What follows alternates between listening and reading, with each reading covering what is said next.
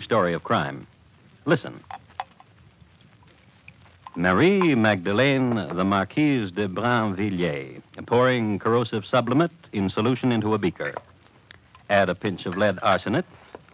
Sprinkle flour of quince. Heaping teaspoonful of calcium vitriol. Swish it around to make everything go into solution. And since pigeon pie, unpoisoned that is, was her daddy's favorite dish, especially the way she made it, just like Mom, pour all the solution onto a pigeon pie. Papa, here's your pigeon pie. See how lovely it looks. Tonight, my report to you on the lethal habit of the Marquise de Brinvilliers. Crime Classics, a series of true crime stories taken from the records and newspapers of every land, from every time. Your host each week, Mr. Thomas Hyland, connoisseur of crime, student of violence, and teller of murders. Now, once again, Mr. Thomas Hyland.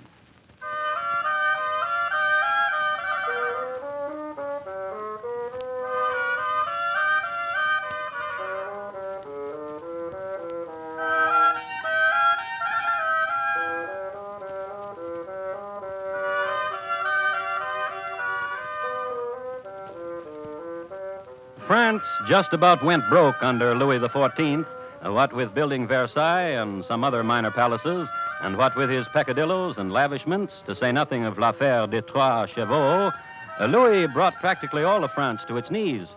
However, to be an aristocrat at this time was a very fine thing. Louis took care of his friends. If he couldn't get it for you, it couldn't be had. And one of his favorites, a fortunate man who had the run of the palace, was a marquis named Henri de Brinvilliers. One of his favorite rooms was the dueling chamber. His favorite sport du jour. Now guard yourself. Guard. Touche, you touched it.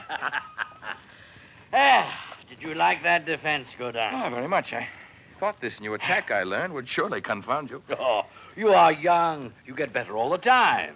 Thank you. Another bout, Henri? Oh, no, enough now. I have an appointment in a little time. Oh? The Duke of Provence returned now from Africa. He brought curios. Godin. Yes. Will you join me? No, I'm sorry, but I cannot. Oh, it would be most amusing. I have an appointment with your wife. Oh, yes. Did she tell you? Yes, and I forgot.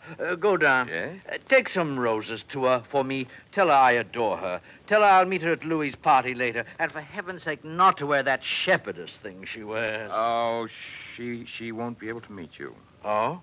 I have an appointment with her for this evening, too. Oh. We're visiting the Dr. Mauriac, who is discoursing on the philosophy of Aristotle. Oh, she'll enjoy that. Yes. Marie told me yesterday that the two of you had a salon at Paint-a-Plier and how much she enjoyed it.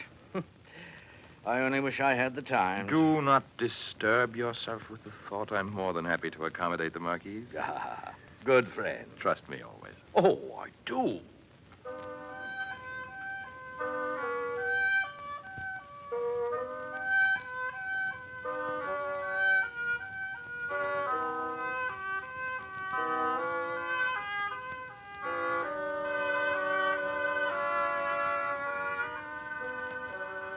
Maddie, Yes, beloved. Yes, my cavalier. Yes, my lord. your husband, What of him, beloved cavalier, lord? he is my friend. Oh, now listen. Your husband is Now my... listen. Yes. You are his friend even more than he is yours. Oh? To escort me. Therefore, assuming his responsibilities toward me. Therefore, keeping me in constant joy. Therefore, not calling him to task that he comes home no more. True. Even tonight he is at the Duke of Provence, examining curios from Africa. And other nights, curios, treasures. Then what you say is very true. You are a very good friend to him. True. However... What? This evening we're to visit Dr. Mauriac. So I told your husband. Philosophies of Aristotle. Together we could learn a truth that Aristotle never dreamed of. Oh, cavalier. Oh, beloved. Oh, yes, yes. Marie, Papa. arrest that man. Your day has come, Godin Sacroix. As magistrate of Paris, I order these men to take you to the Bastille. Papa! But, sir, Your Honor, your daughter and I were just making ready to go to a lecture. Take him out. Dr. Muriac and Aristotle. Marie, wait for me. Oh. That will rid you of him, Marie. Remember, you are a Marquise. You are a wife. And as long as I am your father, your marriage will be an honorable one. Papa. Papa.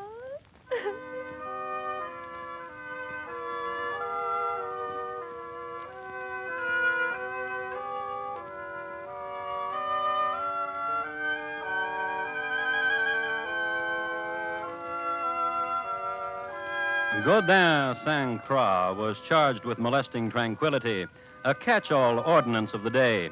And when he appeared before the court, well, you know who was sitting on the bench. Papa, the Marquise's father. And he was such a good father, so concerned with his daughter's tranquility, that Gaudin got the limit of the law, 3 years in the Bastille. In jail, he was not what you'd call a mixer. He read a lot and mostly used to sit on the stone floor at the feet of one Exili Fortunato. Exili was a lifer, having practically wiped out a small village in the south of France by poison, an experimenter, alchemist and scientist that he was. Elixir of tawny berry, which berries gathered neath the quarter moon will produce a withering of the chest cavity. Death in 3 days. I remember that one. Acid of sulfur, stirred into a broth of infernal stones and ladled gently into the ear will... But this must be done when the subject sleeps. True. One that causes a quick and classic pain. And is quick and leaves no trace, actually. Lead arsenate, tripled distilled. Desiccate the flower of quince and sprinkle it. Then calcined vitriol. And you are king of the world.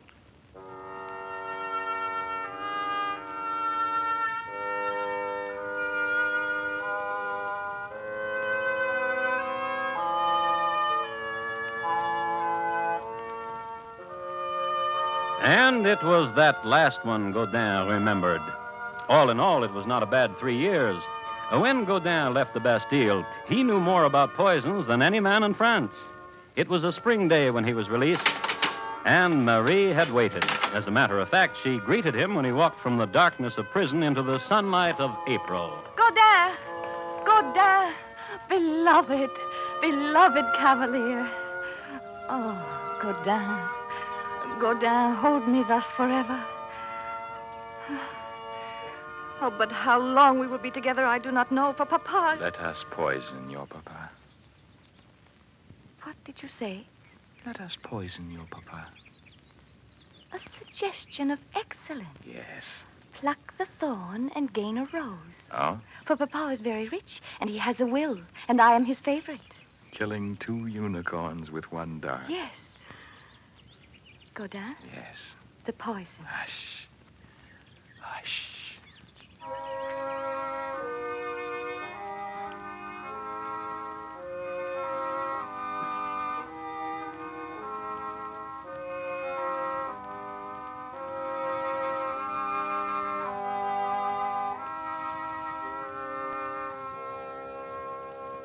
Mathilde? Yes, madame. Come here, Mathilde. Yes, madame. Yes, madame. The Chevalier Saint Croix wishes to give you something. Oh, yes, madame. Yes, monsieur. A sweet for a pretty serving girl. Oh, yes, monsieur. A triangle tart of honey and crushed poppy seeds. Take it. Take it, Mathilde. Yes, monsieur. Eat it, Mathilde. Yes, madame. Is it good? Yes, madame. Still good? Yes, madame. Well? Madame! What is it, Mathilde? I have a tingling feeling, as if my heart were being... Pricked with needles? Yes, monsieur. And a great wave of blackness here. I told you, Mary. And now my head, as if a sheet of red pain, like a terrible curtain, were descending, and... Beloved, is she dead? Quite. It works. The poison I concocted is deadly and quick. Oh, my thanks to you, exili, there in the Bastille, for truly it is as you said. I feel as if I am king of the world. Command me. Command me.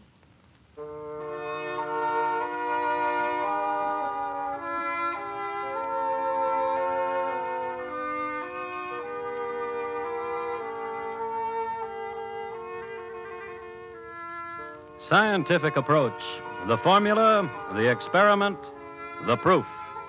Marie de Brinvilliers gave the body of her serving girl to the surgeons, for which she was profusely thanked.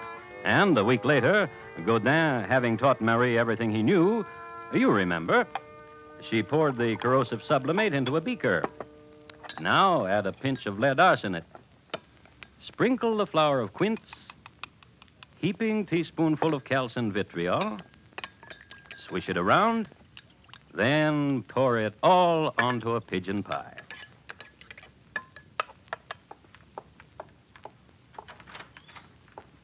Papa, here is your pigeon pie. See how lovely it looks. Eat it, Papa. I want to. Is it good? Oh, yes.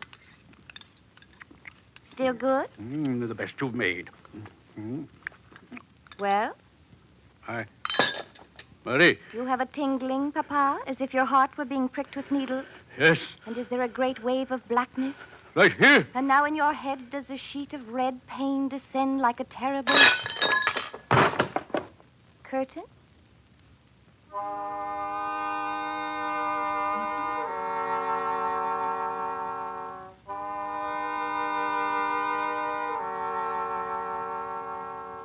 Marie then did this.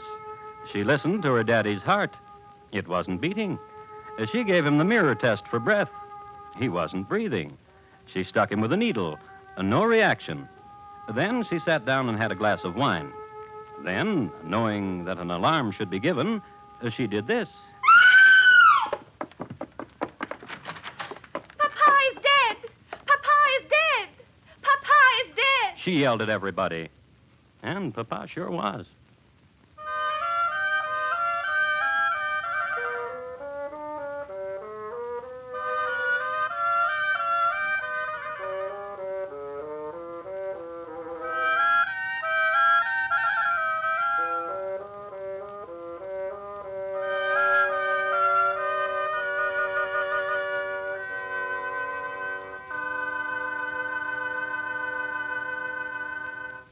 You are listening to Crime Classics and your host, Thomas Hyland, and his report to you on the lethal habit of the Marquise de Brinvilliers.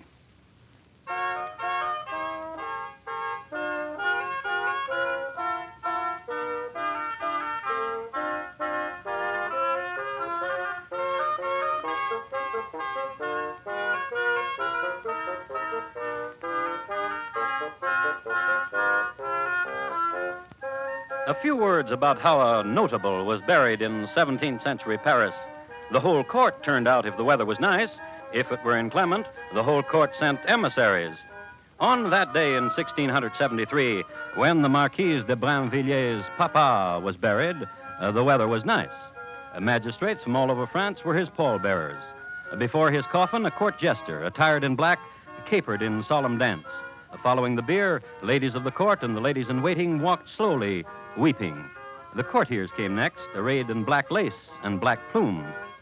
Papa was buried in Sacred Heart Cemetery, an honored figure, revered, a colossus of justice. It's interesting to note that immediately after his coffin was lowered into the ground, an unknown young woman threw herself upon it and could not be dragged away. Only after she realized that she was being buried alive did she hold up her hand for help. Well, Papa got buried, and it was written on the records that his death was due to scalzi, a magistrate's malady. Doddering fool, the doctor. But a benefactor, love. Oh, smile, love. Lift your face to mine. Let me place a smile upon it. Come. No, I am not to be touched in this black mood. What can trouble you now that your papa is dead? What can... We've been tricked. How? Immediately he was dead, his man of law was summoned, and I had him read Papa's will. And? Papa left all his money to my brothers, to Jean and to Francois. Do you? Nothing. Merely this. A scrap of paper. Read it. Woman who is untrue to her husband is untrue to herself. A woman who is untrue to herself will be untrue to her lover. A woman who is untrue to her lover is below the beast to be scorned. What does he mean, untrue to your lover? He was mad. I was in prison 3 years. My father was mad. Yes. Mary, Yes? what of your husband does he know of the will? He is in Italy. Etruscan curios. Then do what I ask. Raise your face to mine. No. My love. No. I've no heart for it. That wealth to Jean and Francois. That wealth to a pair of unbright youths. A pair of loons and dullards who look upon jewels as baubles. Who look upon gold as something to exclaim over because it shines. Who look upon... Let us poison Jean-Francois. What? Let us poison Jean-Francois. A suggestion of excellence. Now lift your face to me. Yes.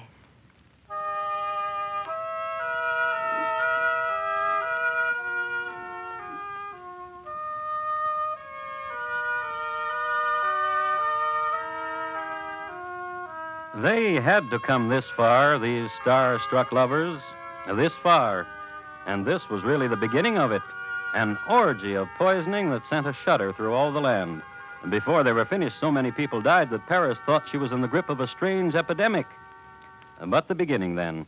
In the charity hospital of Saint-Vercourt, not a large place and run by donations and the largesse of doctors and nurses, one of the nurses was named Angelina Murer, and this is how it went.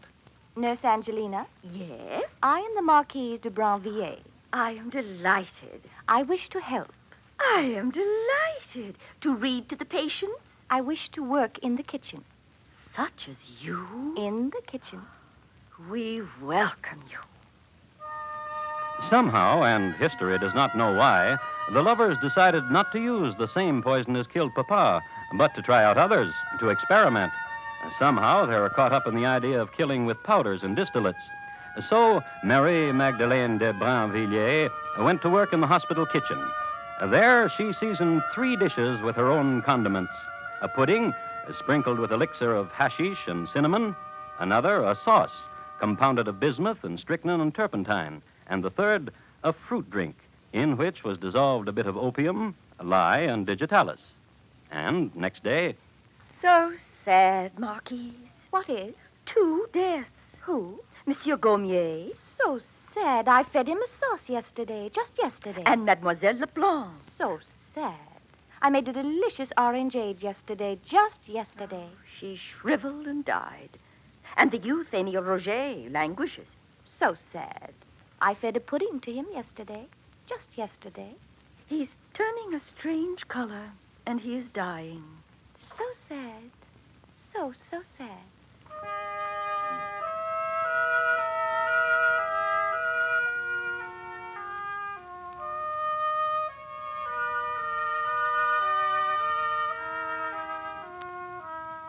Opium, lye, and digitalis. In prison, Exeter said it was one of the most efficient. Oh, and he is right. A person shrivels and dies. And then, your brothers. Now. What now? Oh, so anxious you were. Oh, there's a fascination in this, Godin. A thing you said. King of the world. King of the world. And now I know it. Yes. And now my brother Jean is in his bedroom. Take this melon to him. It's seasoned well. And you? I'll take this other melon to my brother Francois. Come. And when this day is over, the wealth of Papa will be ours. Jean's room is right there. And when it is over... I'll fly to you. And for now, farewell. Come in. Ah, Godin. How pleasant to see you. And what have you there? A melon. Oh, I'll wager my sister sent it to me knowing how I love melon. Succulent. Sweet. Such a delicate flavor that fairly melts in the...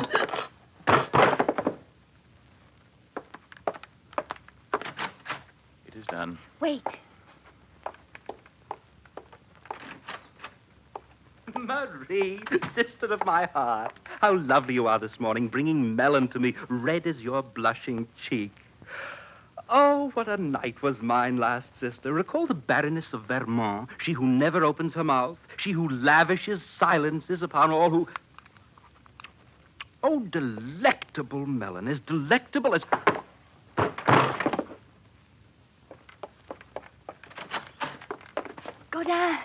Godin, beloved. You, the king of the world, and I, the queen. Beloved, beloved.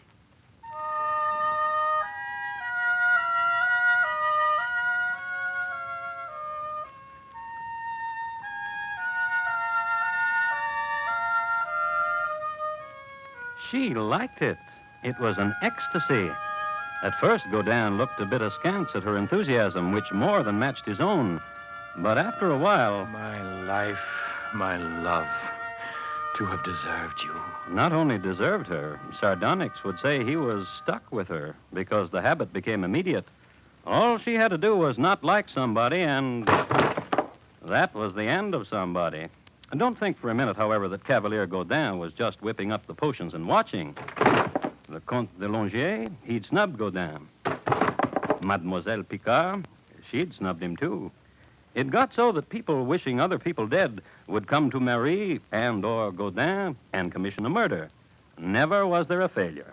I love you, Godin. I love you, Marie. Lovers, murderers, and later... I love you, Marie. I'd like to be alone tonight, Godin. And later. I love you, Marie.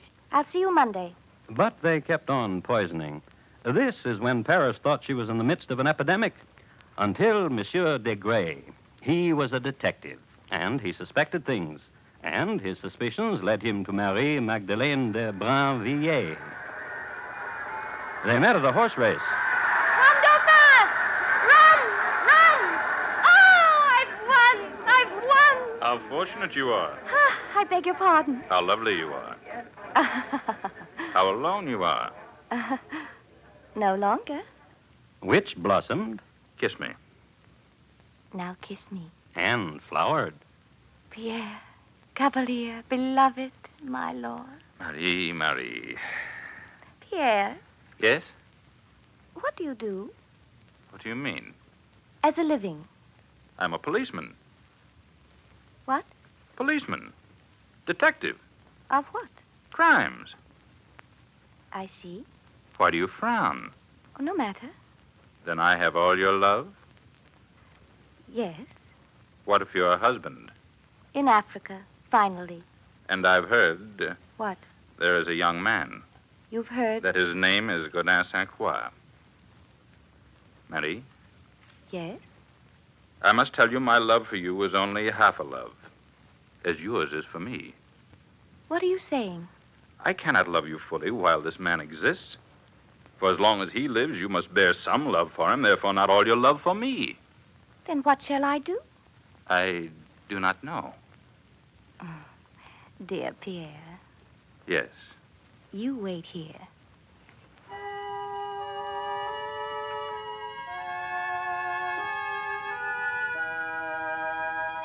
Godin, Godin, beloved, how I've neglected you, and how I've missed you, and how burns my love for you. Quench this fire with your kisses. Oh, yes, and kiss me once again. And again.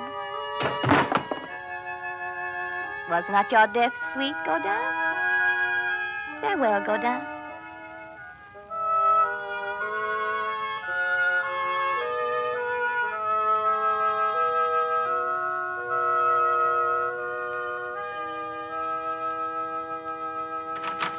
Pierre, beloved. Oh, no, don't kiss me. Wait. For what? For there still may be poison on my lips. What? I gave Godin a sweet death. He kissed me 3 times and died. What? Listen, how clever. I daubed my lips with a sealing oil, and upon this I placed a poison, so that myself I could not absorb the poison. But whoever kissed me... Died. Yes, And now Godin is dead. yes, And you killed him. yes, yes, oh yes, for you, beloved. Killed him for You were under arrest. What? Murderous. Pierre. Vile. Oh, Evil. oh, my love I gave to you. Horror. You tricked me. tricked me. Beast! Beast!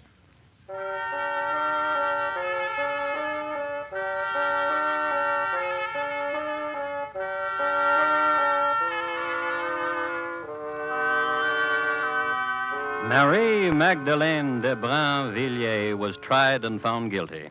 She was sentenced to be garroted.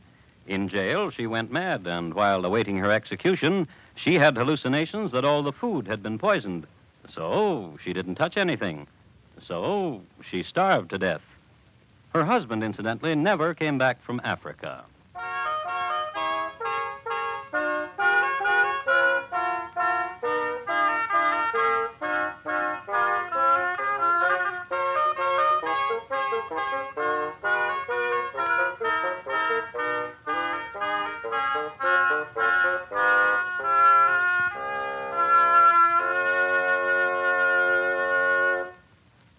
In just a moment, Thomas Hyland will tell you about next week's crime classic.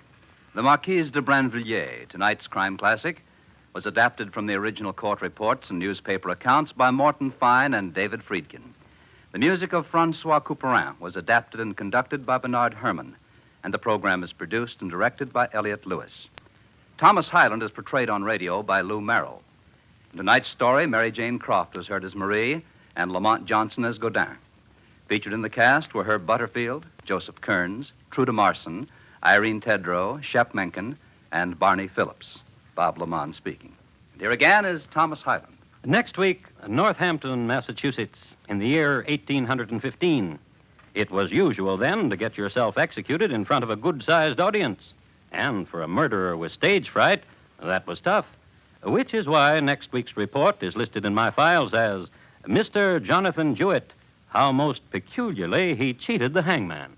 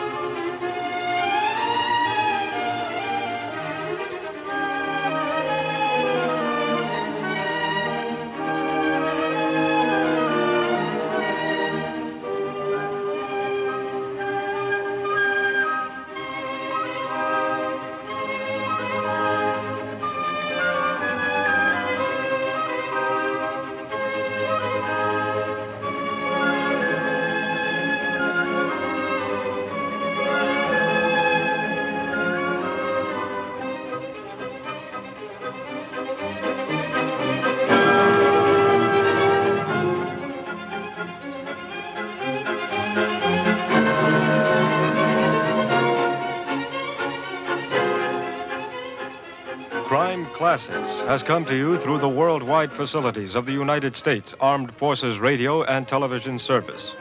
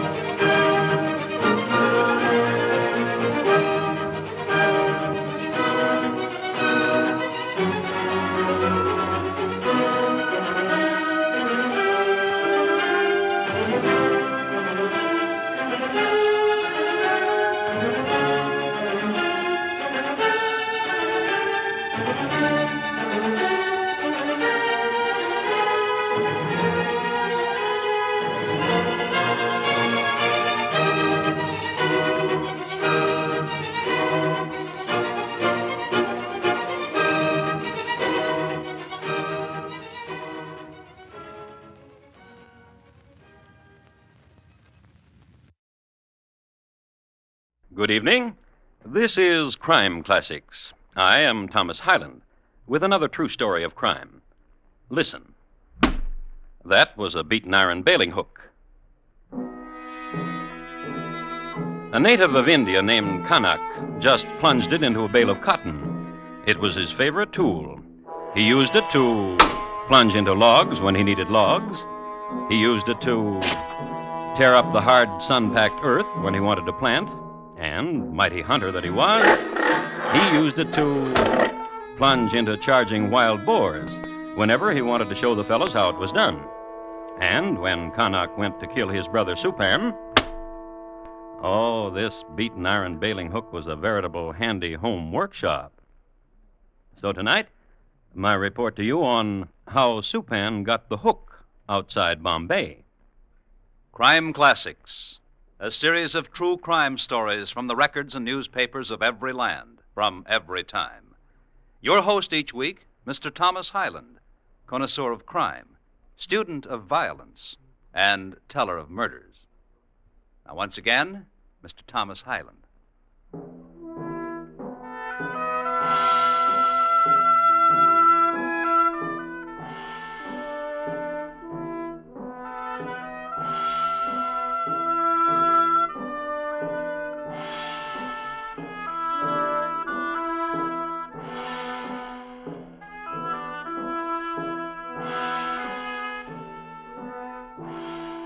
I would like to address a few pertinent remarks to those of you who may never have been in South Konkan Province, India.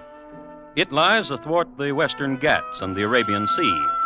In 1856, the time that concerns us, the province claimed many more vultures than it does now. It was a place of contrasts, of beggars and marble temples, of havildars and pakasabs, of monsoon and searing sun, barren fields, jackals, pomegranates, cobra, Englishmen, fakirs, and veiled maidens, and life and death. Now, there lived in this section of the country two brothers, whose names were Kanak and Supan. And on an early April evening, they were consoling each other. Weep not for our dead father. That was Kanak, tall and well-formed, of sinew, and who could not bring himself to cry over his dead father. No, I shall not. For he was a good man and gentle, and he goes to his peace. That was Supan, brother to Kanak and younger. He couldn't cry either. See how he burns there on the Ghat. The end of a man. The just end of a man. Ashes. The last of the wood, brother. Let us together throw it upon the pyre. Together. Noble thought. Ready? Together? Now! He taught us well, our father. How to be brothers. To love each other. I must tell you something. Then I to you. Often our father would lead me to the clearing below the tent of the unveiled women, and there he would say to me, whatever betide, love thee your brother, which is what I wish to tell you. Then he would pour the oil of blessing on my head and on my shoulders. And to me. Brother. Brother. Brother. Yes, brother. Our father left no will. Fret not, brother. Nor should you fret. How should I fret when our father left to me all his worldly goods and also the fertile acres near the waterfall? Huh? Poor brother, you are mad with grief. How can I be mad when I remember so well our father's very words? Supan, he said, to you all my worldly goods, and also the fertile acres near the waterfall, which is what our father said to me. Supan. Yes? I am the older. I was the favorite. But you're a liar. You are poison-hearted. You are a thief. You are an usurper of your father's will. Supan. Yes, brother? Our father's wealth is mine. No. Well, we shall see. Yes! Oh, infamous one. Oh, vulture! The wealth is mine. Mine! And your wife is just like you. And your wife,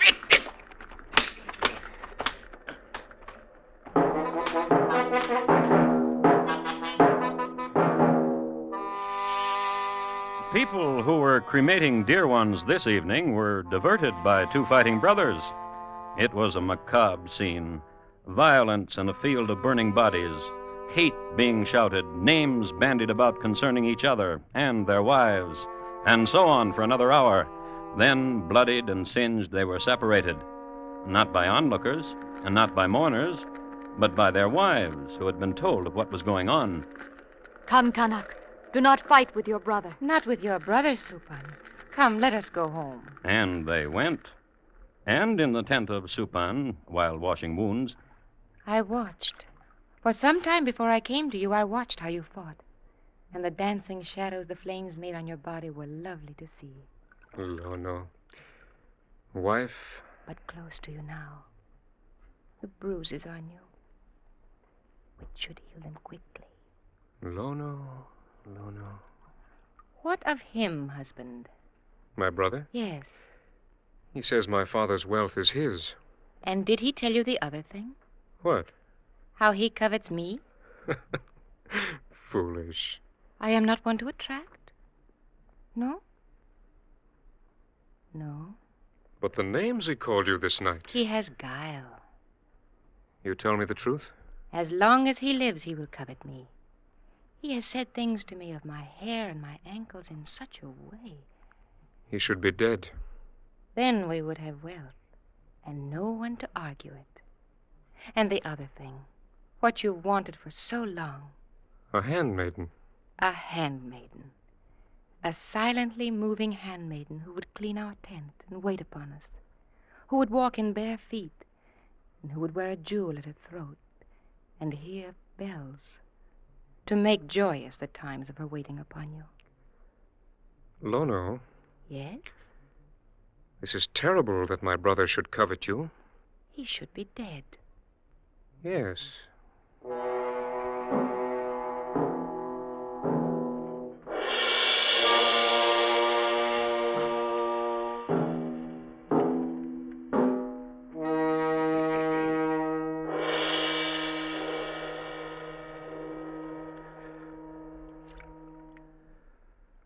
It is very logical, Canuck. Careful how you bathe my shoulder. The pain will pass. But what has happened tonight cannot. It is very logical. Always you say it is logical. What now is logical? That in some way you should arrange the passing of your brother. Huh? What do you speak of? It is written. A thing is either logical or it is written. Now what? It is written. Sons are brothers only when a father can keep them away from each other. What fool wrote that? What Gentle woman. Then listen to me. It is logical that since there is no will, your brother, your younger brother, can legally claim half of what should be yours. Well, he's done that already. That's why we've fought. And will you keep fighting and screaming at each other while the fertile acres near the waterfalls turns to weed? Or will you be rich? Huh? And if I be rich? It is logical you will be able to afford what you dearly want. Truly? A handmaiden. A handmaiden. It is written, a man's tent needs 2 women, a wife to heal the hurt and love, a handmaiden to carry goat's milk. Yes. Well? It will be pleasant to be rich. I know.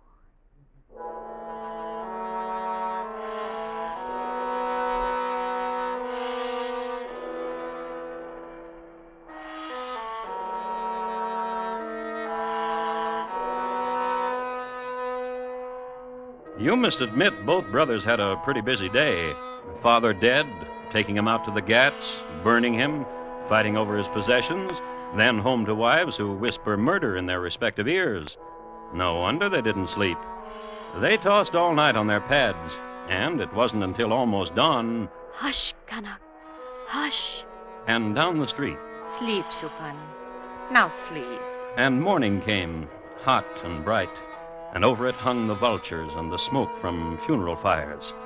And in the fields, Canuck was piling bales of cotton with, that's right, the beaten iron baling hook, piling high the cotton and thinking about what happened yesterday, thinking about it so hard that... Snake. That one would say it had gotten the better of him. Vulture. Crawling Who, brother? What? With such vigor you attacked the cotton, you did not hear me approaching. Well, what do you do here in the fields? I came from my spinning to ask you to walk with me. Walk? I've been thinking about yesterday, and I want to talk with you. All right. Let's walk. Need you take along your hook? Well, in case a wild boar attacks. 6 months have passed and there have been no boars. Leave your hook, brother. Oh, very well, brother. Let us walk. Toward the waterfall. Good. Brother. Yes. We should not quarrel. No. We are brothers. Yes. And these fertile acres should belong to both of us. Indeed. It would be wisdom. Hey, do you speak in truth? We are brothers. Yes. Could I have a serpent's tongue when I speak of brotherly things? I would not be worthy then of the name brother. Nor I. Let us walk then with arms about the shoulders as brothers do. Yes. Young brother. Old brother and dear to me. Our father must be proud seeing us now. Yes. Brother? Yes. Look at the waterfall. Our esteemed waterfall. See how its spray makes a rainbow and... Canuck. Brother. Yes. Let us contemplate the rainbow-making waterfall. I want to. You stand here. Oh, where will you stand? Here. Near... The edge where I can watch you be washed by the river and be carried to the sea.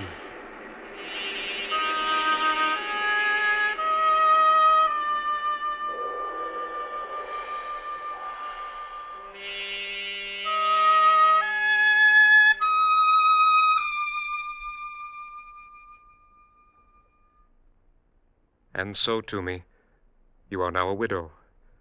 My brother Canuck, your husband, fell from the heights into the torrent of the waterfall. Oh. Nor should you weep, for as he fell, he cried your name.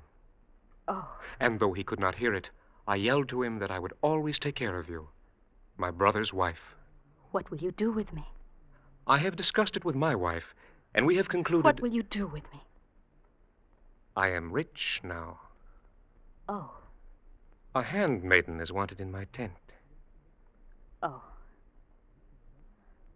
Canuck! Why do you look beyond my shoulder and call to him? He is dead. I saw him myself fall into the...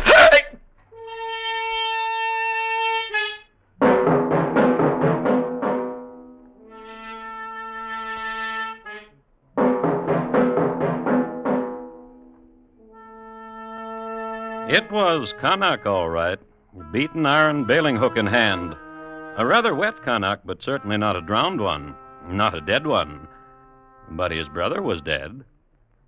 This is known as turning the tables.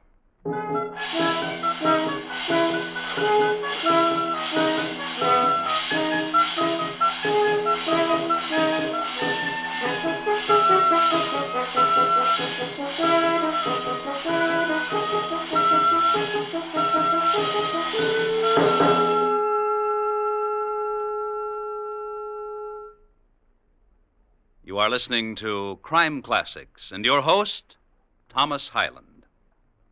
Your contribution of $10 or $6.95 for the budget relief package will send more relief overseas than the same money spent any other way.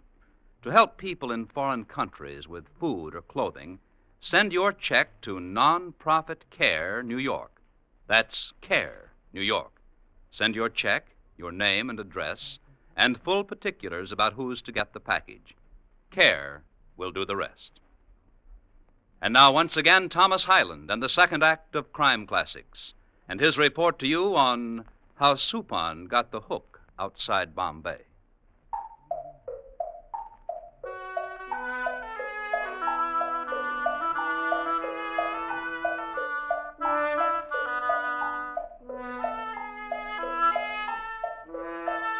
The spring of 1856 in South Konkan Province, India, was a good one. The season was fair for the cotton and the butternut.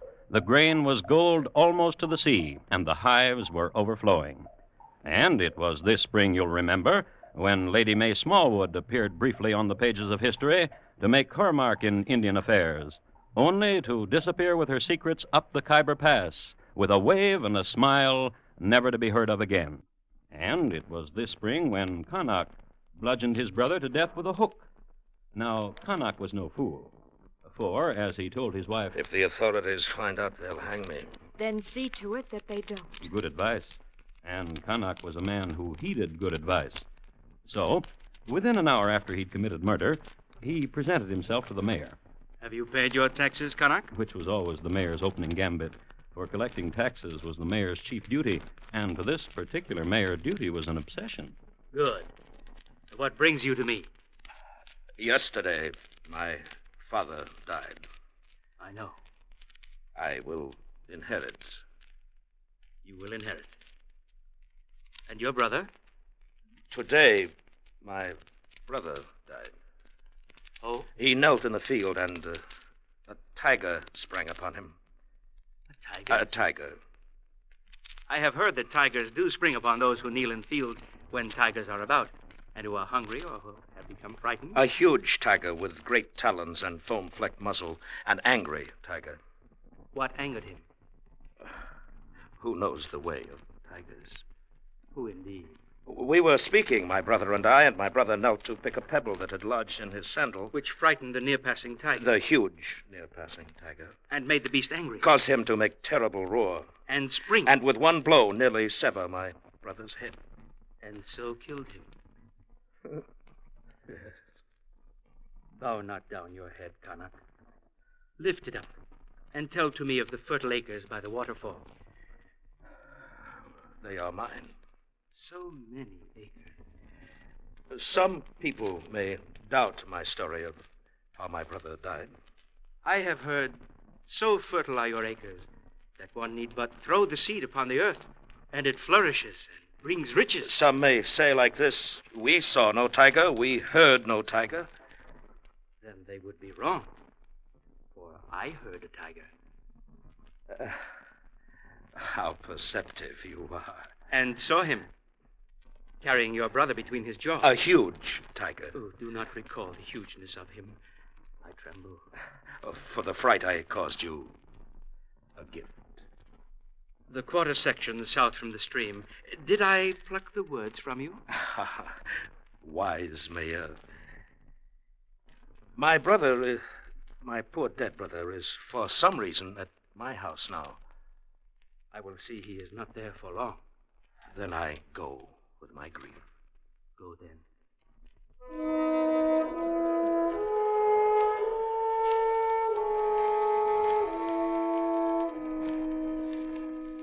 For the good of the village, according to the mayor in later testimony, that's the only reason why he'd made such an arrangement. For, should word drip down to the authorities that foul play was suspected, the whole village would have been packed up and moved to Bombay and held for questioning, which is the way things worked in those days.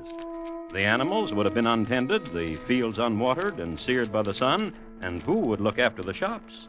In effect, the questioning over, the village would hardly be worth coming back to. With this in mind, I made the foregoing arrangement with Connacht. But why did you accept a bribe of the quarter section south of the stream? For the good of Connacht, so that he would have a quarter less to worry about. Didn't you suspect that he might have murdered his brother? Let he who suspects others suspect himself. For so it is written.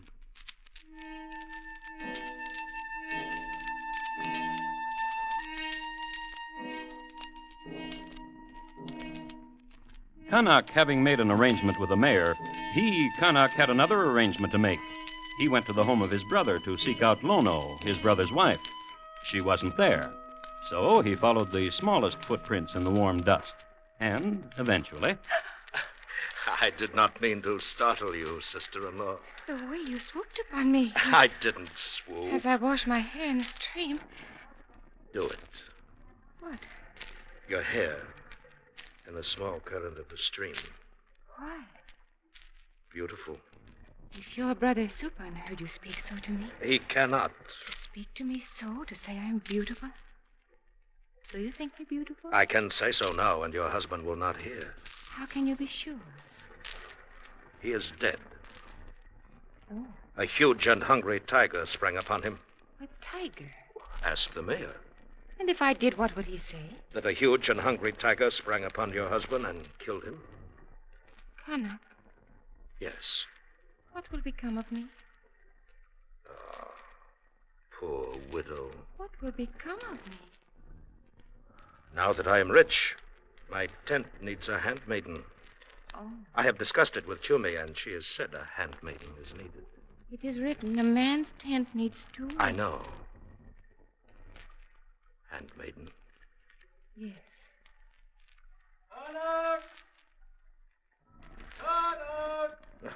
What? Someone calls. Canuck. Oh, Canuck.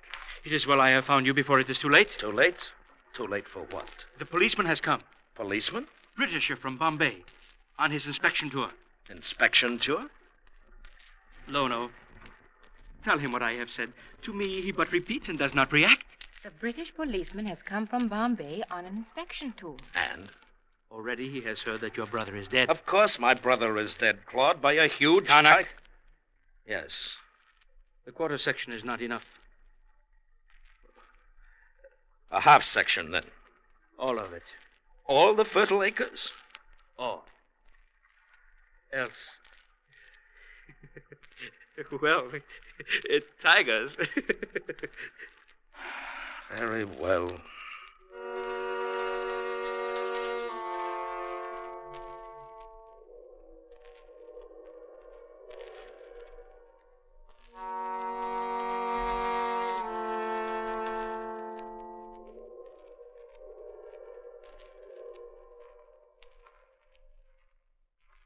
What you say is quite true, Mayor. As you will see, it was a tiger.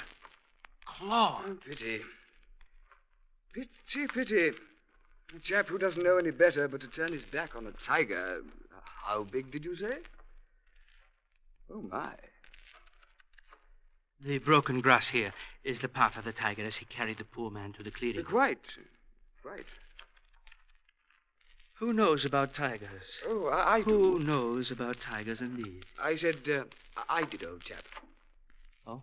Oh, yes, quite a studier of tigers. I am. Habitat, manners, etc. Oh, yes. What brings you to our village, Major? Passing through, old boy, just passing through. Now, what is it you wanted to know about tigers, old chap?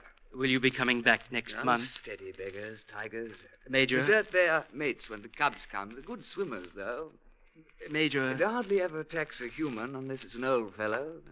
This tiger you saw must have been an old beggar. But huge. Oh, and here he is, Major. Supan, the man who was struck down by... Pity. Pity. You see here the force of the tiger's blow, the depth... Pity. Well... Yes? You make your arrangements, old boy. I've seen enough. We will mourn Supan as he burns on the ghats tonight. Yeah, I'm sure of it. Let us go back to the village, then, and we will have some tea. I'll have some.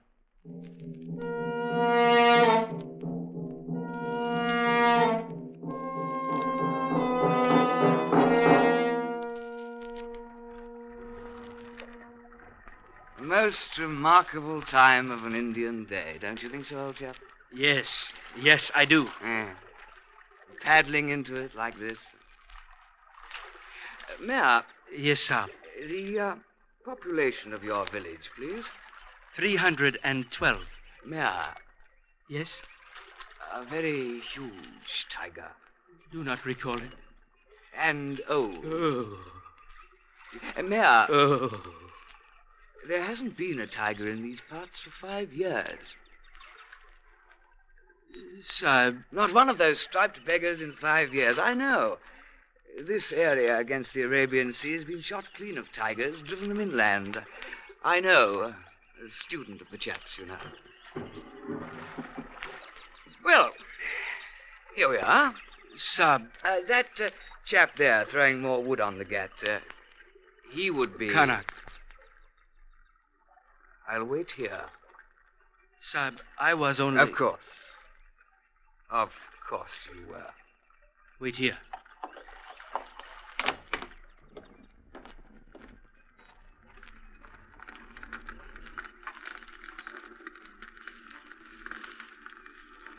Kanak. Mayor. Oh, grieve with me, Mayor. Grieve with me. Murderer. What? Murderer. Well, what of our arrangement? You struck your brother down with a bailing hook. But our arrangement? Murderer. You are under arrest. Come.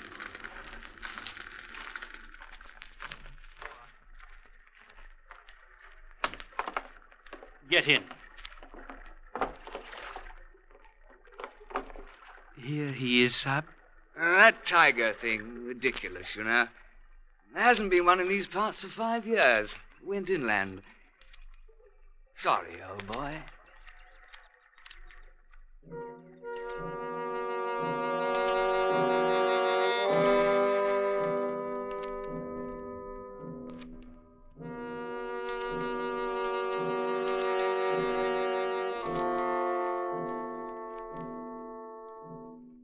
Kanak was taken to Bombay, and the rest of the village, too.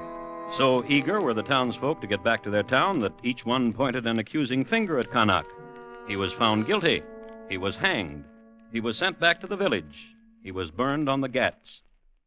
It is interesting to note that 3 weeks later, Kanak's wife, as she bent over to pick a pebble out of her sandal, was carried off by a tiger and eaten.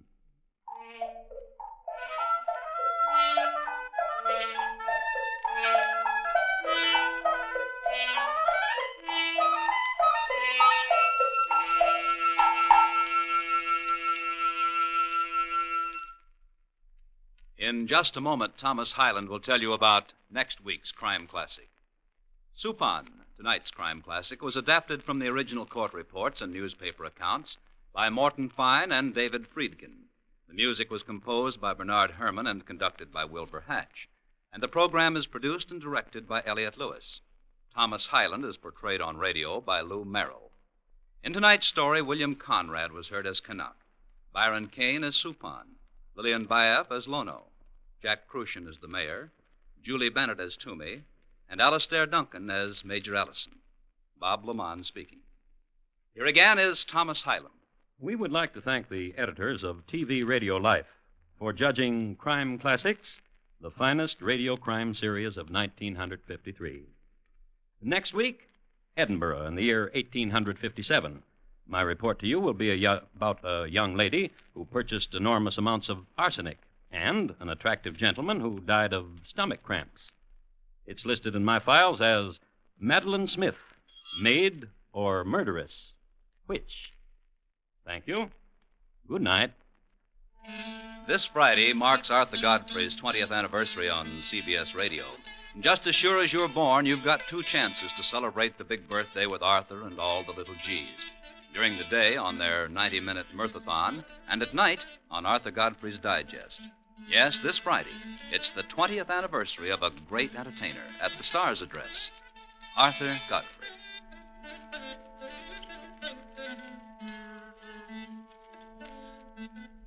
For integrity and accuracy, hear Edward R. Murrow reporting weekday evenings on the CBS Radio Network.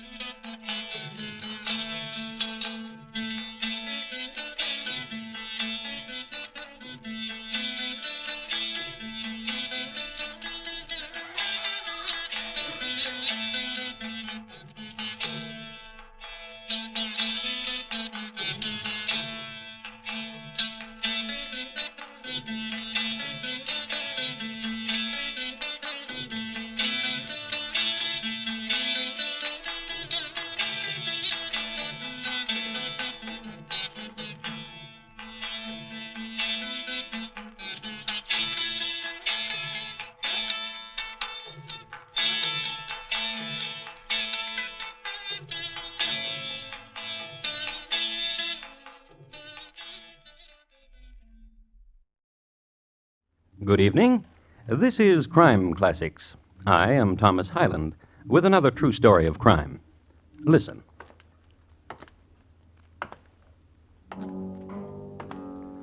A man walking along a cobbled street in Whitechapel. It's an April evening, and a pleasant one. A spring rain has just finished, and the street lamps spread skins of light over the wetted pavements. Stroll. Nowhere in particular. Hanbury Street is as good as any other. But look there, the young woman waiting. Well, look who it is, won't you? If it ain't old saucy you hisself. Pleasant night, ain't it? Walk in, will you? I walk along with you won't mind. I like April, don't you? And the rain makes everything fresh and nice, don't it? Oh, now there's a pretty garden, ain't it? Flowers already...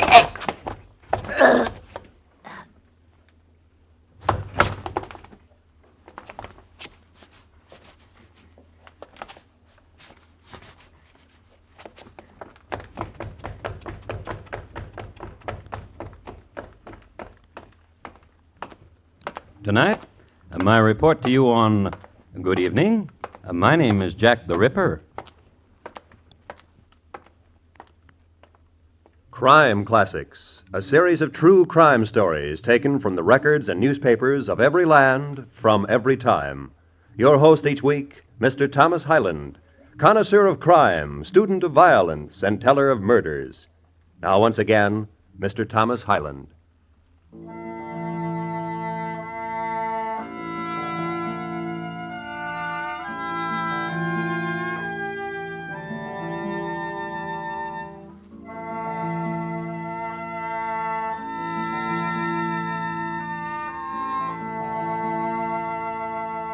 The year was 1888, and the place was London. The first murder had taken place on April 3rd and was not reported in the London Times.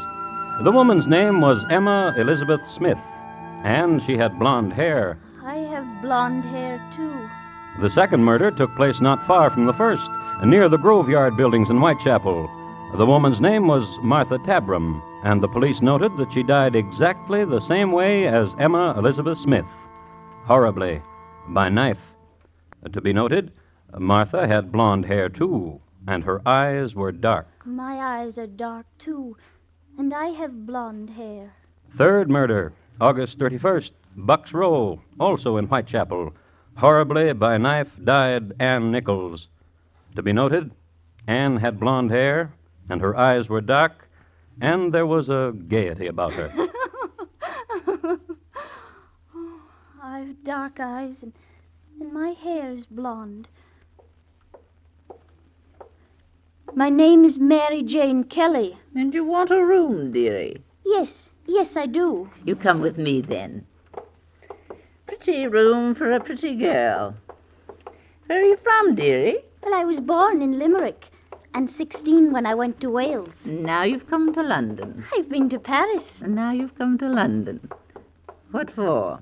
I've been all over. And how many places the police looking for you, dearie? Whatever do you say? Pretty like you, and a room like this. Oh, I don't mind. Is there a way to come through? Through the back. Oh, this will do nice.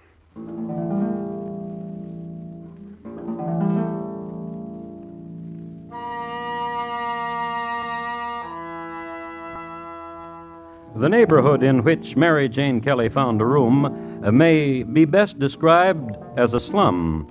Rows of poor lodging houses dedicated to the proposition that it is more difficult to find a criminal in a swarm. Mary's room number, oddly enough, was 13. I never was a superstitious kind. Just to have fun. That's all I like. Live and have fun. The room itself was a straw mattress and a chair to fling one's clothes over.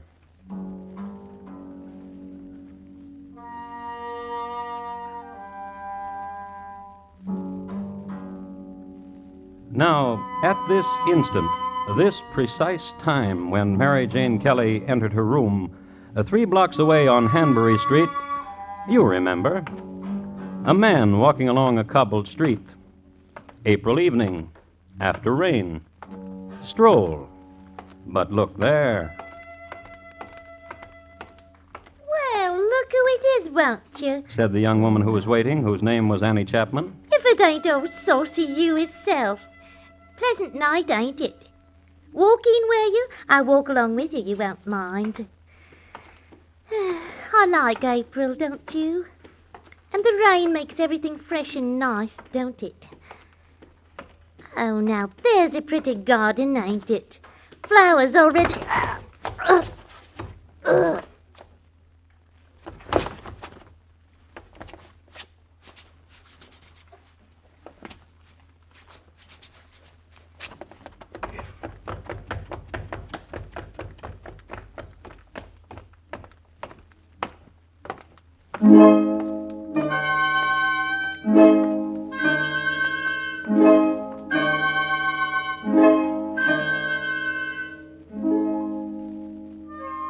Dearie, Yes? I got a new roomer today. Oh, that's nice. A sailor boy. Oh, that's nice. With cheeks rosy from the sea. Oh, that's nice. And he asked me today, what's a sailor to do in Whitechapel for a little fun? What kind of fun, I asked, and he says, for a chap like me. And I gave him a wink and a push with my elbow, and he says, no, lady, no, that's not what I'm talking of. A good girl, a nice girl I'd like to meet. Oh? And he wears an earring in his ear, and he comes from the West Indies, he says, and he comes to live here with a sea chest. I put him in room 12. Oh, why, that's just across the hall from me. Oh, yes. I peeked in a minute ago, and the lad's having a sleep. Not more than 17 years. Rosy cheeks. He keeps his sea chest under his bed.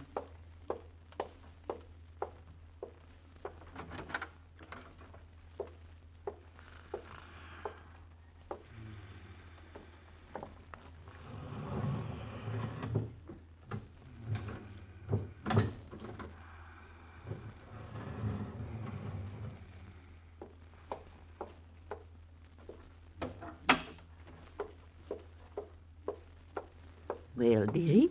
The chest is locked. Oh, ain't that a shame?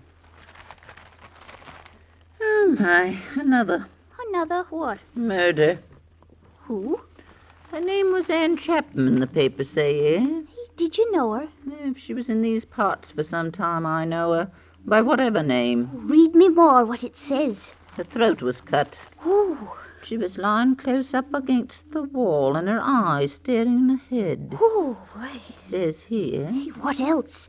And her rings were torn from her fingers. Oh, but laid out real neat alongside her. Horrid.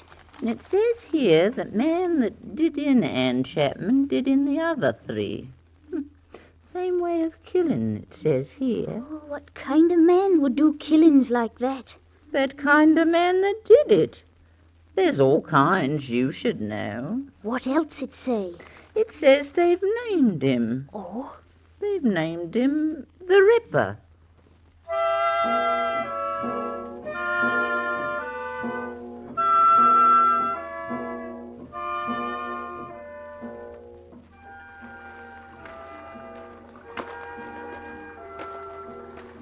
Oh, Robbie's a nice name. I'm glad you like it. A sweet and innocent name. Thank you.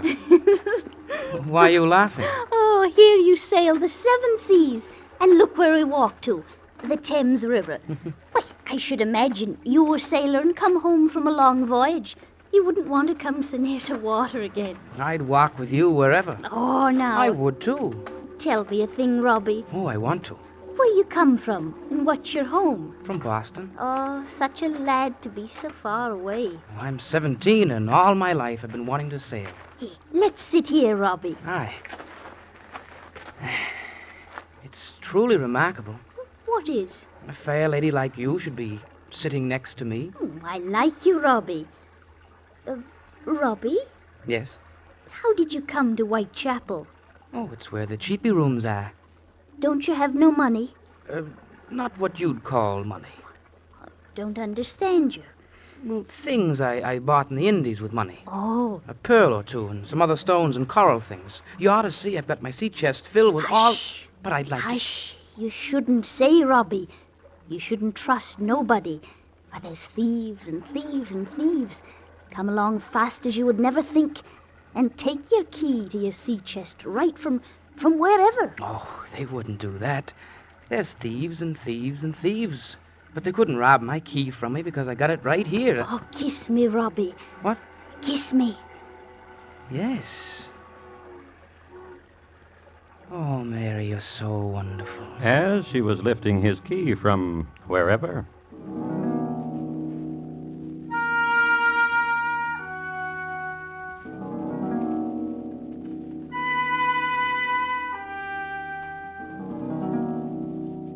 Now, at this instant, at this precise time, when Mary Jane Kelly was kissing an apprentice seaman and making a sailor out of him, up from the London docks and north a mile away, Whitechapel, this was happening at midnight on Berner Street.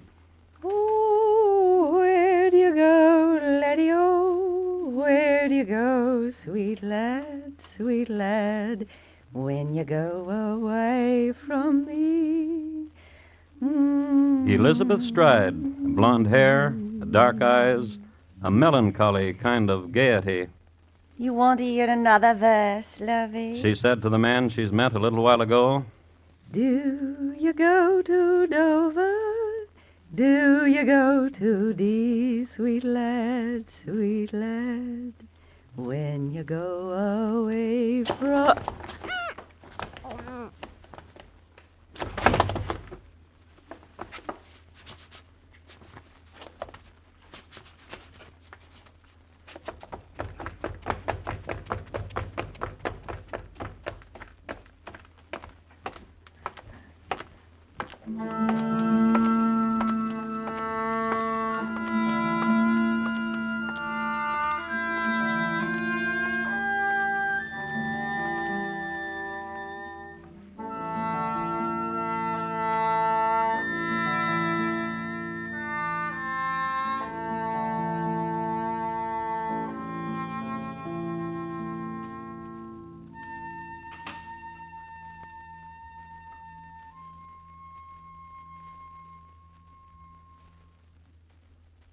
You are listening to Crime Classics and your host, Thomas Hyland.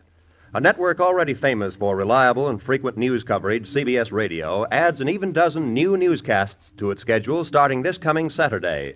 Hear Alan Jackson with the news, 3 new roundups in your Saturday daytime schedule. Listen for Robert Trout with 4 new strategically spaced Sunday roundups. And listen Monday through Friday nights for reports by Robert Trout, too, on most of these same stations.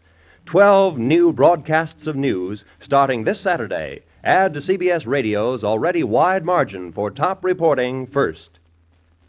And now, once again, Thomas Hyland and the second act of Crime Classics and his report to you on Good Evening, My Name is Jack the Ripper.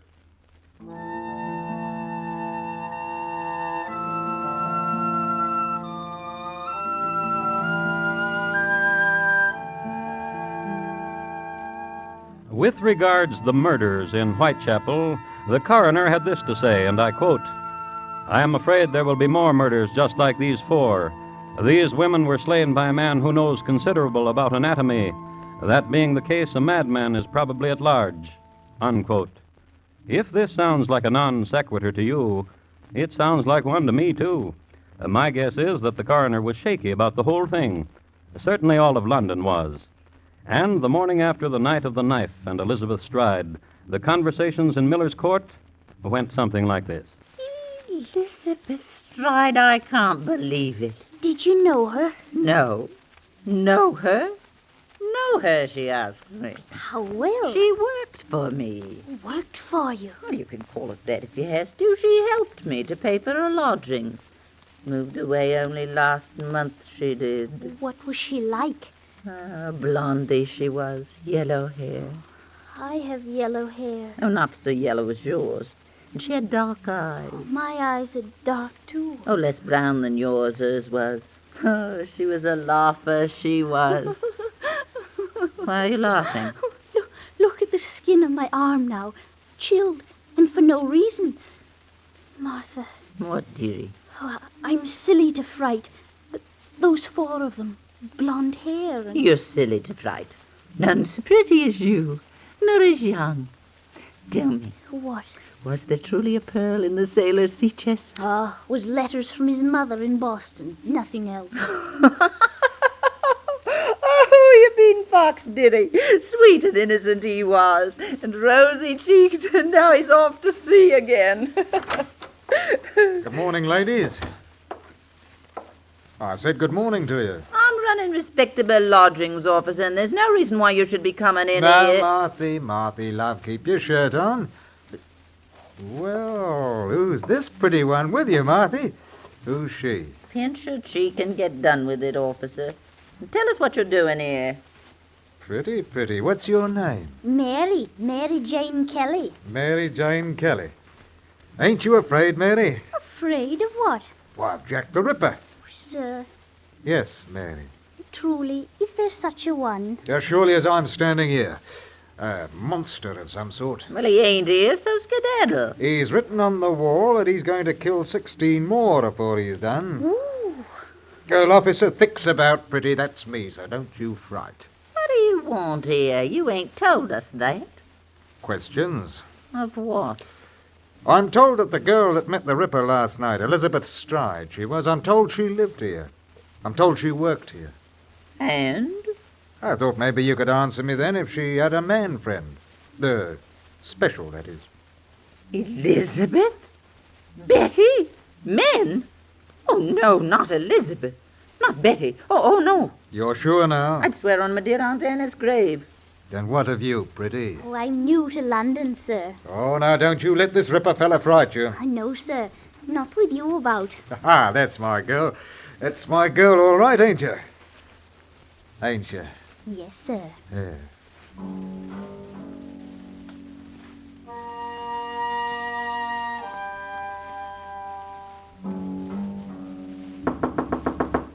Mary?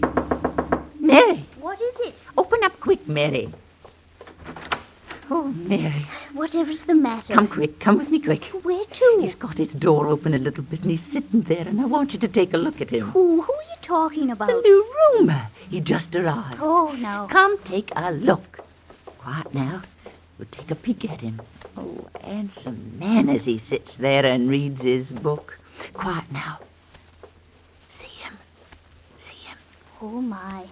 Now, quickly, before he gets up and sees us, gets us away from here. Oh, he is handsome, isn't he? I suppose. You suppose? Handsomer than any about here? I suppose. Listen, you love somebody, then they're handsomer than anything. Love somebody? Like I love Officer Thomas Thick. Love him? With all my heart and soul. Well, now.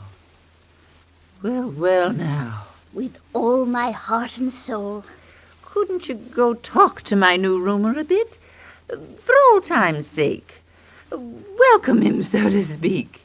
He seems like a lonely man. No. No? I'm to meet Officer Thick in a sec. Truly? Truly. Well...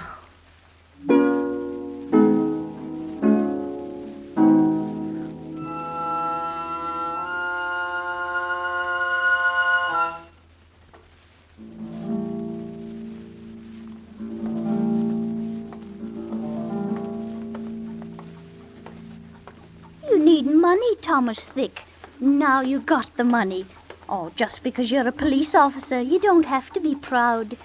Besides, I love you true. Oh, you're a girl, Mary. You're truly a girl. Don't you be proud. Let me be proud of you. Come, I'll walk with you to... What? Wait here.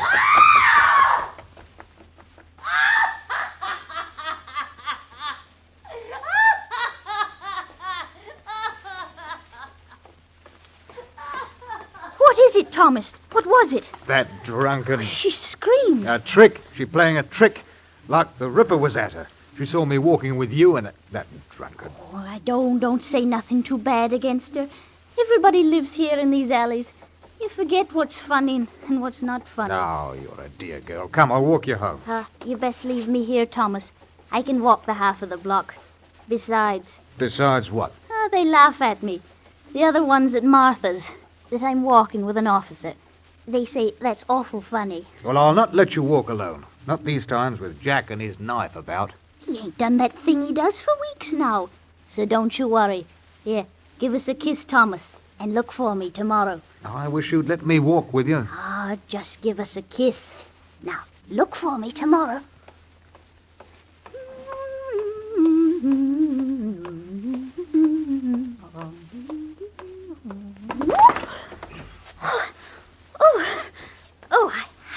sorry, sir.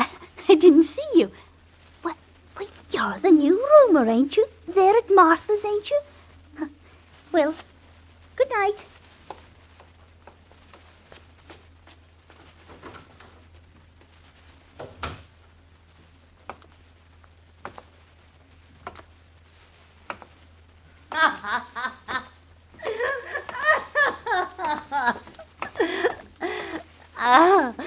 I'm laughing, sir, because I'm happy. And when I'm happy, I'm a girl to know. Oh, I don't know you, sir, but you appear to me a gentleman of uncommon worth. So if I say to you, let's find a pub... Oh!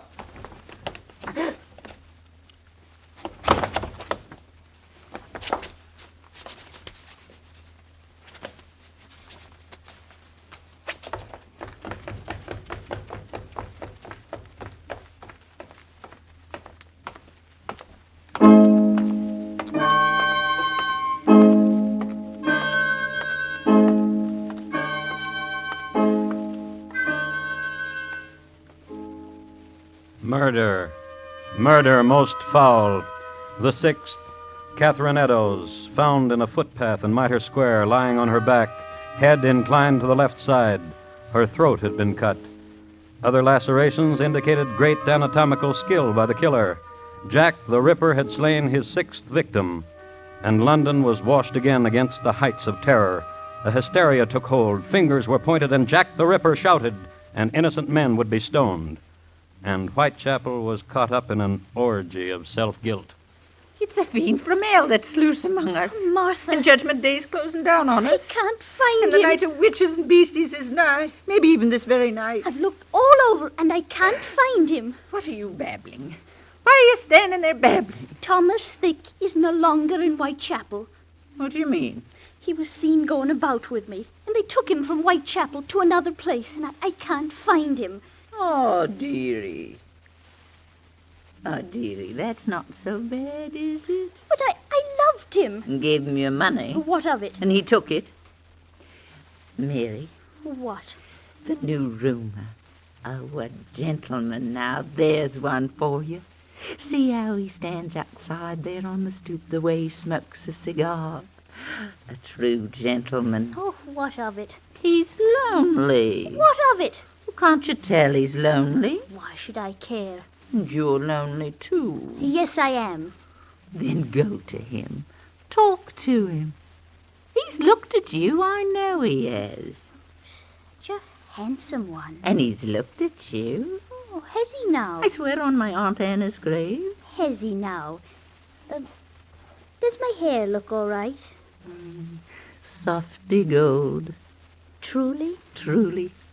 And your eyes so dancing dark.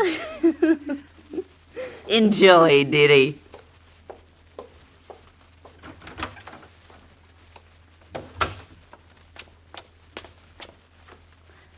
Hello. Isn't it a lovely night? So warm for November. Spring, really. I love walking. Oh, not so quickly, please. You take such long steps. Oh, I'm chilly. It's not warm at all. Oh, let's go back to my room. I'll fetch a coat or whatever. I must tell you, Martha said a thing. You know Martha. She said you were looking at me. Oh, no. If we go down the alley here, we can go in the back way. Well, I'll tell you.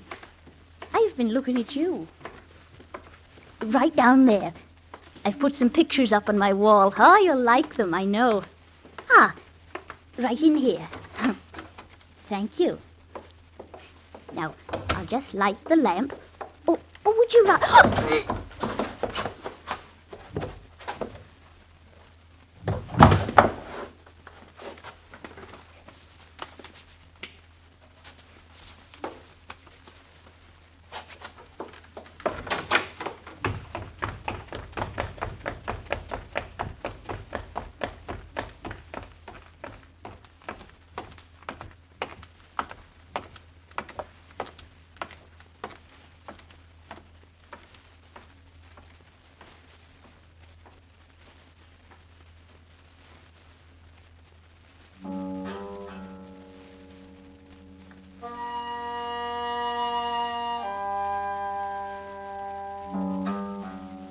The seventh, the last, the greatest unsolved crime in history.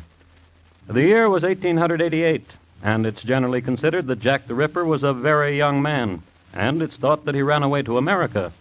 So that spry old gentleman over there carving so deftly the roast, spooning out the kidney pie, or that one there whittling, or the one there, silver-haired, a fine surgeon by day. Well, I'm just pointing out the possibility, that's all.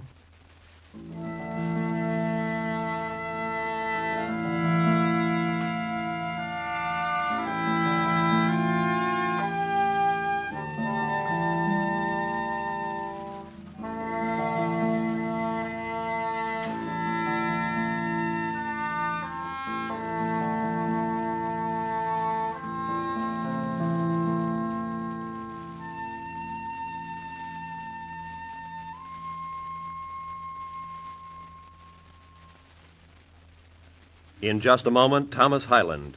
Jack the Ripper, tonight's crime classic, was adapted from the original newspaper accounts by Morton Fine and David Friedkin. The music was composed and conducted by Bernard Herrmann, and the program is produced and directed by Elliott Lewis. Thomas Hyland is portrayed on radio by Lou Merrill. In tonight's story, Betty Harford was heard as Mary and D.J. Thompson as Martha. Featured in the cast were Irene Tedrow, Ben Wright, Paula Winslow, James McCallion, and Richard Peel. Roy Rowan speaking. And here again is Thomas Hyland. Ladies and gentlemen, on Tuesday next, I begin a world cruise, during which time I will reestablish my friendships with antiquarians, historians, and police officers throughout the world. This commitment makes it necessary for me to conclude this present series of crime classics, effective with this broadcast. I hope to return in time to resume the series in the fall. Thank you, and good night. Everybody has at least one day in a lifetime like you're going to hear about tomorrow night when CBS Radio presents Kathy and Elliott Lewis on stage. Hollywood's acting Lewises star in a most unusual original story titled Some Days It Just Doesn't Pay. And we think you'll find it delightful listening for a summer Thursday night. Try it and see. Tomorrow night on most of these same stations, Kathy and Elliott Lewis on stage.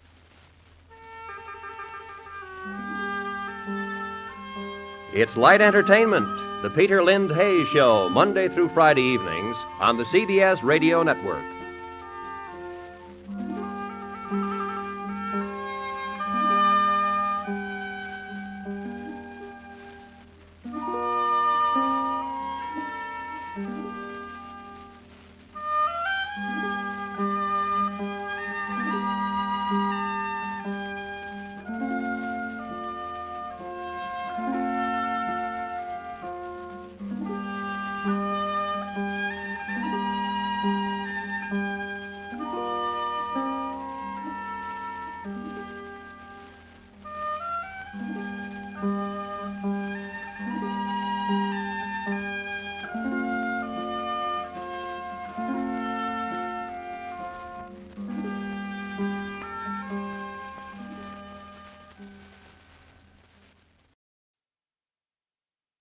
Good evening. This is Crime Classics. I am Thomas Hyland with another true story of crime. Listen. That was Jacko. Jacko, the three-quarter Irish setter. A good dog, usually a well-behaved dog, friend to the children of Manchester Village, Vermont. An inquisitive dog. Whatever disturbs him isn't buried very deep. Listen to him digging. Smart dog. He's found what he was after. He's tugging at it. Gets it. Good dog. What have you got there, Jacko? A bone. Looks like a leg bone, doesn't it? A human leg bone. Tonight, my report to you on the Boorn brothers and the Hangman, a study in nip and tuck. Crime Classics, a series of true crime stories taken from the records and newspapers of every land, from every time. Your host each week, Mr. Thomas Hyland, connoisseur of crime, student of violence, and teller of murders. Now, once again, Mr. Thomas Hyland.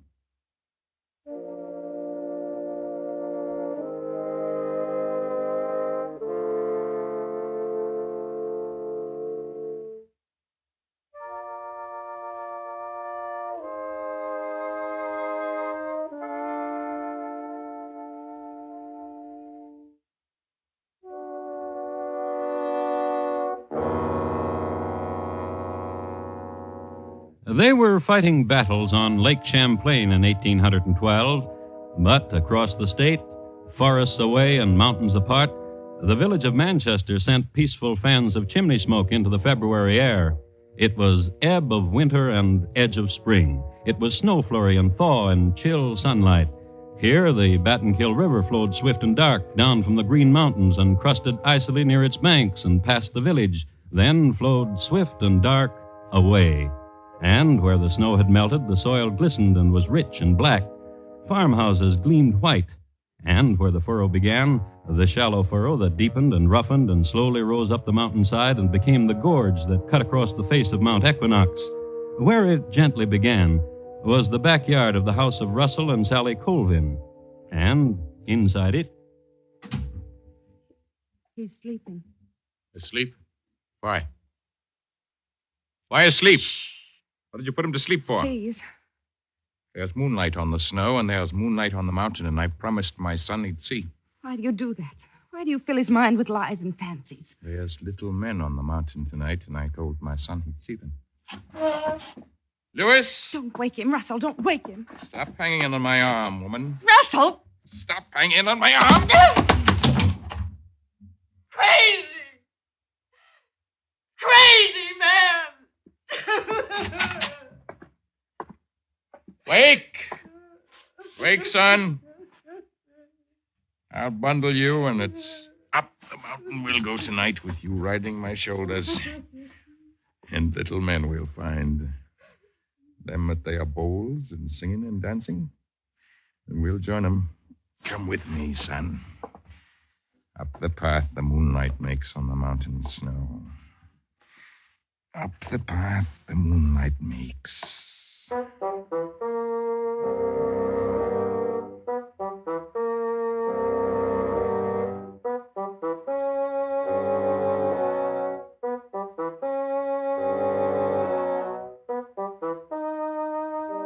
As any mother knows, this is an upsetting experience.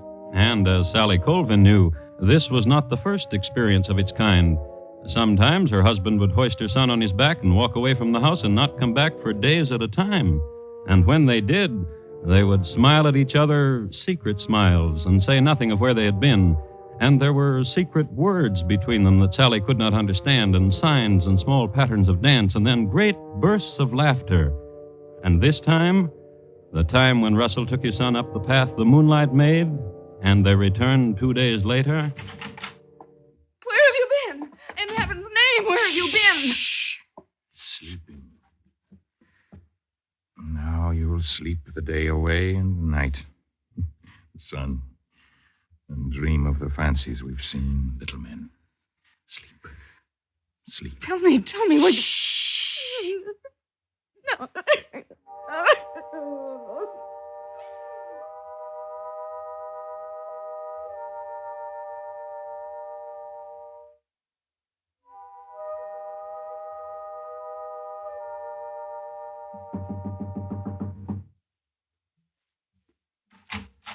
Oh, sister. Oh, come in.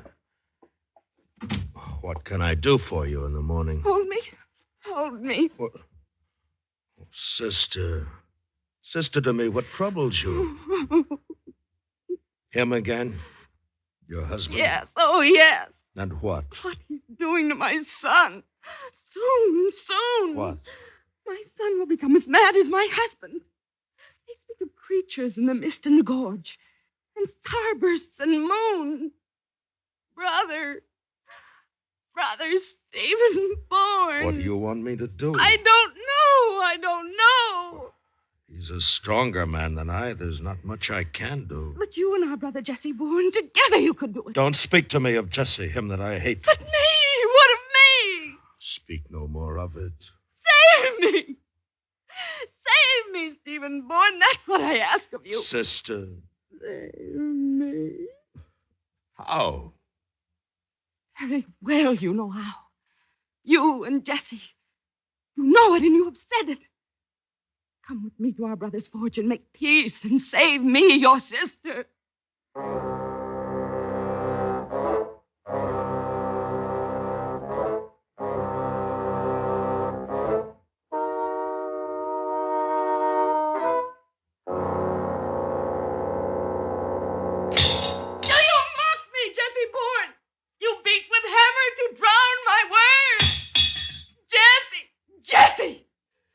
father stands here before you and wishes to friend with you because... Jesse! Out of my way, there's work to be done. I'm no blacksmith, Jesse, and I've not got the sinews of you, but listen to your sister and what her trouble is, or I'll try you. Will you now? Will you? Oh! Me who can split your head to your heart in a stroke. Try me, will you? Then do it. Stop it! Stop it! Listen. Listen to me. I'm being killed, and my death is the madness around me. What are you saying? Of a husband. Let her say it. And what he does to my child. I've heard strangenesses in the village of your husband, sister. And when I've heard them, I've smiled to myself in remembering. This is the man you needed to marry, sister. Would die without, sister. And now he's a daft and a loon. Now he's... Hear her out. Say on, sister. He takes Louis with him on walkings. For days. And they return. And there are secrets and madnesses. And loneliness for you. I care nothing of it. I care only for my son. Jesse. Take his hand, Jesse Boorn, and be brothers again. For there is a bond now. The need to help me. Yes. And now listen to me. There where the ravine starts, by the field where it is rocky, I will send my husband there. A plotter hour, sister. I will send my husband there tomorrow in the morning. Will you be there? Will the both of you be there? We'll be there.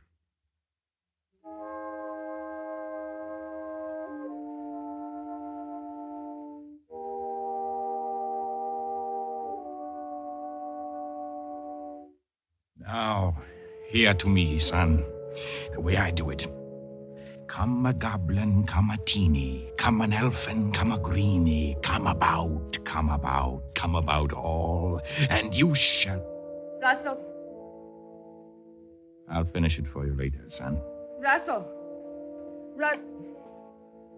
There you are. With your son mute and agape at you again. What do you want? It's a new morning and the new season of spring's coming in with it. And so? And so there's work. But you need not tell me of it. There's no work I do not do on this farm. I need no telling of it. In the upper field and where the rocks are easy to pull from the ground now that the thaw has softened it. I know of it. You need not remind me. Tonight the night frost may harden the ground again. I know it. Then go. I'll be back, son. Think hard of the versi I taught you.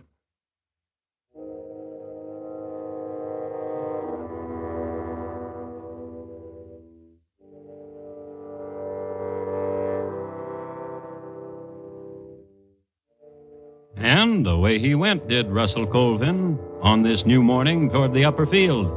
He'd not gone 20 yards when he stopped. Gold. Sparkle of sun on Vermont granite. Small pool of sparkle. Gold. And he picked it up and put it in his pocket. Then on again, the long way around, through the grove of naked spruce, to give throat to the new season. Oh! And on, to the brook now. And stop beside it. And kneel beside it and listen. Yes. Then through a thicket and into the upper field and the surprise in store for him. Oh, Russell. Hello, Jesse Bourne. Stephen. Oh, brother-in-law. What do you here? To help you, Russell. To do what? To help you clear the rocks now that the ground is soft with thaw. And how do you know I'm here to do that? How indeed. I need not your help. I'm hearing you do, brother-in-law. I'm hearing that way, too. We're hearing you don't do well by our sister, Russell. That's what we hear most of. And who's saying that? Our sister, your wife's saying it, Russell. More wife than sister, so it's not of your business. So it's off the land with you, the two of you. Oh, now, indeed. What you heft in that branch for, Stephen? I'm aiming to brain you with it.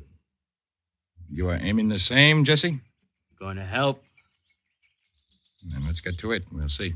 Let's get to it indeed.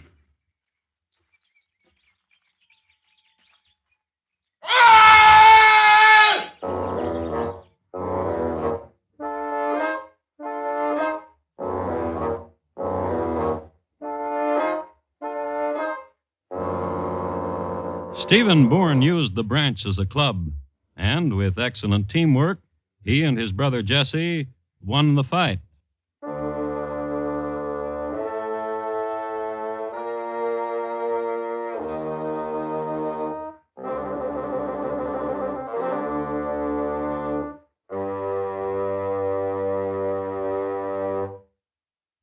You are listening to Crime Classics and your host, Thomas Hyland.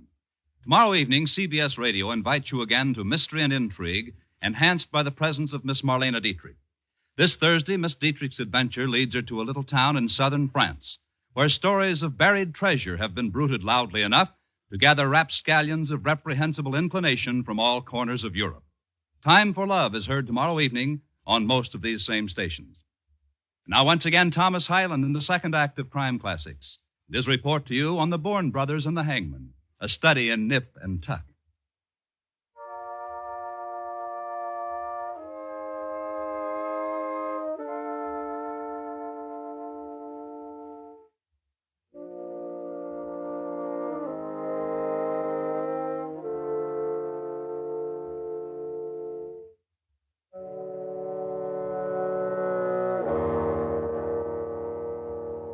It was a good spring. April of 1812 was the gentlest in the memory of those who lived on the soft shoulder of Mount Equinox in Vermont. There were rumors of marchings and torch and war outside, but no one paid much attention. They were more important things: church, crops, and children. Living to be done in the Green Mountains, the crackling air to be breathed, roam away through the soft fall of twilight and press a cheek against the warmth of an animal. Wondrous sunsets, and tomorrow a wondrous dawn. Good place and good time, this valley. And one morning, as a matter of fact, on the morning after the Boorn brothers had done an errand for their sister. Come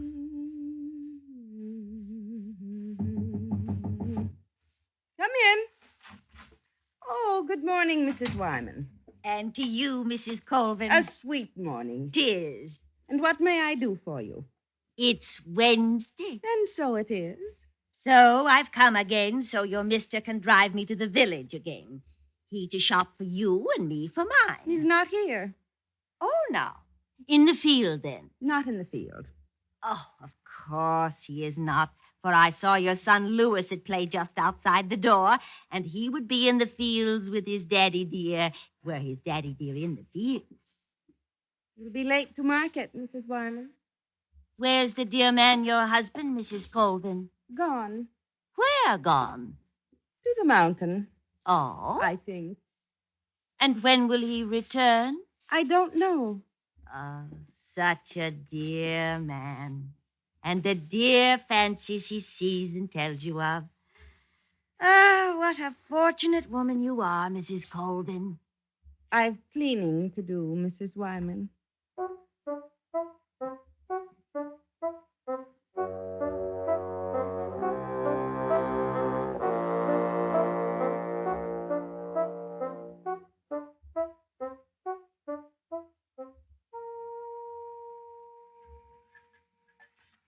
And busy you are, I know, Mrs. Colvin, preparing supper for you and your beautiful child.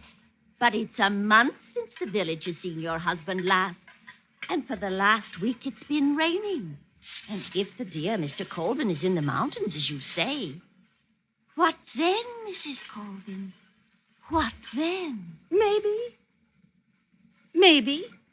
Maybe what? Maybe he has gone to war.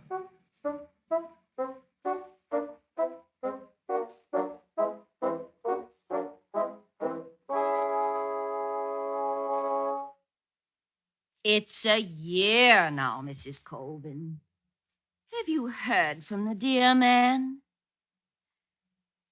Ah, it's a cruel war.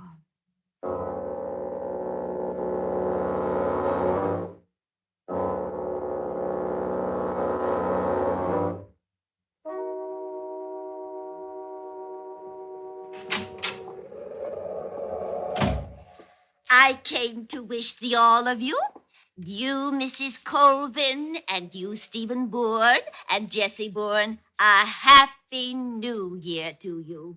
May 1817 be a blessing to all of you. And to you, Mrs. Wyman. Happy New Year, Mrs. Wyman. Happy New Year. And a pity Mr. Colvin's not here. I suppose he'll never return now, will he? Well, happy New Year.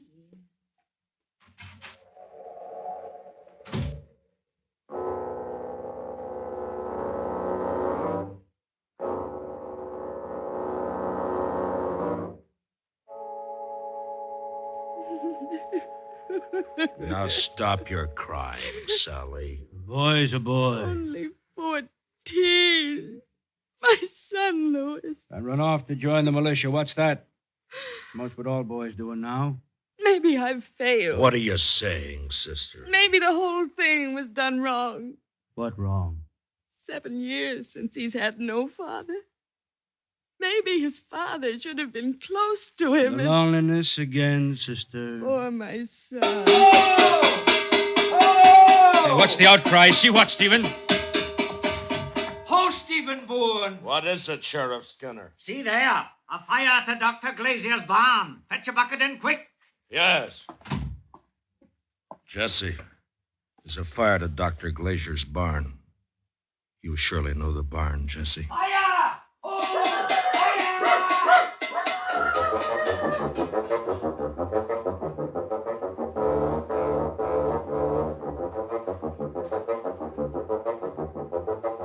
And in 1819, fires were not very easy to control.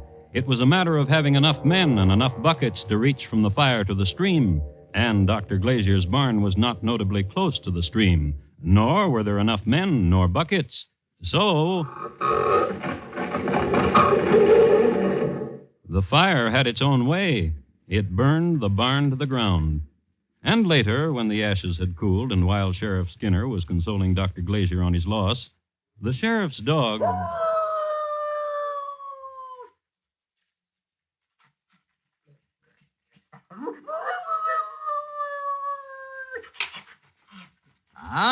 What you digging there, Jacko? Find something, Jacko? Bring it here, Jacko. Let's see what you got there. A bone. Funny-looking bone, big bone. What kind of bone would you say this was, Dr. Glazier? Leg bone. Human. Don't say. Not positive. Could be, though. Let's take a look, Jacko, where you found this bone. Hand me that stick of wood, will you, Doctor, so I can make this hole a little bigger. Where I used to store my potatoes to keep them from freezing. A button now. And look here, a knife. Funny-looking knife. Let me see it. I know the knife. Truth now, whose? Russell Colvin's knife. Russell Colvin now. He's not been around. 6 years, 7. It's his knife, all right. And that's a button off his coat, too. And this is a human leg bone, you're saying, Doctor? I'm not saying it's not a human leg bone. Let's get along, Jacko. Come on, boy.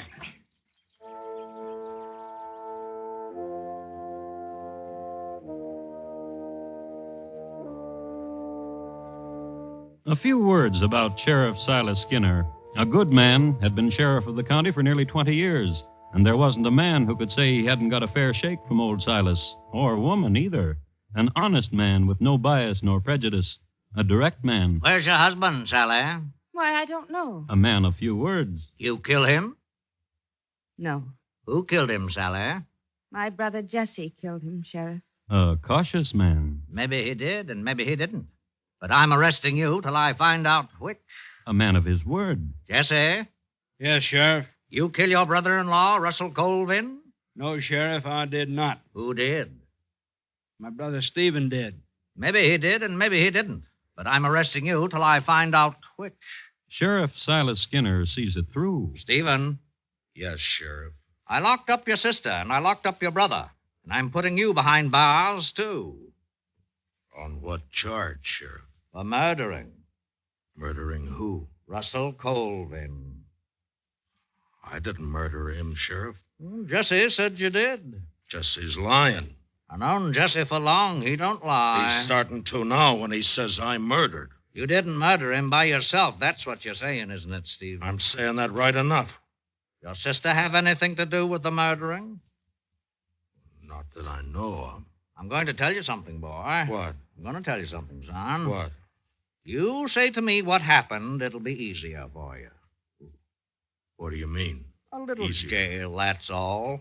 No hanging. There's a handshake that goes with it? There is indeed. Here's my hand, Sheriff. And mine. Now, how was it done, son? How was it done, boy? Russell Colvin was on his rocky upper field. And that's where you done it, son? And my brother got on one side of him, and I got to the other. And that's how you done it, boy? I hit him with a tree branch. And Jesse with his fist? That's right. That's right. And that's the way you killed him. Yes, sir. Then you took him to another farm. Doc Glazier's. And to that barn. Doc Glazier's. And buried him. Yes, sir.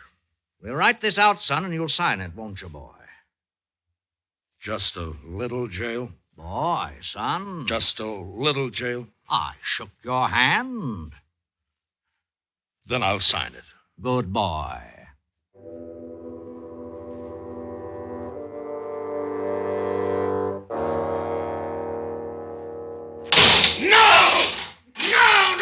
Oh, stop taking on so, Stephen Bourne. Your brother Jesse's not acting up the way you are. They found us guilty. Well, you confess. They're gonna hang us. You said just a little jail. You said no hanging. I did what I could. You said no hanging. Now you listen to me. You killed your brother-in-law and you confessed to it and you had a trial by jury and they found you guilty. The judge said hanging. Now that's the laws applied to you and your brother. So don't carry on. Let's do a thing, Sheriff. What thing? Put an advertisement in the newspapers. An advertisement for what? For Russell Colvin. Put a description in. And say, life depends on him turning up.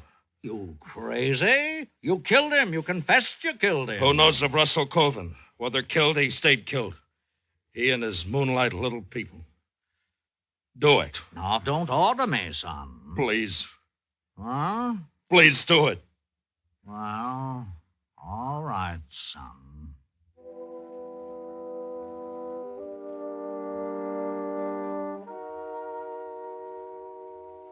I have a copy here of the Rutland Herald, a newspaper of the time which was circulated throughout this area of Vermont. I would like to read to you a classified ad which appeared in the issue of November 26, 1819. Printers of newspapers throughout the United States are desired to publish that Stephen Boorn of Manchester in Vermont is sentenced to be executed for the murder of Russell Colvin, who has been absent about 7 years. Any person who can give information of said Colvin may save the life of the innocent by making immediate communication. Colvin is about 5 feet 5 inches, light complexion, light-colored hair, blue eyes, and about 40 years of age.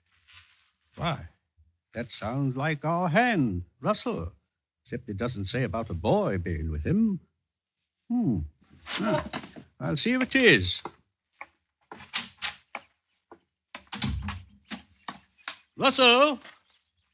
Russell, now! What was you doing, Russell?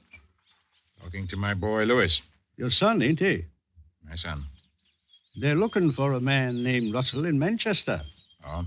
It's going to be a hanging unless they find a man named Russell. Russell Colvin. You once said you was from Manchester. I am. They looking for you? I'm Russell Colvin. My duty to see you get back to Manchester, Russell. Yes, it is.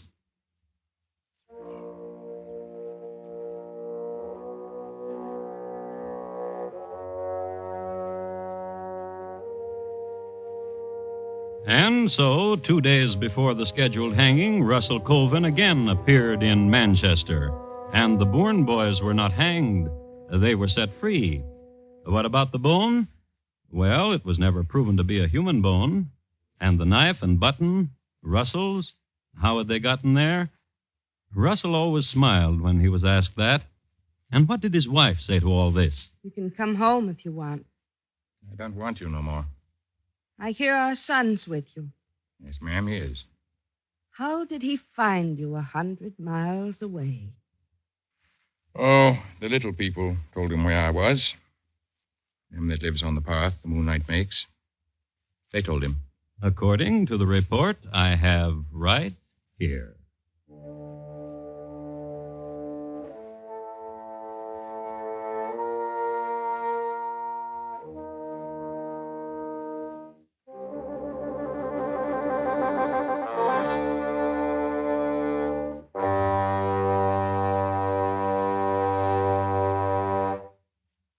In just a moment, Thomas Hyland will tell you about next week's crime classic. The Boorn Brothers, tonight's crime classic, was adapted from the original court reports and newspaper accounts by Morton Fine and David Friedkin. The music was composed and conducted by Bernard Herrmann, and the program is produced and directed by Elliott Lewis. Thomas Hyland is portrayed on radio by Lou Merrill. In tonight's story, Virginia Gregg was heard as Sally, Lamont Johnson as Russell, William Conrad as Stephen, and Jack Crucian as Jesse. Featured in the cast were Irene Tedrow, Joseph Kearns, and Herb Butterfield.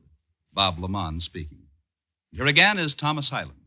Next week, London, England, in the year 1722. We will concern ourselves with the strange behavior of an escape artist. He robbed women and escaped from their men. It's listed in my files as The Incredible History of John Shephard. Thank you. Good night. Stay with CBS Radio right now, and you're guaranteed a ringside seat for the Archie Moore-Joey Maxim Championship fight in Miami. Yes, right after station identification, most of these same stations will bring you Joey Maxim's bid to KO Archie Moore and regain the world's light heavyweight crown. The exclusive radio broadcast in just a moment. Mr. Keene, Tracer of Lost Persons, is heard Friday nights on the CBS Radio Network.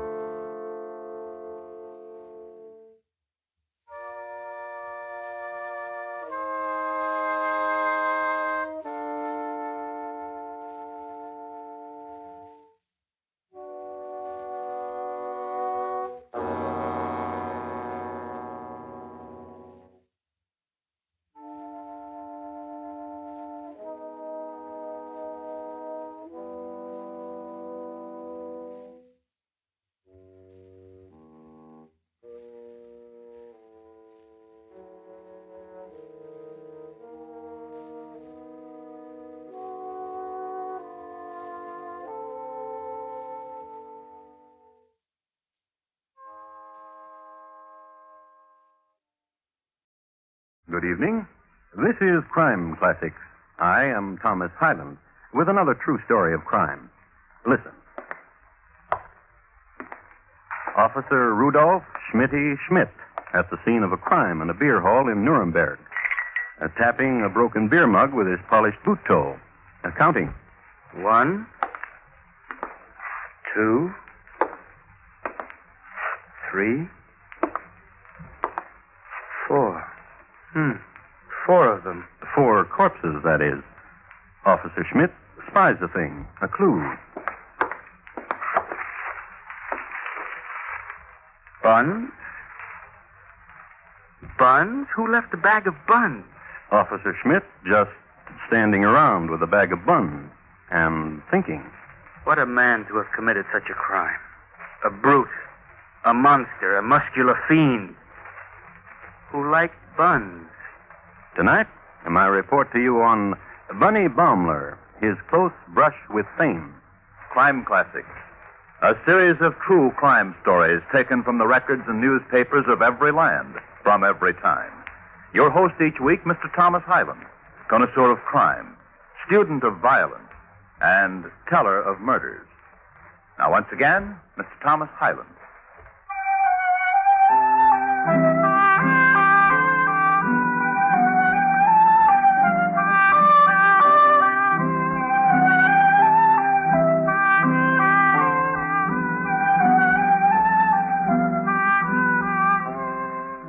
Hare Willie Scheimerhorn was the master singer of Nuremberg in 1820 and held sway for 3 golden years until he lost his voice in a manner which sent a ripple of laughter across the continent.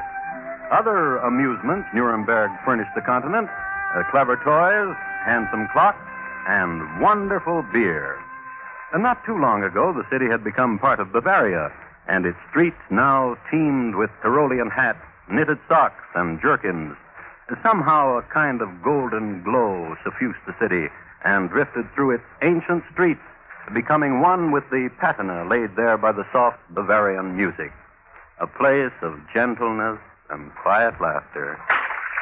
Stand still so I can hit you! Except at number 23 Bruderstrasse. So narrowing you is no more than an ounce. Helga? Worthless. Helga, please. Good for nothing. Well, listen. Oh, that I should have such a husband as you. Please listen. No. You're the one who listened.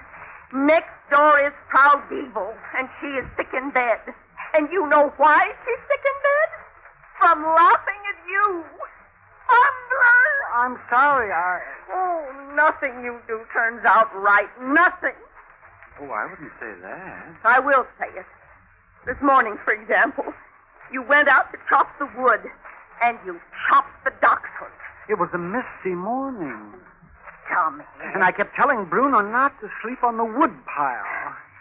Even now, Bruno's head has got more brains than you have. Oh, Helga. Helga. Get away. Get out. Please, Helga. Please what? One more chance. Oh, you're small and you're not handsome and you bumble. I ask myself constantly why I ever married you. Because I love you. I'll show you I love you. How? The watch you admire near Kleinholz's jewelry shop, you shall have it. Where did you get 400 marks? Helga, Bunny's got away. You know Bunny's got away. Oh. Helga, come here. Come here, Helga. Oh, dear, Helga. Oh, dear Bunny. When will you have the watch? Tonight. Now, hush. Hush.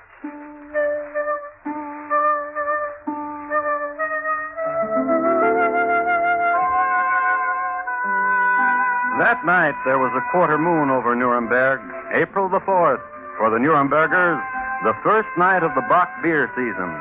So there was celebration in the streets and the squares of the town, and in the hills all around, by the mayor's decree. Festival of Spring and the Ram. Everybody out, laugh and dance and sing and clink tankards and Fräuleins and fellows. Everybody out.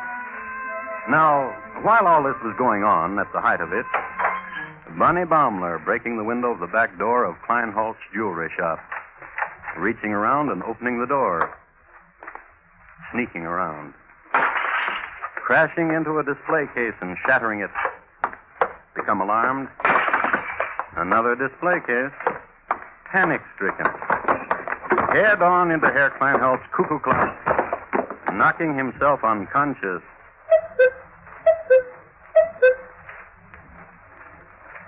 Is this not a dirty thief? Being awakened the next morning by the police. Yes, this is a dirty thief. Huh? Did you not commit a crime? Oh. Yes, you did commit a crime. Yes, he did commit a crime. And he was sentenced to 3 years in jail for breaking and entering. It just seemed that Bonny Baumler put a hex on everything he touched. The fellow inmates noticed this and shunned him. Thus, Bonny became a lonely man. Then one day, 3 years later, he was released, and he went home. Helga. Helga. Hello, Helga. You're back. I missed you. Why did you come back? Why? To make a mockery of my life again.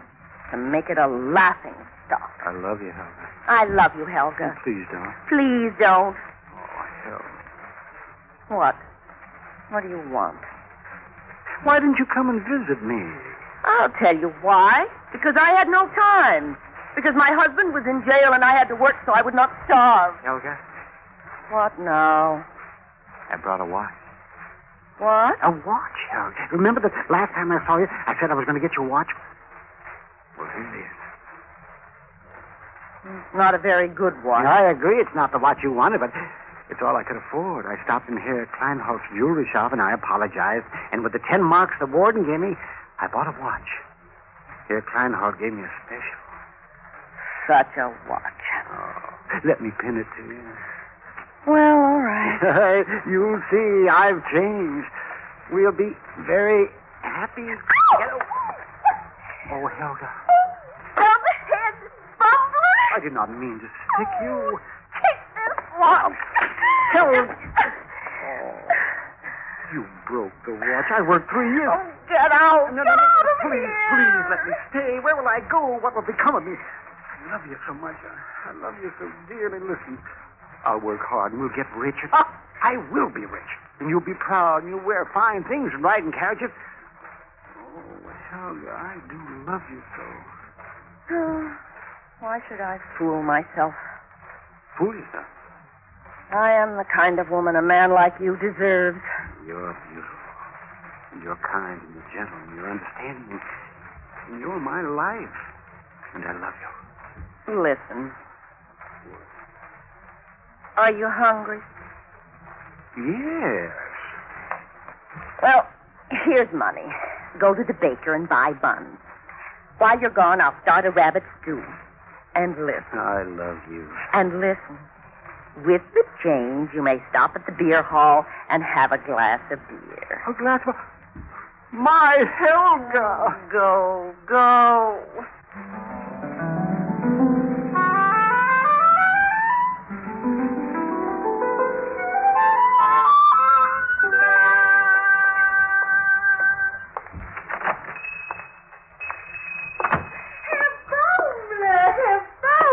So good to see you. It is so good.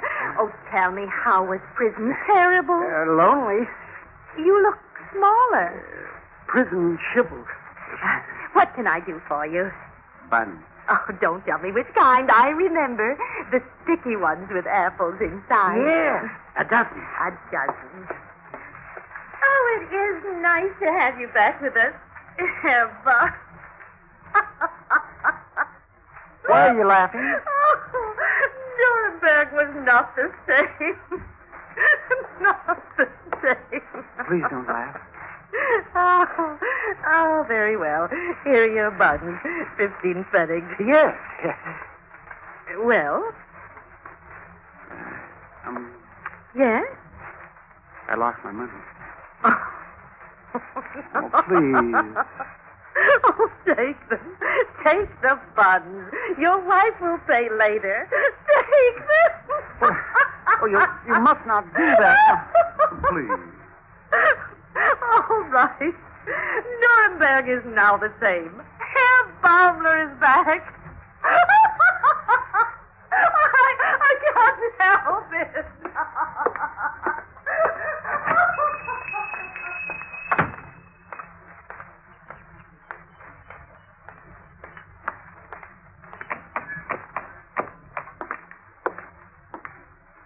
Frau Schnitzler? Herr Baumler. Hello. Herr Baumler, you are home. Yes, I am, Frau Schnitzler. And immediately you came here to buy a beer. Not exactly. Oh, in a beer hall? You did not come exactly to buy beer? Well, I was down the street at the baker's, and I thought I'd drop in to look around, see if anything's changed. See if... Permit me. I am so happy to see you. I must give you welcome. So, a beer on the house. On the house? What's your sign up there? Oh, forget the sign. This one is free. Thank you. And besides, this is a happy occasion. Oh? In the back, my husband talks to my daughter's fiancé. Oh, how is your daughter? Oh, at last. Congratulations. Oh, and such a dowry. So expensive. Oh, I drink to the young people's happiness.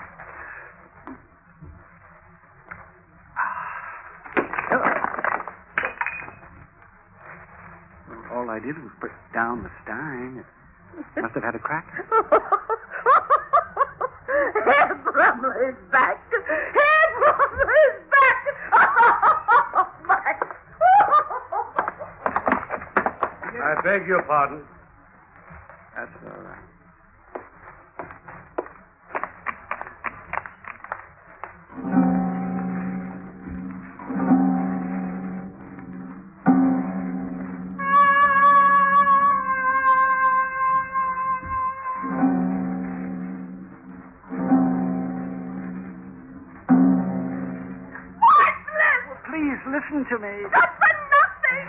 Oh, where are the buns? I bought the buns, but I forgot the buns. I left them. I'll go out and get some more. I bought the buns, but I forgot the buns. I left them. I'll go out and get some more. Please. Oh, please. Why? Stop mocking me. Just because I forgot the buns, you stand there and mock me. For a half hour, you call me names. And you answer to each one. I'm crazy.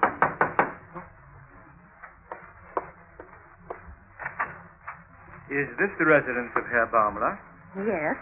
May I come in, please? Yes. What is it? What does the policeman want here? Herr Baumler? Yes? Are these your buns? Oh, here, take them and tell me, are these your buns? Oh, yes. 8, 9, 10, 11, 12. Yes. They're my buns. Then you were in the beer hall of Herr and Frau Schnitzler. Recently? Herr Schnitzler, you will recall, a big man, huge. His wife, an Amazon. His daughter, likewise, but heavier. His prospective son-in-law towers over all of them. Yes? A few moments ago, their bodies, the bodies of all four of them, were found in the beer hall. Beaten, bludgeoned. Dead? All four of them. Murder. The work of a great criminal, of audacity and fearless, of strength and fury and passion. Officer. Of boldness to have murdered four. What, a man could do this? Officer, A crime unparalleled in the annals of Nuremberg. And I did it. And I did it.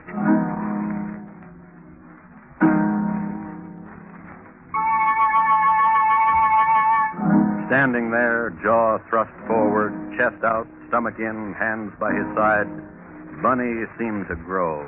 Bonny. It was easy. And stroked Helga's cheek, whereupon a light kindled in her eyes and glowed as she looked at him.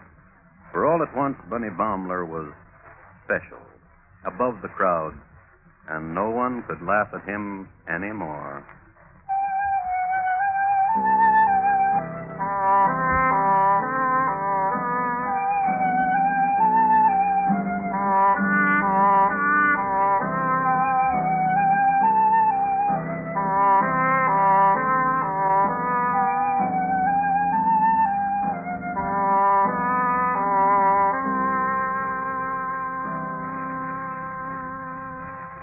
Listening to Crime Classics and your host, Thomas Hyland.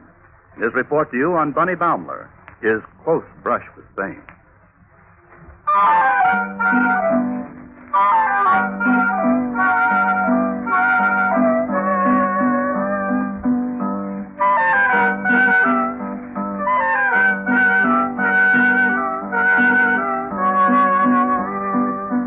A word about police methods in Nuremberg in 1820. It was better to confess, or, as one wit had it, as many people died in the interrogation chamber as on the gallows. And not that the police were particularly brutal, they just wanted to get it over with and get outside again.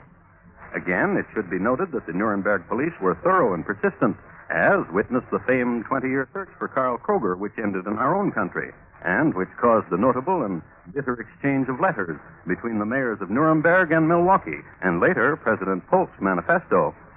And so it was then, when in the interrogation chamber, Bonny Baumler said, I did it. The police said, Good boy. I don't know what came over me. Fury. Yes? Blind rage. Yes? Passion. Oh, yes. Tell me why you did it. Those four people, they mocked me. And then you... I told them to stop mocking. And then you... I warned them. And then I picked up an andiron. Andiron? Picked up a heavy candlestick. Heavy candlestick? I picked up an axe? I picked up an axe. And then you...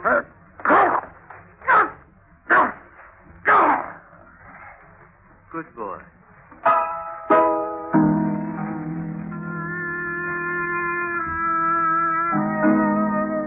And the word got out. It was none other than Bonny Baumler who had taken an axe to Hare and Frau Schnitzler and Fräulein Sophie and Herr Gertner, Sophie's fiancé. Suddenly, Bonny's name was on everyone's lips. A hero of frightfulness, a dread colossus, Bonny Baumler, murderer. Bonny? How does it happen you have the name of Bonny? When I was a boy, Majesty. And? I was timid. And you ran away when there was trouble. Yes, sir. Then how is it you had the courage to kill 4 people? I've changed. 4 large and strong people. I've changed completely. There was fury, blind rage, and passion. And I killed them. I see. What are they saying about me now? You are the most talked of person in Nuremberg. Do they laugh? They shudder. And what else? Still, each day the women congregate outside the prison walls hoping for a glimpse of you. Yes. All right, jailer. Take him away.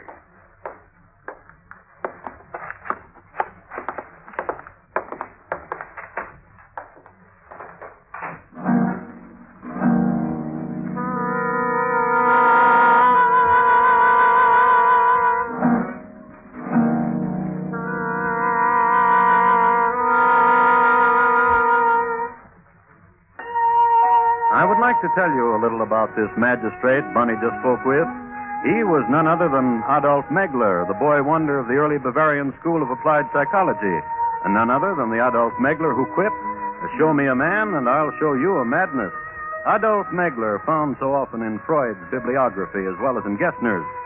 So, he was a man with a mission, this Megler, as soon as he'd had this chat with Bonny Baumler. He went first to the bakery.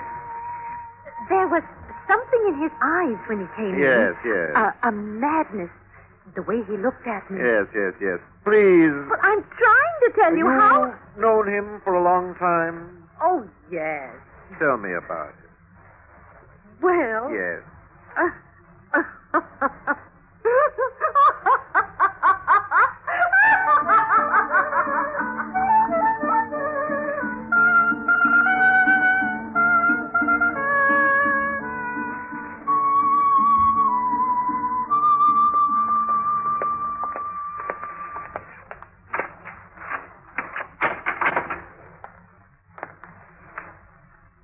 Thank you, turnkey. I'll call you when I need you.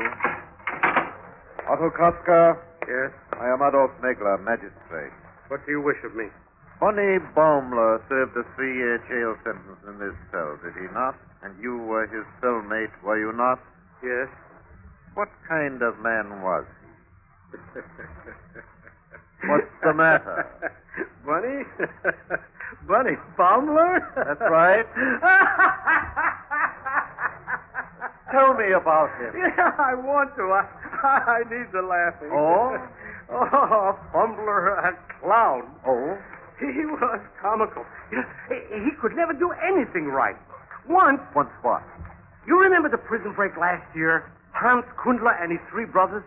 They gotten outside the wall. Sneaked right out, and the guards had not seen them. So what does Bonny do?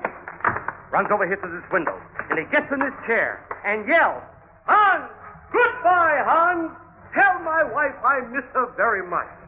Yells and yells at Hans Kundler and his 3 brothers. They're buried right over there in the graveyard. Oh, let me tell you about it. There was a thing that happened at the soccer game when we were playing the guard. And Bonny... and Bonny...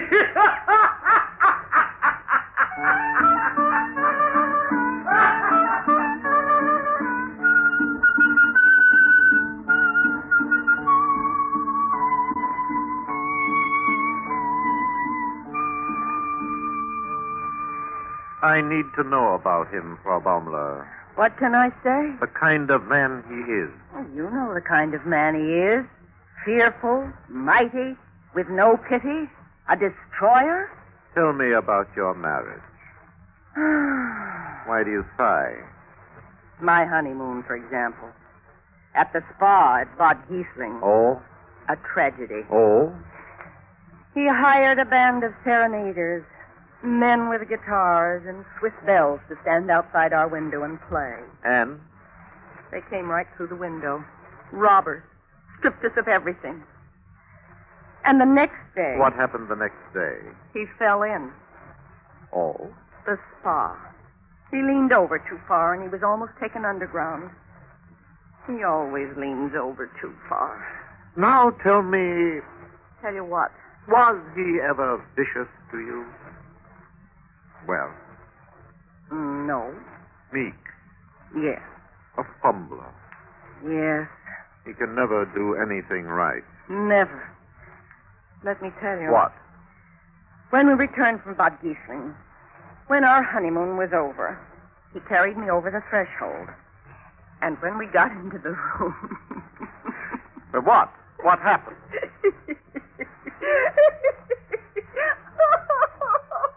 Oh, Bonny! Bonny!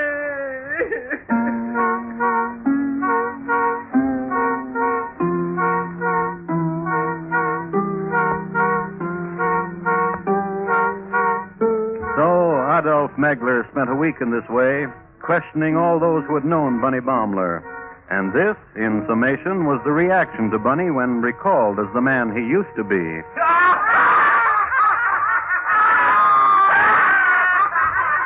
So, Adolf closeted himself and made mental treatise of this man the papers called the most dangerous criminal of the 19th century. Then he called Bunny into his chambers.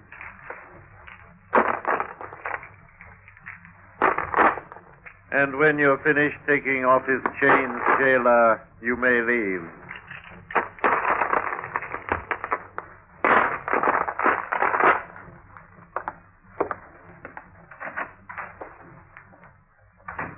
No.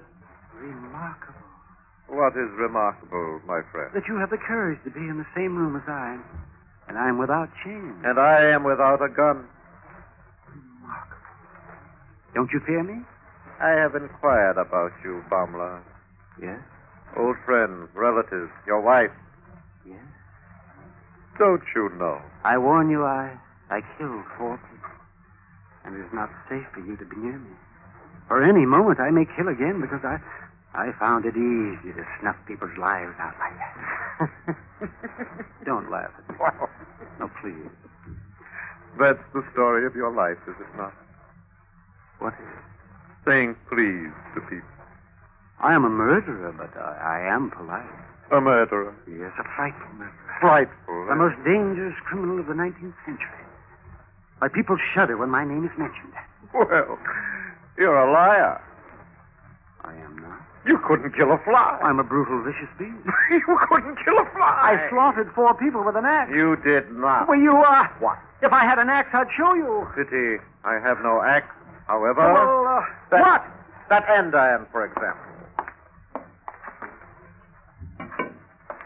This andiron, take it. Let's see what you'll do with it. Go on, take it, Bonny. Very well. Give it to me.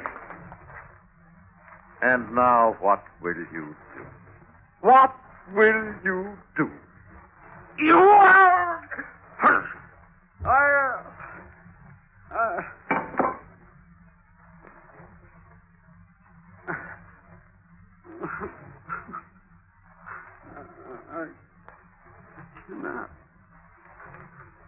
I cannot.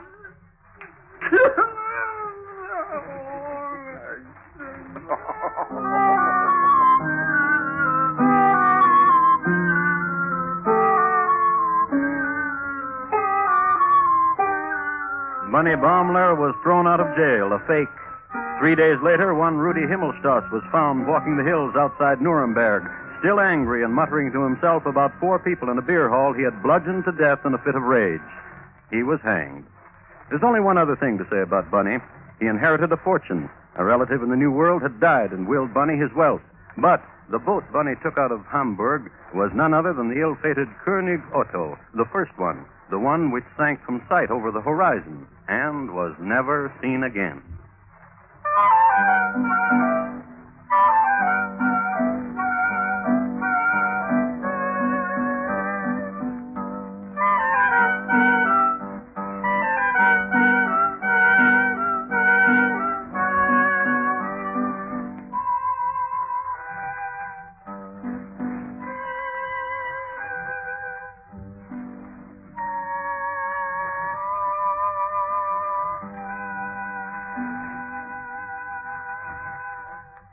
In just a moment, Thomas Hyland will tell you about next week's crime classic.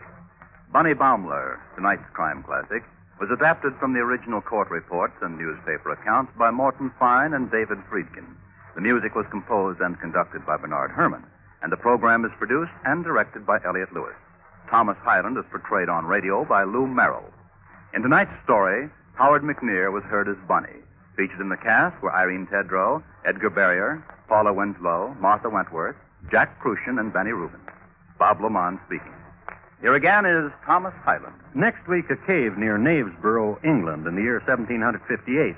The remains they dug up had been there 15 years, a time enough for a murderer to have become very respectable. It's listed in my files as Mr. Clark's skeleton in Mr. Aram's closet. The noise it made. Thank you. Good night.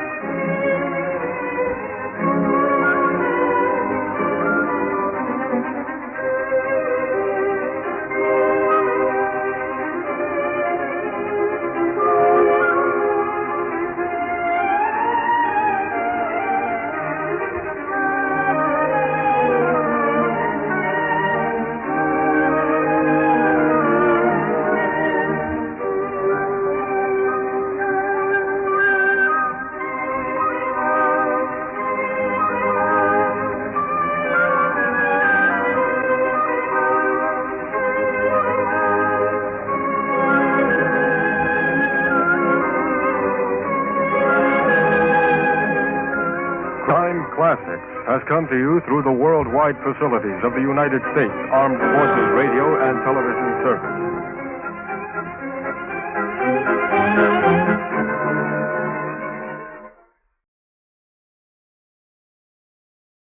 This has been a Radio Vault presentation. Good evening. This is Crime Classics. I am Thomas Hyland with another true story of crime. Listen. That's the way a room sounds. A particular room in a narrow street in Edinburgh, Scotland. Someplace on the wall there was a drip. When the room was still, when there was a lodger in it, asleep, that was the sound. But listen again.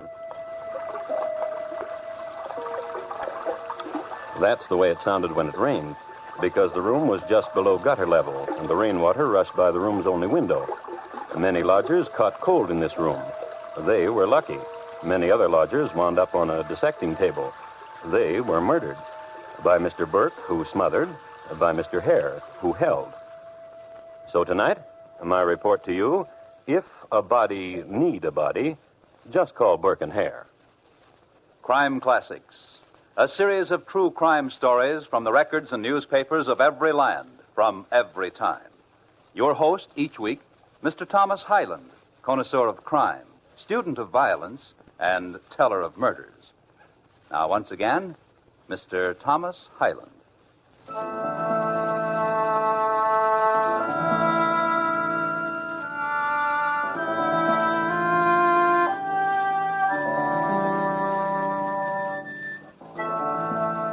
Edinburgh in 1826, a city famous for lassies, laddies, people coming through the rye, Scotch, kilties, and medical schools.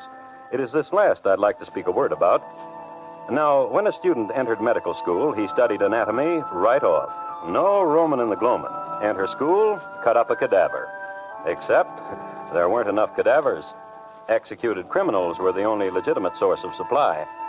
Therefore, a new occupation sprang up and flourished. Grave snatching, piecework in corpses, rob a grave of its contents and sell it to science. Yet, the supply didn't meet the demand. So, as in every profession, there were those who looked for shortcuts.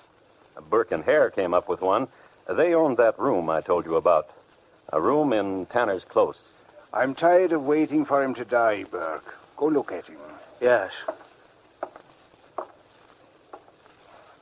I can't tell whether he's breathing or not. The old man's so skinny, so sick. Hear if his heart beats.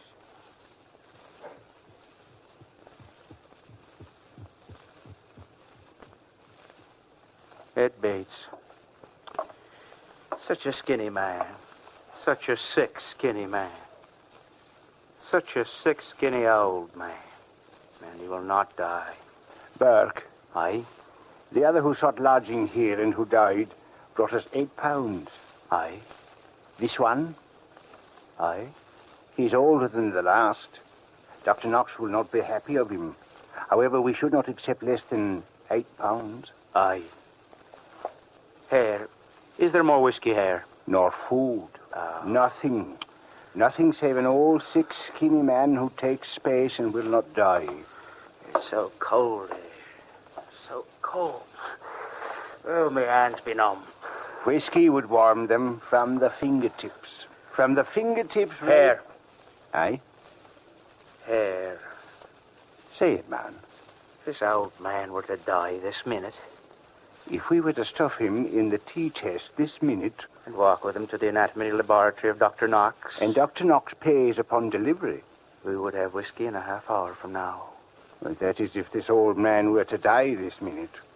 But that would be murder. It would. Have you ever done a thing like that? No. Such an old man. To lie sick. To suffer in a cold room. Wet room.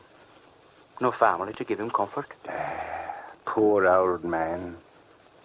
Burke. Aye? To kill him would be to bruise him. Dr. Knox perhaps would not accept a corpse unprettied by bruises. However... What? However, if I put my hand over his nose and mouth like this... Jamie, at such a time like... Oh, such a time to come.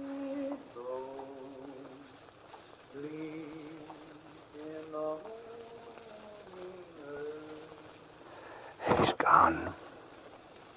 Hold his feet, Hare, so he'll not kick. Aye, lad, like that. Is he dead? I'll listen to his heart.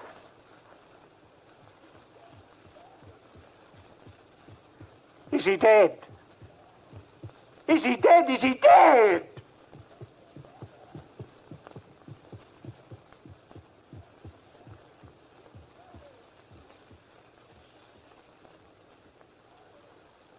Is he dead? Dead.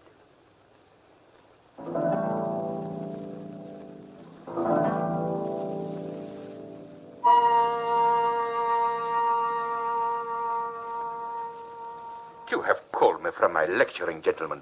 To insist upon it, I suggest... Enough words, Dr. Knox. Take a look. Now, was it worth calling you away for, Doctor?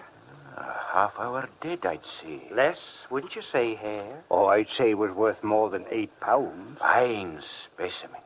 Fresh. 10 pounds. I'm not a quibbler, gentlemen. As a matter of fact, I'm on record as saying that quibbling is a sign... The lecture's in the other room, Doctor. Just give us the tenor. Certainly. Here. Thank you. 2 bodies in a week, gentlemen. Basis for an acquaintanceship, do you not think? Therefore, if I might make a suggestion. Suggest away. 2 bodies in a week, both male. My students, when they will become physicians, will be called upon to administer to both sexes.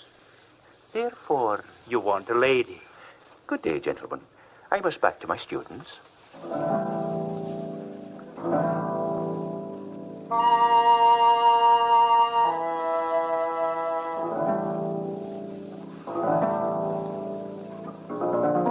Dr. Knox had more students than anybody.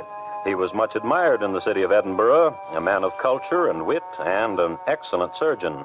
A democratic man, he got along as well with the aristocracy of the city as with its murderers. A proof? Ain't that Dr. Knox a nice gent, Hare? A ruggy boo, a Danny man. Proof, as furnished by Burke and Hare. 2 fellows with 10, less what they paid for a bottle. He said he wanted a lady. Have a drink. Aye. A real ruggy boo, that Dr. Knox. Have a drink. And, arm in arm, they walked through the slums of Edinburgh. And they looked fine against this background.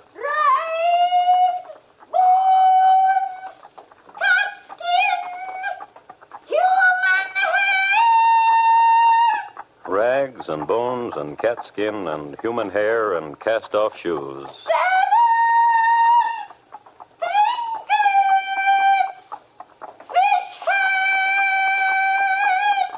Trinkets and fish heads. Second-hand goods purveyed to people who were dying the instant they were born. Stalls of tatters, shops of fragments and shame, alleys and filth, 10 years old. And through it, chameleons Burke and Hare. Have a drink, Mr. Hare.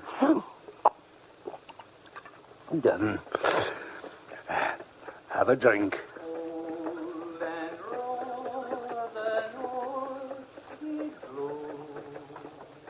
Aye, Jimmy.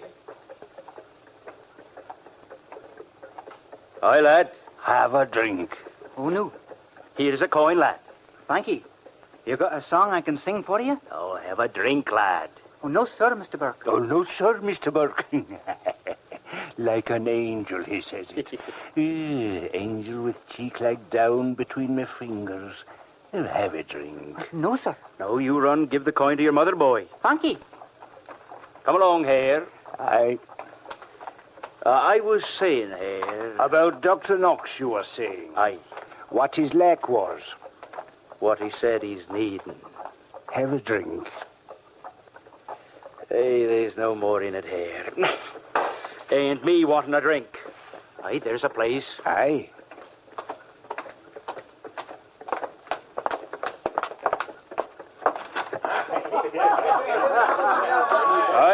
Aye, barman. A bottle of your finest. Aye, that's the word, barman. The finest. The finest for Burke and Hare. Have a drink, Mr. Hare.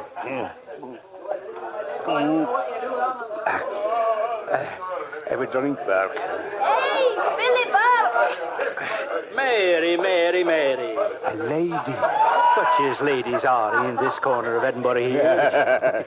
You're laughing. Tell me a one so I can do a laughing too. A fable, Mary. Pretty Mary. Bonny Mary.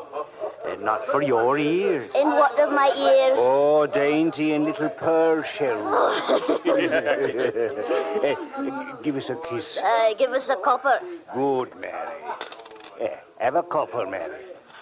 Give us a kiss, Mary. A bargain's a bargain. Ain't it? Such pretty shoulders on you.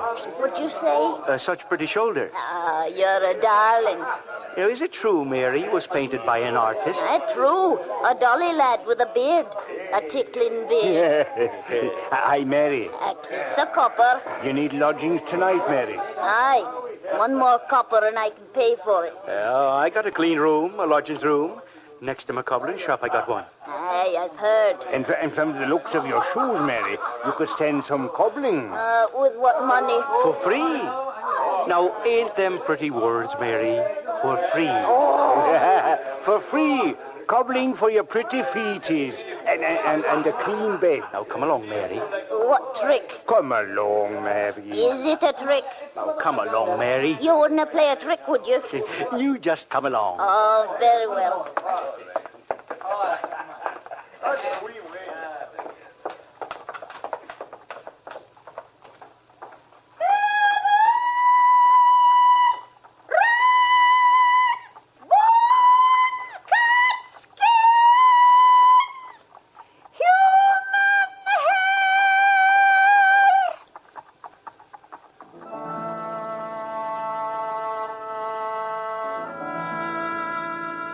So Burke and Hare and Mary Patterson went to the room under the gutter, and Mary took off her shoes to cobble.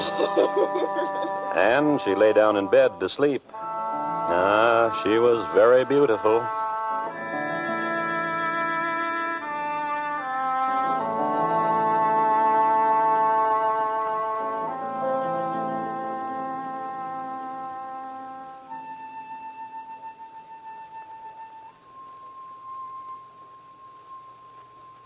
You are listening to Crime Classics and your host, Thomas Hyland.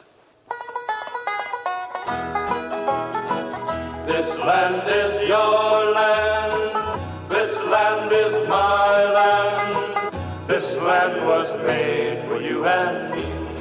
Everybody knows which company produces most of the world's tomato soup, but few know where the tomatoes come from. Not too many are aware of the vast tomato fields of New Jersey. Canning tomatoes isn't New Jersey's only claim to fame, however. The Miss America Beauty Pageant is held annually in Atlantic City, which also has delicious saltwater taffy and an amusement park with no roller coaster. Better than a roller coaster ride, though, or at least quieter, is a ferry ride across the Delaware from Cape May, about 45 miles from the boardwalk by way of Stone Harbor, with its nesting egrets and herons. Unfortunately, the casual observer seldom sees the richness of growing things or the beauty of the birds. He more often notices the swampy meadows, the towns and cities huddled along the railroad, the sign, "Trenton makes, the world takes." It is usually the native New Jerseyite who delights in beaches such as Wildwood, the rolling farms of Monmouth County, the dairy country and gentle mountains of western New Jersey. One native thought that he would never see a poem lovely as a tree. Could be he was referring to the proud red oak, symbolic of the Garden State. And now once again, Thomas Hyland and the second act of Crime Classics, and his report to you on If a Body Need a Body, Just Call Burke and Hare.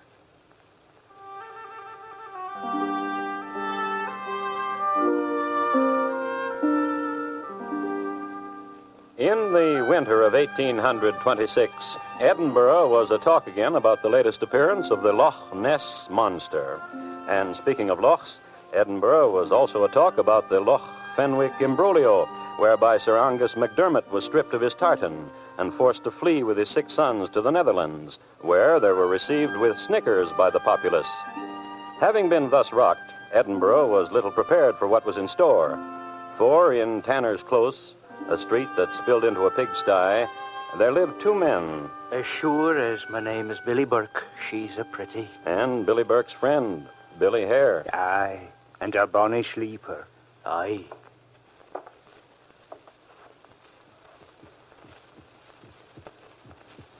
Hold her.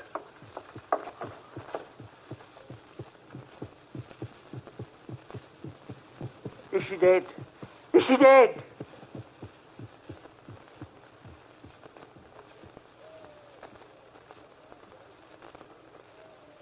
Aye. Is she dead? I said aye. Tell me, is she? What's gotten to you, man? Oh, such a bonny sleeper. Why must I slap you so, man? Tell me a thing, Burke. Aye? That pretty thing, is she dead? I said it. Now what's gotten to you? Tell me. Didn't you feel the slaps, man? Oh. Well, what is it? She be dead. Aye, she'll fetch 20 pounds in a dead market. Aye. Now, give us a hand. What did you do to her? Hare! Billy, Hare, what? Hare! Oh, the thing you did to her.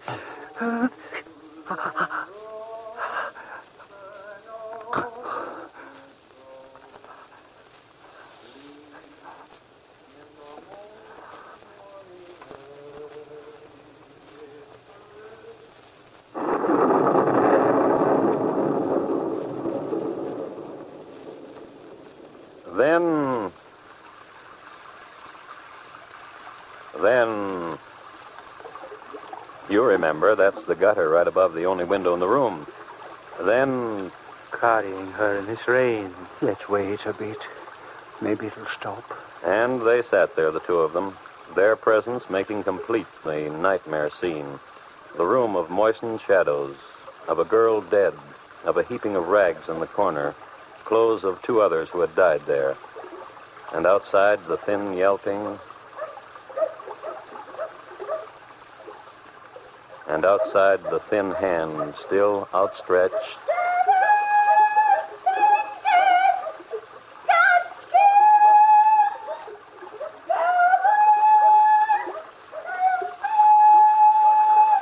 I need out of here, Burke. Aye? I need out of here, Burke. Fetch the tea chest.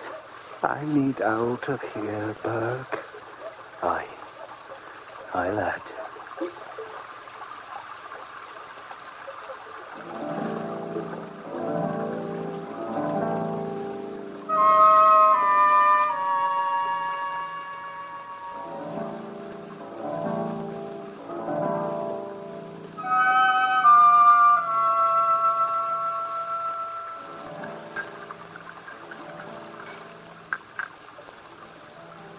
pleasant that you invited me for tea, Dr. Knox.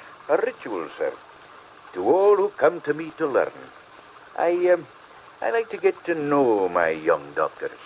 No doctor yet. But as good as one.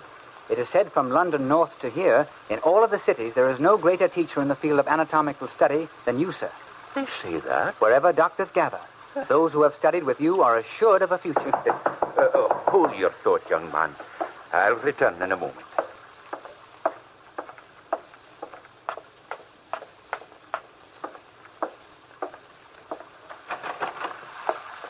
Who is it? Hold close your lamp, Dr. Knox. Quick, man. Who is it? Burke and Hare. And the teachers. Oh, inside. Quickly. Well, what have you? You made us suggest the last time we were here to deliver, Doctor. Well. Show him. Aye. Hold close your lamp when you look what we've brought you. Good. Good? 20 pounds good? That good? Yeah. 20 pounds. Here. Thank you. What's the matter, Doctor? Why is her hand clenched so tightly? Why, I'm sure, sir, that... Well, let's have a look. Let's tighten. There.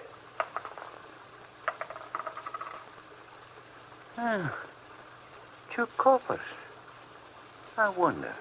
You wonder what, Doctor? Such a pretty she is. Why to be clenching so tight to two coppers in her hand? Why, I wonder that too. Oh, yeah, so do I.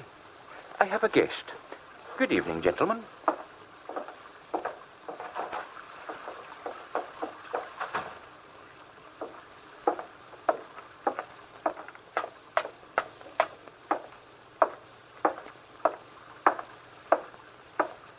Now, young sir, I believe you're holding a thought.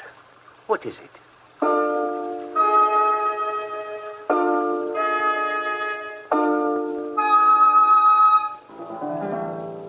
Eventually, it stopped raining, and life went on in the alleys of Edinburgh, and over the counters and stalls, the second-hand things were bartered for, became necessities for a time, and were bartered again. And from these alleys, 16 people known disappeared. 16 people to whom death, too, was somehow second-hand, having known dying every day of their existence. One of them... 20 pounds lie fairly. Give the boy a copper, Mr. Hare. Aye. Here, catch. Thank you. Now, come along and I'll cobble you a pair of shoes, lad. Oh, I don't... Oh, for free, lad. For free. Thank you. And 2 days later, around the corner and down the street and up a hall and through a gate and up a walk and through a door. Now, if you'll come closer, young doctors, you will see how an incision from the umbilicus to this point, the sternum, then laterally Dr. Knox. A moment, please, sir, and I'll answer your question. Such an incision made with... Dr. Knox. Oh, such insistence. Very well. Not very well at all, however. I'm sure this boy has been murdered. Murdered? 2 nights ago, I saw this boy. He was singing a song in Tanner's Close. Tanner's Close? That garbage scow? This boy is known as Jamie. I know, for I spoke with him. And he sang a song for me. And he was well. And, sir? Aye? There is a bruise here. Come, look close here. At his throat. Surely that is a bruise. Young sir, what are you after? So much talk of how bodies are obtained for dissection. Therefore... Young sir, what are you after?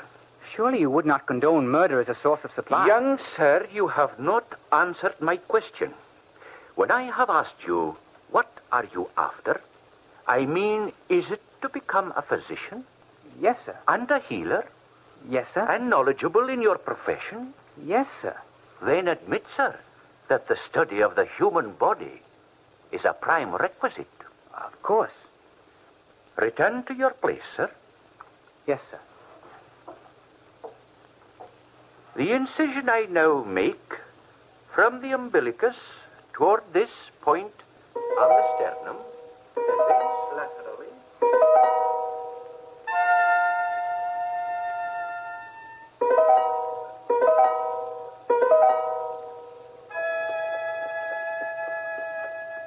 Rags, bones, feathers. Hey, lady now. You want to buy rags, bones, feathers? You want to sell? And what to sell? Come see. Where? I've got a place. Rags. A big bag full. I'll come to look. Then come. Come. A bit.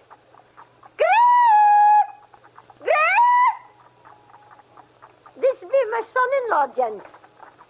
Mind the stall, Grey. I'll go with these gents to buy. Feathers, rags, bones, husbands, here. Where be this place? In Tanner's Close, near the end. Near the pigsty? Aye. Oh, love me. How can you live there? Some say it is difficult, Granny. Come, come.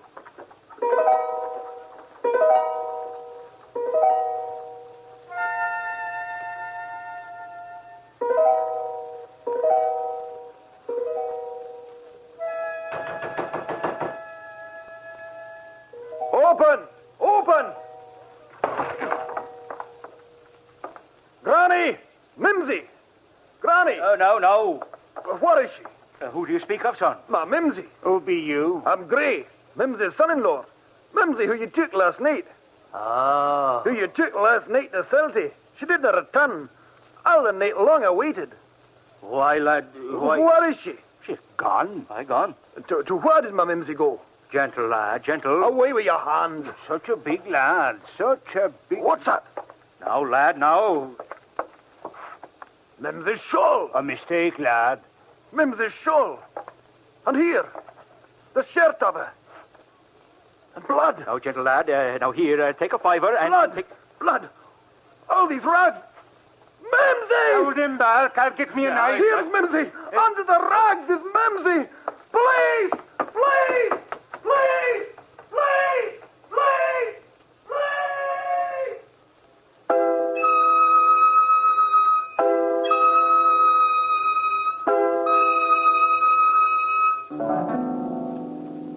The boy finally got himself understood by the police. They came then to Tanner's Close and found Mimsy. Then they found Burke and Hare. Then they were asked if they had anything to do with Mimsy's death. I done it.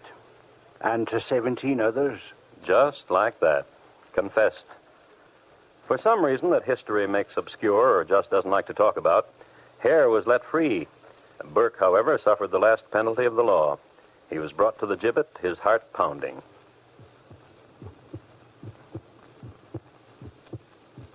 The rope was placed about his neck.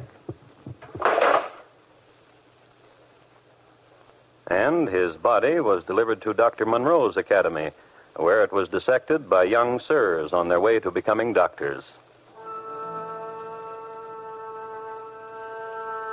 And Dr. Knox, buyer of murdered men, he fled from scandal and disappeared. But one source has it that he was seen some 10 years later walking the narrow street in Edinburgh called Tanner's Close, walking northward toward the pigsty.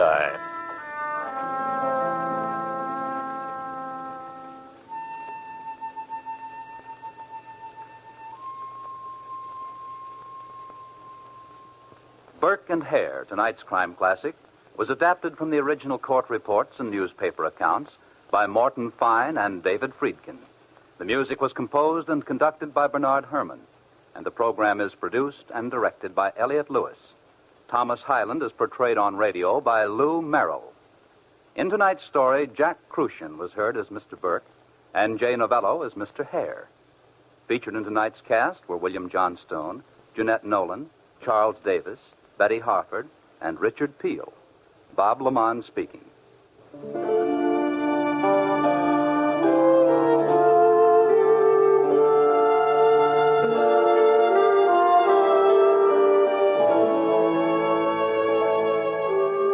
This is the United States Armed Forces Radio and Television Service.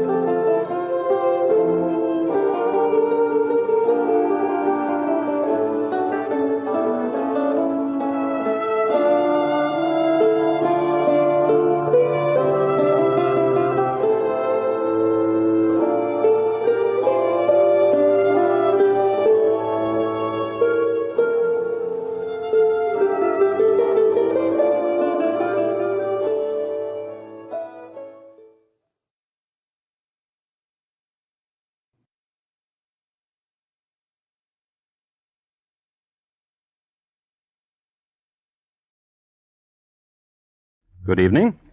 This is Crime Classics. I am Thomas Hyland. I'm going to tell you another true crime story. Listen.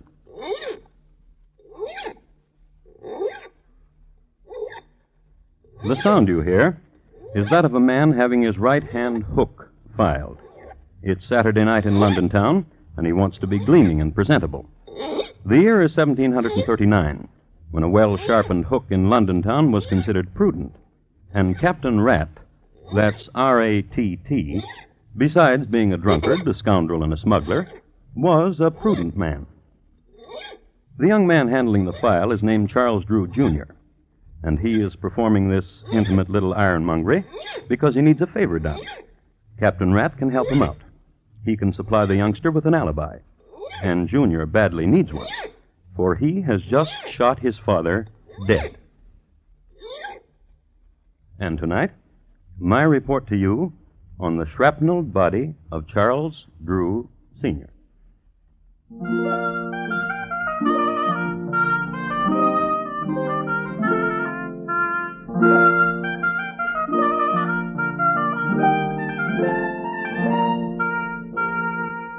Crime Classics, a new series of true crime stories taken from the records and newspapers of every land, from every time. Your host each week, Mr. Thomas Hyland, connoisseur of crime, student of violence, and teller of murders. Now, once again, Mr. Thomas Hyland.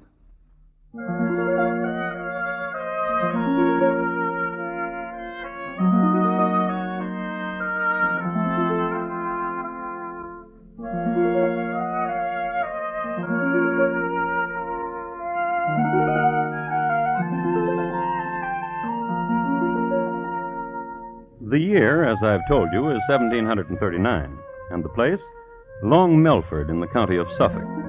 Long Melford was a small, quiet town near London, and in it, a manor, and in the manor, a high-vaulted room of roaring fire, great shadows, and flying buttresses. Directly beneath the buttress that flew toward the west, two men, father, son, Charles Drew, Sr., Jr. Son? Yes, Father? The time has come for you and I to have a talk. I'm grateful. There are things vexing me. Perhaps what I have to tell you will answer your vexation. I'm very fortunate.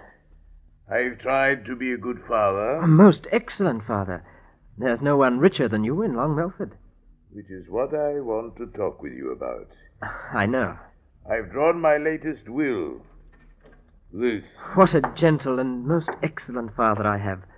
Have you ear to what they say of you in the square? No, what do they say? That you are gentle and most excellent. What of the will?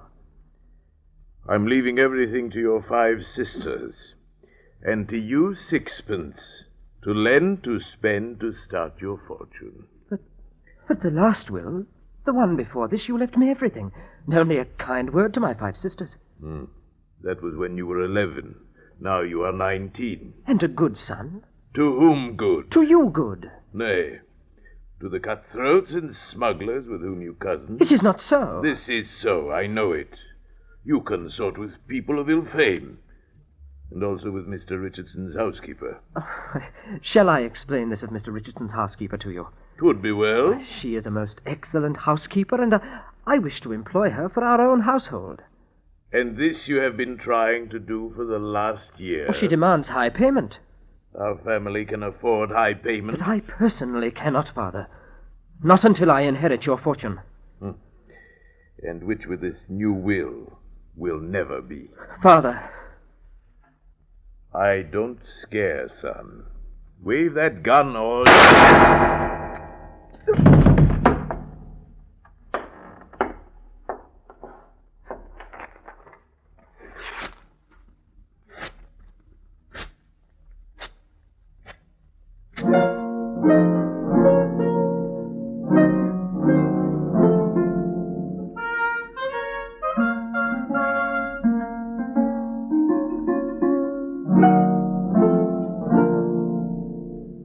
A smattering of intelligence concerning 1739 ballistics.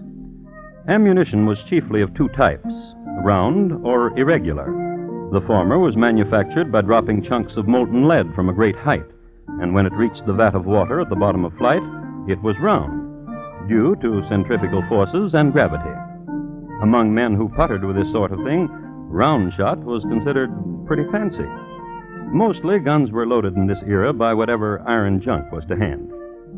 It should be recorded that Charles Drew, Jr. had stopped at a small junkyard on his way to talk with his dad. This is the reason the coroner found numerous pieces of irregular junk iron in Dad's corpse. Let's see what Dad's son is up to now. Scene, Ye Old Bunnery, a rundown bake shop on Abernathy Lane. The time, 2 hours later. Principals, Charles Drew, Jr. and a Mr. Humphrey, bun baker. What brings you to Ye Old Bunnery, Charlie? I want to know a thing. And that is what? Humphrey, how would you like £100? You were saying £100? All you must do is say you killed a man. I killed a man. My £100, please. You must say you killed my father. I killed your father. My £100. To the police. Charlie. £200 now, and £200 after you've been to the police. You killed your poor old dad, Charlie? With this pistol. Huh? Leave you to be a very rich man? If someone were to go to the police and said he killed my father, he would be rich too. With his neck in the gibbet. I would guarantee that the man would be released. Inside of a week he would be released. There are jailers who would release such a man, persuaded correctly, with enough money. A guarantee, I know a guarantee. Write me a confession that you killed your poor dear old dad. I will hide it. I will go to the police and confess the deed. If I'm still in jail in a week, I will tell the jailer where to find your confession. Wrap me up half a dozen of your excellent buns, Humphrey, and I will give you £200, plus the price of them. Thereupon, Humphrey plucked a quill from his favorite goose in the back goose coop, sharpened it, and presented it to Charlie. With it, the lad wrote out his confession, paid up, and left. Humphrey waited for his wife, got permission to leave the shop, stopped at his house for a moment, then walked into the local constabulary and made history with this statement. If you boys are looking for a corpus, try 26 Bloom Street. If you're wondering what his name is, it's Charles Drew Sr. If you're wondering who did the murder on him, it's me. And my name is Humphrey.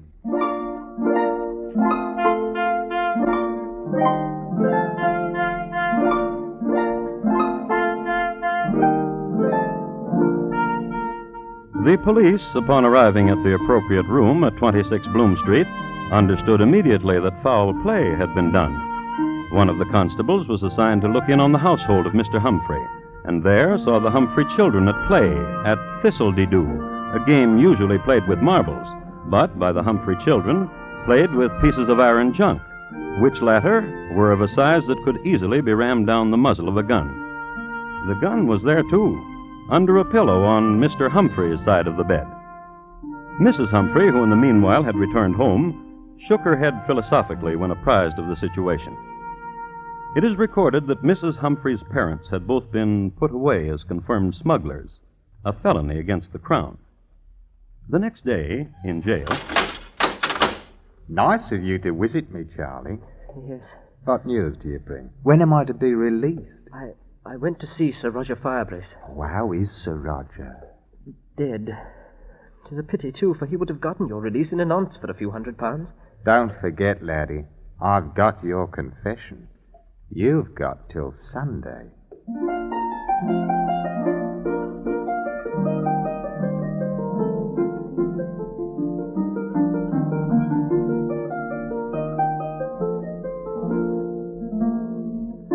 The youngster, however, knew another man of note, Sir Chauncey Fenwick. Sir Chauncey was compassionate and understood the situation exactly, but unfortunately had just had one of his periodic fallings out with the magistrate's wife.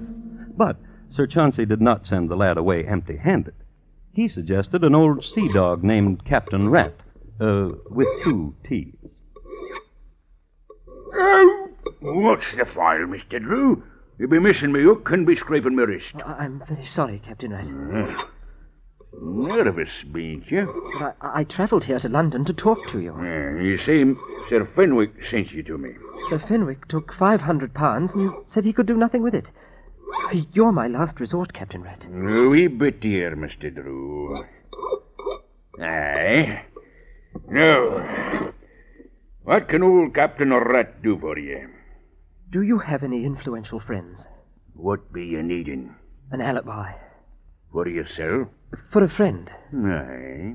'Tis always for a friend. What about him? He confesses he killed my father.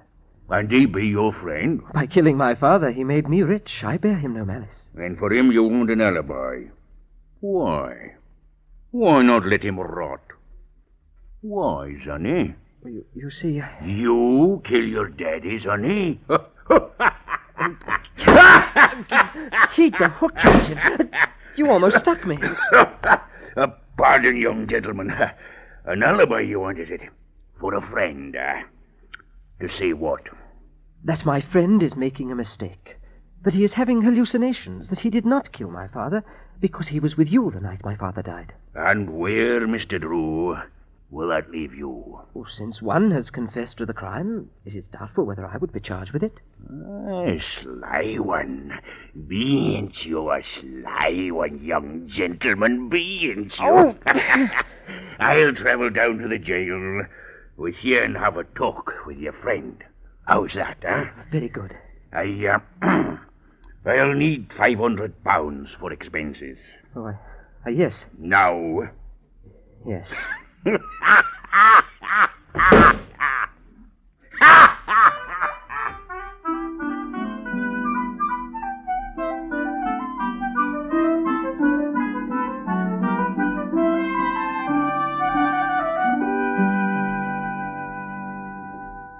It is wasting a Saturday night and all, coming down here to the dungeon speaking to you, Mr. Humphrey.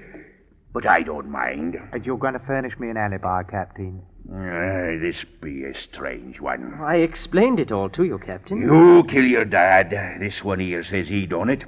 Now the both of you want me to say he couldn't have done it because he was with me. That lad thought it up. He's the bright one, not me. My plan will work. By the time you get Humphrey out of here and the police begin to dig about again, I'll be in Paris. Lost. I will change my name, and with my fortune I can... For your fortune, I will do it. I gave you £500. Bah, the pittance. Your fortune, Mr. Drew. Except what he's promised to me. What about it, lad? No. Bah. Taylor! Pleasant talking to both of you.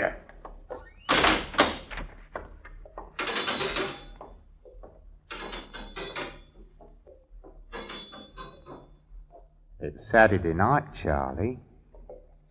What will you do? It's Saturday night, Charlie. I've got your confession hidden away. And tomorrow's Sunday. What will you do?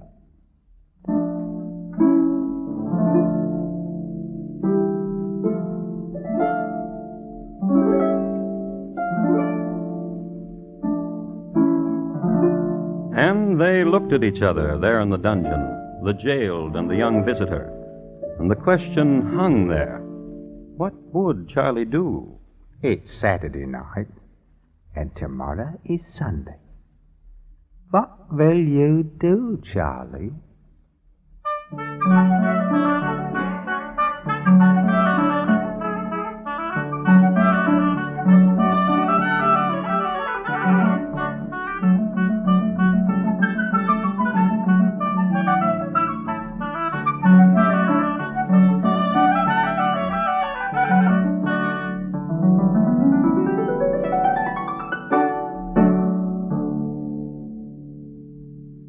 You are listening to Crime Classics and your host, Thomas Hyland. Tomorrow night, hear the premiere performance of 21st Precinct, a new hard-hitting mystery series revealing the inner workings of the world's largest police force. Precinct, produced by CBS radio team that gave you Gangbusters. It's a program you'll want to listen for every Tuesday night on most of these same stations. Premiere performance tomorrow night on CBS Radio. And now, once again, Thomas Hyland and the second act of Crime Classics and his report to you on the shrapnelled body of Charles Drew, Sr.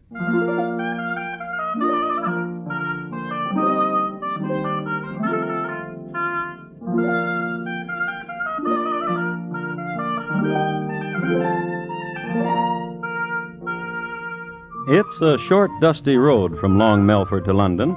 Not only that, but these days it's hard to find. In its day, however, it was remarkable for two things. The brothers shoe spooner, Dick and Hare, who embarked on a career of highwaymanship on the morn of June 3, 1735, were hung on the eve of that same day from the highest branch of an elm at a fork on Long Melford Road. The other historic feature of Long Melford Road is the fact that on a Sunday morning, a young murderer, Charles Drew, Jr., and his lady love rode a coach down its ruts. Oh, he's a ranting, roving lad. He is a brisk and a bonny lad. Betide what may, I will be wed and follow the boy with the white cockade. Liz. What is it, dearie? Shut up. Everyone's singing that song, dearie. It's the rage. Please, shut up. Oh, Duck, what's the matter? You're the cause of it all. Of what, old Duck? By killing my father. You wanted a way to have all his money? I told you a way to do, that's all. Yes. Oh, Duck, dearie. You'll see when we get to London what a time I'll show you. Make you forget. Since I've killed him, I've done everything wrong. Will you listen to Liz again? Will you? Surely I'll listen, Poodle. Oh, Duck. Monkey. Will you listen to Liz? Surely. When we get to London, we change your name, and you forget about Humphrey. But if I don't get him out of jail tonight, he'll show the police my confession. But you'll be in London. Start forgetting about him right now. All right.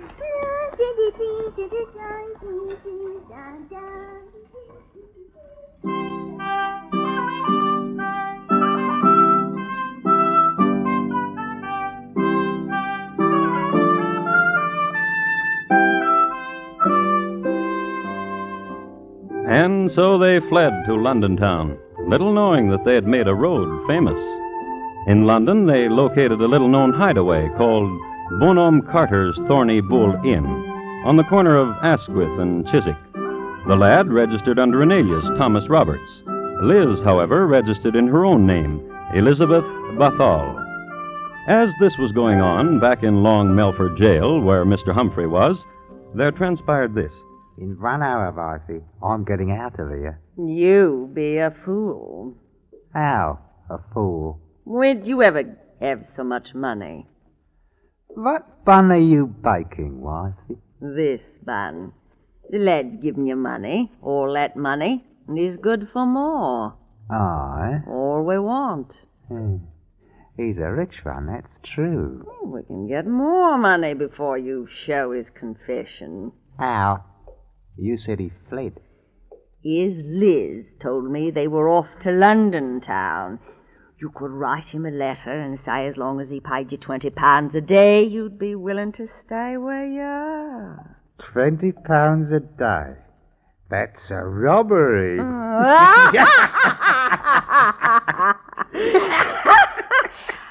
I will go to London and find Master Drew and present him with the letter. How will you find him? I will ask here and about of him. London, eh, what? London. What of the children? Mrs. Nickelrod says she will take care of them. And you, alone in London?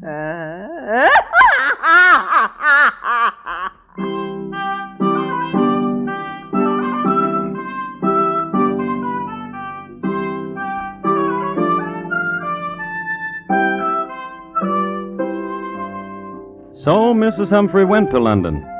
A few observations about Mrs. Humphrey. Wash away the flour and the excess dough. Put on long sleeves to hide the muscles made prominent from kneading bun dough. Comb the hair, exchange shoes for boots, and Gertrude Humphrey was rather presentable. When she went to London, Mrs. Humphrey did all of these things, plus making a mental note not to laugh too much, not only because of the horrible sound she made, but also because of the mischievous twitch it brought on, which she could not control. So, Off she went to this place, to that, to this pub, to that, asking for a Mr. Drew. I should like to comment here that in 1739 the gin was of an excellent Holland distillation. However, its chemistry had a peculiar reaction with Gertrude Humphrey. Though she fought it, and though she laughed not at the most hilarious joke, including the historically famous one about Lady Mumbly and the Troubadour, the gin caused her to twitch mischievously. This attracted to her London dandies, who plied her with more Holland gin, and who promised her help in finding Mr. Drew, and who never did. But Gertrude never lost sight of her mission, and one night in a pub in Covent Garden... Mister. What's your present, dearie? Well, now, dearie. I want a gin. Gin for the lady. What's your name, dearie? Gertie. Gertie. Aye. Here's your gin, Gertie. Drink up. Well, now, dearie. Is your name Drew? Is that what you want my name to be? I'm looking for Mr. Drew. Mr. Drew! Is there a Mr. Drew? Yes. Oh, now, Gertie. I'm the one that's bought you the gin. Yes. My name is Drew. You ain't the Drew I'm looking for. Oh, now, why do you say that? Here now, lad. I'm the fellow who's bought her the gin. Here's a guinea, my lad. Find another lady who likes gin. Oh, I will, that governor. Thank you. Bye, Gertie. Oh, now, why do you weep, pretty one? You're so beautiful. Always crying beautiful things. Gin for the lady. Now, stop that weeping. Here's your gin. I say, mischievous wink you have. Is that truly your name? Truly, Ladybird, it is. Ladybird. And you were looking for me? Ladybird. Well, my name is Drew, and you shouted for Mr. Drew. So beautiful you are. What do you want of me? I've a letter for a man named Drew. Really? Oh, I want you to have it. I really do. Then give it to me. You must turn your back now. Right you are. Yeah. You want a conniver, you are.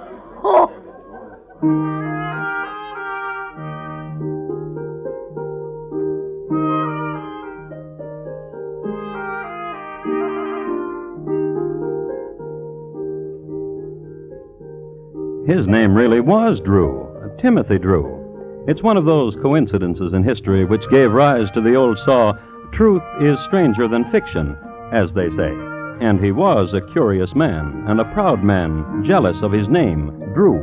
He had heard his name mentioned, and he was forced to find out why. He read the letter then and there. He read it again, a little later, out loud, to the police. And my missus told you have gone to London with Liz Bathall. But, Charlie, my lad, you shall pay me £20 a day, else I will tell that you have murdered your poor daddy. I have your paper, which you confessed you did, right where nobody but me knows where. So when my wife hands you this letter, you better give her money and find a way to keep it, giving it to her, your faithful servant, Mr. Walter Humphrey. Gentlemen, here in London is a man named Charles Drew. He has murdered his father, and he bears the same surname as I. I cannot permit this deed to go unpunished.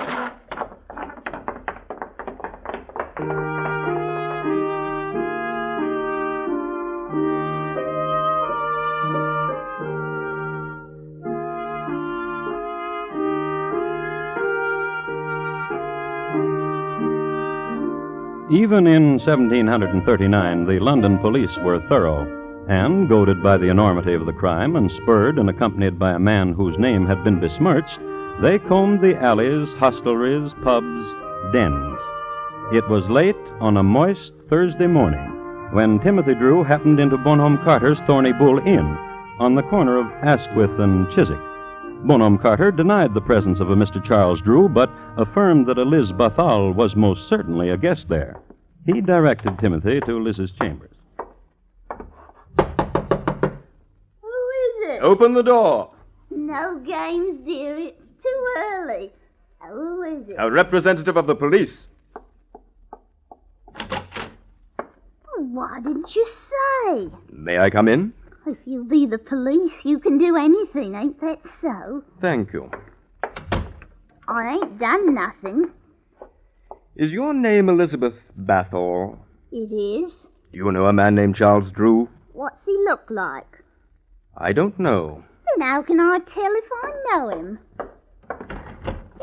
Here. What sort do you take me for? There's no one in me closets.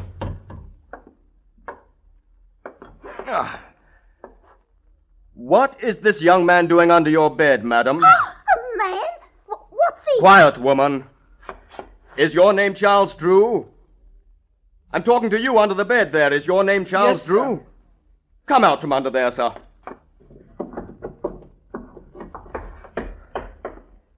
That's right, sir. My name is Charles Drew, sir. And did you kill your father? It would be a small life living as I have been. Yes. Yes, I killed my father.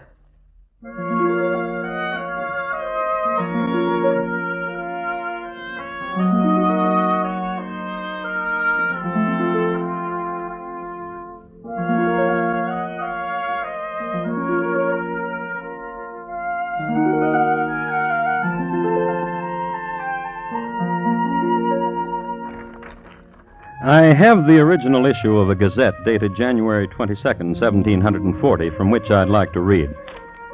The melancholy proof that when a man has abandoned all religious principles and has suffered his depraved appetites and passions to govern his reason was shown yesterday when Charles Drew, Jr. was hanged in Long Melford. Since the hanging elm on Long Melford Road had recently been demolished to make a keel for the British Navy, a new gibbet was erected. This gibbet was equipped with a new mechanical device invented by Mr. Douglas Langford of Eastbourne. Mr. Langford is to be congratulated.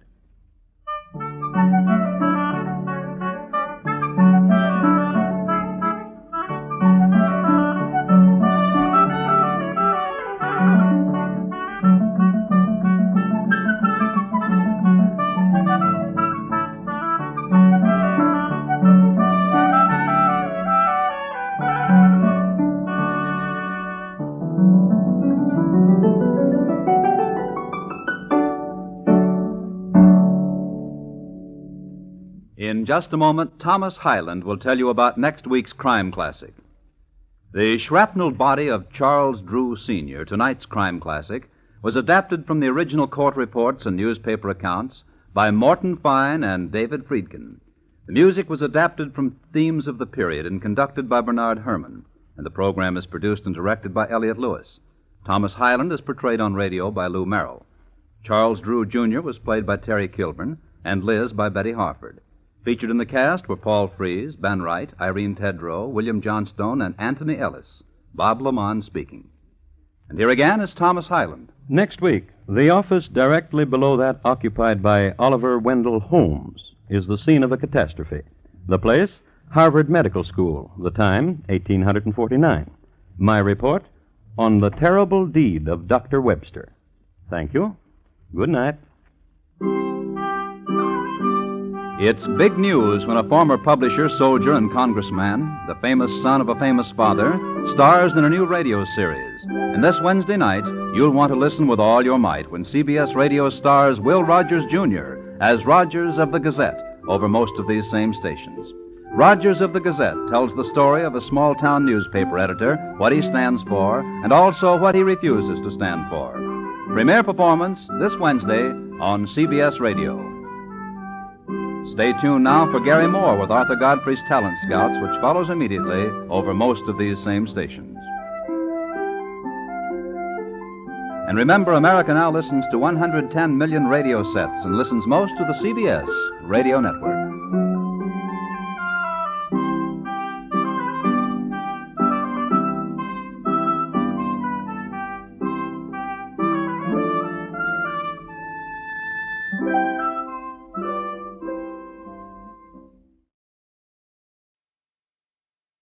Good evening. This is Crime Classics. I am Thomas Hyland with another true story of crime. Listen. That's a frigate cutting through the Caribbean. It's just before dawn and cloudless as the sky. The year is 1736, when the stars were younger than they are now and shone more brightly. And this particular sky of tropic brilliance was a navigator's dream. Land was close, and a trade wind bellied the mainsail and set the good frigate scudding. And daylight was just beyond the horizon. There, at the wheel, the helmsman, John Richardson. And holding his bottle for him was his small and drunken friend, Richard Coyle.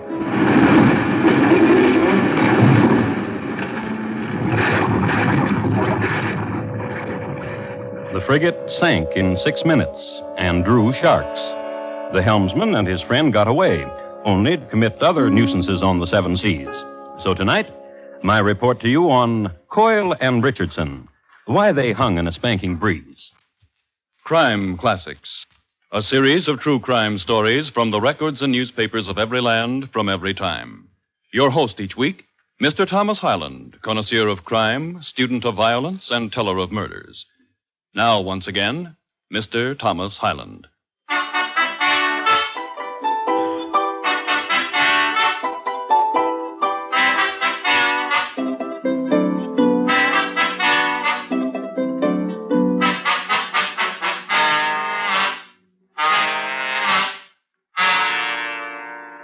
They were making rum in Havana in 1736.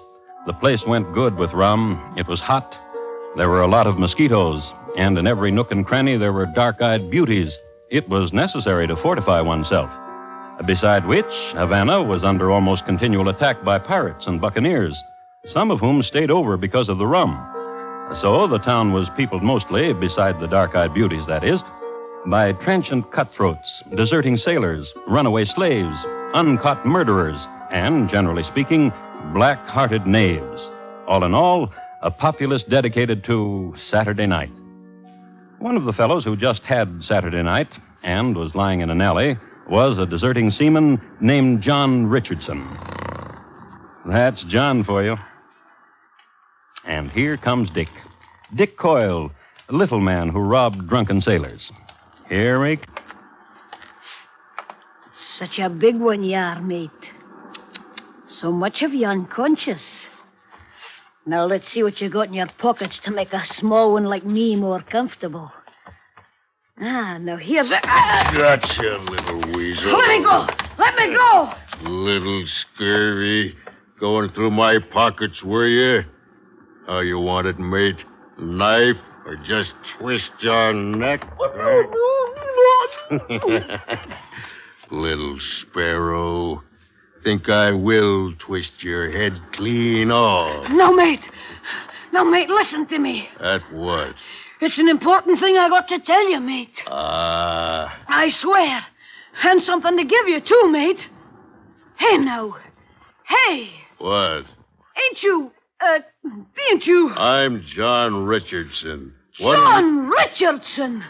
John! Old John! Big John! How be you, John? What weaseling you doing, mister, to keep me from killing you? Now, why should you be killing me? For stealing my pockets dry. I was leaning close over you to see if you be Big John Richardson, because I got this for you. What? This watch. This watch I'm holding up for you. Oh. See how it spins, John. Oh. See how pretty from a chain. Pretty. Gold. Pretty. And it's yours, Big John Richardson. Take it. Go on. What's the matter? You weren't looking for me to give me a... What? What? There comes a sailor, John. With a sea bag, John. What of it? Who can tell what's in the sea bag? Jewels, maybe. Or what can be sold for money. Could you take it from him, John? Give me the watch, you said. You take that sea bag from the sailor boy, and I'll give it to you. You swear? I do, John. Oh, I do.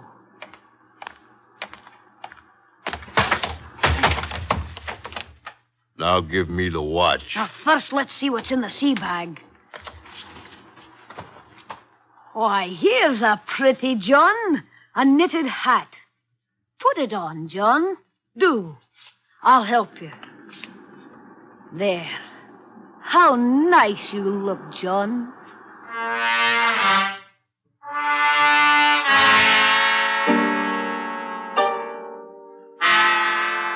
And a friendship was born. And all over the Caribbees, people ducked when John Richardson and Dick Coyle came into town. However, there were the unwarned, the unwary. For instance, on a night in Port-au-Prince, a lascar off a trader. You can pluck the earring from his ear, John. Get him. Oh, lascar! Good, John. That's the boy, John. Help yourself. It'll look fine in your ear. Or on a night in Roanoke, just when the colonists were finally going good in there with the Indians.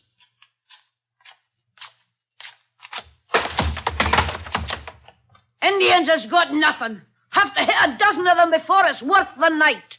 And then, professionals that they were ready for New York. And they made out well. The big city folks hadn't heard about them, so no one was ducking. And just when Big John and Little Dick were raking it in, so to speak, you guessed it, a woman. Put me down. Put me down. Put her down, John. He's a strong one, John is, ain't he, Bertha? Oh, yes. John. Aye. Would you like to kiss Miss Nolding? Aye. He'd like to kiss you. Ah. Go on, Johnny. He's my friend, Johnny is. He's my friend. Dick. Dickie. Kiss her again, John. Kiss her. Now you listen to me, Dickie. Dickie! Now, don't you do it, John. Don't you do nothing to me. I'll leave him be, John. I just want to tell him I'm listening at you, John. I like this one, Dickie. Ah. I like to marry this one. I'll be blowed. I like you too, John. Well, ask her. Ask her. You... me, Miss Nolding, my friend would consider it indeed a great honor if you give him your hand in marrying. Oh, I'd love to.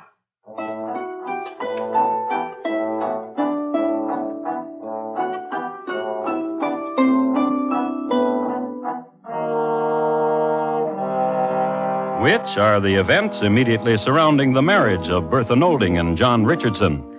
They moved into a small cottage and took in one boarder. You know who. Dick Coyle. John was so enamored with Bertha that Dick couldn't get him to go out nights and do their routine on the docks. So soon their money ran out.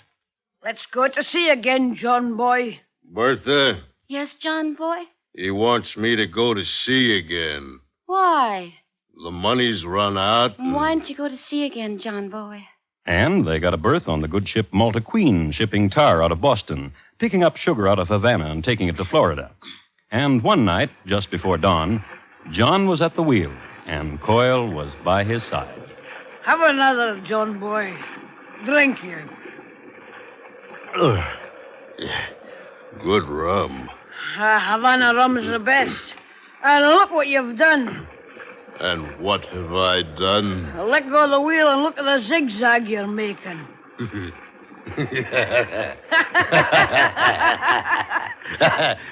Come, wheel. Come to me, wheel. Wheel, spin. I'll have you another, John boy. After you, mate. Oh, no, after you. All righty.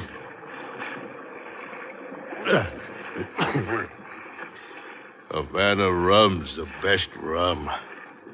Tell you what it does. Goodens the eye. Do it now. Goodens the eye, aye? Goodens it.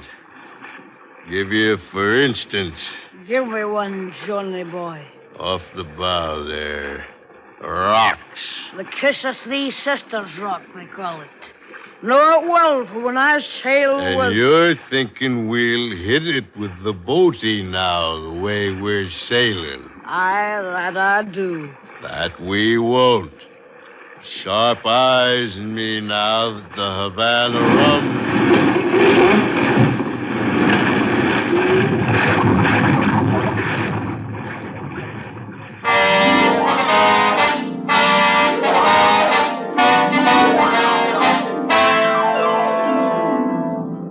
You remember that shipwreck, don't you, in which the frigate sank in 6 minutes?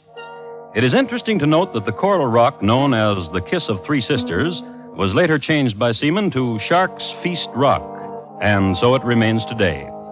Coyle and Richardson, however, clung to a spar and drifted to shore, the sole survivors of their grisly mistake. They were picked up from an atoll in Key West by a pirate band with whom they made fast friends, as their personal philosophies were very much akin. In 6 months, Richardson and Coyle were back in New York, sunburned and broke. They made their way immediately to the little cottage where resides John's wife, Bertha. And what did you bring for me, John? I had your name tattooed to me. Now, what a thing to bring to a wife.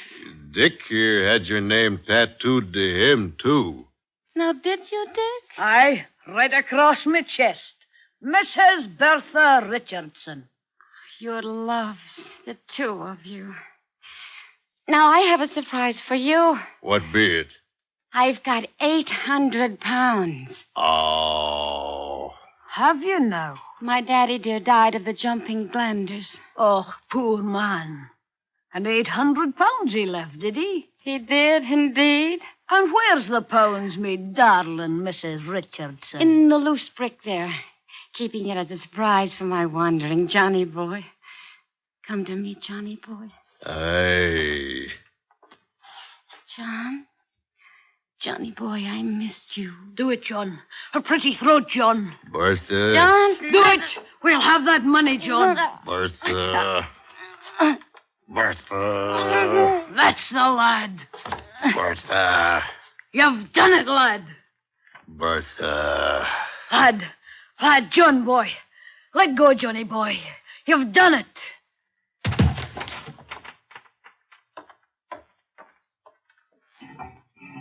It's here, John. The money's here, just like Bertha said. What a surprise for a homecoming. Good boy.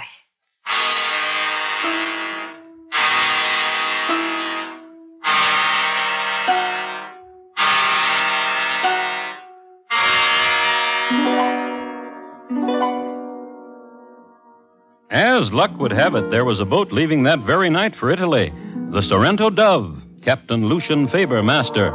The boys signed on.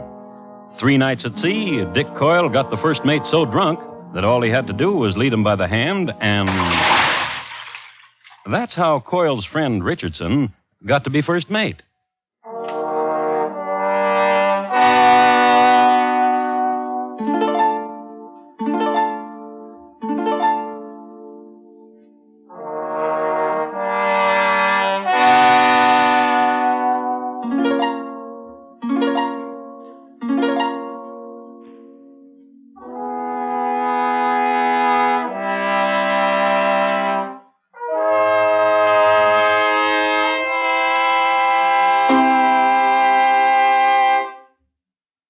You are listening to Crime Classics and your host, Thomas Hyland. This coming Sunday, for the 5th consecutive year, CBS Radio's Edward R. Murrow calls in CBS Radio newsmen from all over the world to take part in person in his Years of Crisis report to the nation. A review of 1953 and forecast for the year to come will come from correspondents who've seen it all happen in Europe and Asia during the past year. You owe it to yourself to hear Years of Crisis, 1953, this coming Sunday. And now, once again, Thomas Hyland and the second act of Crime Classics, and his report to you on Coyle and Richardson, why they hung in a spanking breeze.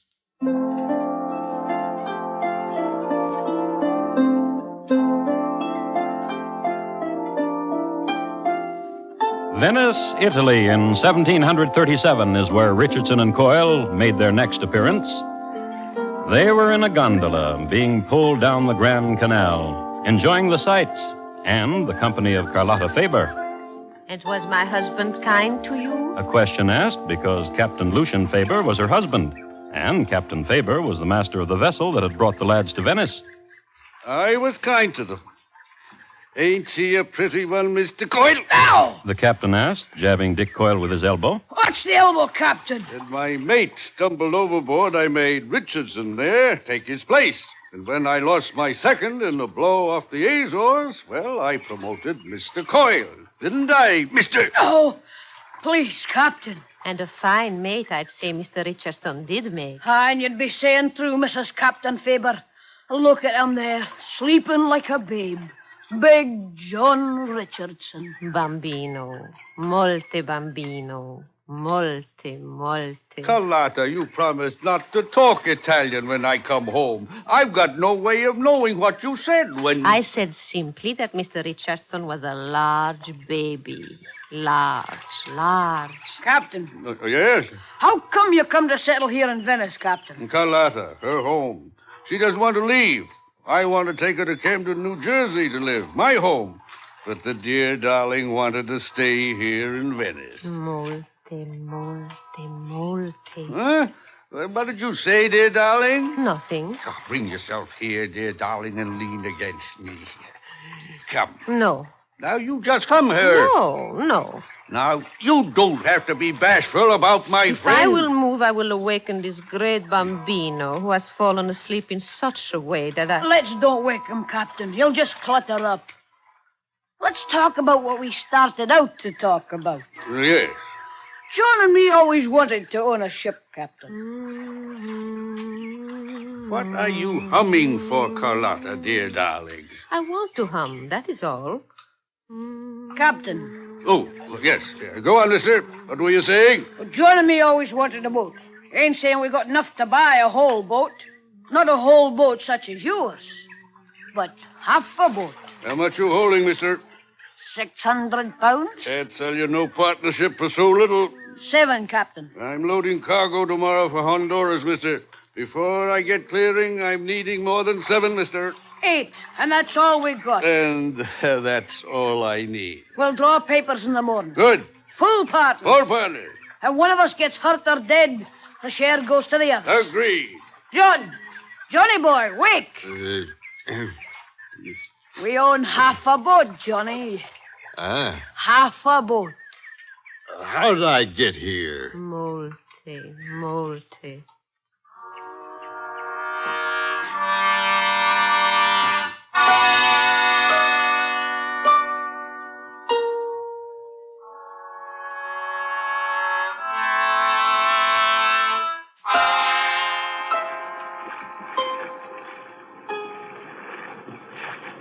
Now mind you, Johnny boy, keep it on course. Aye. Hold the wheel as tight as if it were your own lady. Aye. This ain't the Malta Queen to be run up on the rocks, John. This is our own ship. Half.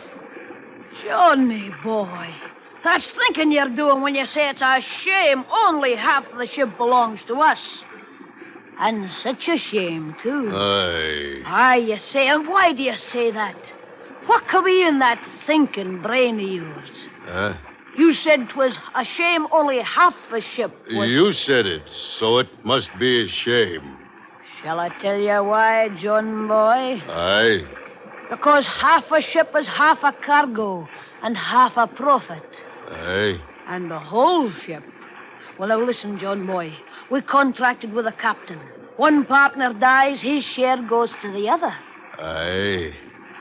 He's in his cabin, John boy. In his hammock. Peaceful. And... Let's have him an accident, John boy. Aye. Now. Aye. Aye, Prebles. Avast, Prebles. Take the wheel for Mr. Richardson, mister.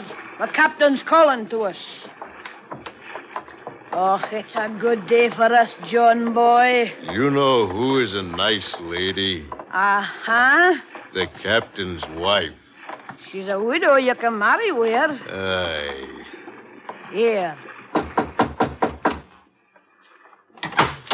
Oh, Mr. Hartley.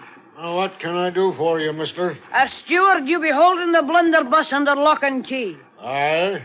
And so? Well, let's have it, lad. Let's have it. Only the captain asks for the blunderbuss and gets it, mister. The first mate here wants it. I want it. Only the captain wants it and gets it. John boy. Aye.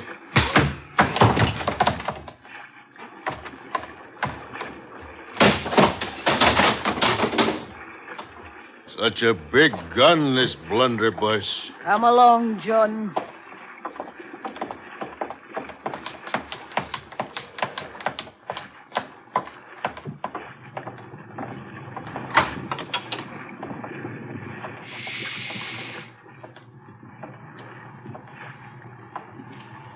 It's a beautiful way to die, Johnny boy.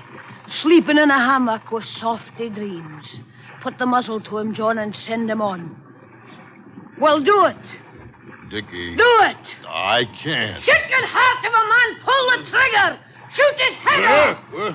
The trigger's stuck. What is happening here? Strangle him, John boy. Throw the gun aside and strangle him. No, you don't. No. Catch him, John.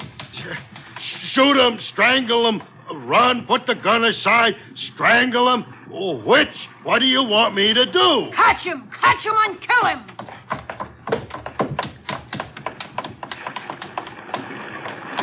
He's climbing the rigging, Dickie. Well, let him climb. We'll shoot him down from there like a nesting bird. Hey there, Captain. You know what's going to happen to you, don't you? Mean man, you'll sail to the death of all of us. Get the trigger fixed, John boy. Aye. Aye,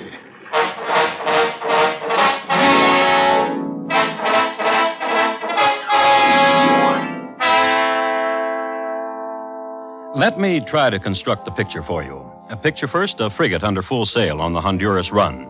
Sea, sky, ship. Now, rigging of ship. Now, on rigging, captain of ship. Fresh from a noonday snooze in a hammock, who, from force of habit, had time only to grab his plumed captain's hat. Scared. Below him on deck, Dickie Coyle and John Richardson. Dickie threatening the captain's life, and John fingering the trigger of a blunderbuss, which had a pretty good range. And now, gathering toward the scene of this nautical picture, the crew, muttering, pointing, and wide-eyed. Now the picture moves, as the captain holds on with one hand and gesticulates with the other. Men, listen to me. I'm your captain, and you who have sailed with me before know, oh, how well you know, that I have only your welfare at heart. Which of you has it in him to stand by and watch his captain perish? Which of you does not remember the storms I've sailed you through, the still seas and the torrents? And which of you could not come to me in times of stress, needing advices or medicines, and I would give it to you? Men, I order you, seize those two men who wish to murder me and throw me into irons. I order it, and there will be rum in the forecastle when I get back on deck. You've heard me, men. Now act! The men, used to a ship where fair play had been practiced, only shifted their feet and listened just as attentively to what Dickie Coyle had to say. And Dickie Coyle said it. Get below, men. I'll divide with all of you what monies there are in the captain's chest. Get below.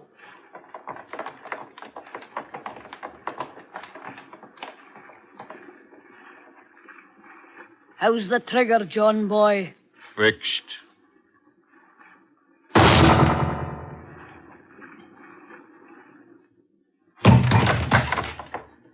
Throw him overboard, John.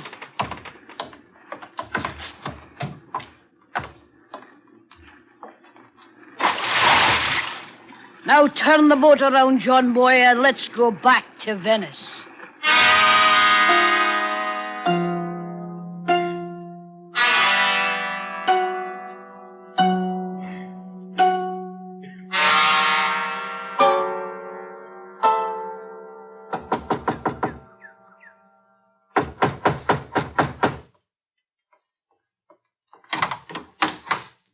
Oh, Hello, ma'am. so it is you. Finally, it is the two of you. After a year it's been. Hello, ma'am. Molte. I cannot allow myself to say it. Oh, yes, you can. Your husband's dead, Mom. You tell me this? Foot caught in a halyard, Mom, and over he went. In a storm he was. Men begging him to stay below, they loved him so. But not him, brave fool that he was. Police! Ma'am, what are you saying? There came here a steward to my husband, from whom you wrested the blunderbuss he would not give you. He has told me the story. How you shot. John boy, we'd better run. We'd best leave here, John boy.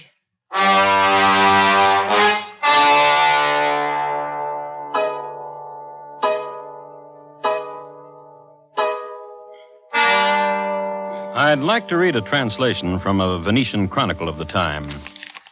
Richardson and Coyle were apprehended by the local police on the Ponte Vecchio, where they were splitting a goatskin of wine. When taken in custody, they were dressed as gondoliers. In prison, Richard Coyle convinced his jailer that a terrible mistake had been made, that he and his friend were indeed servants to the King of Naples. They were released. Don't feel too badly, good man. Mistakes will happen. Come along, John. The king must be worried. Come. Only to be apprehended again when they paused over another skin of wine. And they were tried and found guilty of murder and mutiny. And one day, they were led in chains to a ship of the Navy which was about to sail. The order of execution had it that Richard Coyle was to die first. But there was a conference. You want to go first, don't you, John boy? Well, Sure you do. I want to go first. So the order was reversed. And as the ship sailed to sea, they were hanged from a yardarm. And past the breakwater, they were cut down. John Richardson hit the water first.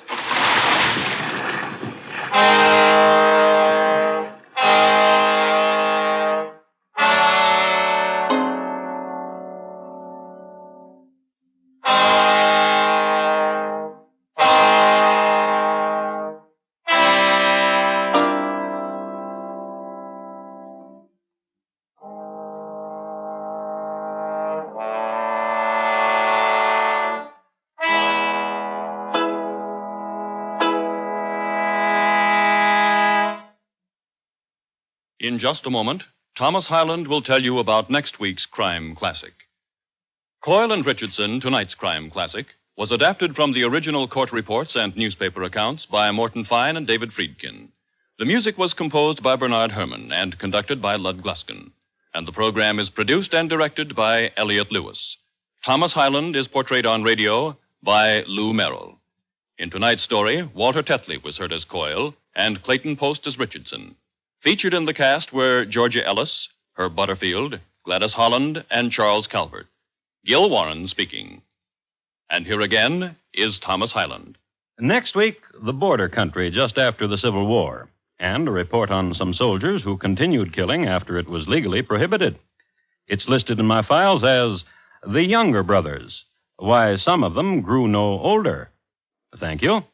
Good night. Don't forget, the old redhead Red Barber will be masterminding CBS Radio's exclusive broadcast of the Maryland-Oklahoma Grid Fracas down in Miami's Orange Bowl this New Year's Day. Your radio's your ticket and your midfield seat as well for the big one of January 1, the Orange Bowl Classic. Miami to you via most of these same stations.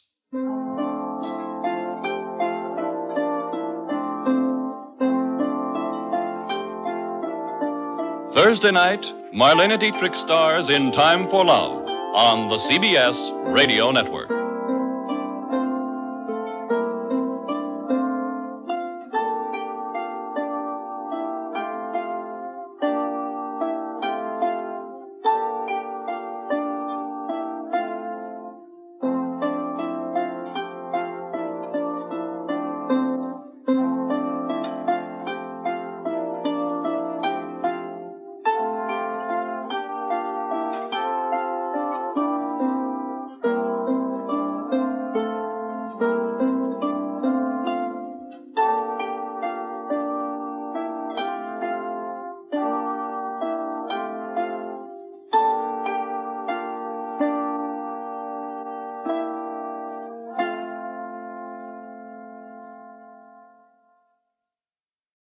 Good evening. This is Crime Classics. I am Thomas Hyland with another true story of crime. Listen. The High Sheriff of Hampshire County, Massachusetts, and deputies carrying a coffin down the prison corridor. Stopping in front of the cell of Mr. Jonathon Jewett and opening the door. Brought you something, Mr. Jewett. Brought you your coffin. Set it down right here, men. You'll find your hanging cap inside, Mr. Jewett. I'd advise you to try it on to see it's not too tight. There's been trouble on the gallows with a too tight hanging cap. Look in on you later. You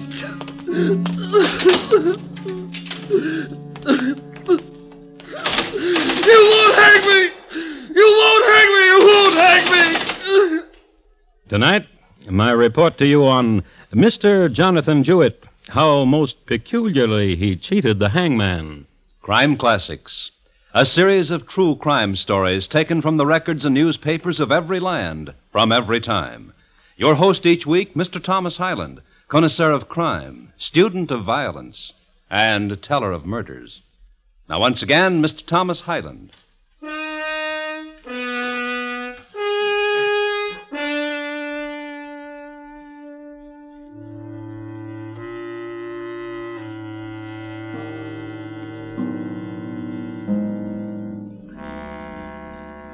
Nobody thought of rehabilitating criminals in 1815. Catch a man who committed a crime, or didn't pay his debts, or was not well enough liked, throw him into the local lockup and forget him. It was no different in Hampshire County, Massachusetts in this era. The jail was bleak and consisted of a series of stone pits of correct moisture content for the growth of a fungus on its surfaces, of good temperature range to permit the flourishing of rats and some invertebrates, of foul nourishment to quicken the descent of man into rot. And now, in a certain pit in this prison called Cell 4, lived 3 men together. George Bowen, pacing, the caged brute pacing.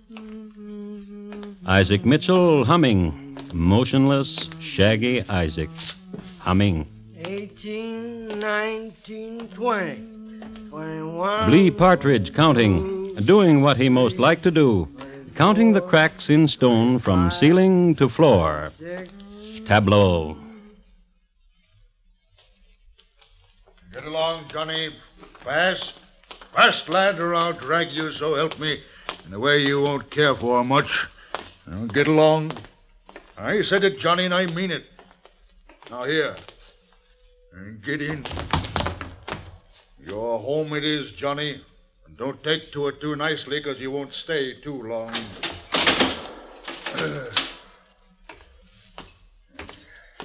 Sheriff? Yeah, Bourne? New one, Sheriff? Uh-huh. What's he done? Kill him a woman. Oh, now? Yeah. Gonna hang him? Month from today, Bourne. He'll kick at the wind. Month from today.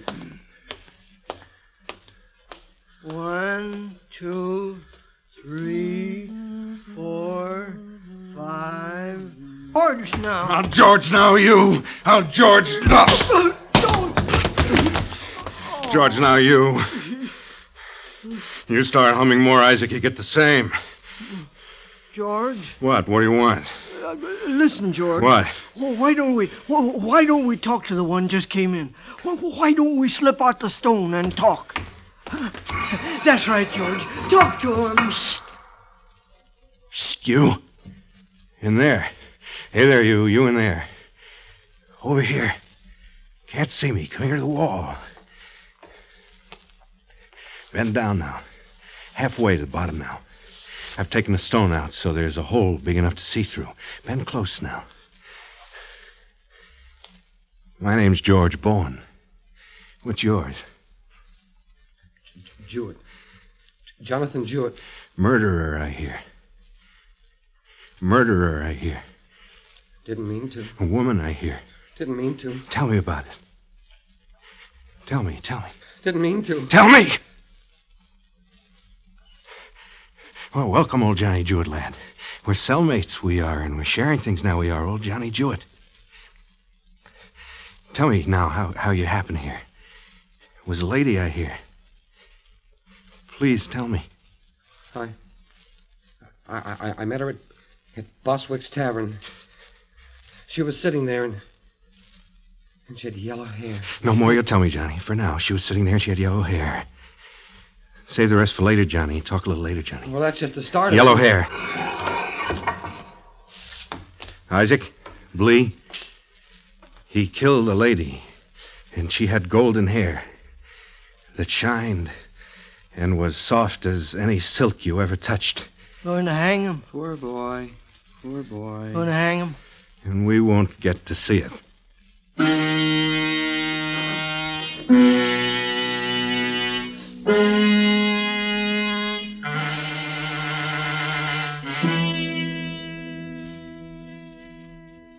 Now, this was one of the biggest frustrations of all. The three friends never got to see anyone hang. The gibbet was outside the north wall of the jail, and so situated they could see nothing. Isaac, who had extraordinary hearing, often claimed he heard the trap door drop, and the three of them would feel then somewhat entertained. And so the days of emptiness spun away, but now, with the arrival of Jonathon Jewett, there was a very pleasant diversion, and this is what it was. George Bourne would pull out the stone. Jewett? Tell me more. Yellow hair and apple cheeks. Tall for a woman and walked easily. And a few hours later... Jewett? Walked easily, and the first time I saw her, she came to me like some floating thing. That was enough for a while. Enough of the story. But one day, you remember... All right. Lively. Lively, men. And right in here... Brought you something, Mr. Jewett. Brought you your coffin. Set it down right here, men. You'll find your hanging cap inside, Mr. Jewett. I'd advise you to try it on to see it's not too tight. There's been trouble on the gallows with a too tight hanging cap. Look in on you later. You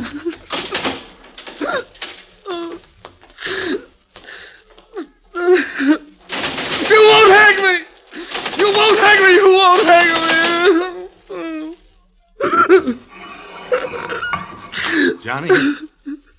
Johnny Jewett? Come here. Come here a minute, Johnny. Like some floating thing. Her name was Hannah. No. And No, listen. I don't want to hear that right now. Listen.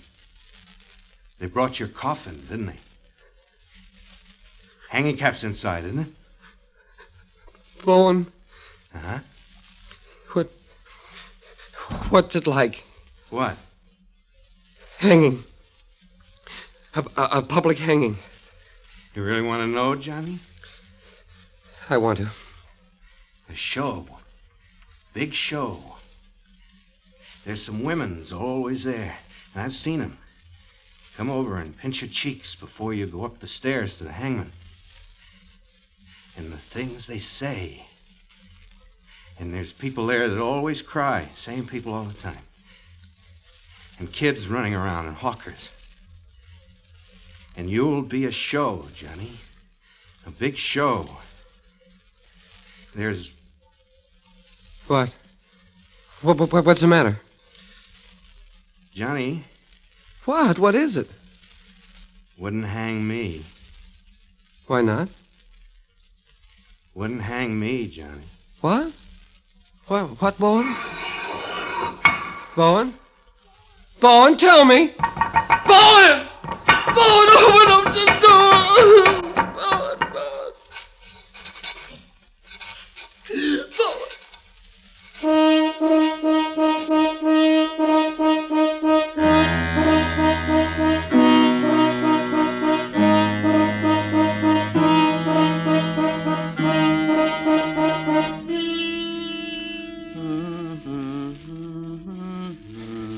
We'll have fun, Isaac. Oh, I tell you, we'll have fun. Blee. Don't hit me. Not gonna hit. I'm gonna tell you. We're going to have fun. Don't hit me. We're going to have... See? He's been knocking like that for the last 10 hours. Think I ought to open it to him? Boorn! Boorn! Boorn! Fun. Isn't this fun?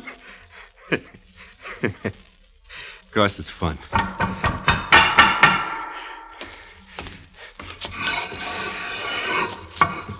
Was you knocking on the wall, Johnny? Please, please. Please what? Listen. Yeah. I'm not gonna tell you about Hare anymore. Unless I what? Tell me how you wouldn't hang. You want to know, Johnny? Yes. Really want to know, don't you? Yes. Can't stand the thought of those people jeering you to die. Can't stand that, can you? Please tell me. Please, please. Sure. I'll tell you. Yes? Hang yourself, Johnny. Hang yourself, Johnny.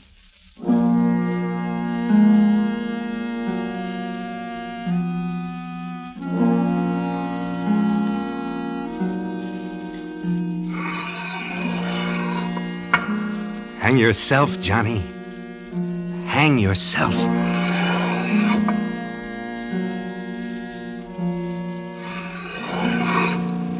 It's easy. It's easy, Johnny.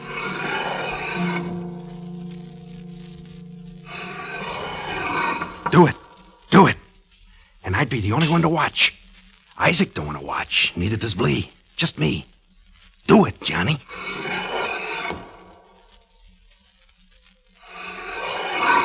Cheat them, Johnny. Cheat the hangman. Cheat the crowd. Oh, do it. Bourne? Oh, do it, Johnny. How?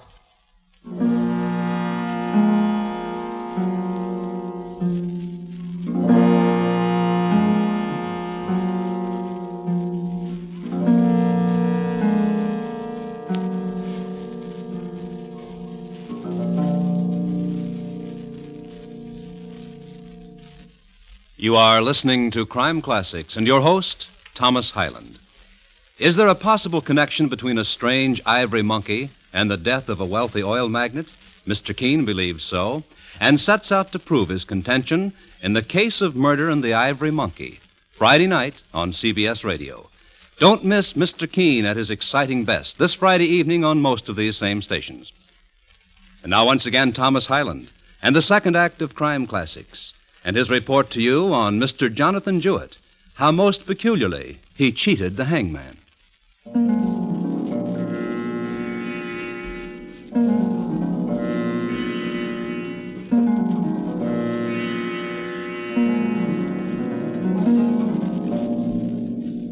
Winters, they say, are not as bleak today or as furious as they used to be in Massachusetts. Some storms in Northampton, I've heard it recalled, appeared from the north like shining pellets, swirled in, exploded. Then the snow was composed of great northern glaciers and frozen sea spray, and another thing, a vast desolation from the pits of the world. And so it was in 1815. The winter broke early, and the first snow blanketed the village, piled high the drifts against the stone of the jail, sent bitter winds down its freezing corridors. Condemned man Jonathon Jewett, not knowing any longer whether he shudders from cold or a soul numbed with terror. Cold. Said a prisoner named Blee Partridge and hugged his bluing arms about him. Isaac Mitchell sounds from the frozen recesses of his mind. George Bowen having fun, watching Jonathon Jewett through a hole in the wall.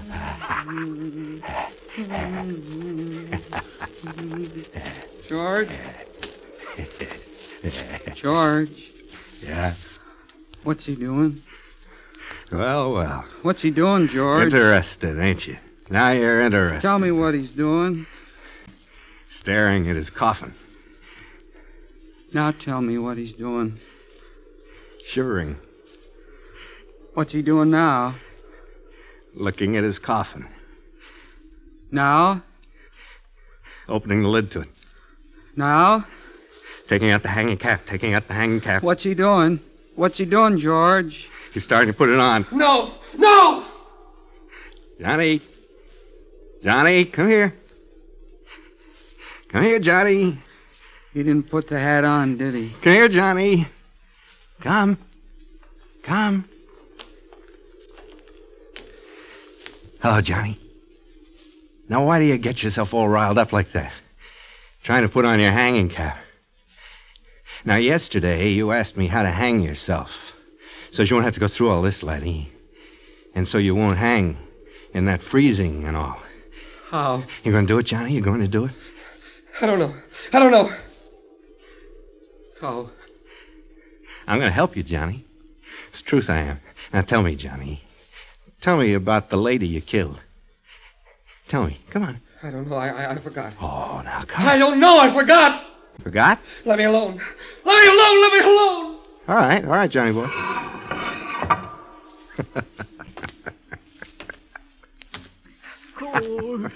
Cool. Get out of the cot, please. Don't hit me. Get out. Get. Oh. When I say get. All right, George. All right. Take this ticking now if you're caught. Tear a strip. Tear another. Now, we got what makes a rope. Oh, George. Yeah, Blee. The strips. Give them to me. Sure, Blee, sure. Here. 1, 2, 3. 1, 2, 3. That's it, Blee. 1. Braid me a rope from those strips, Blee. 1. Braid me a rope from those strips.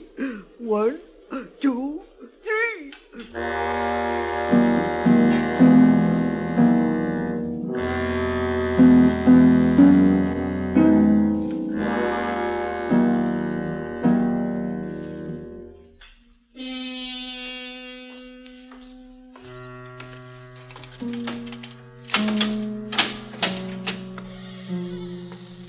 Hello, Mr. Jewett. How do you feel? Came to tell you something, Mr. Jewett. Come Wednesday, there'll be a hanging, and there'll be you. The governor sent word, and he had this to say. No reprieve. So, there's going to be a hanging. Now, I've got to ask you some things, Mr. Jewett, because the law provides that I do. Do you want a man of the cloth, Mr. Jewett? Do you need a man of the cloth? I've seen them come, Mr. Jewett, and I've seen them go, and I've got to tell you this. Those that ask for the men of the cloth seem better fit for what's going to happen to them. The hanging of them, that is. So if you want a fellow come up and preach to you, talk to you, you just say the word. Now, I got to ask you this. The hanging cap, when you tried it on, was it too tight? Was it too snug, Mr. Jewett? Can you breathe all right, I'd like to know. And the coffin ain't too narrow, is it? Seeing as you're a smallish man and all, but it ain't too narrow, is it? Now, something else, too. How you're to behave. There's always a kind of woman comes, come shine, come rain, come snow, a kind that's always there, a toucher, a walker over, to pluck your sleeve or pinch your cheek. You pay her no mind, but look ahead, and whatever else comes in front of you or alongside to distract you, pay it no mind. And pay the jeers no mind, or the weeping, but mount the steps. Now, listen, Mr. Jewett, if you've got a little something, $1 or $2 or $3, I'll be glad to see the hangman gets it, and he'll treat you prettily. Tie the rope just right, and just right, and drop you good, straight, and true, and not make you wait too long a time. Think it all over, I'll return again tomorrow.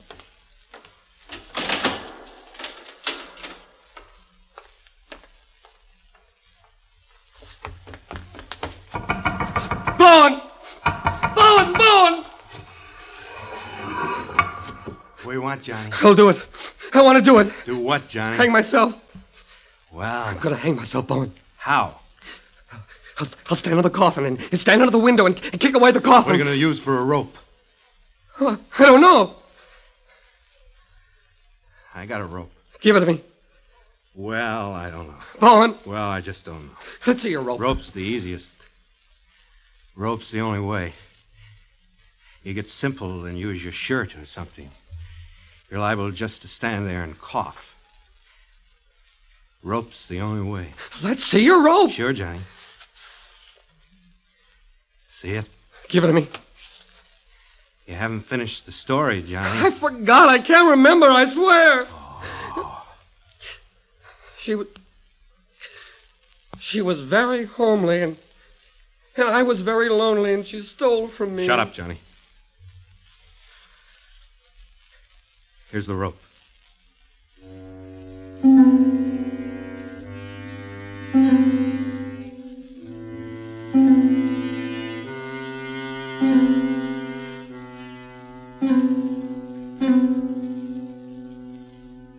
George?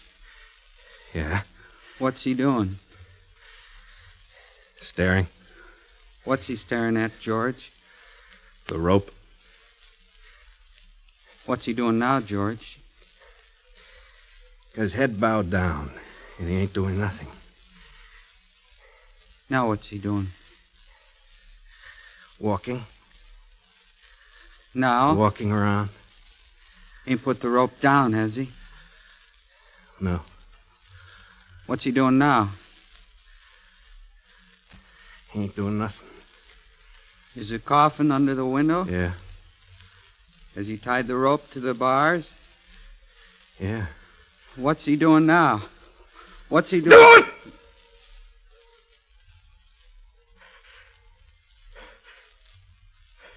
That's it. That's it, Johnny. That's it. George? Is he? Yep.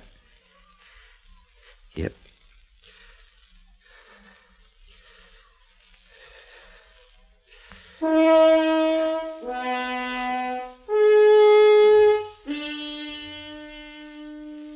The next morning was Tuesday, and a very cold day. Since it was the day before the execution, holes had to be chopped out of the ice in order to set in the scaffold posts. Once this was done, however, the rest was easy. A simple platform at the top of 13 steps, and a primitive but often adequate spring mechanism as a trap door. Having given the workmen any special instructions they may have needed, the sheriff re-entered the prison and walked to Mr. Jewett's cell to inform him what all the hammering had been about.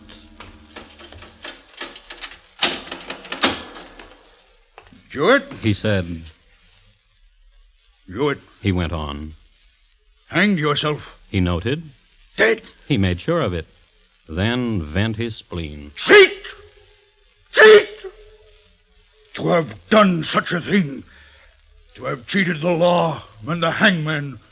And the gallows being fairly built, to have done such a thing. Cheat! How did you...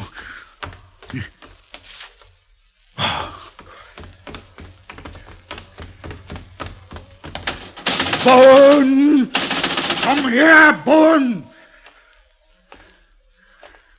You killed him, didn't you? Killed who? Jonathon Jewett. Killed him? Gave him a rope. He's hanging with strips of bedding, and his bedding ain't touched. Must be you made him a rope. I ain't killing him, Sheriff. Giving a man a rope. What did you do to him? Now look for yourself, Sheriff. That stone wall between us. What could I do but talk to him? You talked him into doing it, then? You were saying that? Just told him how it is to get hanged in public. No way for a man to die. Is it a way for a man to die, Sheriff? You gave him rope and you told him what to do. You know what that makes you, Bowen? What? A murderer. Same's as if you slipped a knife into him. That's what you are. A murderer.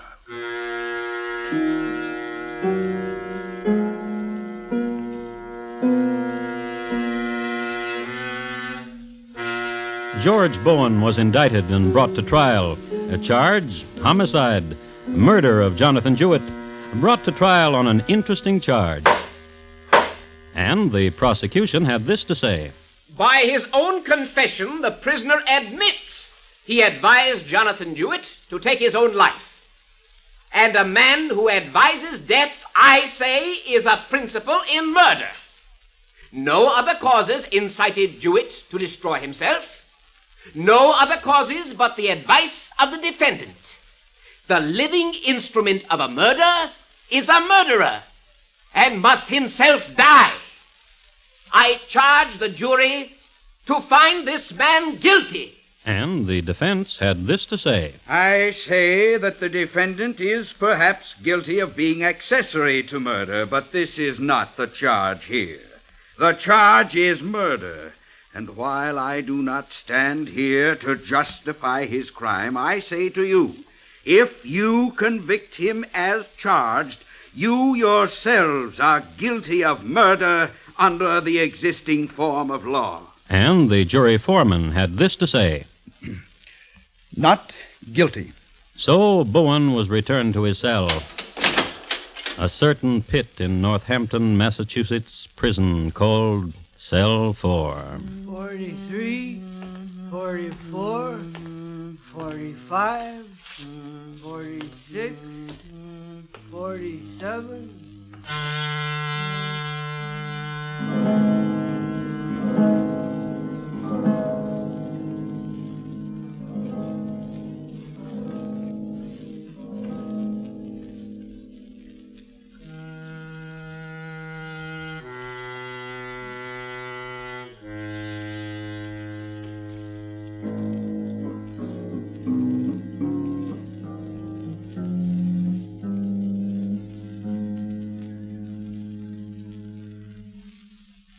In just a moment, Thomas Hyland will tell you about next week's crime classic. Jonathon Jewett, tonight's crime classic, was adapted from the original court reports and newspaper accounts by Morton Fine and David Friedkin. The music was composed and conducted by Bernard Herrmann, and the program is produced and directed by Elliott Lewis. Thomas Hyland is portrayed on radio by Lou Merrill. In tonight's story, Lee Millar was heard as Jonathon Jewett, and Elliott Lewis as George. Featured in the cast were John Daner, Vic Perrin, Junius Matthews, and Byron Kane. Bob Lamont speaking. And here again is Thomas Hyland. Next week, Mexico City just 14 years ago. Tippy Tippy Tin was popular north of the border, and south, a man with 4 names and an alpenstock had an appointment with history. It's listed in my files as The Assassination of Leon Trotsky. Thank you. Good night. One of the most colorful practices of the Old West was that of sending for mail-order brides. This Saturday night on CBS Radio's program titled Gunsmoke, hear the fascinating details of the arrival in Old Dodge of just such a woman, with romance and double trouble resulting for the citizenry and for United States Marshal Matt Dillon. Don't miss Gunsmoke on most of these same stations this Saturday night. Gangbusters go into action Saturday nights on the CBS Radio Network.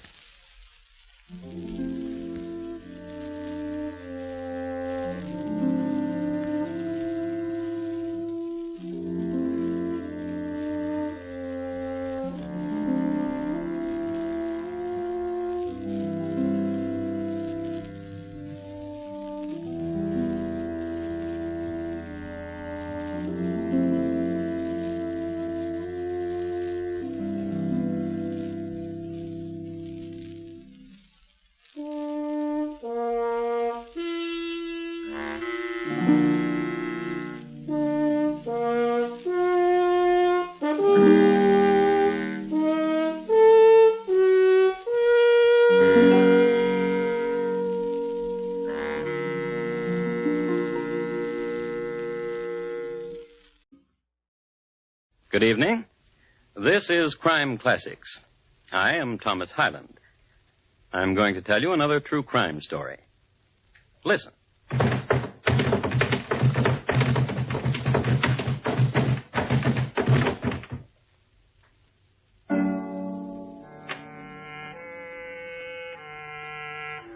The man who just fell down the stairs is Colonel James Fisk, Jr.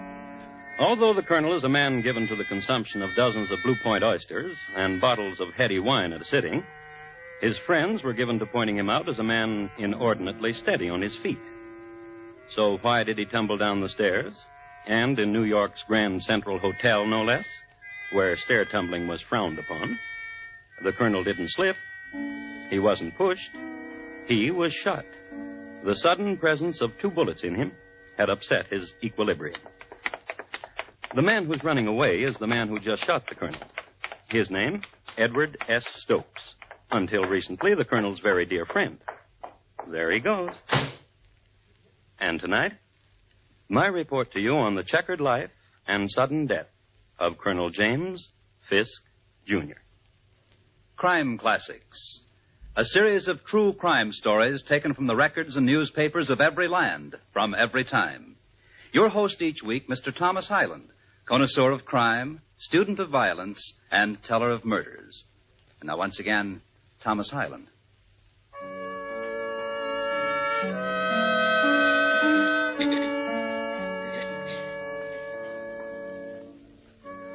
Colonel Fisk lay at the bottom of the stairs a few minutes before 4 o'clock on a Saturday afternoon, January the 6th, 1872.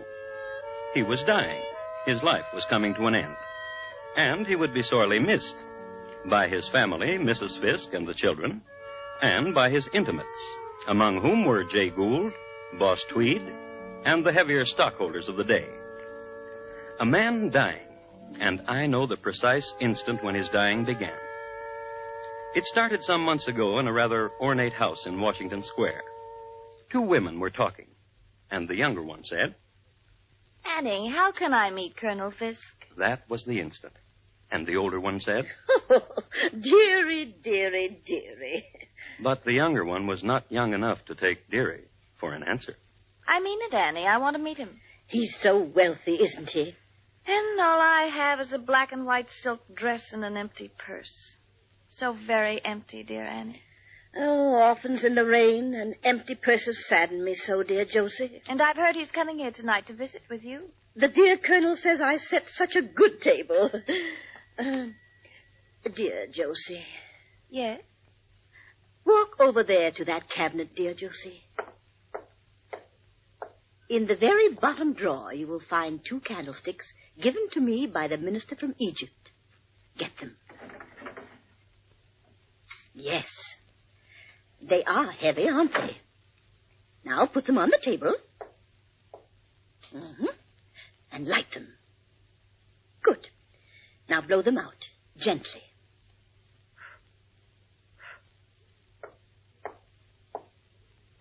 Well, Annie? Dear Josie, will you join the dear Colonel and me for dinner tonight? So nice of you to ask. I'd be delighted, dear Annie.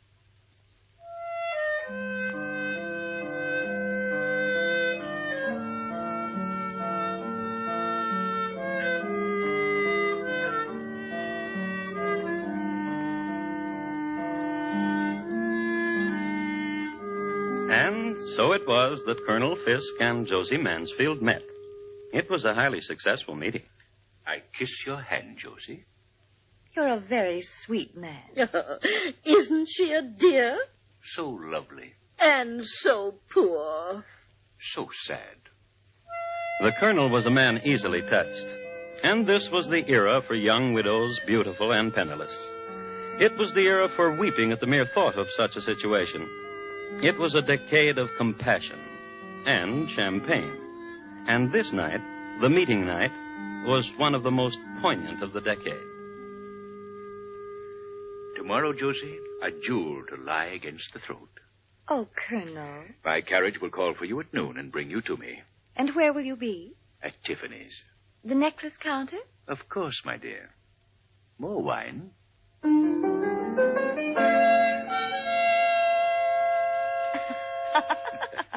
Diamonds become you. Oh, Colonel. Oh, Colonel.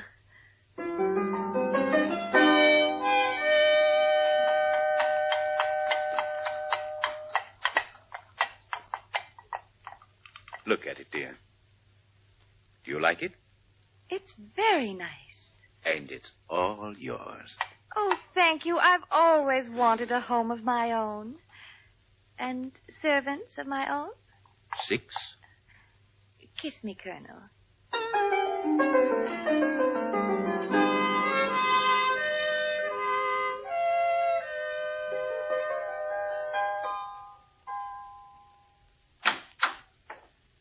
Good evening, Colonel. Evening, Quimby. This is Mr. Stokes. May I take your cane, sir? Thank you, Quimby. The mistress is in the drawing room. She's waiting for you. This way, Stokes. Hello, Colonel. And you must be the Colonel's best friend, Mr. Stokes. I hope this is no imposition, ma'am. Preparing dinner? Certainly not. I just sat here all day, listening to the new present the Colonel sent me, while the servants made ready. Do you like the new music box, my dear? It reminds me of you when you're away from me. Such a pretty speech. How fortunate you are, Colonel. Oh, wait till you taste her pheasant a la Esther. I can hardly wait. Now, will you two excuse me for a moment? Where are you going, Colonel? I left a small package for you out in the carriage, my dear. And of course, we'll excuse you. So, you're Mr. Stokes. So you're Josie. I must say he was right. You are elegant. He was right. You are very lovely. You're younger than he told me. And you're... What? You are. Will you help me light the candles? Josie. Will you help me with the fireplace? Josie. The music box is run down. Will you... Josie. You won't help me with anything. You're wicked. Yes, I am. You're very wicked.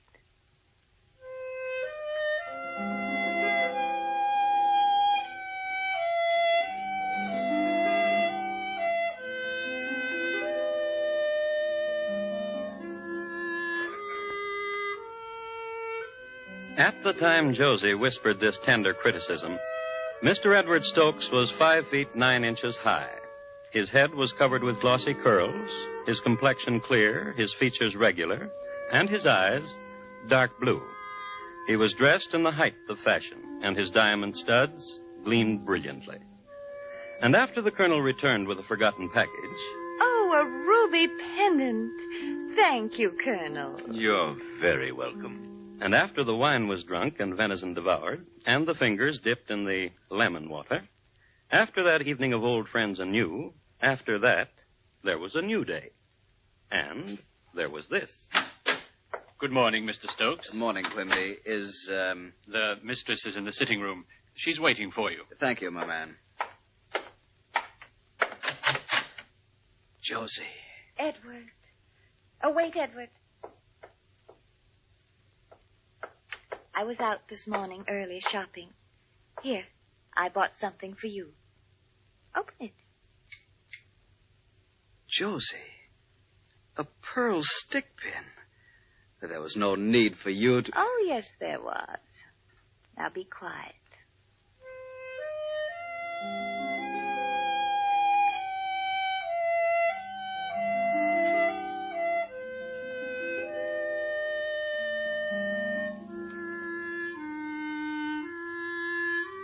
Several other scenes between these wild, storm-tossed lovers you might care to eavesdrop upon, since they'll give you a better understanding of the currents sweeping these two upon violent shores, like this one.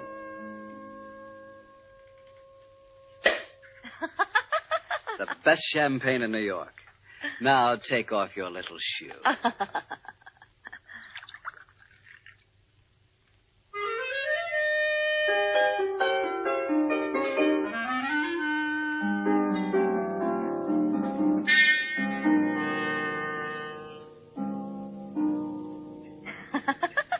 Here, use my mallet, dear. This croquet has brought the pink to your cheeks. Make your shot.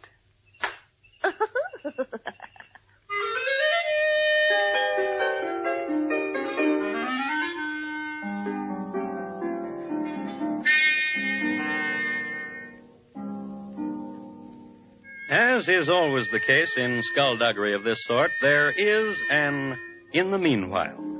So, in the meanwhile, in the Park Avenue home of Colonel James Fisk, Jr., the colonel and his lady. The children have been tucked away for the night, the servants snug in their quarters, as were the animals. A quiet hour. An hour for a man and his wife. And for family discussions. You fool! You cheat! Blackguard! Dear, the children, you'll awaken them. A woman like that. Have you no compassion in your heart? She's a widow. Ha, ha. Alone in the world. I am but her advisor. Ha, ha. Now that's all you are. What are you talking about? What all of New York is saying. And that is? Ha, ha. And that is? The most concerned is the last to know. Know what? Your precious widow and Edward Stokes. What? Ha, ha, Colonel. Now you know what I've been through. The aggravation, the shame, the heartache, the sorrow, the unrequited love.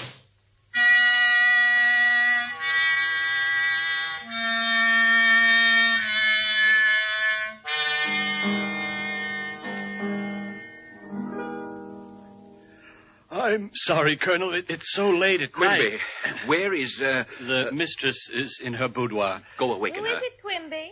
It's not Mr. Stokes, ma'am. Why, good evening, Colonel. What's this I hear about you and that scamp, Edward Stokes? Why, what have you heard? That you and he, Who told you that? my wife. You'd better go back to her, Colonel. Then it's true. I love him very much. Josie, Go back to your wife. I warn you. You warn me. You, Colonel? Listen to me. I'll ruin you. Please. Go home. You and Edward Stokes. Mark my word. I'll ruin the both of you. My promise to you, if it takes the rest of my life.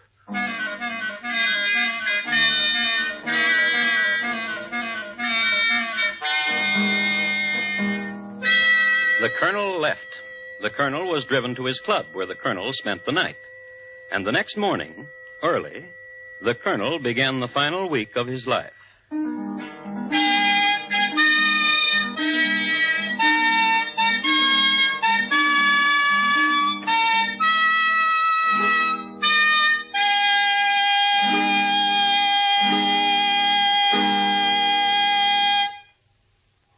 You are listening to Crime Classics and your host, Thomas Hyland, and his report to you on the checkered life and sudden death of Colonel James Fisk, Jr.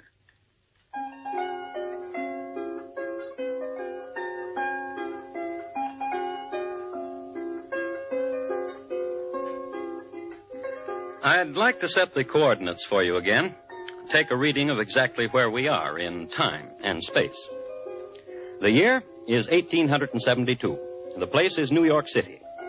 Now, 1872 was a vintage year for pearls in the bottom of champagne glasses, of fatted railroad stocks, and the diamond harvest was spectacular. The term rags to riches was coined on a day in this year, when a raggedy sewing machine girl was summoned from her chores, taken by the hand, dressed in silk, then released into a gilded cage. New York City at this time was a center for many similar dramas, one of which we're concerning ourselves with. Colonel James Fisk, Jr. had compassion for a widow named Josie Mansfield. Josie Mansfield had compassion for the colonel's friend, Edward Stokes. The colonel, upon hearing of this arrangement, immediately went into action, in a colonel-like manner. Your Honor, I want to swear out a warrant for the arrest of Edward S. Stokes for embezzlement. Why, certainly, Colonel. We'll have the culprit in jail in no time at all.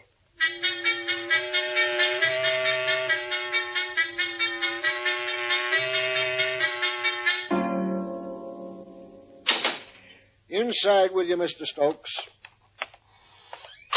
Jailer, Yes, sir, Mr. Stokes. do you have the list? Yes, sir. Your living room furniture, the portraits, and the bed. I'll have them here in no time at all.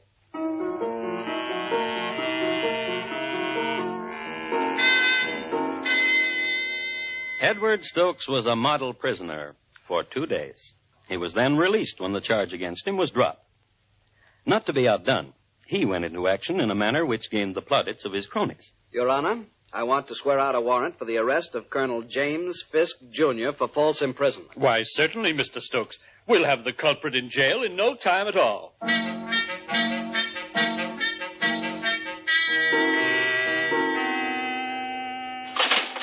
Jailer?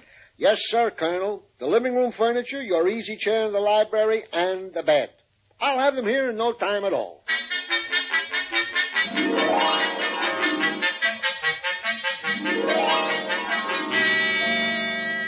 War of nerves, tactics, and strategies, and reprisals.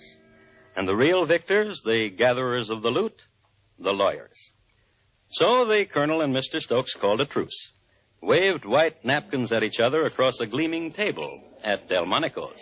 Stokes, I think we both acted like children. I agree with you, Colonel. Let me fill your glass. Yeah. A toast. To a friendship. Our friendship, Colonel. Enough of jails and lawyers and arguments. Life is too short. I'll drink to that, too. Colonel? And we can settle our affairs like men. I'll drink to that, too. No, wait. Let's settle our affairs first. Delighted. There is only one thing which stands in our way. Obviously. Josie Mansfield. You're right. Stokes, you're not ever to see her again. Colonel? You agree? Colonel, you're a fat, stupid fool. I accept that. But you're never to see Josie Mansfield again. Josie told me that if I saw you, I was to tell you you are a fat, stupid fool. And you are. I warned you once, Stokes. I'm not going to warn you again. Then I'll warn you. If you make any trouble, Colonel, you won't live to enjoy it. My promise to you.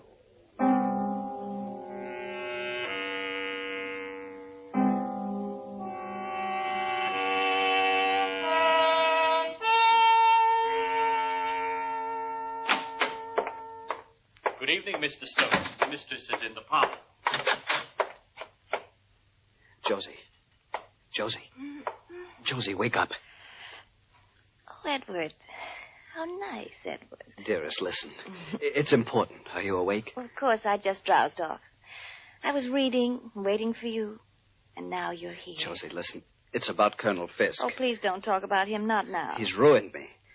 What are you talking about? I'm a pauper. You? Why, you're one of the wealthiest young men in No, not now. I don't have a penny. What happened? The stocks I had, all my assets. Well? The Colonel forced down the value of the Erie Railroad stocks, wiped me out. Oh, Edward, I'm so sorry. Josie. Yes? I'm poor now. Do you want me to leave? Never come back? Darling Edward. Darling, dearest Edward. Josie. We'll beat him. We'll destroy the Colonel, you and I together. That's impossible. He's too powerful. He's a weakling. What? I can prove he's a weakling. He writes letters. Letters? I saved them. And that's not all. What do you mean? Dealings he's had. Dishonest business dealings. Would you like to look at them? Dearest Josie, I love you so much.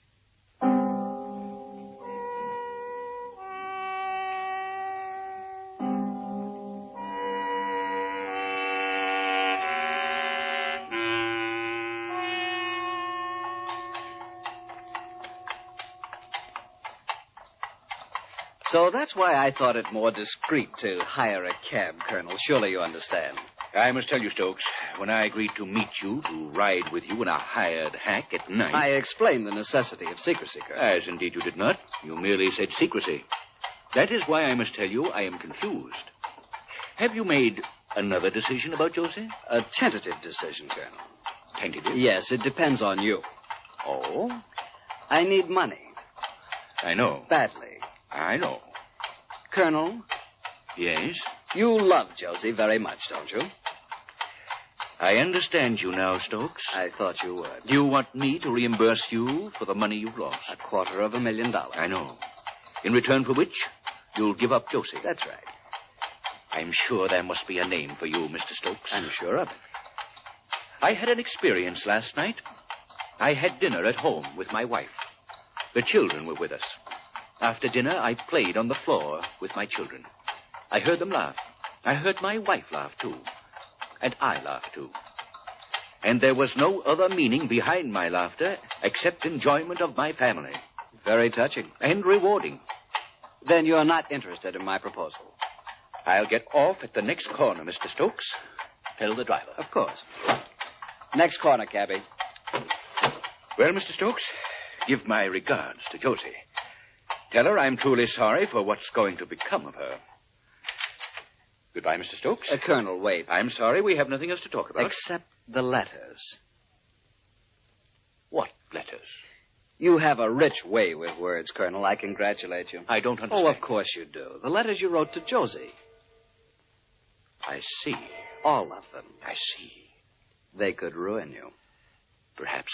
I remember one of the letters opened with, Dearest Josie, my poor little widow, your sad tears still on my shoulder. $10,000. And another, Dear Josie, this morning I was at Tammany Hall, and with Boss Tweed arrangements were made to relieve the city. $10,000. $250,000 for the letters, Colonel. 10,000, or you may publish them or do what you want with them.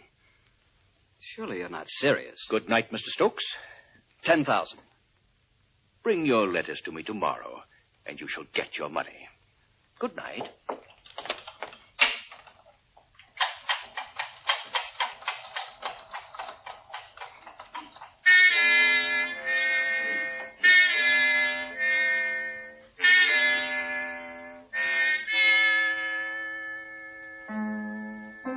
An old almanac I have occasion to call on now and then says that Saturday, the 6th of January, in the year 1872, is the 66th anniversary of the Volunteer Fire Department of Roanoke, Virginia. Also, it predicts the day will be cold and clear with high westerly winds. So, we'll make an assumption. On a cold, clear Saturday morning, buffeted by the high westerly winds, Mr. Edward Stokes made his way to the Wall Street office of Colonel Fisk. Here he received more coldness and $10,000. Here he deposited with the colonel a stack of letters, wrapped in blue ribbon and sachet. Then Edward Stokes called on Josie Mansfield. He told her of the transaction. We must imagine that Josie's reaction went something like this. You idiot! You bumbling, spineless idiot! But Josie... I should have known better than to trust you with those letters. But $10,000 is better than nothing. If you'd had the courage... He told me 10,000 or nothing. If you'd had the courage, he would have given you everything he owned. Why, the mere possession of the letter dated June 16th, 1871 would have been a fortune 10 times the amount you got. But... But what? You have your jewels, this house. Surely you must be worth nearly $1 million yourself. I love you, dear Edward, but that's my money. You'll just have... What is it, Quimby? Miss Annie Wood wishes to speak with you. Tell her I'm busy. She said it's extremely urgent. Extremely urgent. Hello, Annie. Josie, dear Josie, and dear Mr. Stokes. Hello. The judge came to see me for lunch a little while ago. Judge? What are you talking about? Judge Tripler. Well, I don't see. He just come from court. He just signed a warrant. Yes? For the arrest of dear Mr. Stokes on the charge of blackmail. Colonel Fisk? Yes. The dear judge told me that the colonel asked him to sign such a warrant. Josie. Yes? We'll be seeing each other more often, won't we, dear Josie?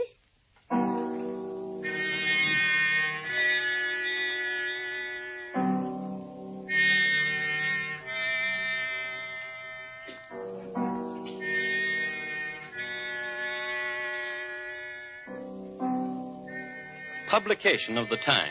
I quote, "The next that was seen of Edward Stokes, as far as is known, was at a few minutes before 4 o'clock, when he was walking carelessly up and down the main corridor of the Grand Central Hotel on the parlor floor.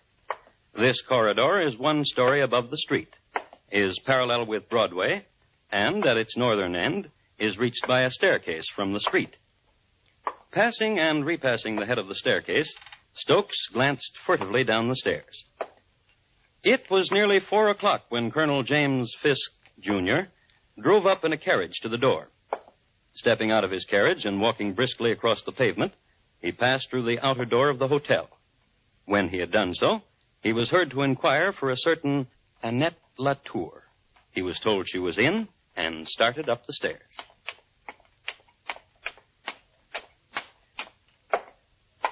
Good afternoon, Colonel. Stokes, don't! You'll ruin me. For the love of heaven, someone help me!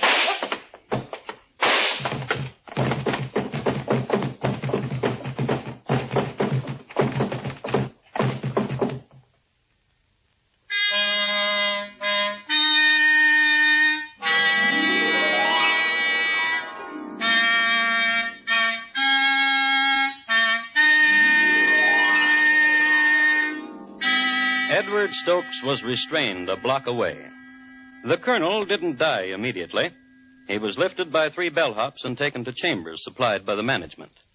Doctors were called, and the colonel joked with them, as he joked with his many friends who came to visit him.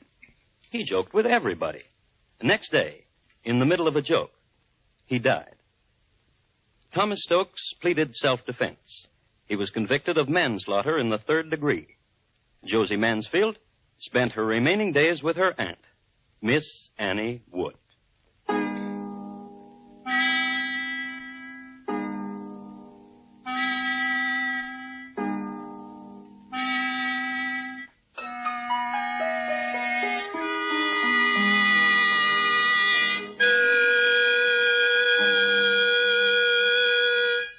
Here again is Thomas Hyland.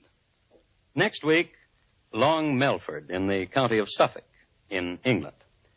The year, 1739. My report to you will be on the shrapnelled body of Charles Drew, Sr. Thank you. Good night. James Fisk, Jr., tonight's crime classic, was adapted from the original court reports and newspaper accounts by Morton Fine and David Friedkin. The music was composed and conducted by Bernard Herrmann, and the program is produced and directed by Elliott Lewis. Thomas Hyland is portrayed on radio by Lou Merrill. James Fisk, Jr. was played by William Johnstone. Featured in the cast were Mary Jane Croft, Martha Wentworth, Steve Roberts, Harry Bartell, Paula Winslow, and Charles Calvert. Bob Lamont speaking.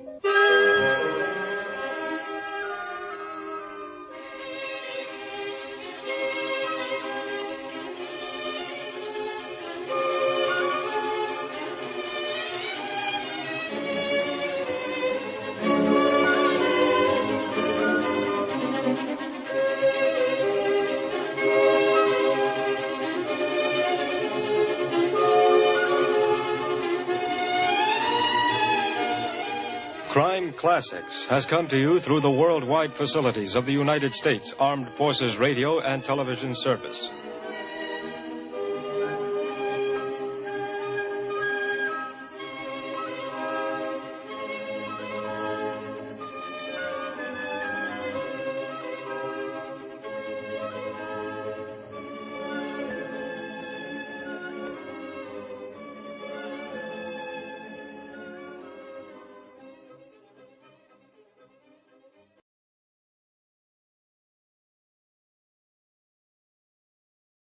Good evening. This is Crime Classics. I am Thomas Hyland with another true story of crime. Listen.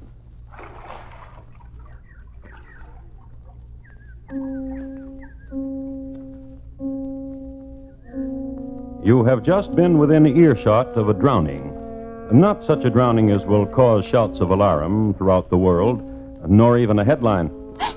Just tears, quiet remorse. For the lady who is weeping just drowned her doll, and a part of her life, and a part of her reason. She'll go on from here to people. She'll go on from here to kill by poison. So tonight, my report to you on the torment of Henrietta Robinson and why she killed. Crime Classics, a new series of true crime stories from the records and newspapers of every land, from every time. Your host each week, Mr. Thomas Hyland, connoisseur of crime, student of violence, and teller of murders. Once again, Mr. Thomas Hyland.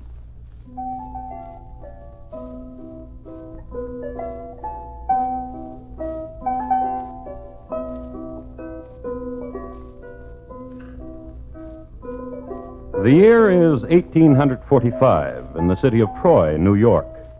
It was summer, and the Trojans were all excited about the town's 56th anniversary, and showing it. Each weekend, the banks of the Hudson were strewn anew with burned-out fireworks and chicken bones, and the broken crockery mixed well with empty clamshells. The Trojans took easily to gay festivals, and the chronicles of Troy of the times tell us that 1845 was, and I quote, of glee and profound merriment. The scene we're interested in took place on a Sunday in summer twilight and has to do with a boy and a girl. they found an idyllic spot, as young lovers will do, which consisted of this: a grove of white birch and sumac, and a pond, a clear and shallow pond of still water and sandy bottom, and a soft, warm breeze. Young lover? Just sit as you are, Henrietta. Young lover. Like this? Oh, happy time, gentle time. So I can remember how beautiful you are. To you, Joseph, I'd lower my eyes, but I wish to look at you constantly. Henrietta. Yes? The doll. Here. You may hold her. You may go to Joseph Cecily. Take her. She likes you. No. No? Listen, dear. What? Why do you bring her always with us? Why do you pretend she's a person? Well, she is. Aren't you, Cecily? She is. My sister threw away her dolls at 15, and you're 17. And because one day I hope... Shh. What? Shh. This world we're in, the quietness of it, trees and the sky, how very blue it is. And look there at the wildflowers, the hummingbird. And you. And you, dear Joseph. May I kiss you? Oh, please don't. There, I protested. Now kiss me. Oh, wait. What are you doing? Cecily's watching. I'll turn her face about. Stop it. Henrietta. You're making fun. Stop it. All right. I'll show you. Oh, dear, what? Show you. Henrietta, put down that stone. Henrietta. No one will ever know. What? This place we're in. This time. And how we love each other. Ask me again, Joseph. About what? Not to go back home to Quebec. To write my parents that I've found my true love. And you want to marry me and keep me here. I do. You were going to kiss me. Please kiss me.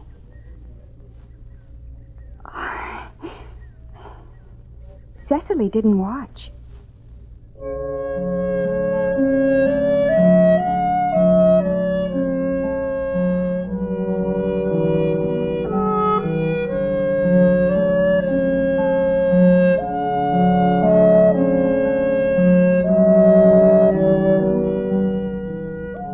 All of us have our darknesses and silent screamings, but most of us don't throw stones at people.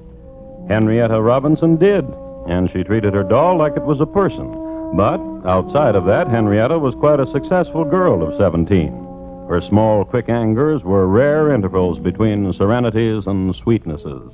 She was beautiful and fairly formed, and possessed of a background of elegance and wealth. Her parents in Quebec had realized a considerable fortune from a fox trap, much used in the Hudson's Bay area. When Henrietta's mother received a letter from Troy, New York, which stated that her daughter was deeply in love, she summoned her husband immediately from his fox traps and held family council, a result of which Henrietta was summoned home from her school in the United States, and as soon as she entered the house, a scene was made. I will not have it. I will not have it. Imagine. But I love him truly. I forbid it. Do you hear me? I forbid it. How could you? Joseph is handsome and he's gentle. A farmer's son, no background. Oh, I'm so ashamed. I'm not. I want him for my very own.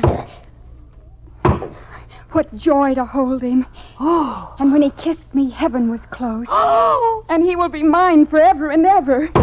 No matter how hard you hit that table, Father. Oh, girl, listen to me. You will not marry a farmer boy. You will not ever see him again, nor think of him. And as for marriage, you will marry whom I say. And his name is George Locius. And his name is George Locius. And he is a gentleman and a horseman and a soldier, and has wealth and castles in England. He has seen a portrait of you and loves you madly. What are you doing, Henrietta? And he... John, look at her. And he... Henrietta, what's wrong with you? Stop carving up my table with my letter. Open up. Child. Henrietta!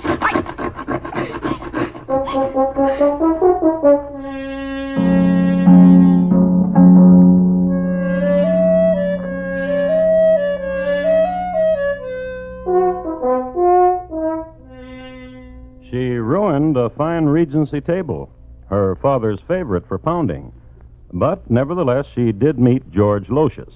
And, surprisingly enough, they got along well together. Can you imagine Lady Melville dropping her fan at such a moment? And later... Take a card, dear Henrietta. This one? Any one at all. You take one, Cecily. Here, I'll help you. Your doll took the 3 of spades. Oh, that's very close. He wasn't very successful with card tricks, but he was an expert horseman, a daredevil of the high jumps.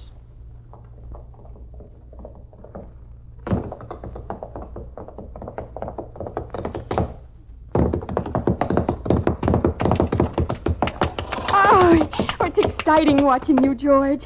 Isn't it, Cecily? Give us your hand. Up we go. Now, hold tight. Now, you got. Take the spur.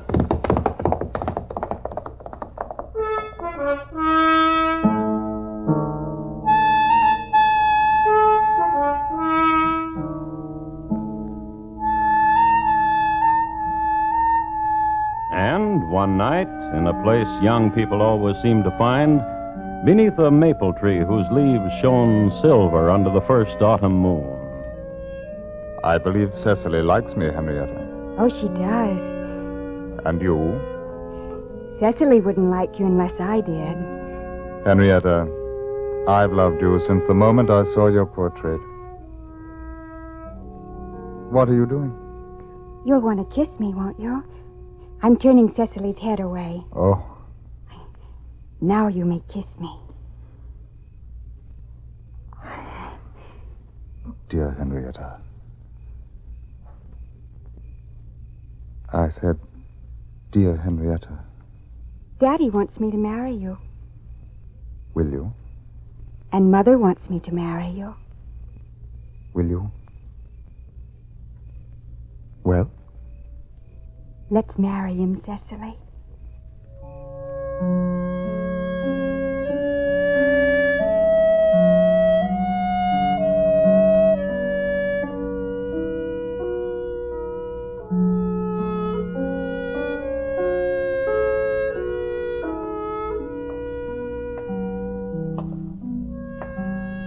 Henrietta?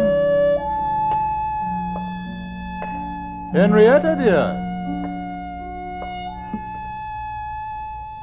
Cecily. Henrietta! Where are you hiding, Henrietta?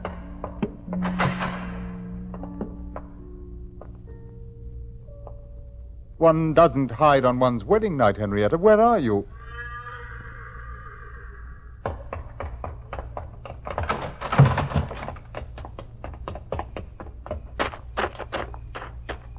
Henrietta!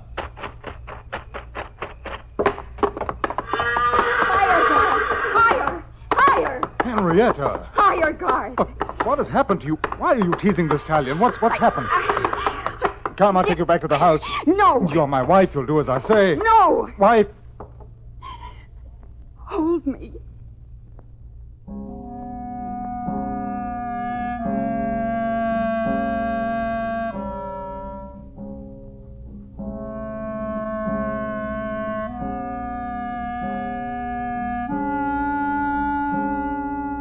It was the beginning of October when they set off for George's home in Europe. They booked passage on a steamer out of New York, and to get there, they stopped overnight at Troy. I must do some last-minute shopping, George. But why are you taking Cecily? Cecily always liked Troy. And the two of them, Henrietta and her doll Cecily, instead of shopping, went down to a place which consisted of this: a grove of white birch and sumac, almost leafless now, and a pond of water growing cold. A place dying the season's death, but remembered for the time when young lovers sat in summer. And one was called Henrietta, and the other... Joseph. Joseph. Gone are you, Joseph? Where are you?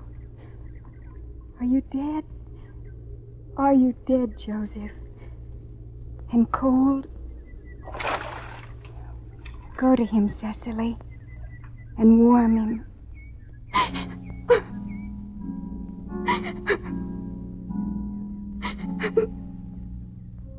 She just drowned her doll, and a part of her life, and a part of her reason, and grew closer to violence. Closer.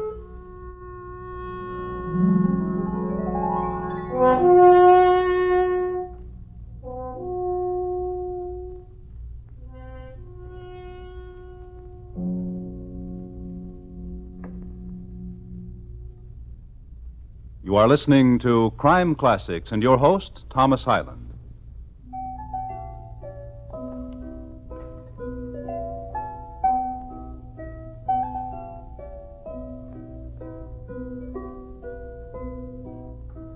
The year was 1849, the time when everyone was heading toward California and Mr. Sutter's farm. But Henrietta and husband George Lotius set sail for England.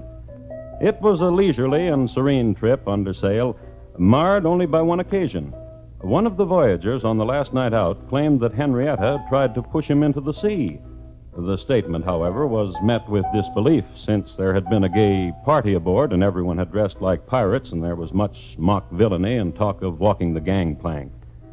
In England, George Lotius brought his wife to his estate a few miles north of London. Here they lived the life of English aristocracy, riding to hounds, puttering among the primroses, and having 2 children. It was the good life in a drafty mansion. There was, however, a servant problem. It seems that every upstairs maid got the feeling somehow that Henrietta was trying to throw her off one parapet or another. Each, in her turn, the maid would complain to Squire Lotius, who would do this. That's the way George scoffed. And he would do this. Here's a week's wages, and I'll write you a letter of reference. Then please pack your bags and leave. But on about the 6th upstairs maid, this happened. And I'll write you a letter of reference, and please pack your bags. No. Wait here a moment.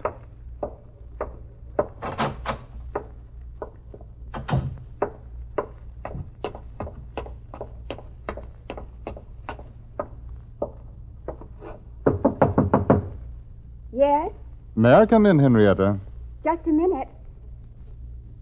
Now you may come in. I want to talk to you, Henrietta. Do you like this gown, George? It came from Paris this morning. I never like you in black, you know that. Why are you always wearing black these days? And why... Why what? Why have you taken to wearing that heavy black veil when you go about? You know. No. No, I don't. Of course you do. To confuse them. Oh, now, Henrietta. Is that what you wanted to talk with me about, George? Hester said you tried to push her off the east parapet. Oh? She said she was shaking the mop and you came up behind her and pushed her. Wouldn't you? What are you talking about? She's one of the people, George. Oh, now, for heaven's sake, what are you... Oh, it's entirely a matter of self-preservation. She was put here to get rid of me. Hester? To get rid of you? One of the people. Come to the window with me, George. See there? What? Don't pretend. What am I supposed to see? It's useless to talk with you. But what am I supposed to see? Simply what's there out in the garden. The faces. Oh, for heaven's sake. And something else I'll show you, too. This. A pistol? Really, now? When did you buy a pistol? If they should try to come close to me... Henrietta! In the name of...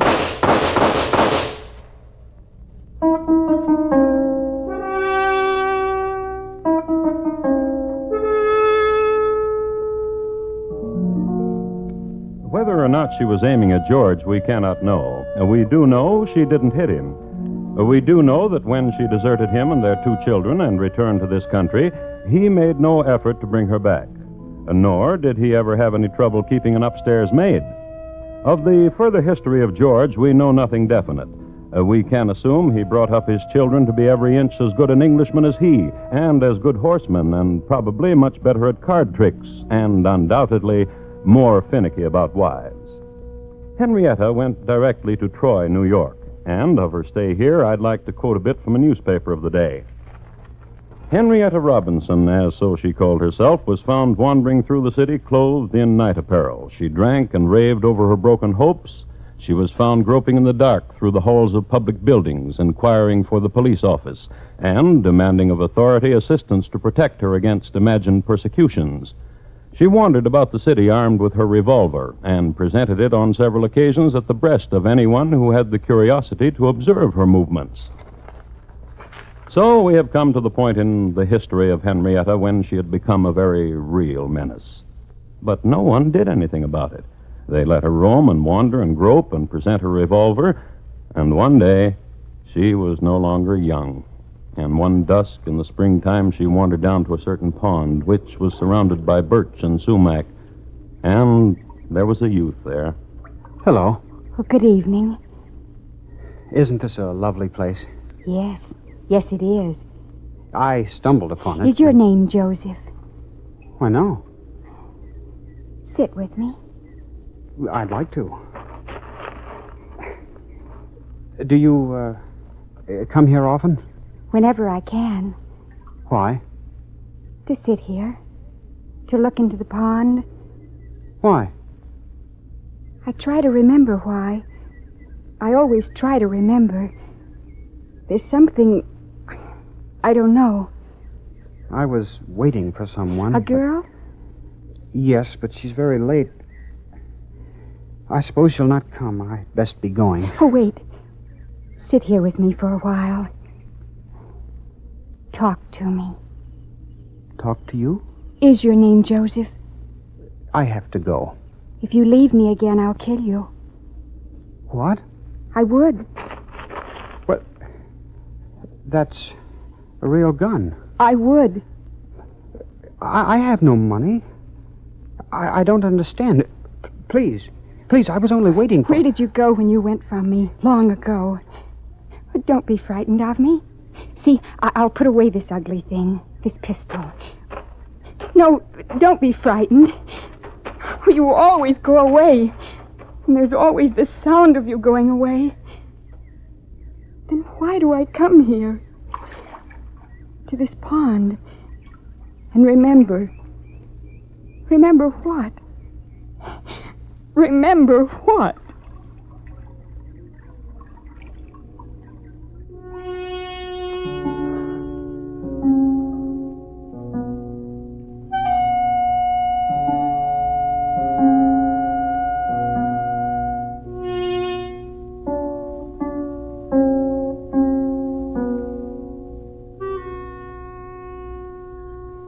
Dum, dum, dum, dum, dum, dum, dum.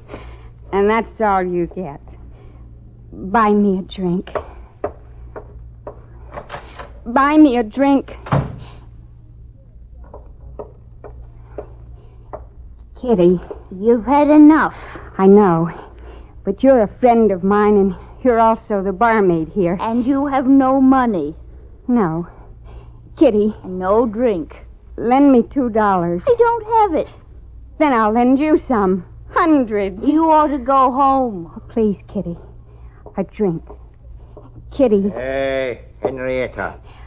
I was asking Kitty to buy me a drink. Tell her how good my credit is, Mr. Lanigan. You ought to go home. Your barmaid thinks my credit's no good. Tell her how good it is. Here in my place, you got no credit. Dance with me, Mr. Lanigan. Hmm? Oh, come on. Dance with me. Oh, get away from me. Oh, you won't. That fella there just came in, Will. Young man. Well, now, sister. Young man, will you dance with me? And having danced with me, will you buy me a drink? Dance to what? Dum, dum, dum, dum, dum, dum. That. Well? Well, sure, I'll dance with you. Oh. Dum, dum, dum, dum, dum, dum, dum. Oh. Oh, there, young man. Did you enjoy your dance? Then buy me a drink. What's your pleasure? Oh, Kitty. Gin!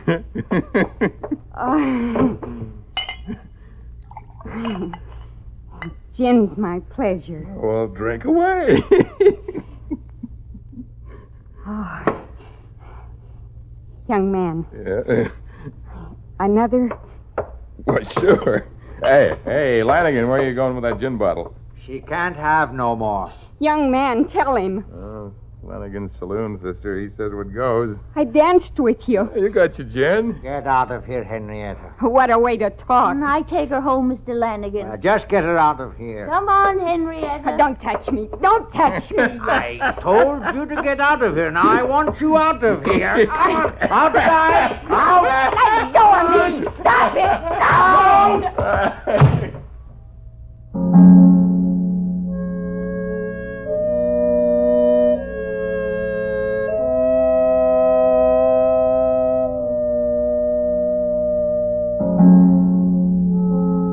Someone still could have stopped her.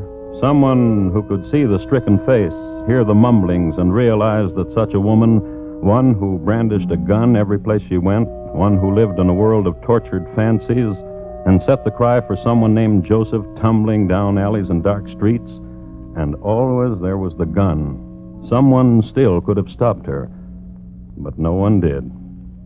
She was a whole night away from murder. No one stopped her. Perhaps it was because she was a familiar sight in Troy by this time. Perhaps it was because the Trojans hadn't run out of their jokes about her. Perhaps it was because of the way she finally killed. She pawned her gun for $3. Then she went to a druggist.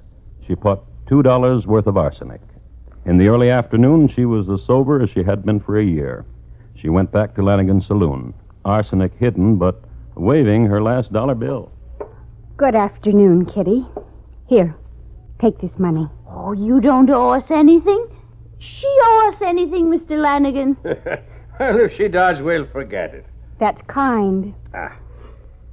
Yeah. Mind if I tell you something, Henrietta? Yes? When you're like this, when you're sober, you're almost what I'd call pretty. Now, don't you start that like the rest. Why, I was only trying... Now, don't you start that, that's all. Oh, he didn't mean anything. He was telling the truth.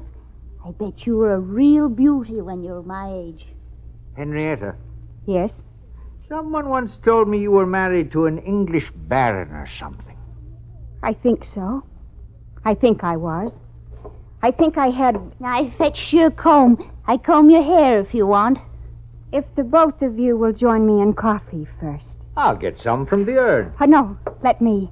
I love to serve. I'd consider it a pleasure. And I would, too. Just turn that brass spigot on the urn. Did you hear me? I said... I was just getting the cups ready.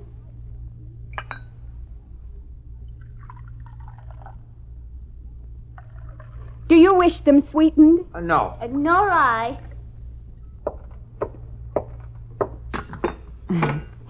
Yours, Kitty, and Mr. Lanigan. Thank you. Where's yours? I'll get it.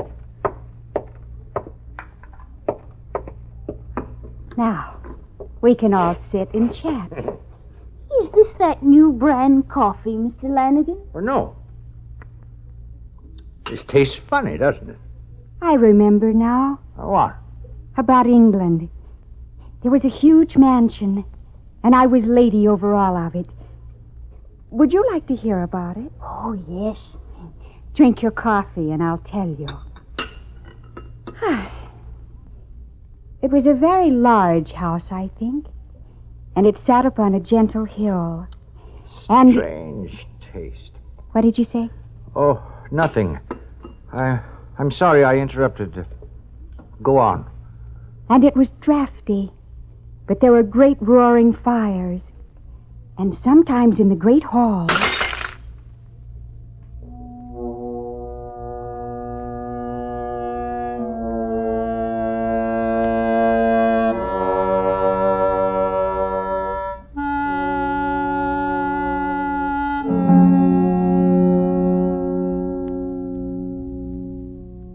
Kitty, the barmaid, died from arsenic poisoning that night. Mr. Lanigan the next morning. Henrietta was tried and found guilty of murder and sentenced to hang. There were murmurings, however, and talk of insanity, and one bright young lawyer made a plea based on the responsibility of society toward a tormented woman. On the basis of this plea, Henrietta was not hanged. They put her in prison, where she sat for the rest of her life behind bars and a black veil. And this is the story of the world and Henrietta Robinson.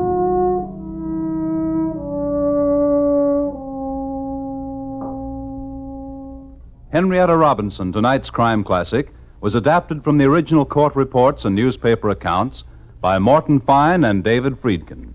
The music was composed and conducted by Bernard Herrmann, and the program is produced and directed by Elliott Lewis. Thomas Hyland is portrayed on radio by Lou Merrill. In tonight's story, Sammy Hill was heard as Henrietta. Featured in the cast were Betty Harford, Joseph Kearns, Sam Edwards, Lamont Johnson, Paula Winslow, and Ben Wright. Bob Lamont speaking.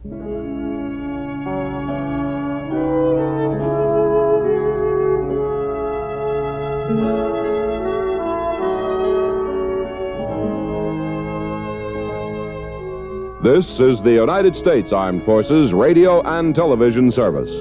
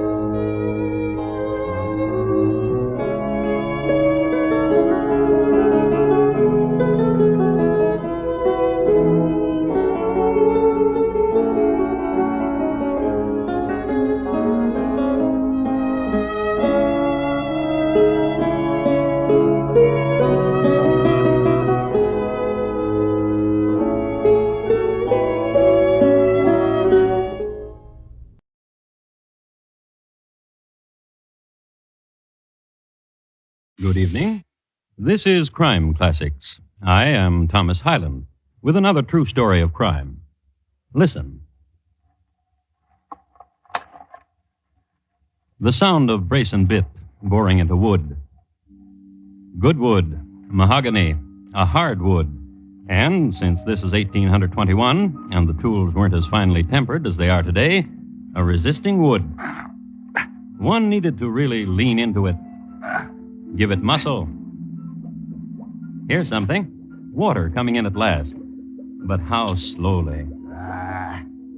Just boring holes in the bottom of a ship. That's no way to scuttle it. Here's an axe. Yeah.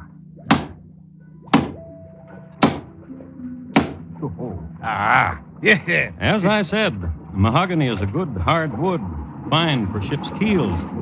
Doesn't hold up under an axe, though. Here comes the Atlantic Ocean.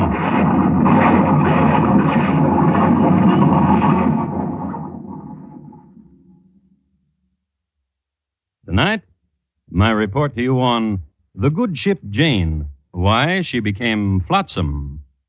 Crime Classics, a series of true crime stories taken from the records and newspapers of every land, from every time. Your host each week, Mr. Thomas Hyland, connoisseur of crime, student of violence, and teller of murders.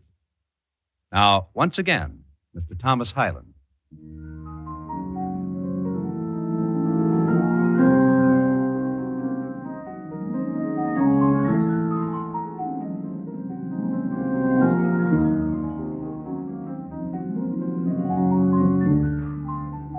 Let's talk about schooners for a moment. The first one ever built was in Gloucester, Massachusetts, in 1713 by Captain Andrew Robbie Robinson. The schooner is a fore and aft rigged vessel and was much used in fishing in its earliest days. However, it was soon used as an ocean trader, taken as it was into the hearts of ship owners, since it used a smaller crew. The vessel that concerns us here is Jane of Gibraltar, brig rigged fore and schooner rigged aft. She'd carry from 90 to 120 tons and had seen service on all of the 7 seas. The Jane was weighing anchor at Gibraltar.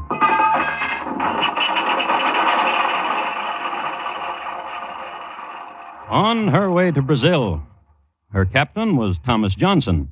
Her cabin boy, a youth from Malta named Andrew Camelier. And in the captain's cabin, 10 pipes of sweet oil, 120 barrels of beeswax, 14 round jars of fine oil. Boy. Yes, Captain? How old are you, boy? 16, sir. You understand the promise I made to your father, boy? That I would return you a man? Yes, sir. Continue with the manifest, boy. 300 oblong jars of olives, 14 boxes of raisins, 19 bolts of silk. Boy. Yes, sir? Your father said you were meek, too long, milk fat, and soft. We'll harden you, boy. Put leather where now there's down on your cheek. Shall I go on with Boy. Yes, sir? Soften that blonde hair of yours with sea spray and muscle those thin arms. Boy. Yes, sir? What have you got in your hand? Your watch, sir? I know it's my watch. And I know it was right here on my desk a minute ago. Well, I fidget, sir. So your father told me. Put the watch down. Yes, sir. My father also gave me a book called Tales of the Ocean Never mind Sea. that. The one with the manifest. That's all except the dollars, sir. Read the manifest, boy. 6 18-gallon casks and one of about 9 and one of about 7 gallons. All filled with Spanish dollars to the number of 38,000. All the above to be delivered to Jose Miguel de Faria, Bahia, Brazil. You watch your P's and Q's, boy. Stop fidgeting! Yes, sir.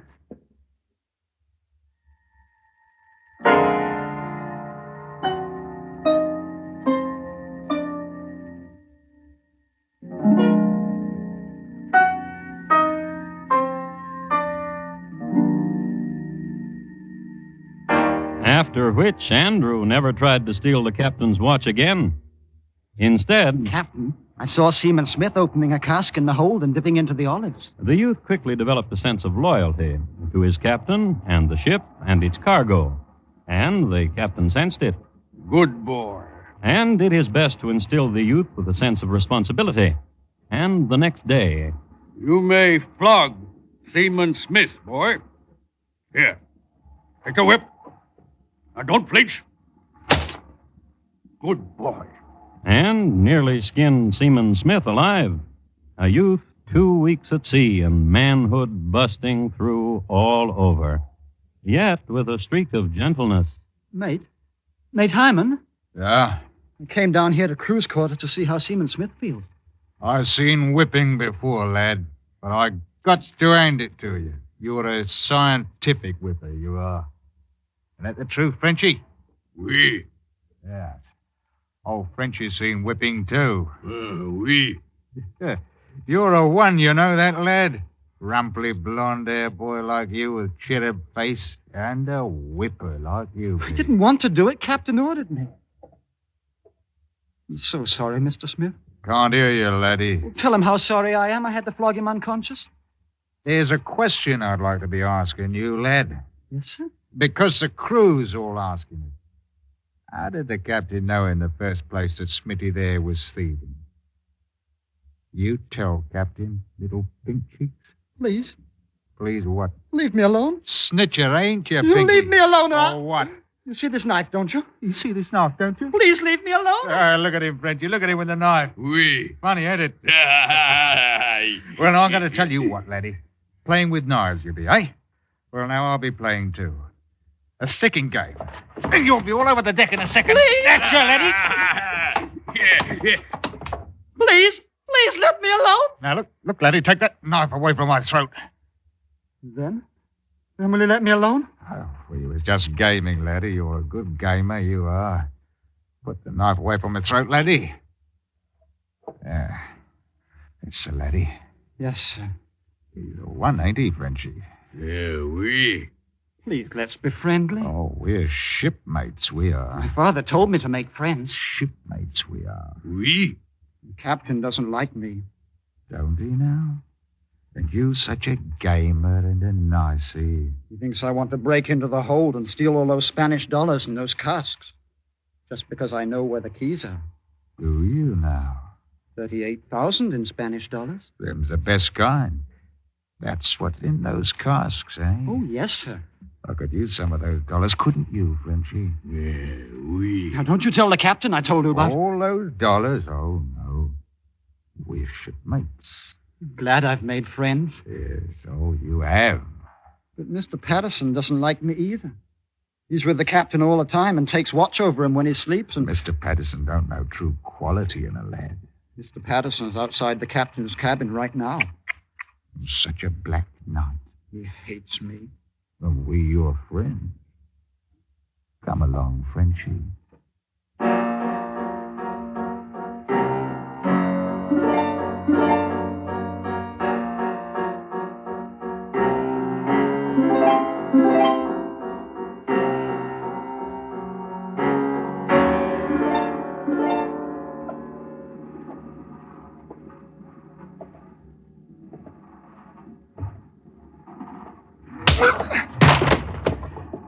Lad, there's your Mr. Patterson for you. Sleeping under the stars from a belaying pin. If he awakens, he'll raise an awful row. Oh, you know where that key is to the dollars, lad? Yes, but if Mr. Patterson wakes up... Frenchie. Oui. Throw Mr. Patterson overboard. Oui. Wait! I read in the book it was called Tales of the Ocean Sea. How bad pirates used to tie iron to the legs of victims. Oh. So they wouldn't float. So I bought a piece of iron along. Here it is. Frenchie, lash the iron to Mr. Patterson's leg so he won't float. Oui. Let's to see the captain now, lad. Yes, sir.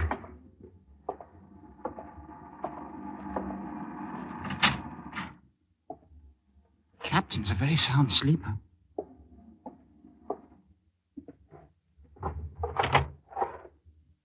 Here's his gun. Be careful how you point it.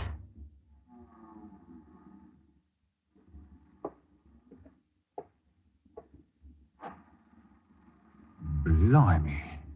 Shot the captain right between the eyes. That's what you did, lad. Right between the eyes, I tell you. Deader than a pickled mackerel from Cooper's Coast he is. Blimey. Oh, lad, I know how you feel, lad. Accident, weren't it, lad? Yes. Yeah. You go on and weep, lad. It'll do you good.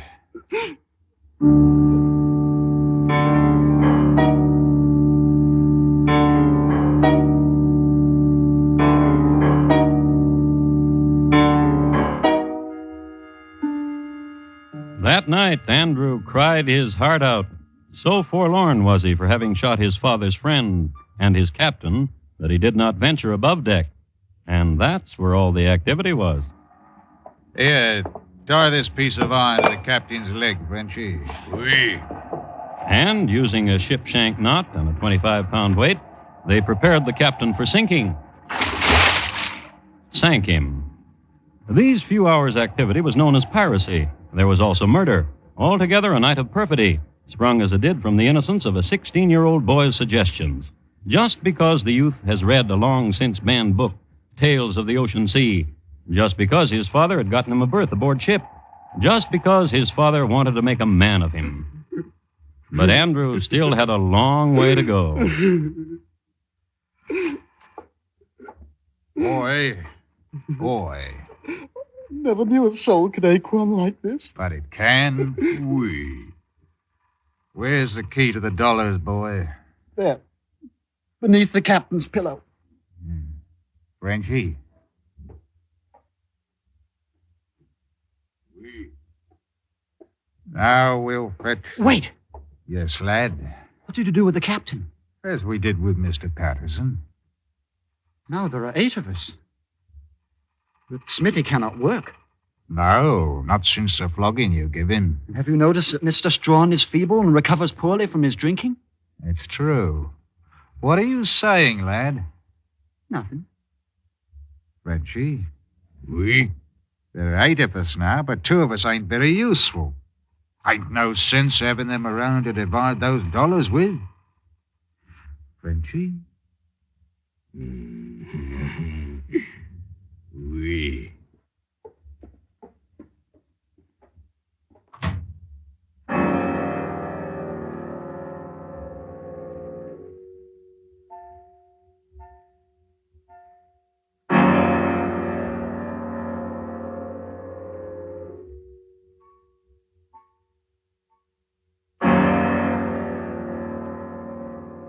What Mr. Hyman and Frenchy did was unlock that section of the hold where the dollars were kept, remove the casks, and insert two of their shipmates, Mr. Smith and Mr. Strawn. It was then that the lad Andrew appeared on deck. What are you going to do with those tar pots, Mr. Hyman? Fire them and lead the smoke into the hold where Smitty and Strawn are? Why, then they'd suffocate. Frenchy?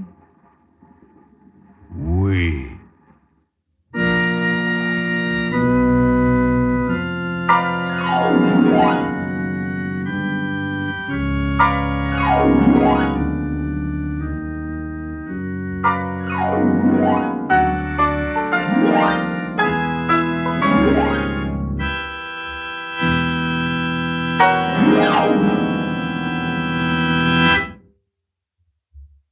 You are listening to Crime Classics and your host, Thomas Hyland.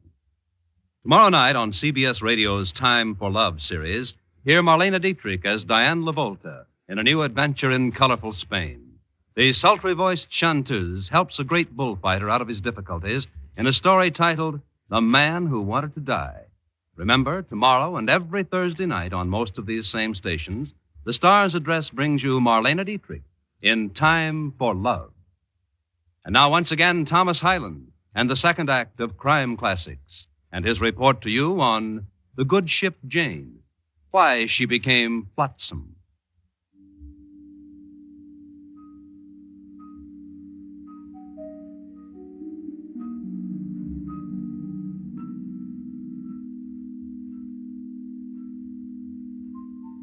Some words about piracy. Next to being a sailor, being a pirate is man's oldest profession since he took to the sea. There is literature concerning this type of criminality all the way back to the Phoenicians. The Vikings were great pirates, and you'll be interested to know that during the Roman civil wars, the city itself was all but starved to death by the incursion of the old Etruscan pirates. Now, many of you undoubtedly think that piracy is a matter of the crew of one ship plundering another. Not so. As far back as the plunder of the barkentine Athena in 1702, the Admiralty ruled that a crew which mutinies and murders its captain and plunders its cargo and steers the vessel off course, perhaps toward a different continent, a crew which does these things is lumped under the heading of pirates. Therefore, the crew of the schooner Jane of Gibraltar were pirates. Of this there can be no doubt. And I say let's take it to Africa, mates. Then Africa it is. Helmsman, change your course. South by southeast. Aye, south by southeast. Africa it is, lads, with Spanish dollars to fling and Spanish dollars to spend. Lad, Andrew. Yes, Captain? You're nearly done, lad. Aye, Captain. Each of us, now that we are 6, will receive $6,300. Ah. You hear that, lads? 6,300 Spanish dollars for each of us. Oh, Morocco, Tangiers, Cairo. Captain? Oh, you like Africa, you bonny lad. Whoa, the sights I can show you. And you, the curly-headed, blondie lad you are, you'll have the ladies nippier than Thurston's kitty. Captain? Yes, lad. The African seas are filled with pirates. What are you saying, lad? I've heard. Corsairs from Tripoli and Turks and Saracens. And what? I'm frightened. Well, then be frightened, lad. What do you expect us to turn tail about and go to England, maybe, or... Scotland. Scotland? With their lonely shores and their long, lonely beaches, we could get ashore and nobody would know what. Wouldn't be any pirates either. Oh, no. Scotland. Bonny Scotland. Oh, yes. Yeah, Scotland it is. Helmsman, change your course. North or northwest. Aye, aye, north by northwest.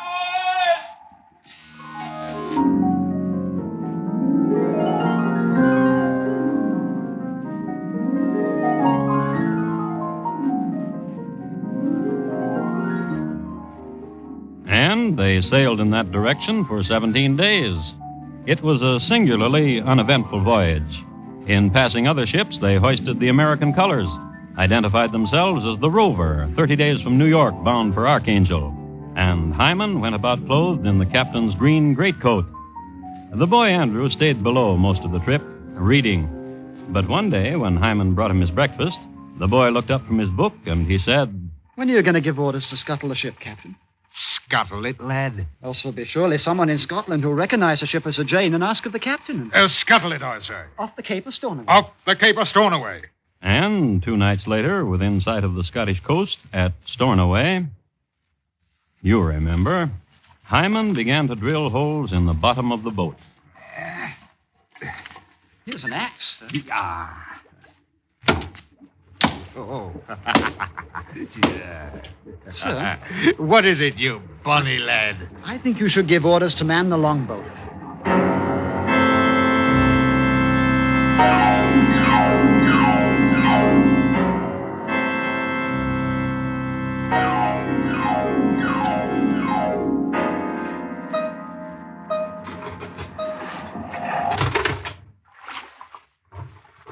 Pull! Get your backs into it, men. You, what's the matter with you, Dora? Tide against us. We never make it shore. Pull! Pull, I tell you! There she go! There she go! Back! The oar! I lost me my oar! Catch! Catch she go! Ah, you stupid lump thumb. Dumb of them Prescott symbol. Yeah, now, lad. Never. Oh, never. What are you saying, lad? You'll never get to shore. I'll drown and our chest of money will lie at the bottom of the sea. Oh, now, lad. The things you forced me to do, the terrible things. Lad. The awful things.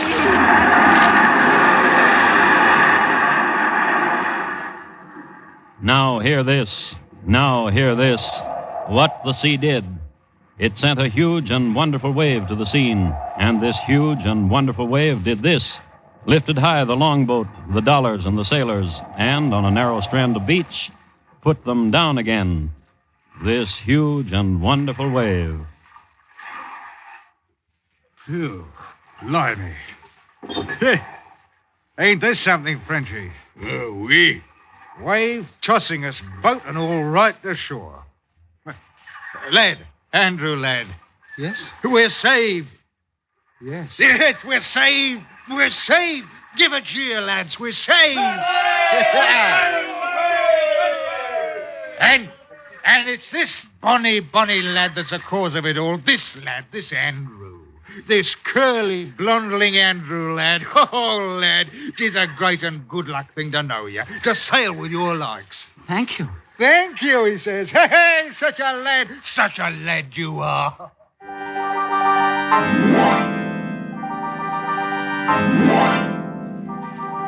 But the rest of that night was a terrible one. The fury of the skies and the sea over that narrow strand, and 6 men huddled there, not daring to move, lest they lose their way in the dark and stumble into the torrent. Yet, even in these small hours of despair, they had presence of mind enough to bury, each of them, part of their Spanish dollars. And we should take an oath of secrecy.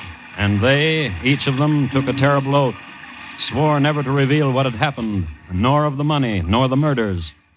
A good thing, too, for the next day, a suddenly becalmed and sunny day, Ahoy! Ahoy there!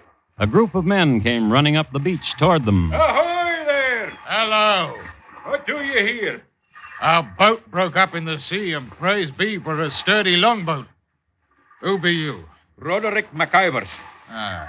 We be off the ill-fated ketch, the Betsy, out of San Francisco. I am McIvers, surveyor of customs. These are my men. Oh? And we'll want to look at your sea chest. Oh. You, Colonel, open me that sea chest, for instance, and I'll have a look.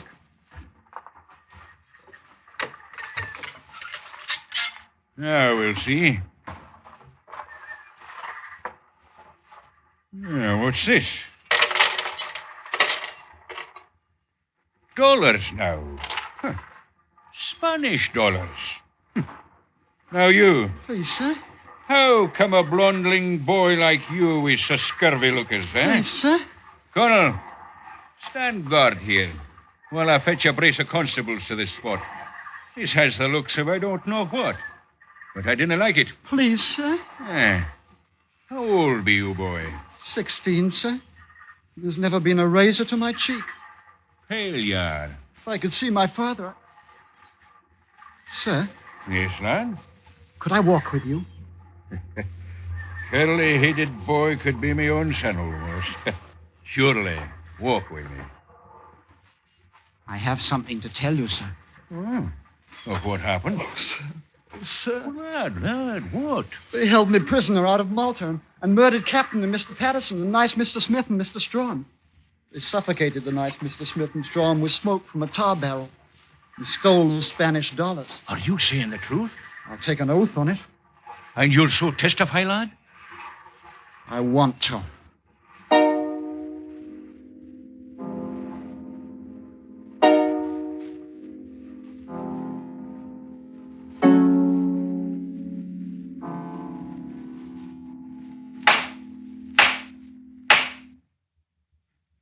Go on, lad.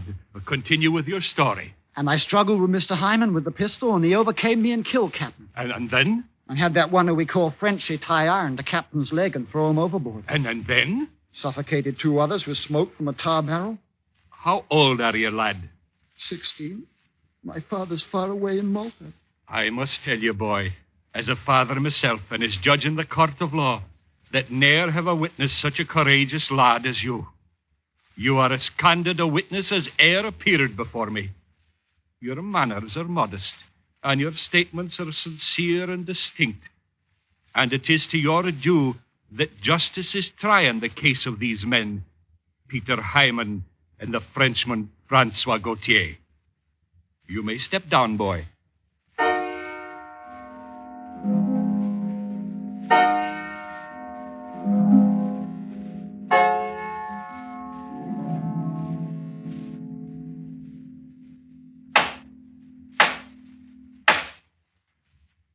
Peter Hangman and Francois Gautier. The rest of your crew has been dismissed as not guilty of the heinous crimes as charged. But the jury has found the 2 of you to be beasts of the sea and guilty as charged. Therefore, I announce to you the sentence of death, which will be forthwith put into execution. Though your crimes as charged be murder and piracy, to my mind your guilt is of a far greater kind. The scar is slashed across innocence, the innocence of that youth sitting there, gentle child of blondling curl, bravely hiding the scalding hurt. Vipers! And upon the 2nd Wednesday of January next to come, you will be dead. I have here an account of the execution. The 2 men, Peter Hangman and Francois Gautier, ascended the drop at 20 minutes past 11.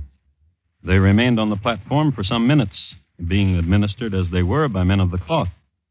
But observers noted that neither one seemed to listen to prayers, nor did they repeat any supplications. Rather did they merely stand there and shake their heads as if, some observers say, they did not believe what was happening to them. In the pressing crowd of onlookers was seen Master Andrew Camelier, close to the front, smiling and bowing to those who recognized him. Andrew Camelier, I should tell you, never went back to Malta, nor to sea.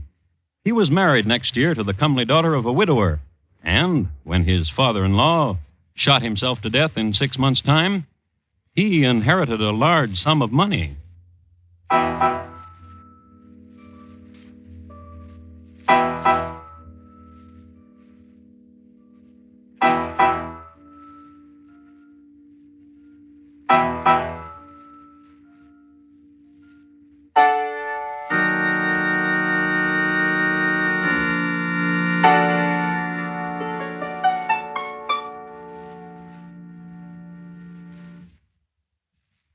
In just a moment, Thomas Hyland will tell you about next week's crime classic.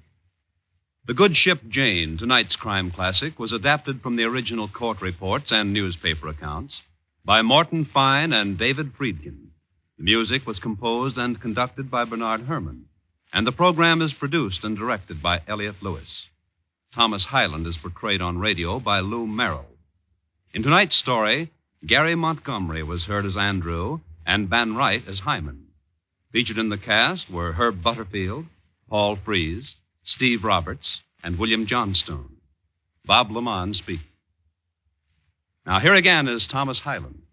Next week, Suffolk, England, in the year 1676. We will concern ourselves at that time with a rousing croquet match, a fine old castle at stake, winner take all. It's listed in my files as Roger Nems, how he, though dead, won the game. Thank you. Good night. This coming Sunday, CBS Radio's Department of Public Affairs offers a documented progress report on the Negro in America, titled The High Mountain. Narrators will be William H. Hasty, United States Court of Appeals judge, and Admiral Alan G. Kirk. The same production team that brought you Bomb Target USA, 38th Parallel, USA Parole File 732, and other hard-hitting factual documents about life in America, now turns its attention on the High Mountain for a look at the progress and problems of the Negro in America. This Sunday, on most of these same stations.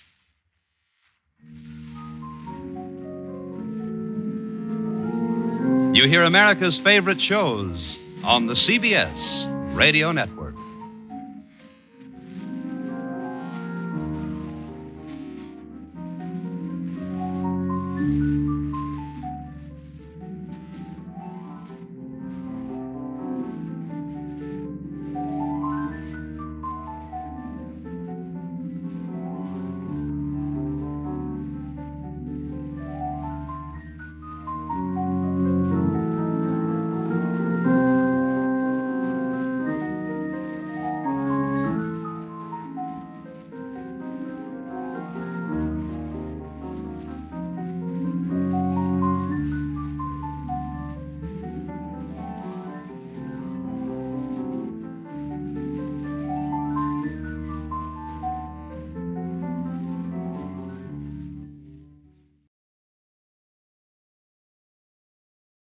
Good evening.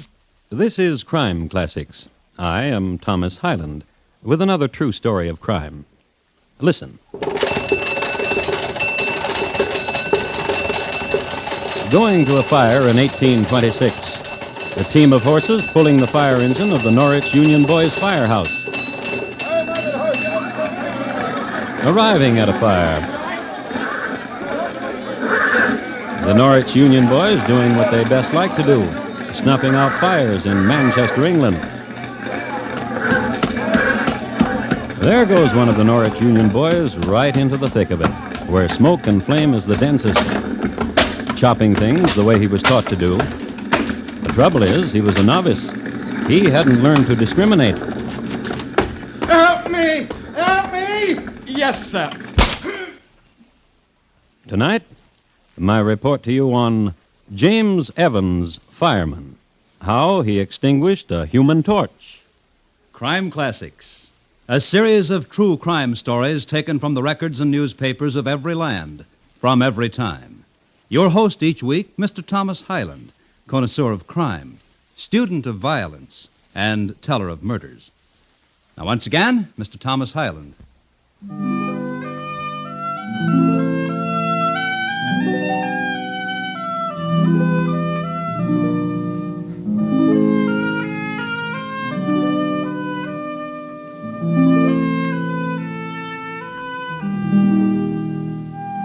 Civic-minded people called Manchester Cottonopolis, but those who could never forget the Peterloo Massacre called it the City of Orphans, among other epithets, some in Gaelic. This massacre, you'll remember, was simply a matter of shooting and riding down and thereby slaughtering some 1,000 citizens who gathered in a park to protest the Corn Laws. Mary Warden's mother and father had the distinction of being trampled to death by the same cavalryman. And on Mary Warden's 10th birthday, too. And what happened to Mary Warden is this. She was removed immediately to Mother Winnie Penn's Souls Harbor Orphanage, where she spent the next 6 years learning to be a drudge. Then, one day... That one there, Winnie Penn. Mary Warden? Aye, if that be her name. She'll scrub for you and cook and earn her keep. Of her dexterity. Tell me that. With the needle, her fingers fly like a dooley-bird. Aye. How old be she? She'd pass for 20, couldn't she? But she's only... 16. What do you say, Mr. Price? Call her to the wire. Let me have a look at her. Mary. Mary Warden, come. Stop twisting your hair, Mary, and stand you still. Here's a gent thinking of taking you away from us. Would you like to go with me, child? Child? Shy, ain't we today, Mary? Well, come you here. Bend your head close, and I'll tell you a thing that'll take away your shyness. No. Mary. You old crow. Fit for the stage she is. Ah, Mary. We'll miss her. I bend my head close. You'll try to stretch my ear from my head. You old golly knacker. Them that don't appreciate the gentle and the loving kindness. Mister, I'm Mr. Price. take me away from here. You want to go away with me? I must get out of here before she whips the skin fair off me. I ask you something, child. I must get out of here. With me? With me? Yes, sir. Winnie Penn, Them that don't appreciate... she wants to go with me. £20, same as the rest. £20? Well, that's more than I... Oh, I want to go away, sir. With you, sir. I wouldn't go with anybody else. Do you now? Oh, do you now? Oh, yes. Yes.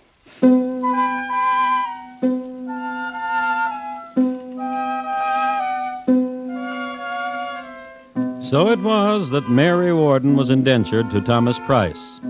At the wage of £4 a year, Mary would be free to go her own way at the age of 21. That is, if Mr. Price did not fine her for not obeying him in whatever was his whim. And he was nothing if not whimsical. Now, while Mr. Price was situating Mary in the back room of his factory, seeing that she was comfortable in her new position and all, let's look in on the firehouse of the Norwich Union boys.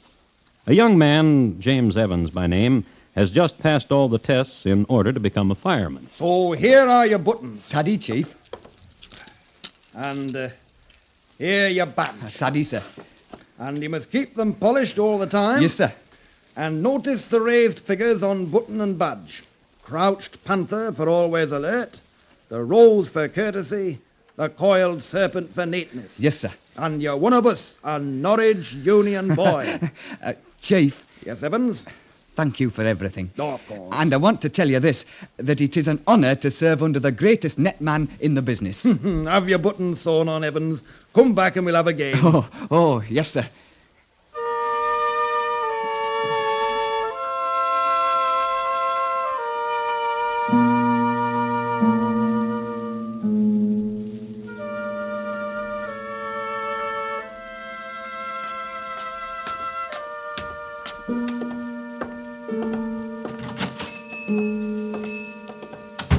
Do you... Of course we do. Buttons? Anything in the line of clothes and buttons and fabrics. I want these sewn on. Oh, then it's a fireman you are, eh? A Norwich Union boy. Ah. Mary. This one's a Norwich Union boy and he needs his buttons sewed too. You just go through that gate, sir, and Mary'll sew 'em in an inch. And 12 buttons is a farthing, young sir. Daddy-o. I'll be packing the fustian, Mary. Hey to me when you're done.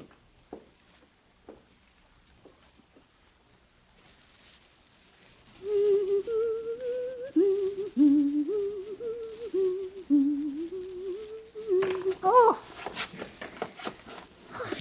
Taddy for picking up for me.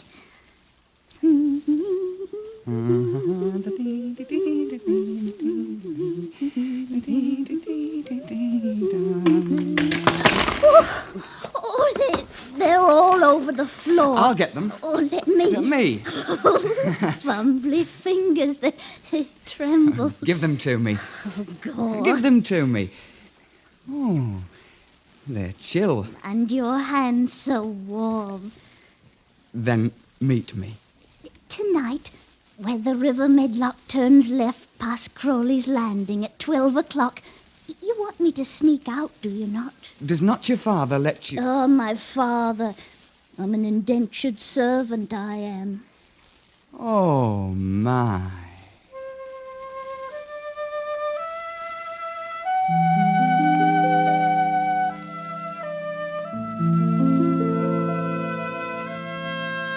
And James Evans, sensitive boy, was lost forever. This poor and beautiful girl no better than a slave. And all day long his hands felt the touch of her hands, and all day long he remembered the scent and texture of her golden hair as she leaned to bite off the thread. Suddenly life became complicated. A life that before this meeting had only poles and nets and ladders and hooks and solidarity meetings and hoses and hound mascots. Now suddenly there was a woman. That night by the river... How did you get out? As he slept, I stole keys from him. Poor Mary. Poor Mary. And what will you do for your poor Mary? My poor Mary? For I am yours. What shall I do for you? Go to him who's bought me and offer him the price he paid. Pay off your indenture? £20. Oh, Do you have all that much money? it's all I have. Oh, then you'll be penniless and I will. But with our love, we'll be richer than that dicky harness. Yes. And I have a good job. And I'll make you a good home. Well, then put your hand in mine. Mary. Pretend Pretend what? that I've paid Mr. Price, and you no longer belong to him, and that your fancies are free, yet you can think of no one but me. Oh, Mary. I cannot pretend it. When it's reality. Tomorrow, I will go to him. Then perhaps tomorrow it will be reality.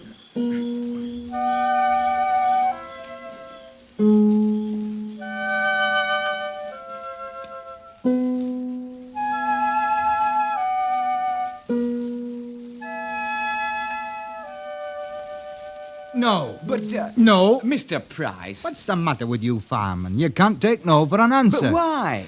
She's a good girl, and she sews like a cherub, and she scrubs like an angel. And besides, I have a contract with Mother Winnie Penn, and I have no intention... £21. Not 100. But she's not meant to be indentured, not such as she, as lowly as she, a darling.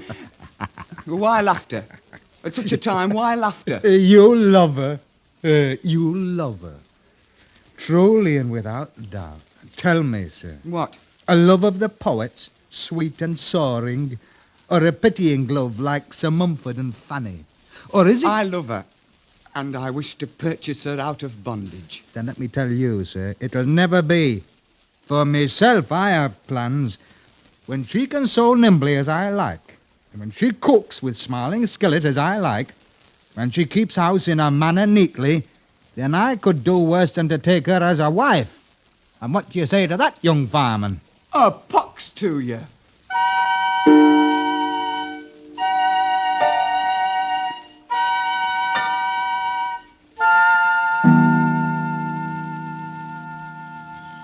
Pox to him. That's exactly what I told him. He wants to marry me. That's exactly what he told me. I wouldn't marry him if he were Lord Duncan and all his birds. Well, then here's what he could do. Simply keep you indebted to him for as long as he wants, by fines, by whatever. I'd go to the courts. And they would uphold him and not you. Then what will you do for me?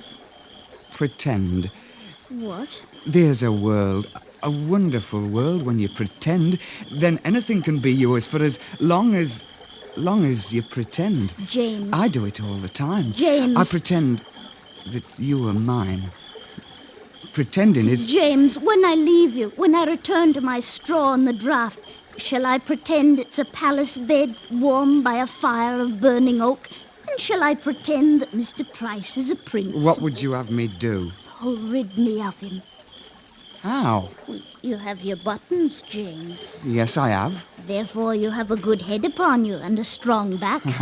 I'm a Norwich Union boy. Oh, yes, you are. Then make a plan and follow it. Rid me of him. I will. Swear it? I swear it.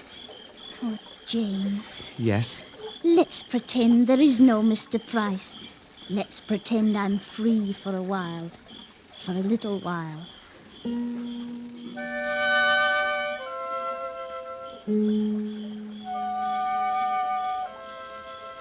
And there, where the river Medlock turned left past Crowley's Landing, the cricket sang, and the lovers spoke of love. Go! And made promises. A way to rid him is already forming in my brain. Which is the way the evening went.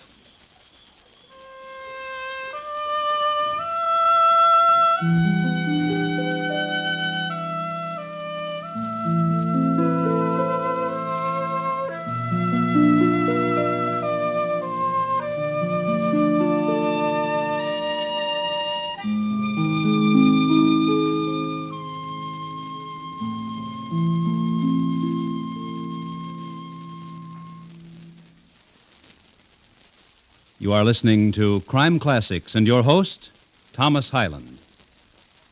Teenage existence is often fraught with emotional pitfalls. What could be more intense, for example, than a bitter-end disagreement about which teenage girl should lend what to whom?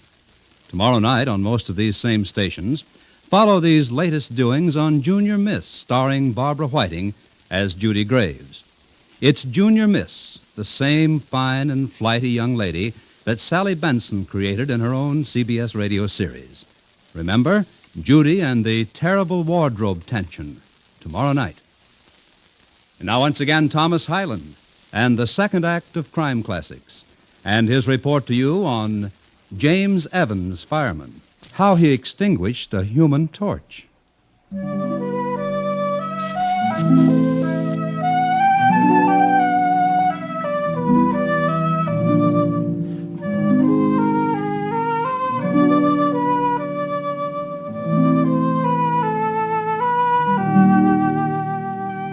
To settle any arguments, it was Vanderheide who in 1670 invented the hose.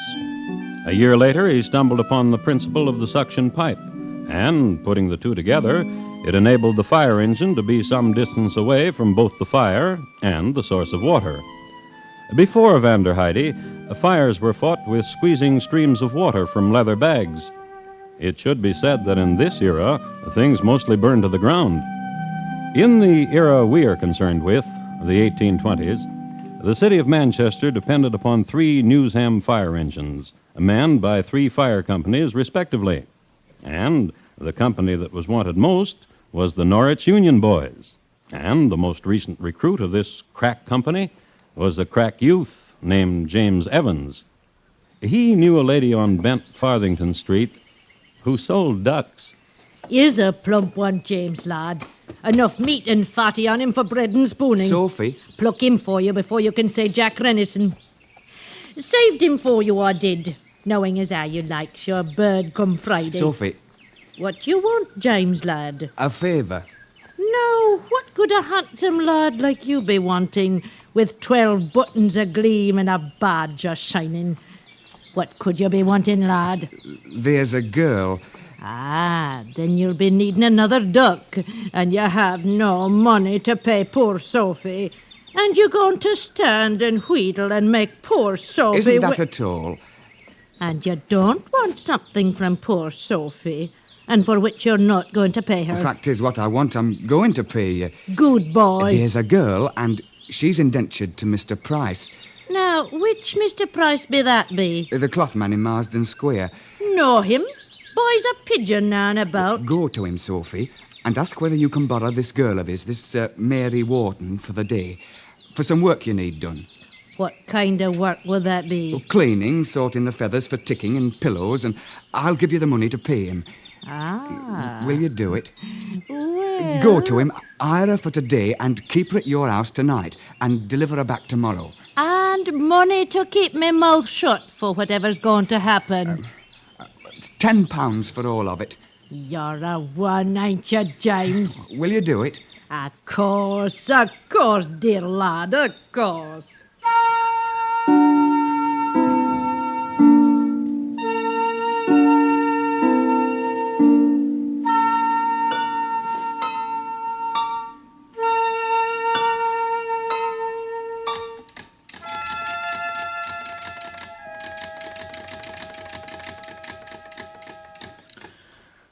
Now then, you see how it's done? Yes. Then let's see you do it. Now, here's the cloth.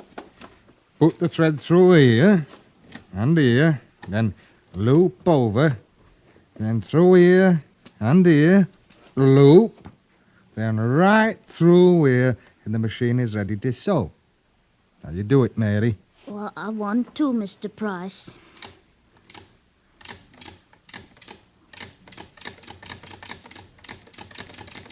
Yeah, good. You've done it, girl. You know how to make a single thread chain on a sewing machine. Oh, I'm glad. I'm a Mary. Yes, Mr. Price. Your fingers will not be stuck with holes anymore. The reason I bought this machine. You're concerned for my fingers, Mr. Price? Aye, for your fingers, and your hands, and your hair. What are you trying to say to me, Mr. Price? You're comely. I noticed this first when you were behind the wire at Mother Winnie Penn's. But I'm just an indentured maid, sir. And the way you speak to me, as if I were a maid who's being wooed. Why, Mary.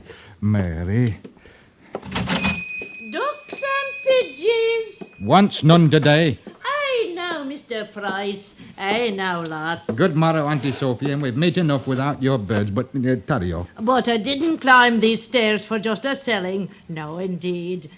Hello, lass. Hello. I heard that you were a one for cleaning. Oh. What's this? I need a cleaning girl, I do. Oh. And of money to pay for her. £1 till tomorrow morning. Oh. Well, a pound's a pound, and in the pockets it's sound, I always thinks. What do you say, girl? What do you say, Mary? Whatever you want. And tomorrow, when you come back, we can take up the conversation we were having. Yes. Here's the £1 then, Mr. Price. Daddy-o.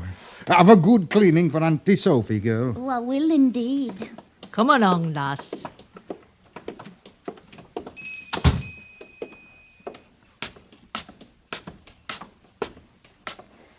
Auntie Sophie.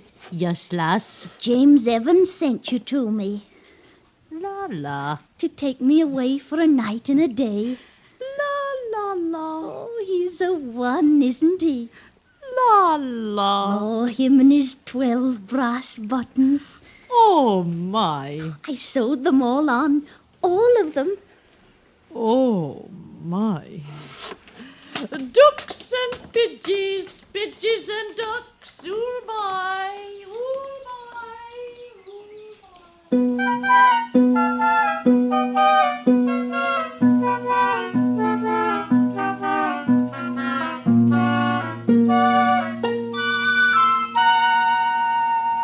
That night, that very night. Fire! Fire! Fire in the cloth factory of Mr. Price. How it started, no one knew, but the hue and cry went up. Fire! Fire! And there was flame and smoke and shouts of alarm. And first on the scene, you guessed it, the Norwich Union boys.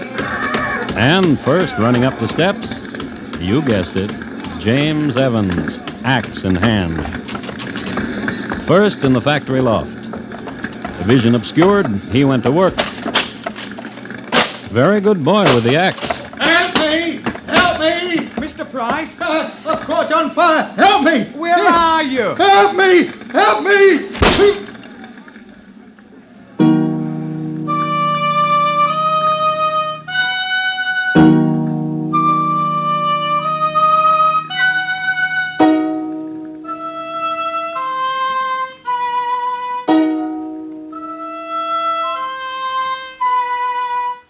They saved most of the factory, the Norwich Union boys did. The fustian vats, the sewing machine, and the main bales. The one thing they didn't save, which lowered their score considerably, was Mr. Price. He was found in some ashes with an axe wound in his head. Then suddenly everyone turned on the Norwich Union boys. Careless with the axe, they were called. Wanton, and worse, murderers. So an investigation was held, and it was soon determined that James Evans was the fireman chopping closest to where the body was found. And then what happened? Well, Chief, it was smoky, and the flames were fairly licking at me buttons, and... Rossiter says he heard someone cry out, as if to say, help me, help me. Well, there was such clamour and excitement, Chief Mumsley. Rossiter said he thought he saw, through the smoke, of course, a human torch. Possibly. Then you admit it. It is possible that there was an outcry, and it is possible that there was a human torch. Yes, sir. And you also must admit it, that you were close by wielding the axe. Yes, sir. Therefore, it is possible that you delivered the axe blow, which found its mark in Mr. Price's head. Yes, sir. There is a noise, you know. A nasty noise. People speak of the Norwich Union boys and sneer. People speak of wanton murder. Yes, sir. Therefore, for the good of the Norwich Union, you understand, therefore I must report this to the police and hand you over to them. Sir? Yes? It was an accident. Oh. I admit I felled Mr. Price. Oh, no. I thought he was a flaming bale of rags. Oh, no. And I struck at the bad part to chop it apart from the good part, as I'd been taught. No. I must tell you, sir, I put out the fire. If the fire happened to be a human torch, and I could not know it then, if it happened to be a torch, well, sir, I put it out as I'd been taught. Oh, now.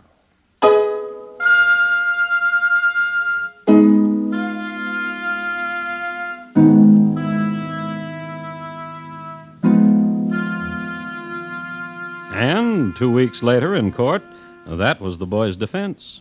And while he said it... I was putting out a fire. And while he said it, he looked so handsome standing there and so brave. 12 brass buttons and his shining badge, with a shaft of morning sun twisting through his curls. The stance he took, he seemed somehow a symbol, as if he stood between a hungry fire and a helpless child. And if he had but to wish it, the fire would go out like that. As a matter of fact, just after the jury brought in the verdict, the judge made a statement. I must commend the gentlemen of the jury for the verdict they have rendered. Not guilty, they have said. James Evans, approach the bench. Closer, boy.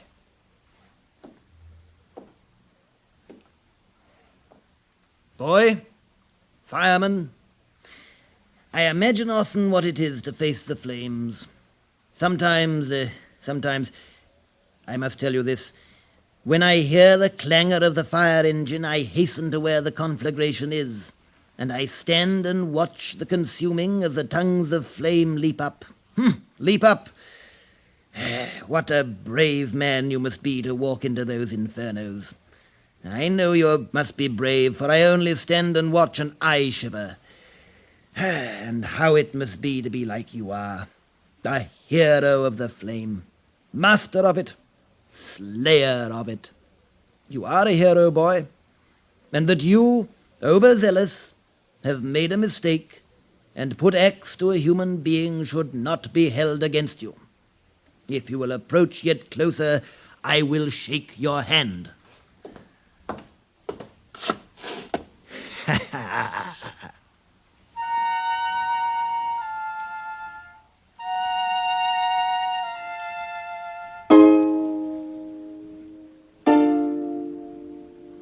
And later, the judge, Judge Wilcox was his name, married the two lovers, James Evans and Mary Warden, and became a great friend of the family.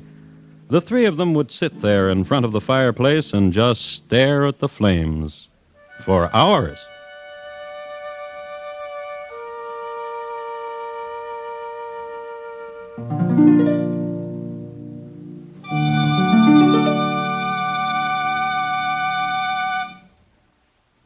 In just a moment, Thomas Hyland will tell you about next week's Crime Classic.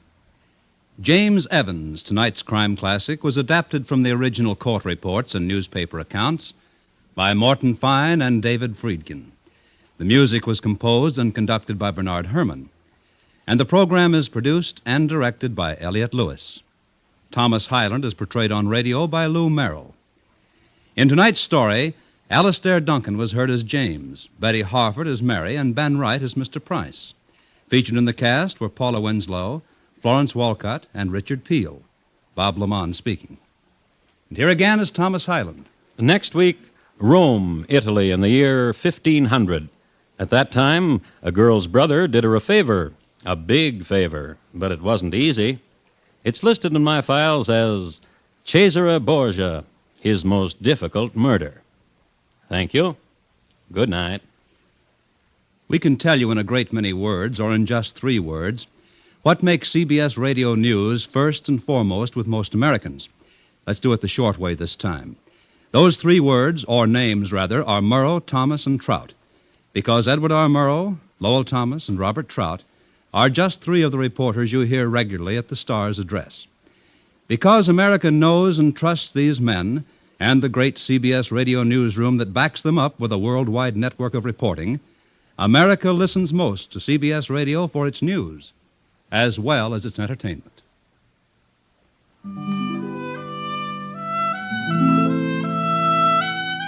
America listens most to the CBS Radio Network.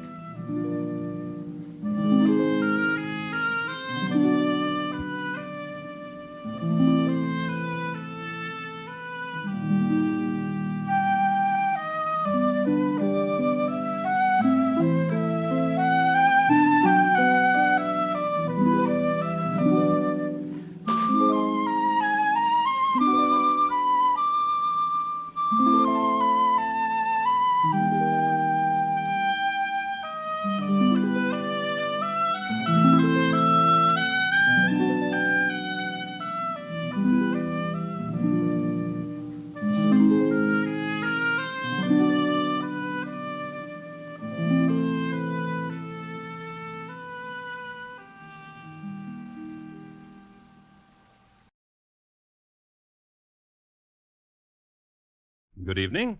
This is Crime Classics. I am Thomas Hyland with another true story of crime. Listen.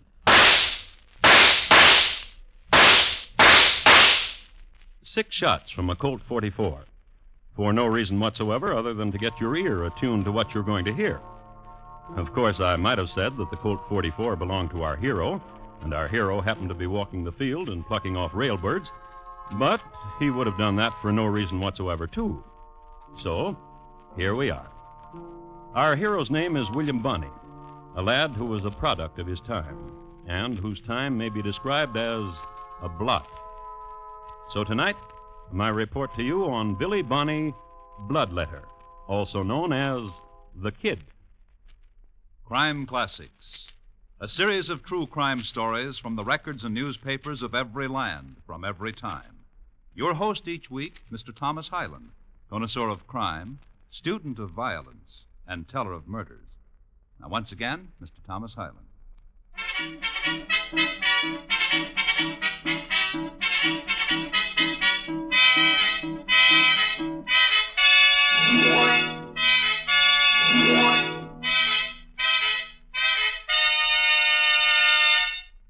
William Bonny got to be 12 years old by being born in New York City in 1859 and being in Silver City, New Mexico in 1871. He was not tall for his age, but he was a smart one. Give him a pack of cards and say, "Billy, let's see you deal a full house from the bottom." And the boy's nimble fingers would flip 3 aces and 2 ladies in front of you quicker than shote with a cut snout.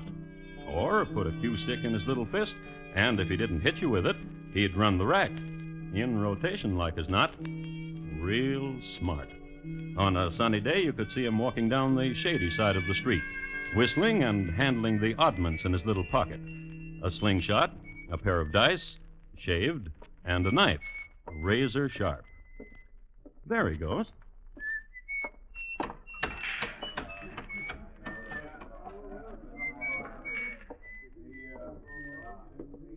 Hi. I said hi, Mr. Garvey. I'm playing cards, Billy. Get away. I know you're playing cards, and I wish you luck. But I gotta talk to you. Skedaddle. My mother was crying this morning, Mr. Garvey. And she said your name. Skedaddle. Mr. Garvey. Put that knife back in your pocket or I'll spank you. If you ain't the one, Billy.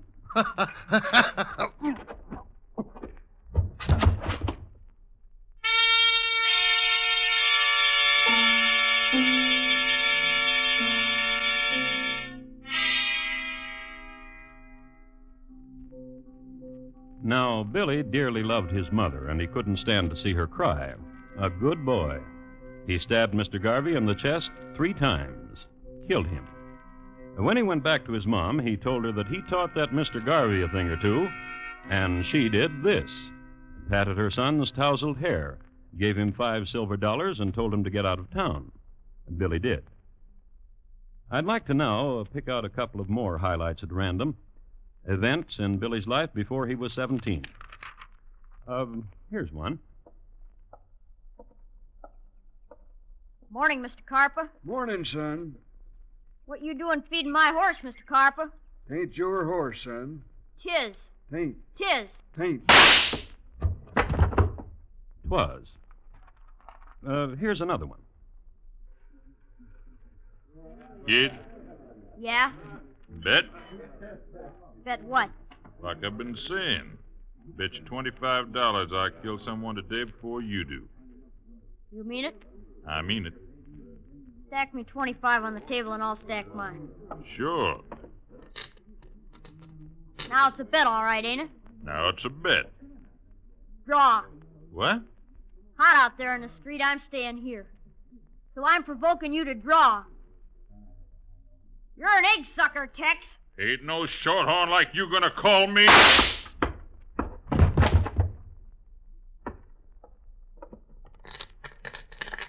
$50 on the red.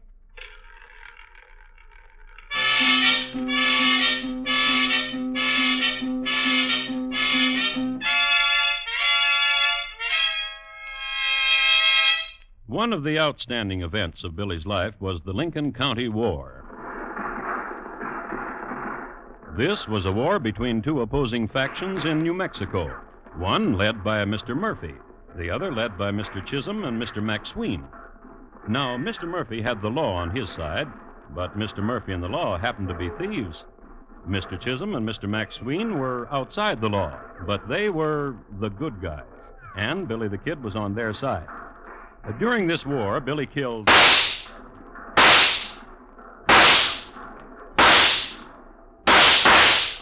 5 men. The 5th man died hard. The war was never really resolved, in spite of the United States cavalry appearing at a fast trot from time to time, stopping, someone shouting forward, someone's blowing a bugle, and then trotting on again. And it was in this war that Billy grew to full stature, 5'8". Also, his reputation as a killer, 16 men since he was 12. Also, he liked to have his tousled hair played with. What'd you say your name was? Paulita. Paulita. And you they call Billy? Yeah. Billy. Billy. Niño. Nino? Boy. Young boy. That's right. They call me Billy the Kid. Listen. What? When I see you riding through Fort Sumner, when I see you, the way you are, riding the way you do, here is where the wings beat inside of me. Here. I've been to your country. Did you know that? Mexico? Sure. 3 years ago. Killed a man in El Paso, and a posse chased me clear across the border. And did you like my country? Sure. Sorry to leave it, but I had to. Okay. Killed a man in Sonora. Mexican police chased me back over to Rio Grande. Billy. Yeah? Niño. Niño.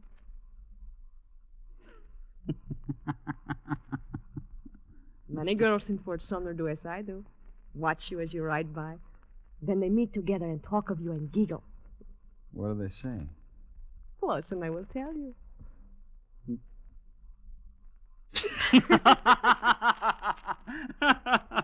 Kiss me, Billy. Yeah, I want to. Baby.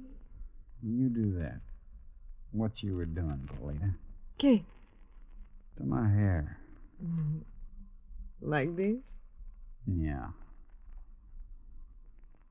Yeah.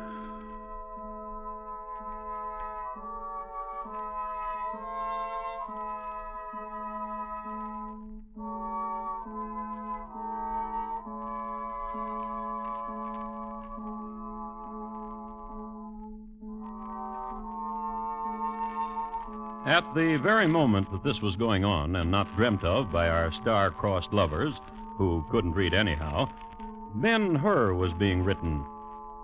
The writer's name, as we all know, is Lew Wallace. He was in the area at the time, being governor and peacemaker. That's that. Another chapter done. The one where Ben-Hur and Marsala meet face to face and toss jibes. But the general's day is not over. I guess I'd better. More writing to be done. So the general picks up his pen, writes, and when he's finished, reads over what he's written. Dear Billy, you don't know me, but I know you. I'm your governor, and I want to see you. I've got a proposition that I think you might be interested in.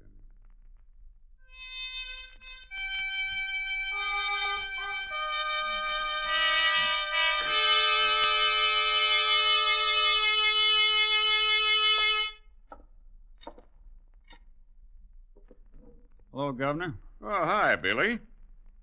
Had your letter read to me by my partner, Charlie Beaudry. He says you got a proposition that's interesting to me. I'm offering you amnesty, Billy. What's that? Don't wear your gun anymore, and no law is going to touch you. I killed a lot of men, Governor. How come you're offering... Just let's start having a little peace around here, that's all. Oh, I'm for that, Governor. I've always been for that. Well, now, I'm glad to hear it. Except nobody'll let me be peaceful. Well, it's going to be different now. Governor, you know what'd happen I put away my gun? I'd be shot down like a dog.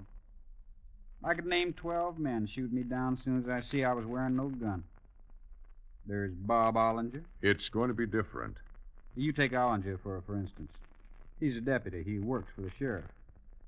He'll be wearing a gun, won't he? Yes. Yes, he would, but... He'd shoot me like a dog. How old are you, Billy? 18. You got a lot of living ahead of you, son. Not without no gun. It's going to be different. You say I got a lot of living to do, and I aim to do it, Governor. Just 'cause you say words like amnesty.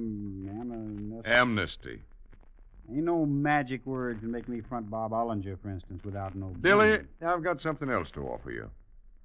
What else? When all the shooting's done, when the killing's over, how'd you like to be a sheriff?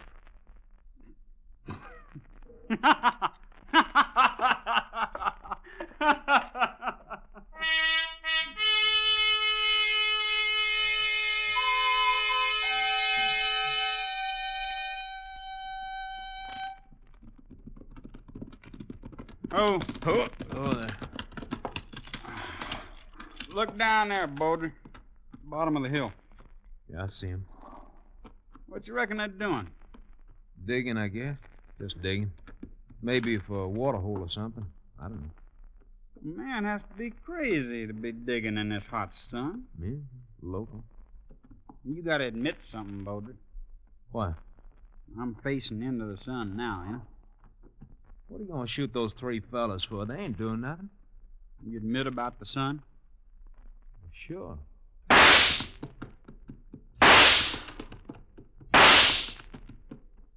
You betting any money they ain't dead?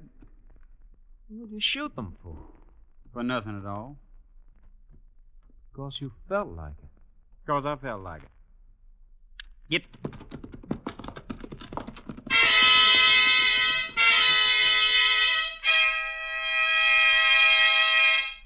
I think it's safe to say that at this stage in his career, and until he died, Billy the Kid was a mad dog.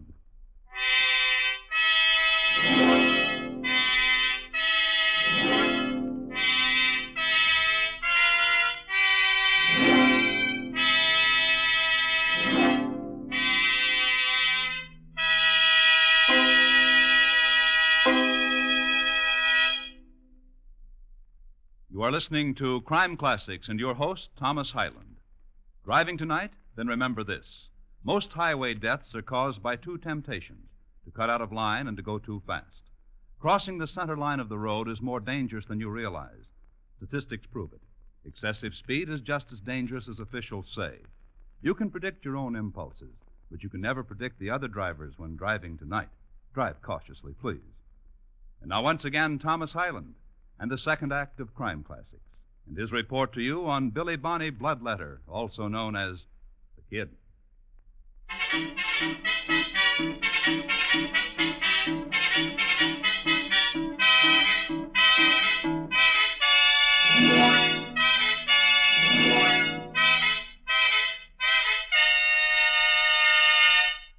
You'll recall that earlier I referred to this era and scene of American history as a blot.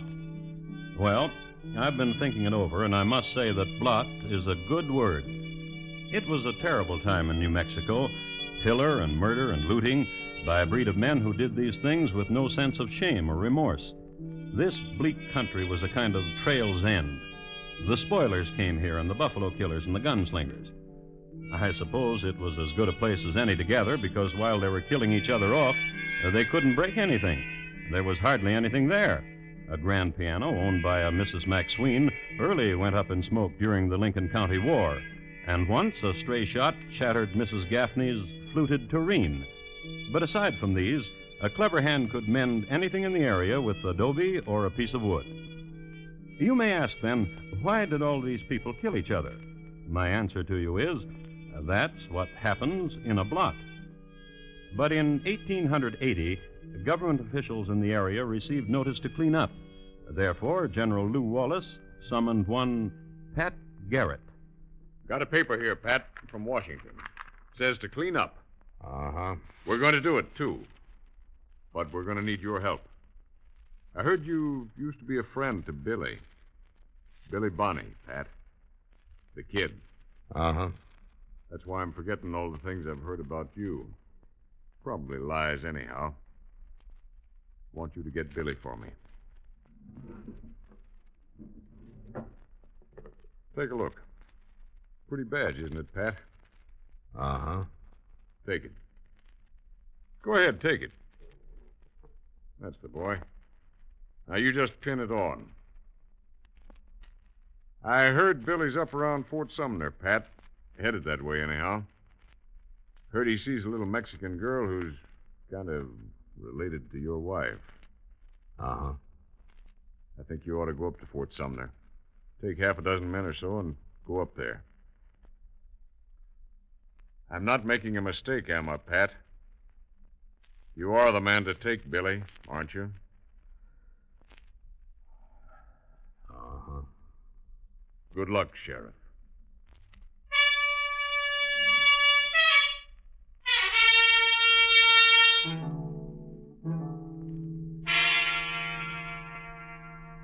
About the events which took place outside of Fort Sumner.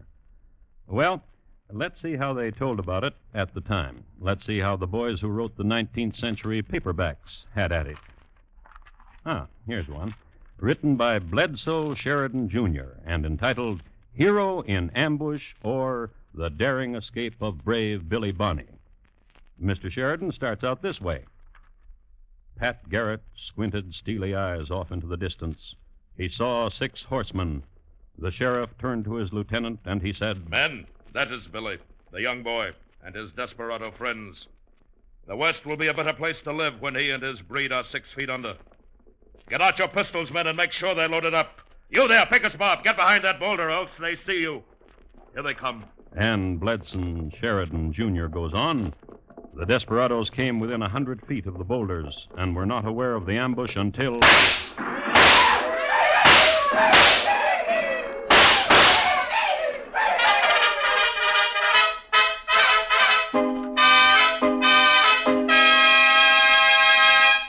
In spite of all the steely eyes that must have been on both sides of the ambush, and in spite of all the 6-shooters and shotguns, there wasn't a scratch in the crowd.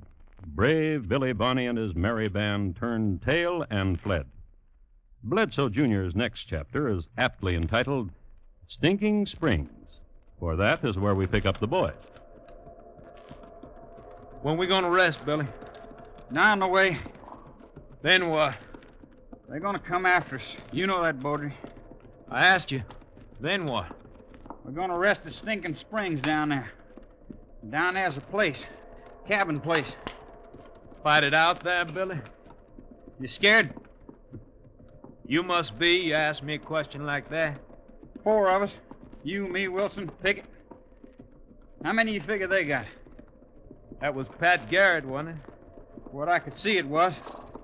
He can get all he wants. You scared, Billy? You're talking foolish, Bodie. Sure I am. Billy. Yeah? It's starting to snow. Yeah.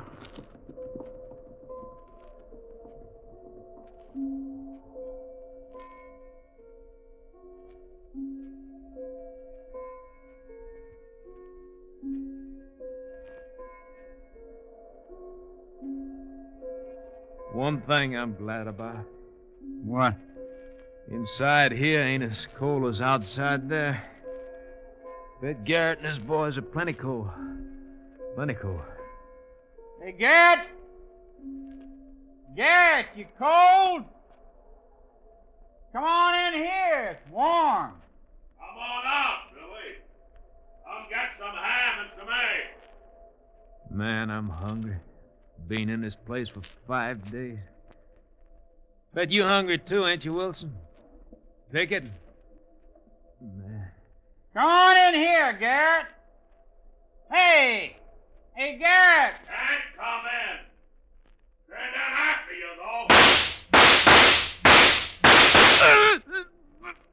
though. Billy! Man, they got you. Billy! It looks like... Let me see. Looks like that got you, Bodie. Listen. Billy! Listen, Bodie. You going out there, you hear? You're done for anyhow. You going out there and get one of them before you die. Go on, Bodie. Just keep your coat pointing out, just like that. Now, you get one of them, you hear?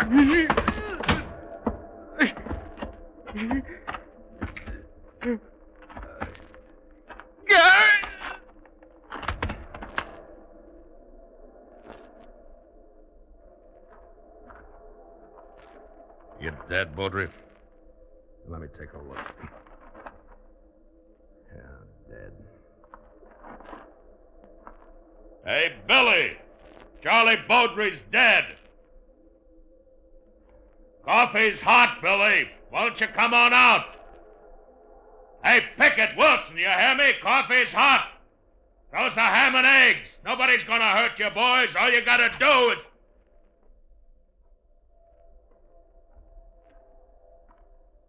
Hello, Pickett. Just keep your hands way up there. You're not gonna get hurt. Hi, Wilson. Glad to see you. Come on, get some coffee for yourself. Just take his gun and feed him, boys, like we promised to do. Hey, Billy!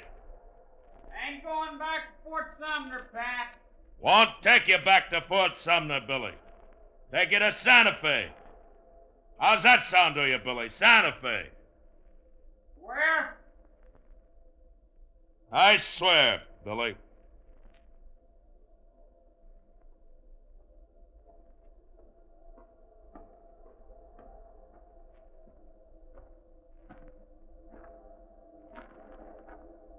Hi, Billy.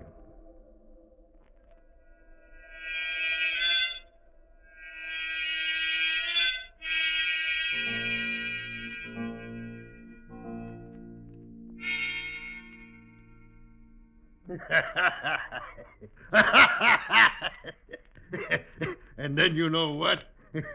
I'm going to tell you what, Billy. You're going to kill yourself throwing yourself against those bars. My name ain't Bob Ollinger. You ain't going to cheat the rope, Billy. They found you guilty and you're going to hang. Before I do. You're going to do what? Kill me, Bob Ollinger. You ain't killing nobody. I'm making me a promise. I'm going to kill me, you. Okay, Ollinger, I'll take Garden now. Explain to Billy how we're going to hang him. And watch how he does the thing. You got to watch him. He don't kill himself. See you tomorrow, Billy. Now, you know what, Billy? That Ollinger's a man I don't like. He did a thing to me once, and I'm going to tell you about it. Tomorrow you're going to die anyhow, and you won't have a chance to tell anybody. Here was Ollinger, and there was my sister. My sister's dead now. Some people say... Billy, some people say... Billy, how'd you get my two-barrel shotgun out of my hands without me knowing it? Open her up.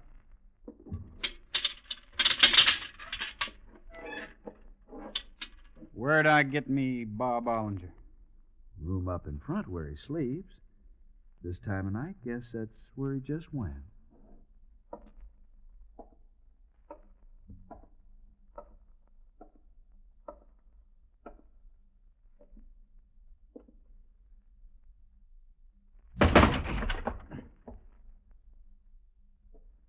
Hi, Bob.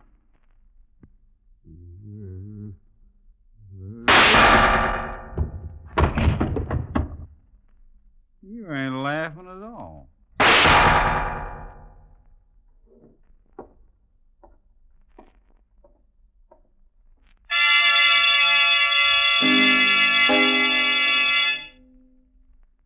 It's safe to assume that this was one of the happiest moments in Billy's life. He had killed a fellow he hated.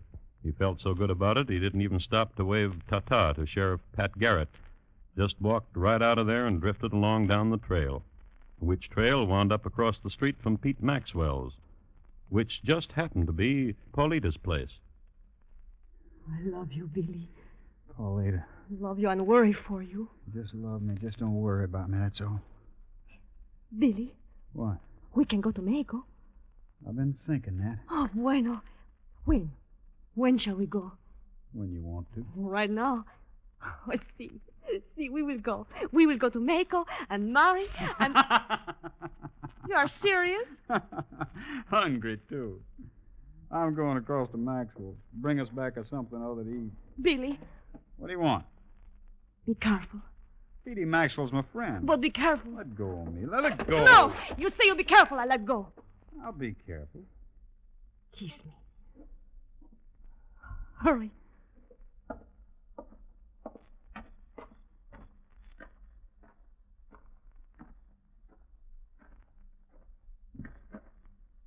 Somebody there? Somebody.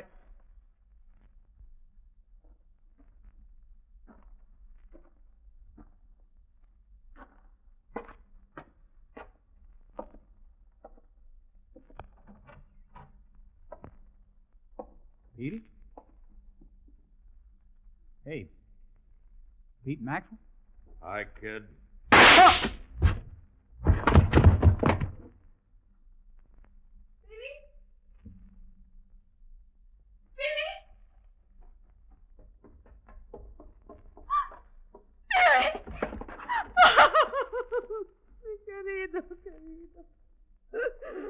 Hey, what happened up there? Billy the Kid. What? Billy the Kid. He's dead.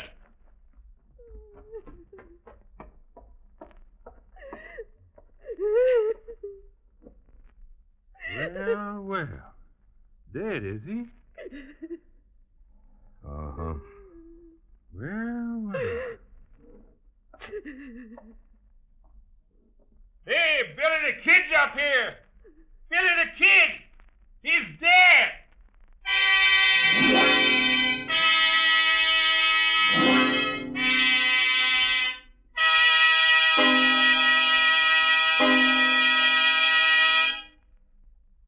That was July 14th, 1881. A killer was killed. A bloodbath was over. July 15th, 1881, was one of the finest days in the history of New Mexico.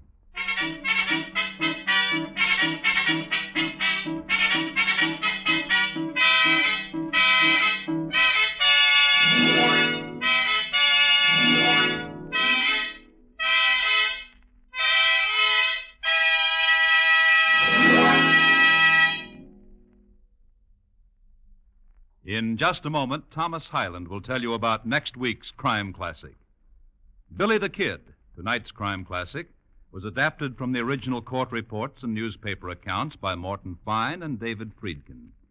The music was composed and conducted by Bernard Herrmann, and the program is produced and directed by Elliott Lewis.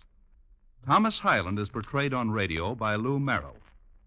In tonight's story, Sam Edwards was heard as Billy.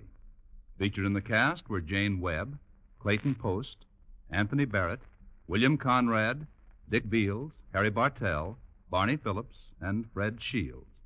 Bob Lamont speaking. Here again is Thomas Hyland. Next week, Warwickshire, England, in the year 1705, and a lovely young lady whose married name was Catherine Hayes, and whose ambition was to be a widow. My report to you will be on John Hayes, his head, and how they were parted. Thank you. Good night. Right after station's identification, keep tuned for a CBS Radio Sports exclusive as the middleweight champion of England meets the middleweight champ of America. Randy Turpin versus Bobo Olson, fighting 15 rounds for the title of the world. Yes, it's next, presented by CBS Radio. So stay tuned and hear it over most of these stations, coming right up.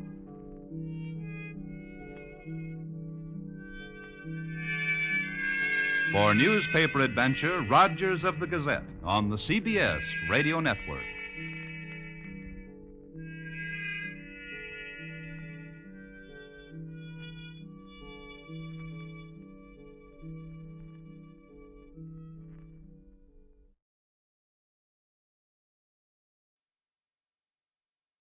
Good evening.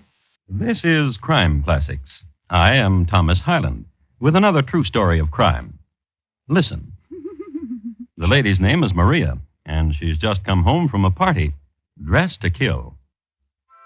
She's come home to discover a robber, the famous John Shephard, who removes Maria's lavalier gently, her earrings, slowly, and her rings. She was face to face with John Shephard, and for the rest of her life, she'd have something to talk about. Tonight, my report to you on the incredible history of John Shephard. Crime Classics, a series of true crime stories taken from the records and newspapers of every land, from every time. Your host each week, Mr. Thomas Hyland, connoisseur of crime, student of violence, and teller of murders. Now, once again, Mr. Thomas Hyland.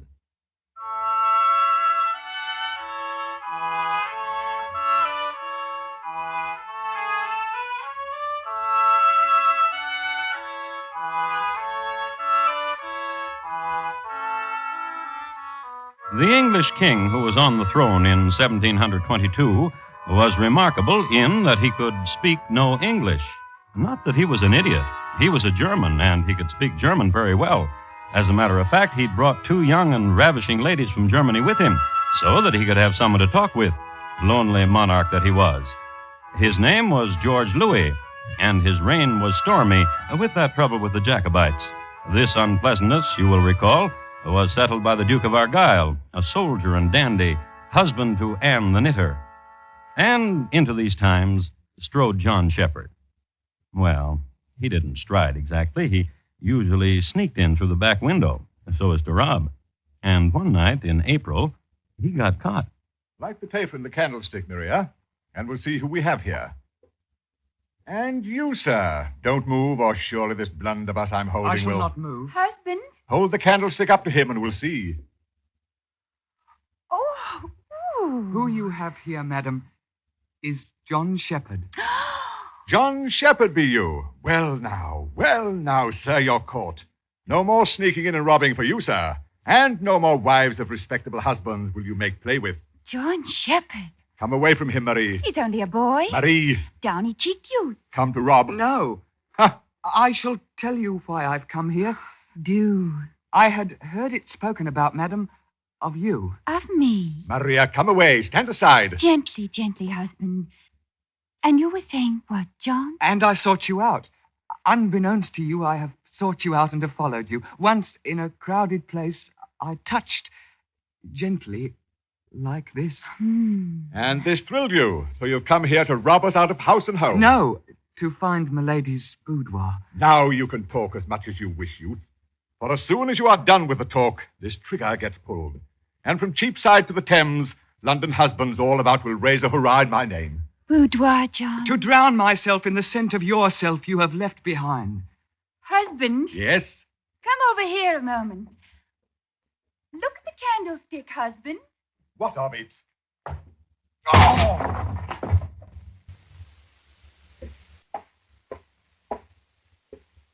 Now, you were saying, John?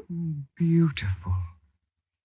Gossamer hair and lips of coral buds. Lips.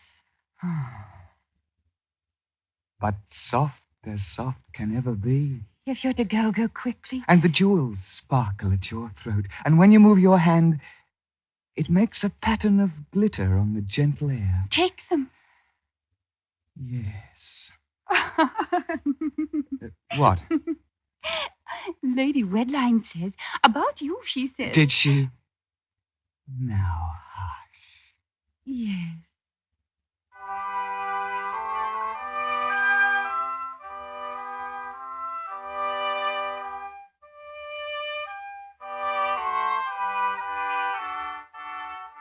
On this night, he was barely 20. His father died from drink when he was 3, and he was left orphaned when his mother died a year later. When he was 10, his aunt hired him out to a cane chair maker, but the trade bored him and he ran away. Alone in London, he began to pursue the libertine life and was soon adept at picking pockets, mugging, breaking into houses, bribing policemen, and joshing the ladies. He was a handsome boy, and even at 16 was caught up in a scandal involving Madam Scott's school, causing it to lose its charter for 3 decades. And once, at 19, according to a footnote, his activities all but caused Admiral Brisbane to bring the fleet in from Skagerrak to scotch a rumor. Romantic, dashing, and bold.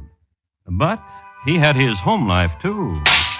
Scallion-nape billowjinks. Now, Beth. Pretty boy, where have you been, pretty boy? You know well. Would I mouth the question if I knew it well? Where have you been? About? Stealing? Well, of course, stealing. Then show me. Show me why I've been waiting to the wee hours. Nothing to show you, Beth. Oh? On coming home to you, I met a man. And he said, what you got to sell, John boy? What you got to sell? Just some baubles. And he cheated you for what they were worth, and you gambled, and now you got nothing.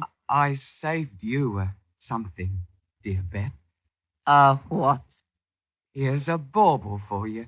A piece of gloss you bought at a store for half a mite. Here, let me put it to your lowly throat. No. Beth, pretty Kim. A thing to tell you, John, 'cause I've sworn it to me. Beth Lyon, I swore to me. Any more talking amongst the maids in the market I hear, any more soft laughing I hear in John Shepherd's name with it to the police I'll go to. I swore it. I swore it. 'Cause I'm tired of waiting into the wee hours for you, and you coming home tired and cheated, gambled out. Now I want none of you no more, John. You come to me and you'll change your mind, Beth Lyon. All right. We'll see. Now what, John Shepherd? Soft touches your hair against my cheek, and a sparkle go. Get out of here. Beth. What? You said a thing about the police. Get out of here.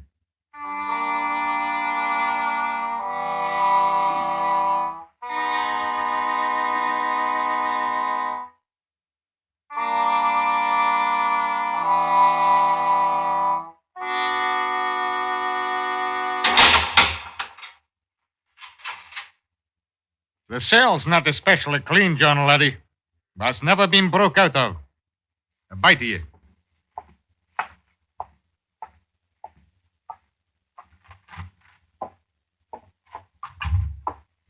Wife.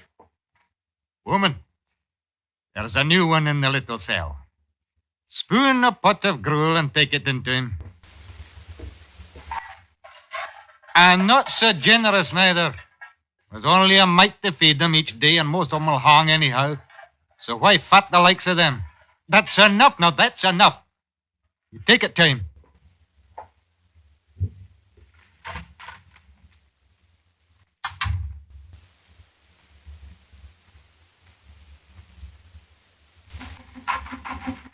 Hello?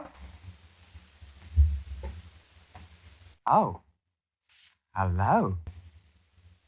Oh, what dream is this? What angel is this that brings me sustenance? Here, I'll take it from your softling hands. Why stare at me with soft doe eyes? I'm but John Shepherd. And why widen go your eyes? You cannot know me, for I am nothing. And this is a dream anyhow, and does not happen in reality. And how am I sure of it? For no cheek was so rosy and warm beneath my lips. And if those dainty hands were to hold a key now... Yes, just so. Oh, dream, wake me not. But let the loving fingers turn key in lock, while lip presses lip. Madam, no, speak not, but walk with me, and show which way. How do I get to the street, madam?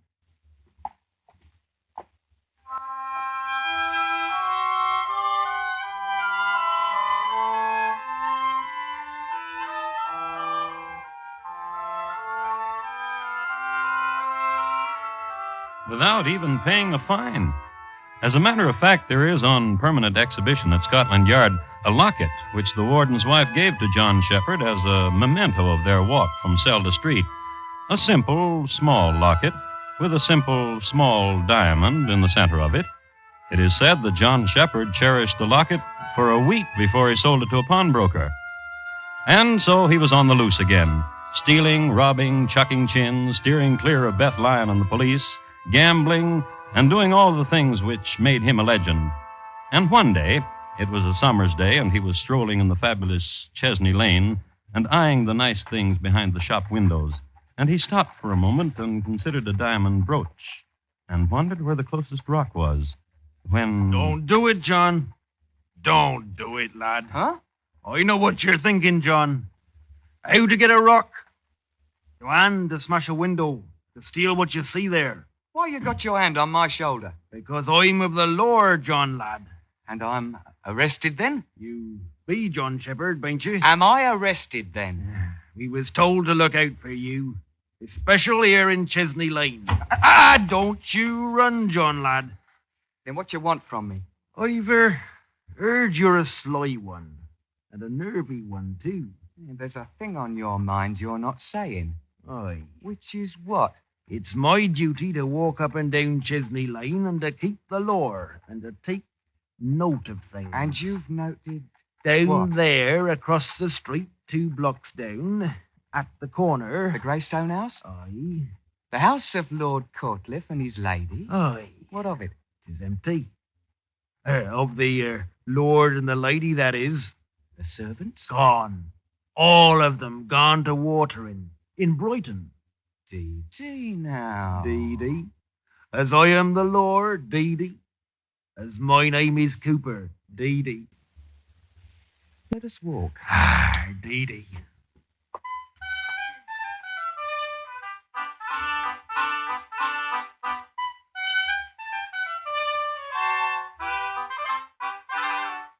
Later that day, an advertisement was inserted in the London Times that the furniture and belongings of Lord and Lady Courtliff were on sale on the premises in their natural surroundings. The house was thrown open to the public, and it was a marvelous sale. The floorwalker's name was John Shepherd. He also took the money.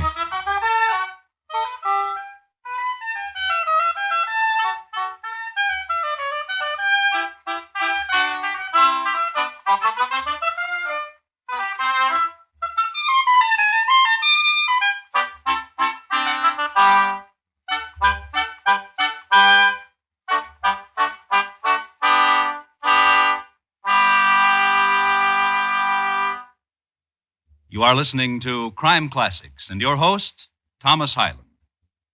You don't have to tell the average or above average housewife that radio's work before dark, too. Chances are she's already familiar with the daytime dramatic serials on CBS Radio, a succession of fine day-to-day stories about people it's easy to like and be interested in. Every weekday on most of these same stations, listen where America listens most. For Aunt Jenny, Ma Perkins, Rosemary, Our Gal Sunday, and all our Stars Address daytime serials. Now, once again, Thomas Hyland and the second act of Crime Classics, and his report to you on the incredible history of John Shephard.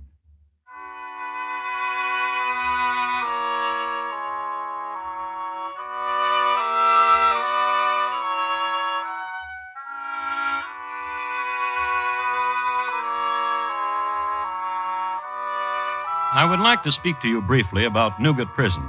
And Newgate Prison because, as you must know, John Shephard must eventually come here, since, as all of us know too, lex omnia vincit. Well, Newgate Prison was built in the 12th century and was originally the gatehouse to the west side of London. As a gatehouse, many gay times were had here, travelers being what they are. But in the 15th century, iron bars were imported from Sheffield, and as a prison, Newgate came into its own. The Great Fire of 1666 destroyed it, but from the ashes rose a dungeon even more formidable than its predecessor.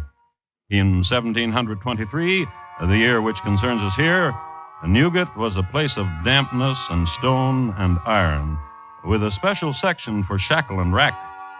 You might be interested in knowing that the most popular method of execution in this era was pressing a fellow to death. More later.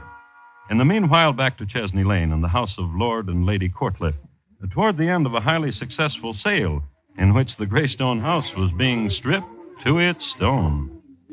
I beg your pardon. Yes? Are the tapestries for sale, too? Oh, yes. And at what price? Which tapestry did you have in mind? Well, let me see. This one. Excellent choice. I like unicorns. £10. You'll give me a bill of sale? Why should I? To prove that I have come by this honestly. After all... After all what? This is a famous tapestry. Dee-dee. The farandole of the unicorns. Oh, Dee-dee. Lord Courtliff's favorite. I know, he told me. As he told me. A good friend of his? He has many friends. In the police. And you're... Captain Cleaver. I'm... John Shephard. Only John Shephard would have the imagination, the audacity to open up a stranger's house and sell all the stranger's belongings. Captain. Yes, lad. There's an arrangement I have with an Officer Cooper of the police. Pity. Why pity? Now, Officer Cooper will be hung, too. Oh. Then... Of it, there's no doubt. You're Wait. What? The proceeds from the sale of the furnishings on the second floor. What of them, lad? Yours. My name is not Cooper. Come along, lad, John, lad. You're under arrest.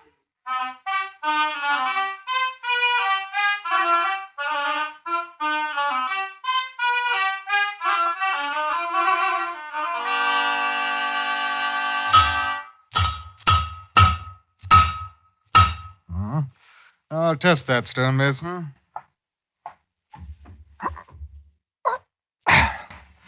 Tight. Good.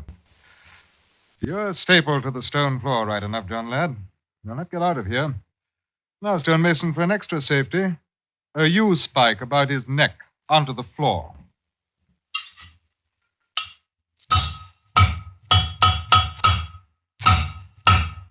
Now, let me see. A couple more hits, stonemason. A couple more, my man.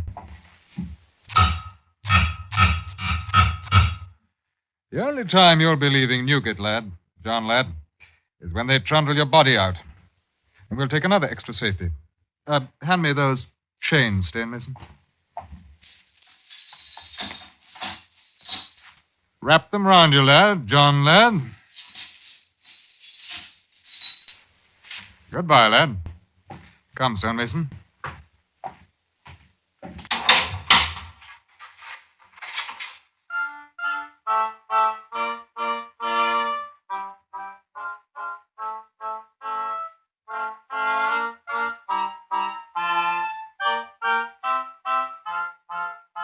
I have here a newspaper of the time from which I'd like to read a paragraph or two. John Shephard, alone in the stone room of Newgate Prison, espied a crooked nail. With this device, he unburdened himself of his chains. Some have said that John Shepherd enlisted outside aid in loosening himself from the stapling, but John Shepherd has claimed that this is not so. But it remains true that unstapled he became, whereupon he removed 2 stones from the wall of the room, which gave him access to a passageway between the walls. Thus, he climbed to the Red Room, so called for obvious and horrible reasons. He threw down the door of this unspeakable closet, and thence came to the chapel. Removing a spike from the door of the chapel, he experienced small difficulty in opening 4 other doors, which led him to the roof. It was a rainy night, and he almost, in traversing this place, slipped to his doom. However, he jumped across a narrow alleyway onto the roof of a Mr. Finchley who lived next door, and opened a window casement of this house. Don't be frightened. Where did you come from? From out there. From the rain. You have no need to be frightened. Well, who are you? John Shepherd. True. Such is my misfortune. Misfortune? Yes. How? I say my name and I am shunned by all. My father Don't is... scream for him.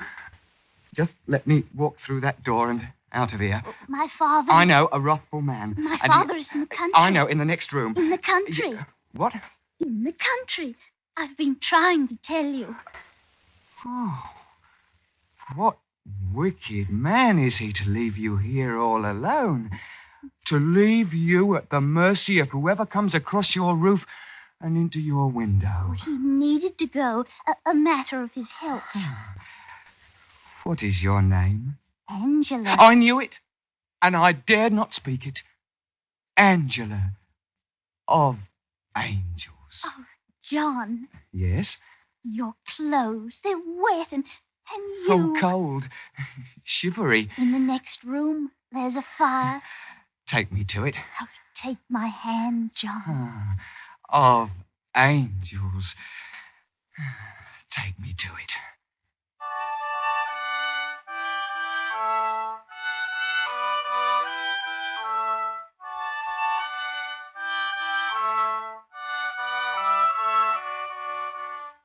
And in no time at all, John Shepherd had the run of the house. He particularly liked the library and would spend hours here.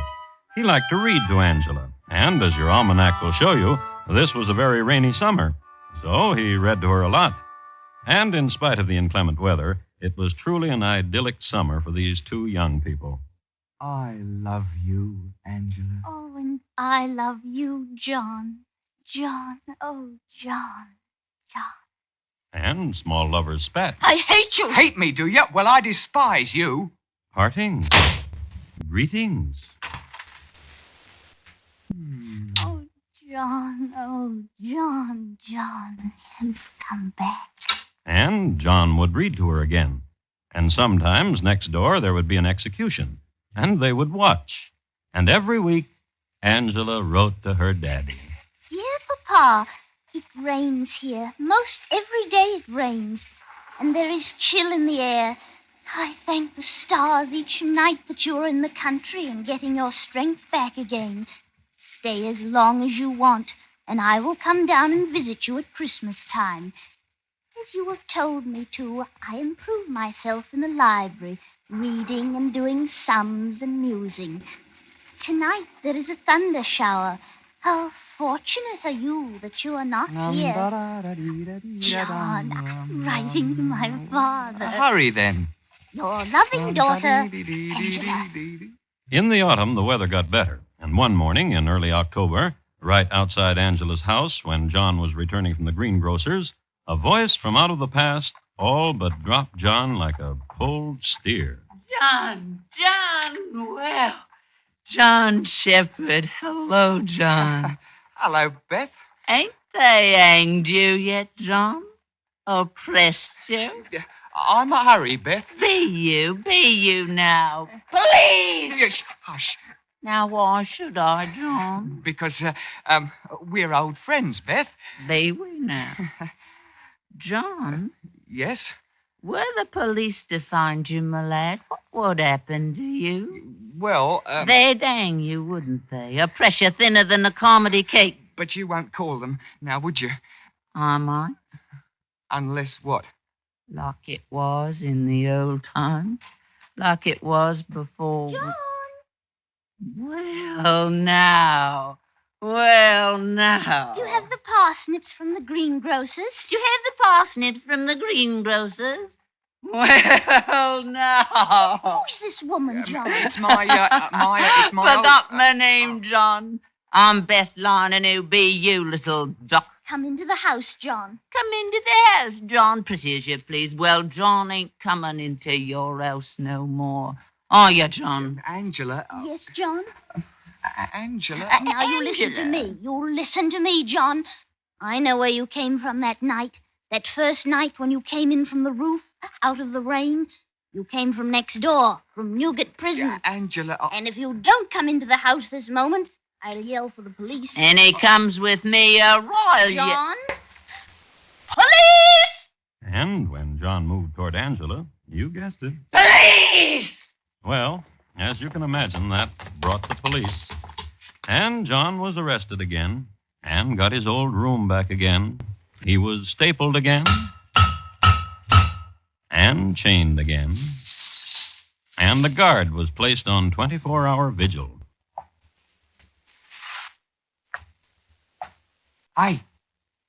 God! God! Yeah. How would you like to... No.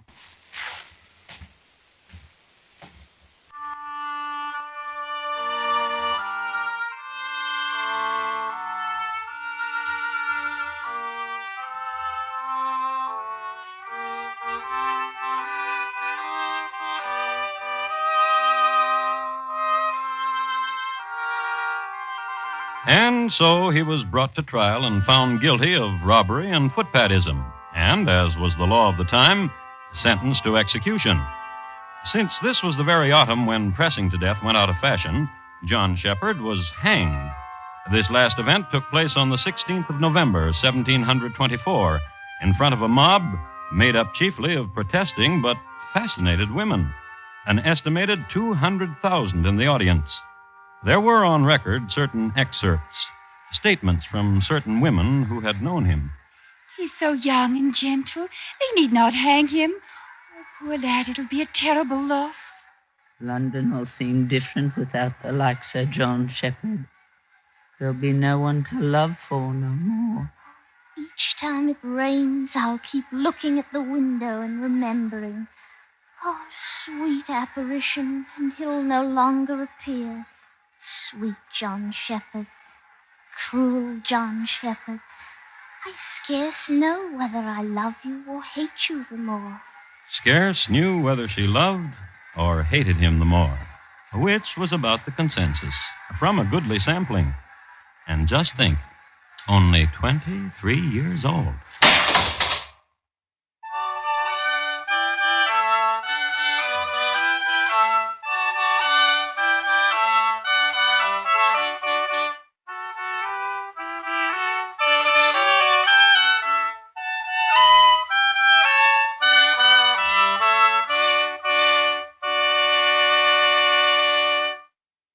In just a moment, Thomas Hyland will tell you about next week's crime classic.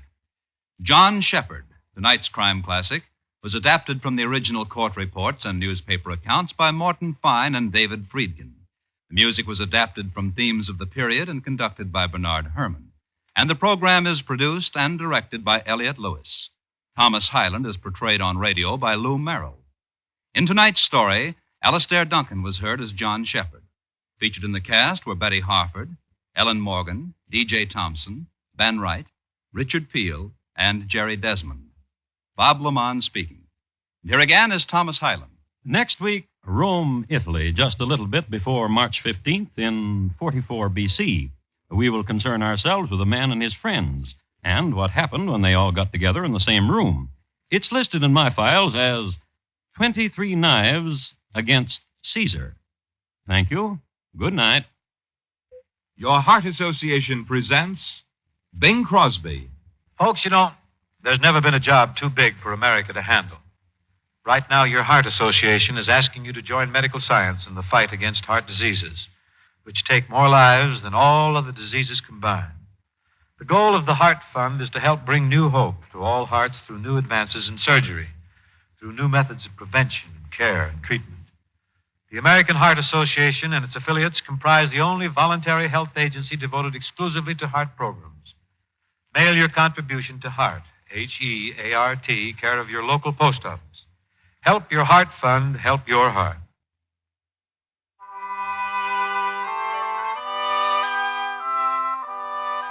Lionel Barrymore's Radio Hall of Fame is great Sunday night drama on the CBS Radio Network.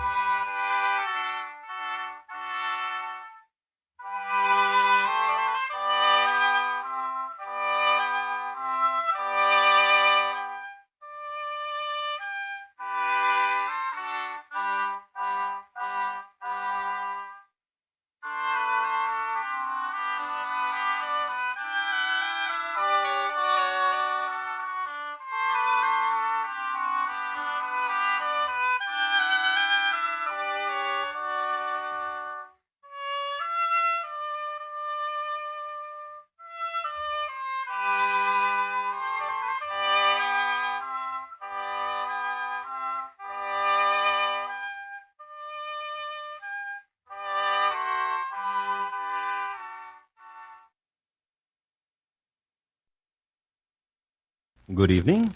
This is Crime Classics. I am Thomas Hyland with another true story of crime. Listen.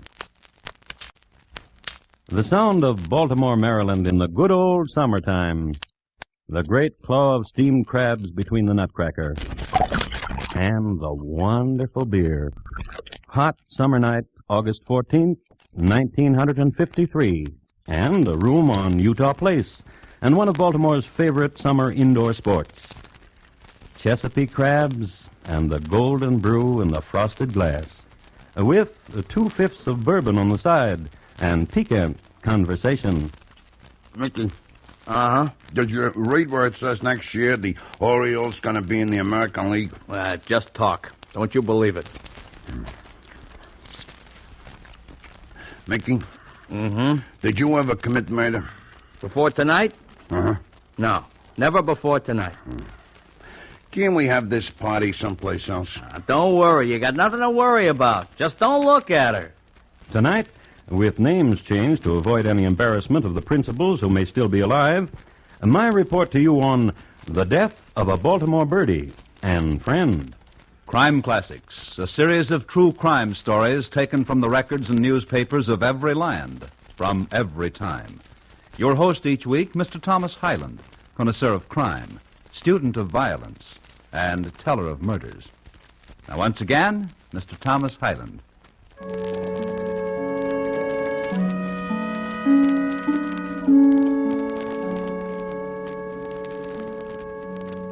I was in Baltimore last autumn when the Peabody Bookshop was still selling the dustiest books and the best beer in the world.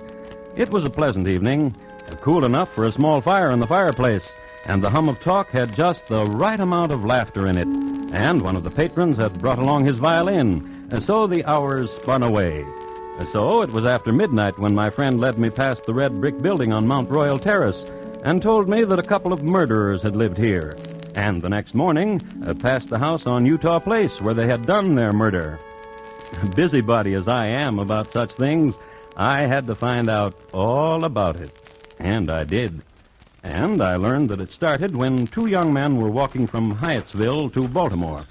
And they got an arena in a place called Collins Park, I hear. Maybe I could get a fight there. Joe Anderson, a very bad middleweight, plumping into an even worse light heavy. They hear what happened to you in Washington, they won't even let you walk down the aisles. Non-admiring friend Mickey Thayer. Lately, since they met at the Salvation Army Center in Scranton, Joe Anderson's handler-manager.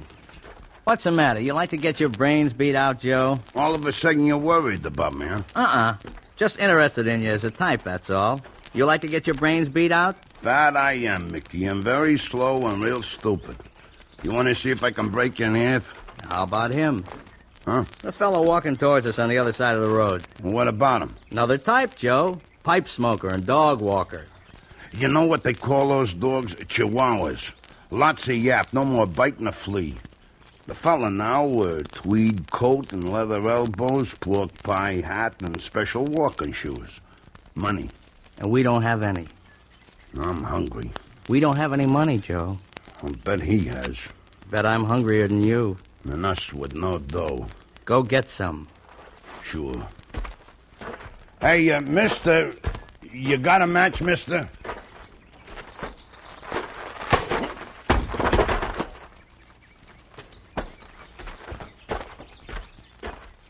How did I do, Mickey? Let's see the wallet. Well, how'd I do? Just $8 worth. Not real good, Joe. Not very good at all.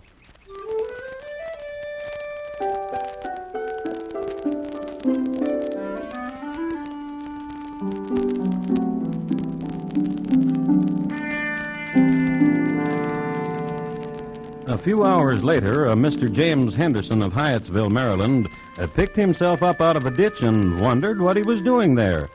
As a matter of fact, he didn't even know he was Mr. James Henderson, and the fact that he had no wallet didn't help matters. He was led home by a small Chihuahua, and it was only last April that he recovered his memory. But the $8 served to assuage the hunger of the two hoodlums, one of whom, the next night, appeared as a contestant in a special event at Carlin's Park. Now, stay away from him, Joe. He looks awfully tough. I'll kill him. Yeah, how you going to get in back of him with a lead pipe in front of all these people? Go on, get out there. One of the shortest fights on record at Carlin's Park, the home of notoriously short fights, but long roller coasters. Mickey ran to the center of the ring and assisted Joe to his corner. And 3 hours later, when they were walking around Druid Hill Park Lake, Mickey was still supporting him. That fellow knocked me out is going to be a champ. Yeah, Joe. Take my word for it. Joe. Yeah? The fellow you fought tonight is 46 years old. First fight he's won since he was... Mickey. What? Look. Yeah. Lady in the convertible. Lady needs help. Yeah, she does.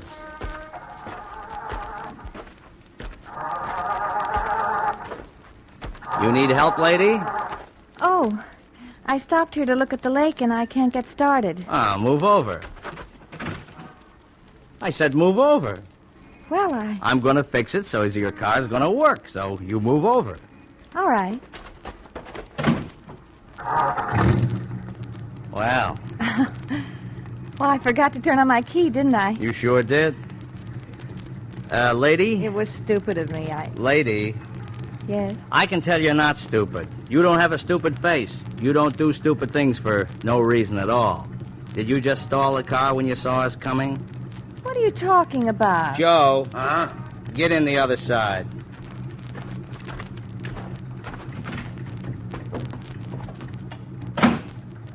This is Joe. Hi. Get out of this car, both of you. And leave you alone? Oh, that'd be dangerous. Girl like you. Pretty girl like you. Well, thank you, sir. Let's us drive you home. Why, thank you, sir. Where do you live? Utah Place. Not far from here. You tell us how to get there. Sure.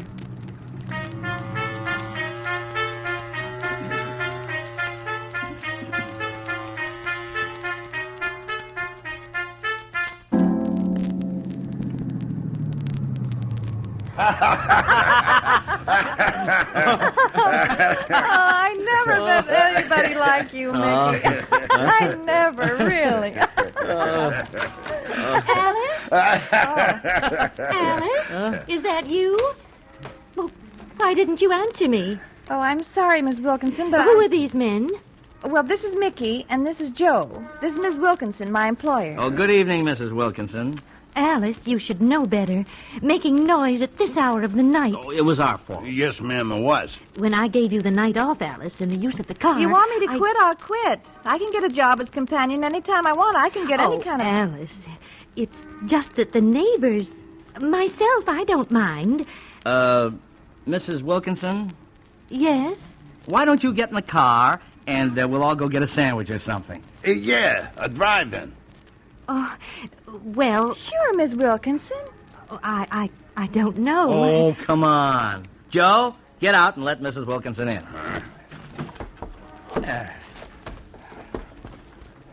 You mind if I sit in back with you, Mrs. Wilkinson? Oh, no. Not at all. Hi. Hi, Mrs. Wilkinson. Hello. I'm a prize fighter. Well, isn't that interesting? Oh, Alice? Yes, Miss Wilkinson? Joe here. Did you know he was a prize fighter?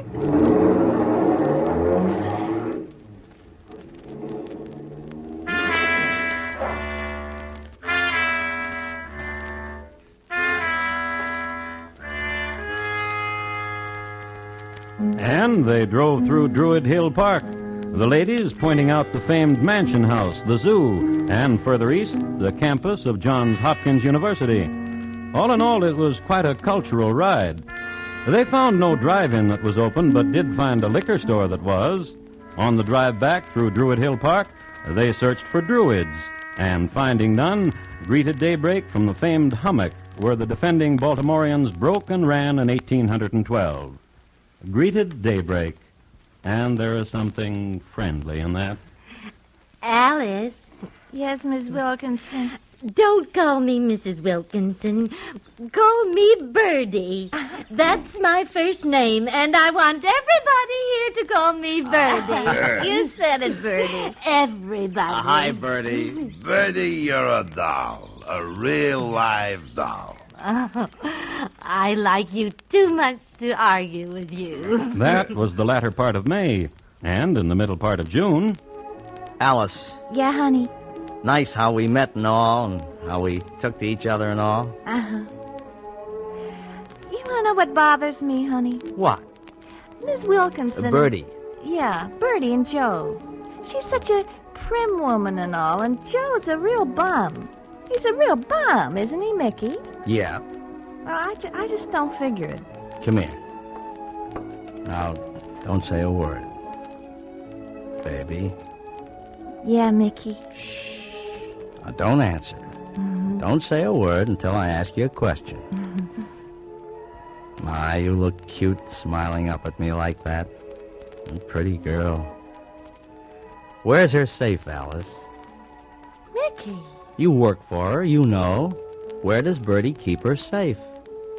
If I didn't know you were kidding, I'd throw you right out of here. I'm kidding. And on July 4th... Wowee! That was a beaut. Joe, Yeah, Birdie?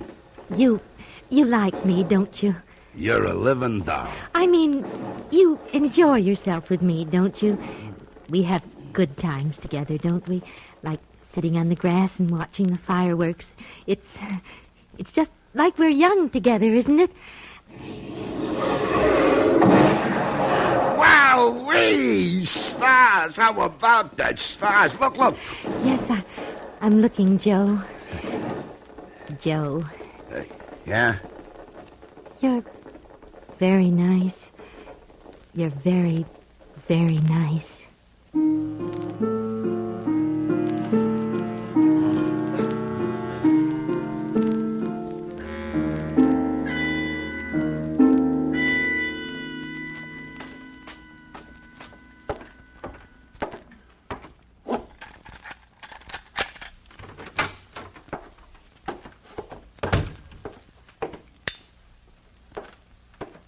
Hey, Mickey.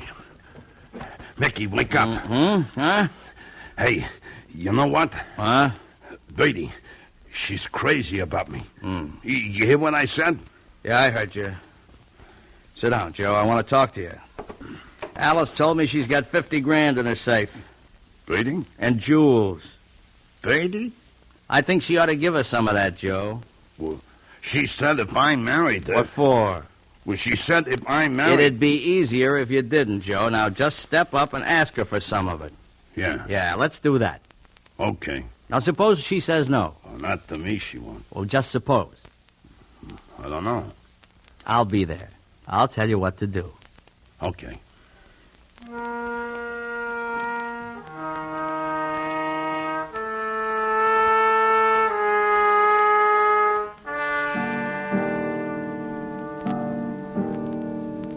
And Joe slept the sleep of the innocents. Not Mickey. He paced. Sweltering night. Walked over to Joe's bed, wiped Joe's brow, smiled upon him. Good weapon, Joe. Dependable. Something to watch over and take care of. Get your rest, Joe. Sleep.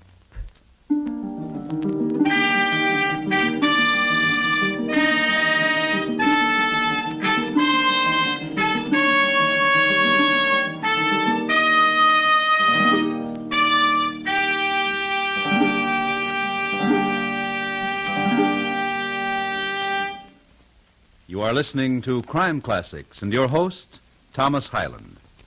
CBS Radio brings you the great news reporters of the CBS Radio Newsroom. Edward R. Murrow, Lowell Thomas, Robert Trout, and a long list of familiar names for news. And remember, every weeknight CBS Radio broadcasts a complete, up-to-the-minute summary of the Army McCarthy hearings. Throughout the hearings, tune in CBS Radio for complete evening coverage of each day's significant events. And now once again, Thomas Hyland, and the second act of Crime Classics, and his report to you on the death of a Baltimore birdie and friend.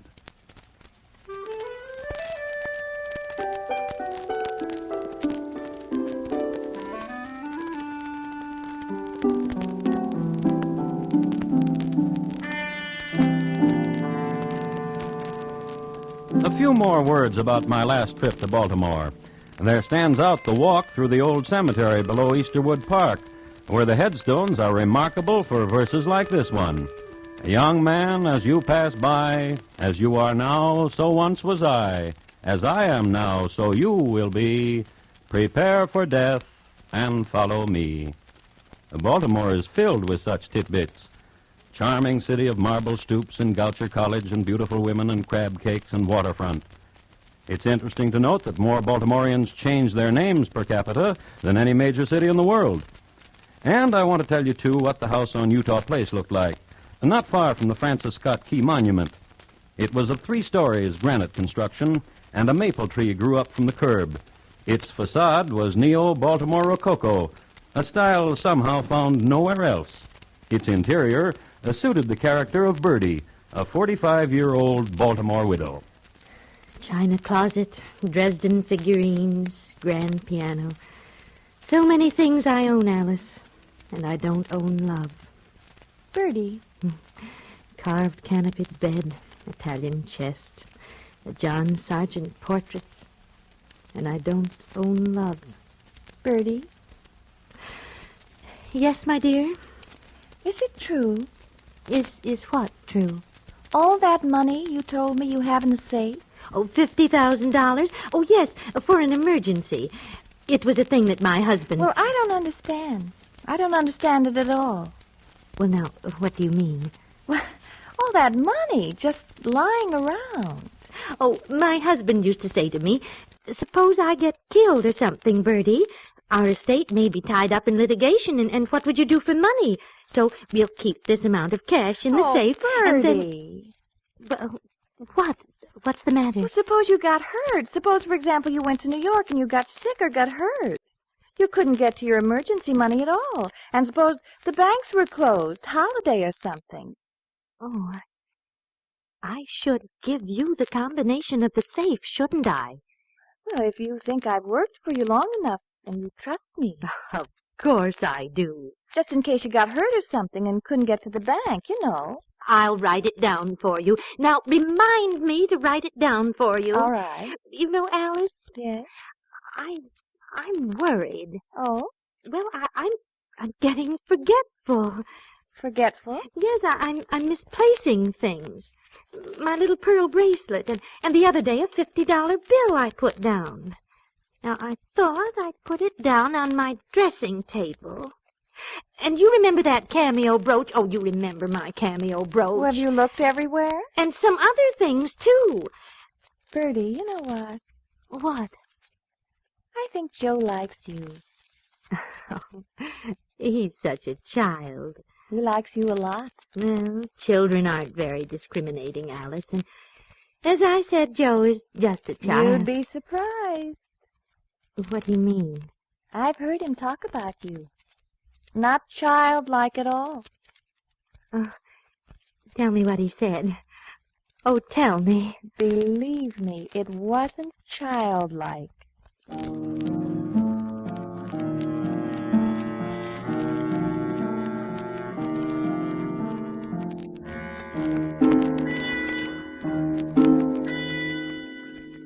Here, Mickey. This watch. She won't miss it. She's got 3 or 4 more. Oh, you're a little thief, Alice. I love you. Marry me. You know, I was thinking, Mickey, I might be able to get us $50,000 for a wedding present. Oh, marry me, Mickey. But Mickey would always get roguish when the subject came up. And somehow he had a trick of making her forget her immediate plans of wanting to get married, stalled her, as it's known in the trade, and relieve her of whatever bauble she had filched and pawn it and go halvies with Joe. And one day the two fellows had a heart-to-heart talk. She's got a safe, and she's got 50 grand in it. And probably who knows what else she's got in it. Yeah. Yeah. And that evening, another heart-to-heart situation. The way you hold me so tight, Joe. So strong. So strong. Joe. Bertie. Oh. You first, Bertie. Well, I was just going to tell you something, Joe, about me. I'm a new woman since I met you. It seems like things I only dreamed about before, I find myself doing because of you, Joe. Because, well, you're not complicated. You're not caught up in the welter of being a civilized human being. And I find myself spinning when I'm near you. Joe, anything I have is yours, Joe. How about the $50,000 in the safe? Oh, I see. How about No. Well, you just said... A thing a woman always says when she's spinning. Not to be taken literally, Joe. You mean... I mean, I'm not going to give you any money. You mean you just lied through your teeth? Get out of here. Come to Joey, come on. Joey, don't. Come on. Get out. When you can say, forgive me, come back. But now, get out. Go. Please.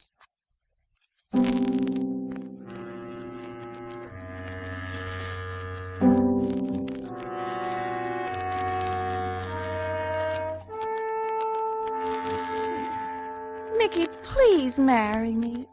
Oh, Mickey, please. Mickey, I know the combination of the safe. She wrote it down for me. I have it. I have it. Will you marry me, Alice? Please marry me. Yes. Oh, yes. Of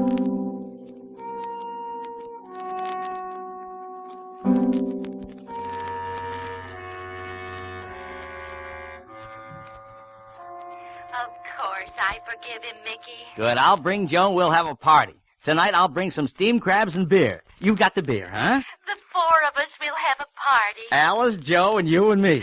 We'll have a party.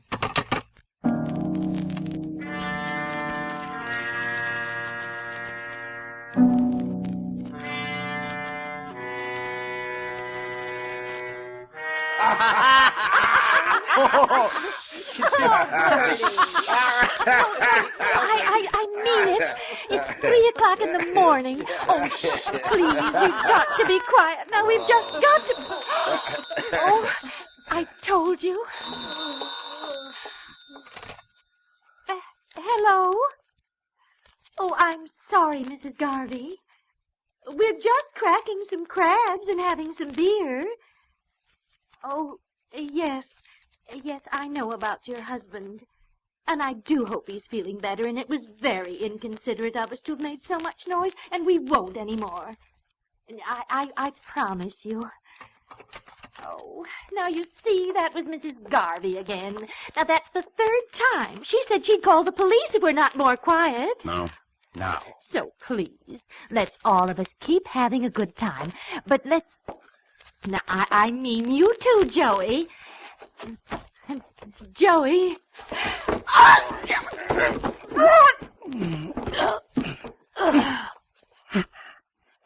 Joe. Joe. Leave him alone. Leave him alone for a minute. Joe. I'm okay. Is she dead? Did I kill her? Yeah. Alice? Yeah, come here. The safe's right in here. Right in back of that desk. Hurry up, Mickey, hurry. Just keep quiet, that's all.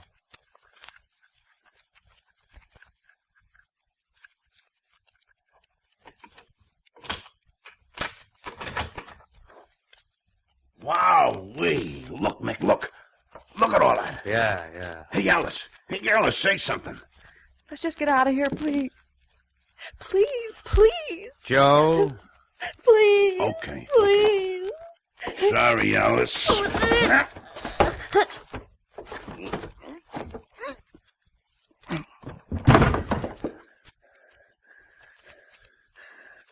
Mickey. Yeah? Explain to me again. I forget. What? Well, it dawned on me again, and I forget your answer. I could have married Bertie. Real nice dame. Everybody's dead. Oh. Nah, don't worry about it. All this dough. Let's get back to the party.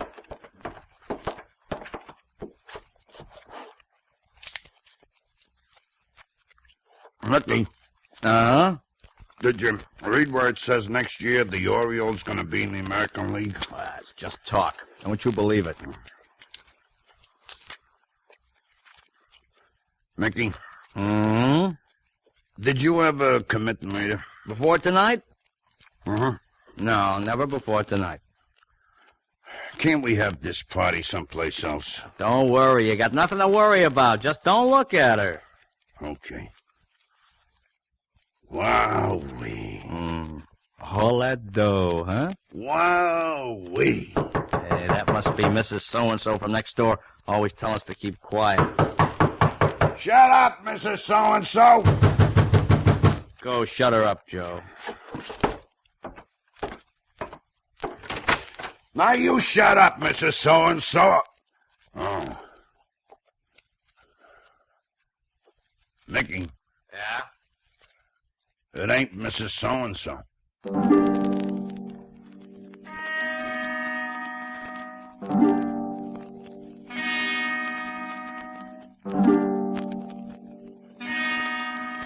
No, it wasn't Mrs. Garvey at all. It was Officer Ned Gleal, badge 715, Baltimore Police Department, come to quiet down the neighborhood at Mrs. Garvey's request. Walking through the house then, Officer Gleal quickly determined that Bertie and Alice would no more disturb the peace. Neither, for that matter, would Joe or Mickey. Ever.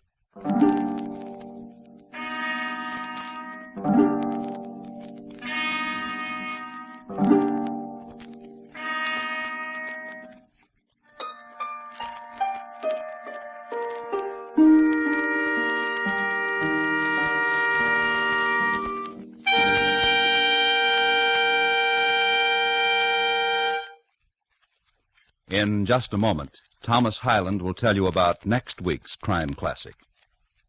Baltimore Bertie, tonight's Crime Classic, was adapted from the original court reports and newspaper accounts by Morton Fine and David Friedkin. The music was composed and conducted by Bernard Herrmann, and the program is produced and directed by Elliott Lewis. Thomas Hyland is portrayed on radio by Lou Merrill.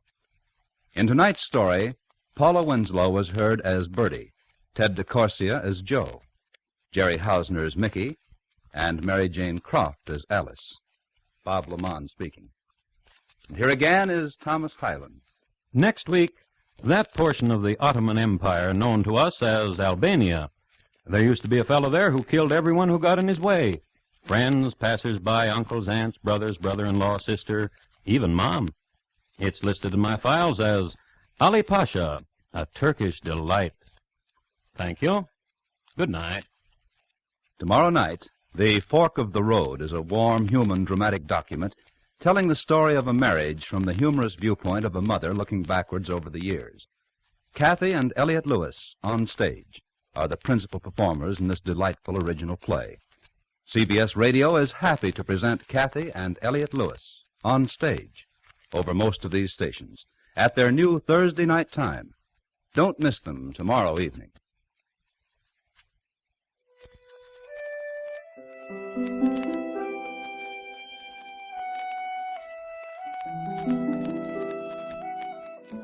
Everybody Loves Junior Miss, Thursday nights on the CBS Radio Network.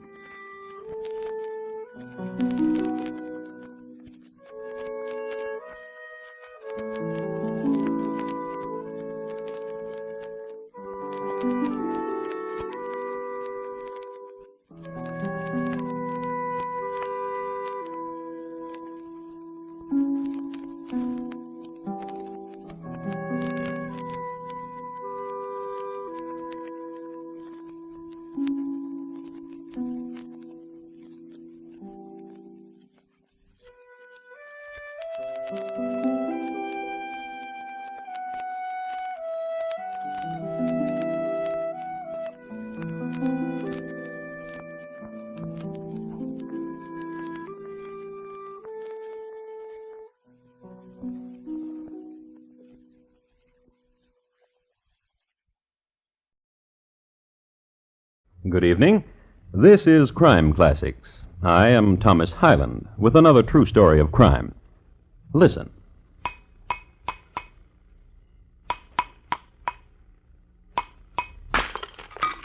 The glass you just heard broken was not ordinary glass. It was a closed vessel of exact contour of the man's head which it held. It was raised exactly 1 millimeter above the skin all around and above the hair. No small feat, since the hair on the head was lush and curly. Another masterpiece by Dom Llewellyn, whose secret of blowing glass to enclose human heads died when he died. Dom Llewellyn had been called in to do a job of work on what was left of Mr. John Hayes, which was all above the neck. So tonight, my report to you on John Hayes, his head, and how they were parted. Crime Classics, a series of true crime stories from the records and newspapers of every land, from every time. Your host each week, Mr. Thomas Hyland, connoisseur of crime, student of violence, and teller of murders. Now, once again, Mr. Thomas Hyland.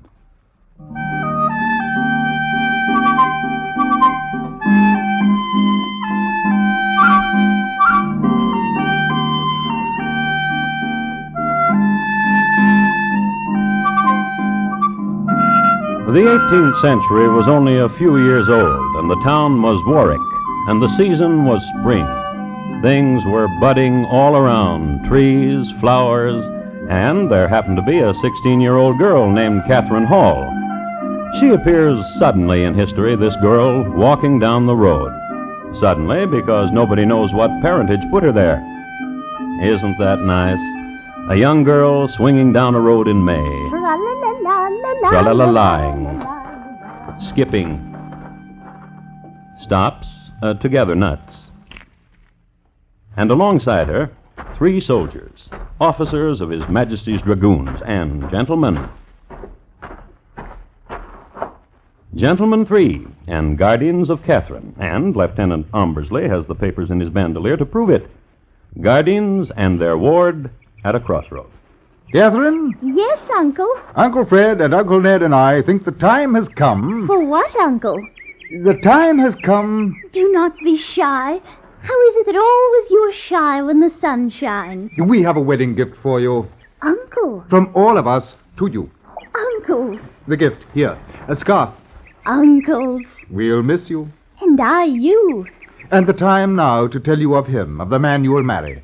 Of the man who comes down this road anon to take you from us, from Uncle Fred and Uncle Ned and myself. Is he as tall as you? He is very rich. Is he as handsome as Uncle Ned? He is very rich. And has he the strength of Uncle Fred? He is very rich. Then I know I shall love him well. Catherine. Yes, Uncle. Your duties as wife. Yes, Uncle. Always water in the pail, and loving nuptials cannot fail. And? Happy marriage in a springtime day, child in the cradle on New Year's Day. Oh, yes, Uncle. Oh, yes, Uncle. He is prompt. I die with impatience. He has a fine span of horses, see? Oh, trembling. Oh, John Hayes! Oh! You, girl, if your name be Catherine, get in. Uncle? Get in, girl, get in. A kiss, Uncle, for farewell to you and Uncle Ned. Which we did in tears and kisses the whole night past. Get in, girl, get in. Here's your money, Lieutenant. Small sackful, as was contracted for. Giddy up!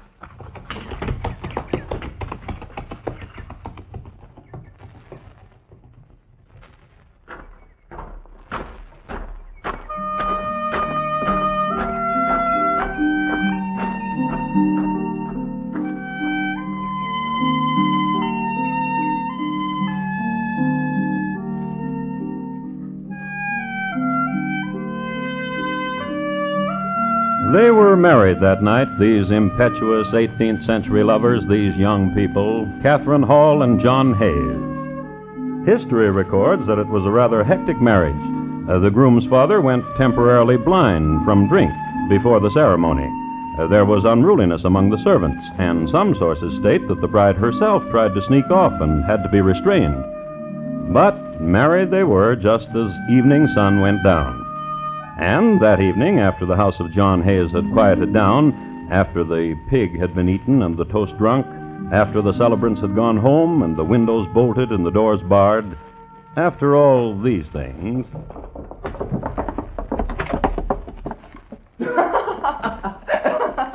There you are! There you are! Come on out now! There you are! Glibberty Bird. You know what you ought to do. What? Join the army. Join the army? Join the army. Why should I do that? I'd be so proud of you. Aren't you proud of me now? Think of you in a uniform. Oh, I never did. Well, then let's do it. All right. The scarlet trousers and the scarlet coat. Oh, my. And the golden sash and the gleaming scabbard. And I'd stand up straight like this. On your curly hair, a three-cornered hat and a cockade. And I'd march. And I'd march. And perhaps... What? They'd send you to America. Yes! No. You would volunteer for it. Oh, no. You'd miss me too much. You'd suffer. Oh, I'd write to you every day. Well, the boats to America do not sail very often. I'd knit things for you and bake things for you. But mostly... What? I'd be proud. Oh, so proud. Dear John. Well, I don't know. Join the army. Proud? Oh, yes. What would you do? Well, tell people. John. Yes. Golden sash and gleaming scabbard, and on your head a three-cornered hat with a cockade, John. And you'd march so straight and tall, you'd march... Like this? Yes. Like this? Yes. Oh, yes.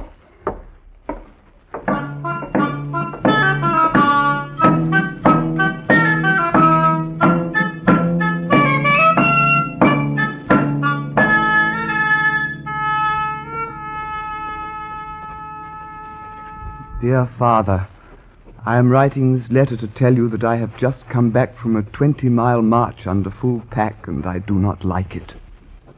In the 6 months I have been in the army, I have not found a thing that I like about it. It is march, march, march, march.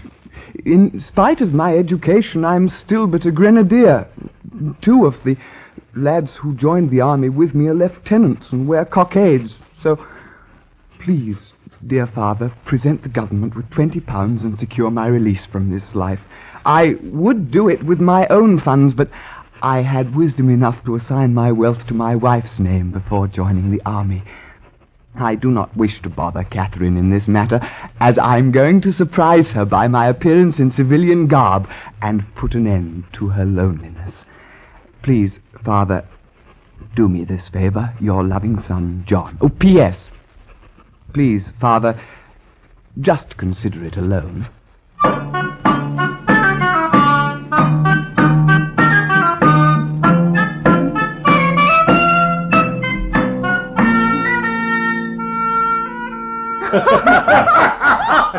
That curious tailor from Tottenham. Oh, Mr. Wood, you're the one. And how about me? Oh, you're a one too, Mr. Billings. You're... If it's the butcher boy, Mr. Wood. Yeah, I'll send him on his way. Aye. Who are you? Who are you? I am John Hayes. Who? John Hayes. Oh, he be in the army. Not now. I am John Hayes, and I've come home to my wife. Where is she? Catherine! Who is it? Catherine! Catherine, I'm home! Dirty deserter. No. Oh, shame. Oh, listen, I'm out of the army. But you cannot be. I just sent you a sweater. I'm out. My father paid a bounty for me, and I'm home again. Who are these men, Catherine? I'm, Billings, the cooper. I be Wood, the alehouseman. Tradesman? I? What do we need a cooper and an alehouseman here? Are you questioning me, husband? Well, I'd like to know why a cooper and an alehouseman... Welcome home. Aye, welcome home. Ruddy hero. Come to home. Drink a cheer, boys. Ruddy hero, come to home. Ruddy hero, come to home. Come to home. Come to home.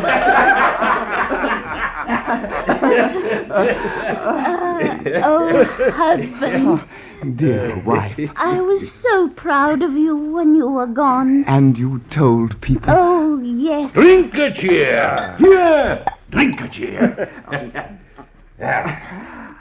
And now, wife? We will celebrate, you and me and Mr. Billings and Mr. Wood. Well, I thought. We'll have a celebrate. John, you're dusty from the road. Go wash. There's a full pail, always waiting for your return. Go wash. Yes. Mr. Wood. Aye, Katie. Mr. Billings. How did you come to marry such a one, Kate? He's very rich. And he's come home. His wealth is assigned in my name.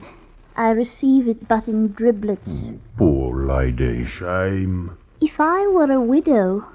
The money? All at once. All mine. Billings? Aye. Let's make a widow. And how to do that? You kill an husband, you make a widow. Ain't that an axe above the fireplace? Oh, dear friends. I washed Catherine. I was proud. Ruddy hero.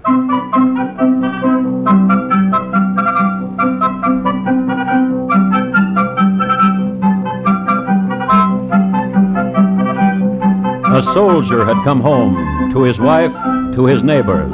There was wine in the room and a good fire. But it was one of the shortest celebrations on record.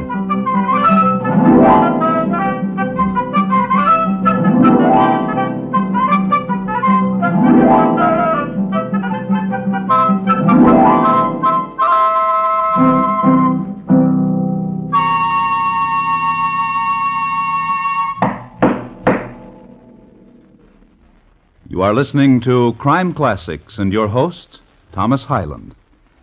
This Saturday night, learn the true details of the Wheel of Misfortune case on Gangbusters. When a wheel, gangland terminology for a driver in a crime, runs afoul of the law, he cuts himself out of the crime in question. After the robbery comes off, the wheel declares himself in for a cut of the spoils, and murder results before police clamp the lid on the crooks. Gangbusters, this Saturday night on most of these same stations. The same evening to listen for CBS Radio's thrilling Gunsmoke series. And now once again Thomas Hyland and the second act of Crime Classics, and his report to you on John Hayes, his head, and how they were parted.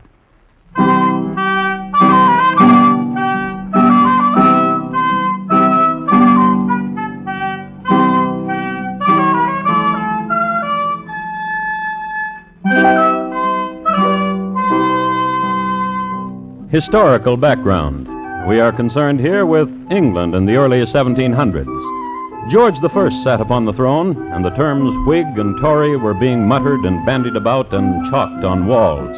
During one February, the great Sir Hugh Burdenny took time away from the Navy, went ashore long enough to invent the side pocket, only to die a year later in the Fijis. And in April, a month which concerns us most, King George put his queen in prison because of her part in the von Königsmarck affair. But we are concerned most with a citizen of the time, Mr. John Hayes. We hear of him next on the evening of April 22nd. Two lovers who had never heard of him strolled along the Thames. Strolled. Let's sit here, Duck. No, Thomas. So they strolled on.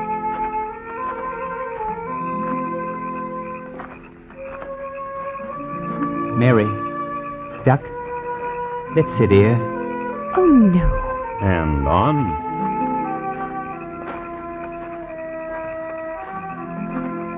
I like it here beneath the bridge, don't you? Well, See how the shadows lie like lacy web? where? Yon. Oh, Let us sit and watch and see how they quiver as riding moon, a trail in the sky. here? Just so.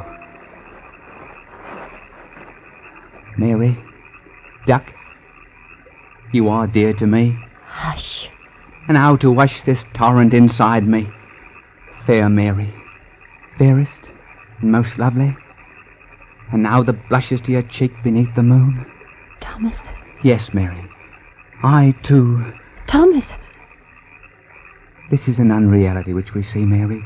A conjugation of shadow and moonlight and But it has such curly hair lacy shadows. and eyes and lips that grin. A head with no body. There in the mud. It'll go away. How can it? It's an abomination. Come. It's not real. It is real. It is not. Go see. Duck. Go see. All right.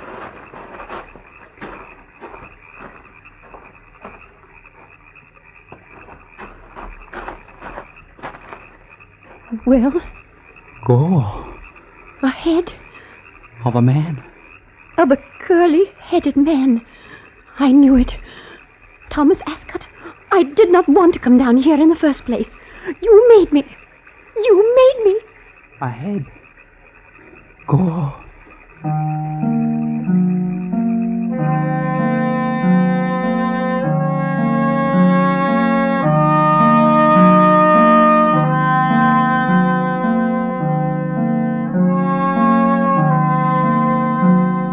So they discovered the head in the mud of the Thames. And after they married, they had a lot to talk about.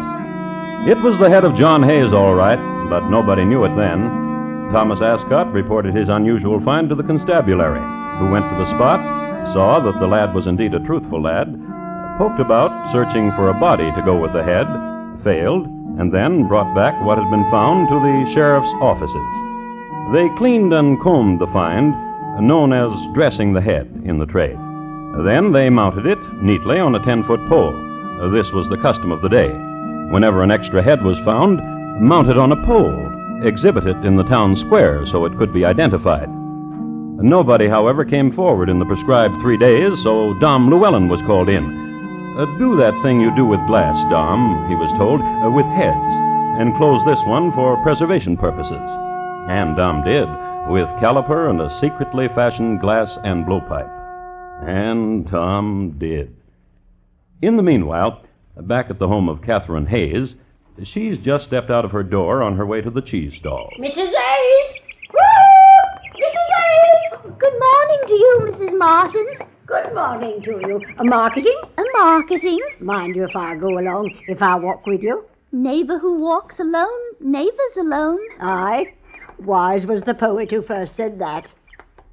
Mrs. Hayes. Yes? A question. Ninny do. How go your two boarders? Apace.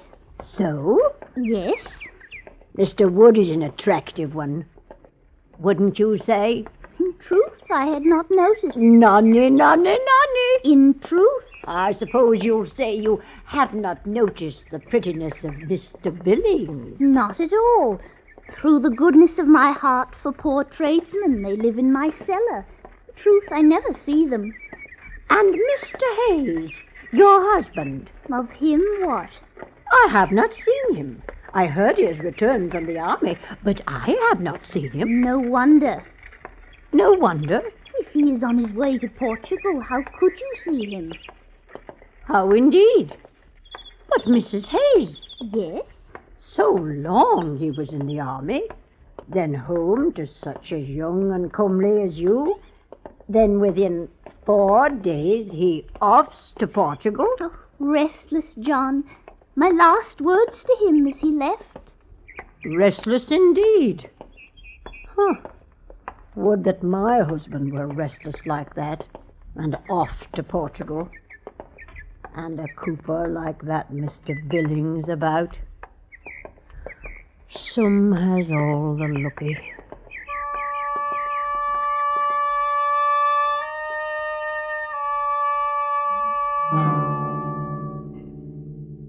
And Mrs. Martin shook her head sadly all the way to the cheese stalls. There she selected a good round Edam and went home and told all the neighbors that John Hayes had hied off to Portugal. And neighbors told neighbors, and everybody was satisfied. For a week.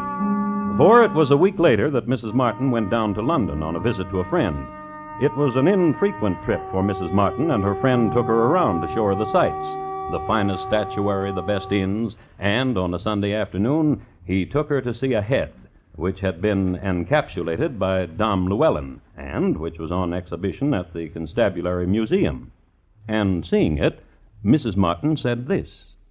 Why, I do believe I know that man. And her friend took her to the sheriff, to whom she repeated herself. Why, I do believe I know that man. What man? Why, the man in that room there. The one whose head's in the glass. You know him, you say? Did he? You're certain? Did he? Did he do? Who is he? A neighbor to me. Husband to a young lass. Poor lass. Ah? Poor lass, barely 17, I'd say. And her husband dead in such a way. Who is she? What's her name? Catherine. Catherine Hayes. And he who you've got, like you've got, is her hubby, dear. John Hayes. I be confused, I be. How? What's he doing in that room, like he is, when he's in Portugal? What's he doing there, indeed? Madam.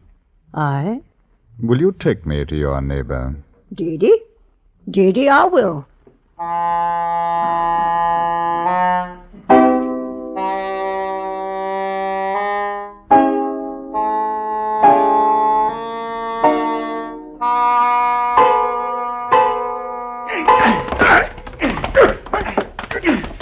We've had enough of you around, Katie and I. We've had enough of you around, Katie and I. What say you, Katie? Settle it between you. Listen to me, alehouse man. I'd as soon slit your gullet as look at you.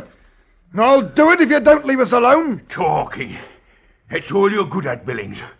Come to me so I can let the air out of you with a knife. Aye! Oh, settle it between you.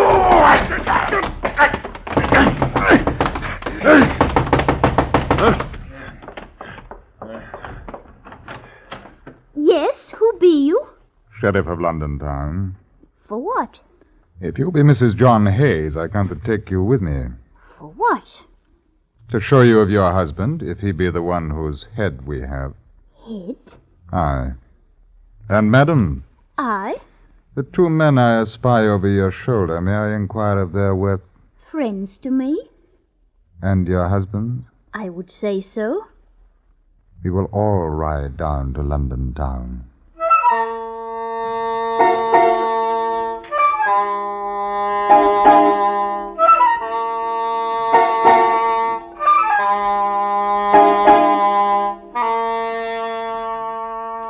And now, Mr. Wood, I will show you a thing. Come with me. Look you. Who is this man whose head is in this glass? I do not know. Who is this man? I do not know, I swear it. I am a pious man. And when I swear a thing, it is sworn to. And it is the truth. Very well. Sit there.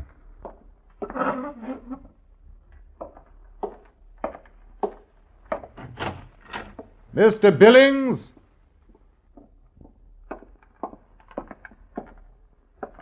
Close the door, please.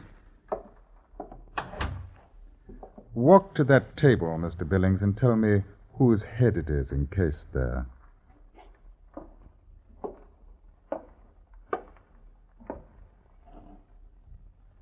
Mr. Billings? Aye. What have you done with the rest of Mr. Hayes? Mr. Hayes? Did you put an axe in such a way as to sever his head? Me? You. No. Very well. Sit there.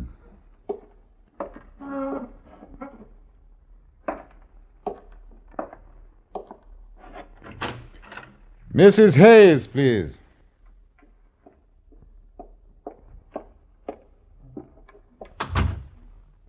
Is that your husband's head who is on the table? No, You are not looking at the head, Mrs. Hayes. nor do I need to. For my beloved husband, my strength and my love is in Portugal. Mrs. Hayes, What? will you look at the head, please? I will not. I will bring it to you so you can see. Do not. For what reason? Do not. Do not. Oh, do not. Do not. How can it be my hubby-love John when he is in... Pretend, Mrs. Hayes. Pretend he is not in Portugal, and so pretending tell me, is this your husband? No. Are you sure? It is not my husband. Perhaps you need a better look. No, it is not John, not him. I hold him by the hair and close to you. Now tell me. John, hubby-love. Your husband. Yes, oh yes. And how got he here? They did it. Billings and Wood. Say, liar! No shame and no lies. You, the two of you evil men, killed him and severed his head. Aye, while you fetched a pail to catch his head. And laughed as you caught it. In the name of His Majesty, I charge the three of you. Charge them, not me. The three of you.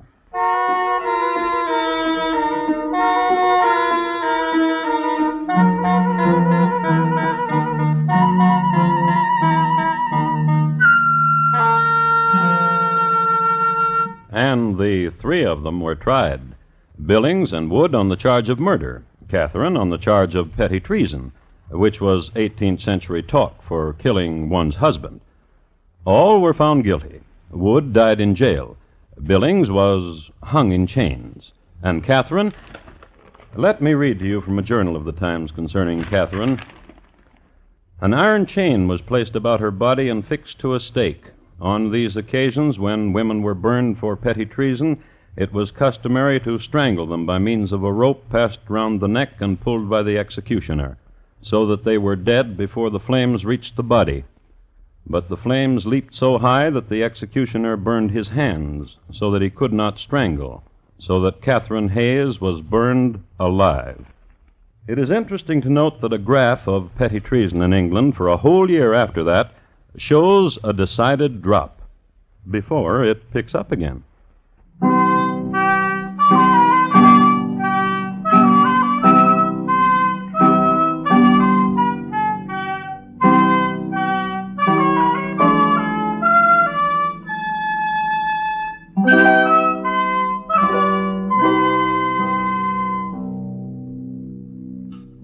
In just a moment, Thomas Hyland will tell you about next week's crime classic. John Hayes, tonight's crime classic, was adapted from the original court reports and newspaper accounts by Morton Fine and David Friedkin. The music was composed and conducted by Bernard Herrmann, and the program is produced and directed by Elliott Lewis. Thomas Hyland is portrayed on radio by Lou Merrill. In tonight's story, Betty Harford was heard as Catherine, Jeanette Nolan as Mrs. Martin, and Alistair Duncan as John Hayes. Featured in the cast were Ben Wright, Richard Peel, Charles Davis, and William Johnstone. Bob Lamont speaking. Here again is Thomas Hyland. Next week, Mahadwat, India, in the year 1894. We will concern ourselves with a father and son who just didn't get along, to the point where one of them had to go. My report to you will be on Rashi among the crocodiles and the prank he played. Thank you. Good night. From the stars of old Vienna to Rodgers and Hammerstein, hear a cavalcade of musical treats illustrating how easy it is to become stage-struck, the Broadway musical way, with Guy Bolton and P.G. Wodehouse as guides. Hear the evolution of musical comedy Friday night, when CBS Radio presents Stage Struck. Lionel Barrymore's Radio Hall of Fame is great Sunday night drama on the CBS Radio Network.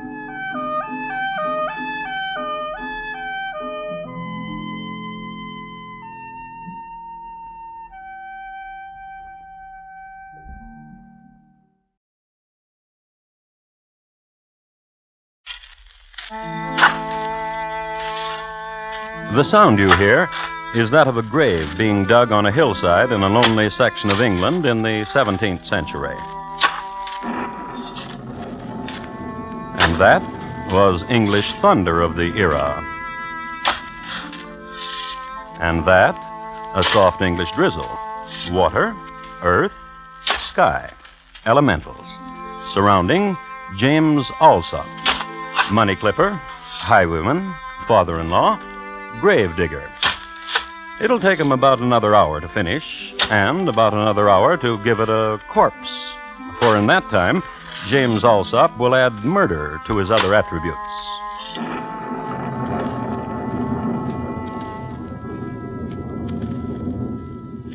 And tonight, my report to you on the Alsop family, how it diminished and grew again.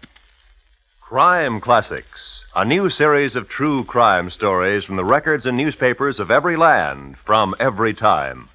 Your host each week, Mr. Thomas Hyland, connoisseur of crime, student of violence, and teller of murders. Now, once again, Mr. Thomas Hyland.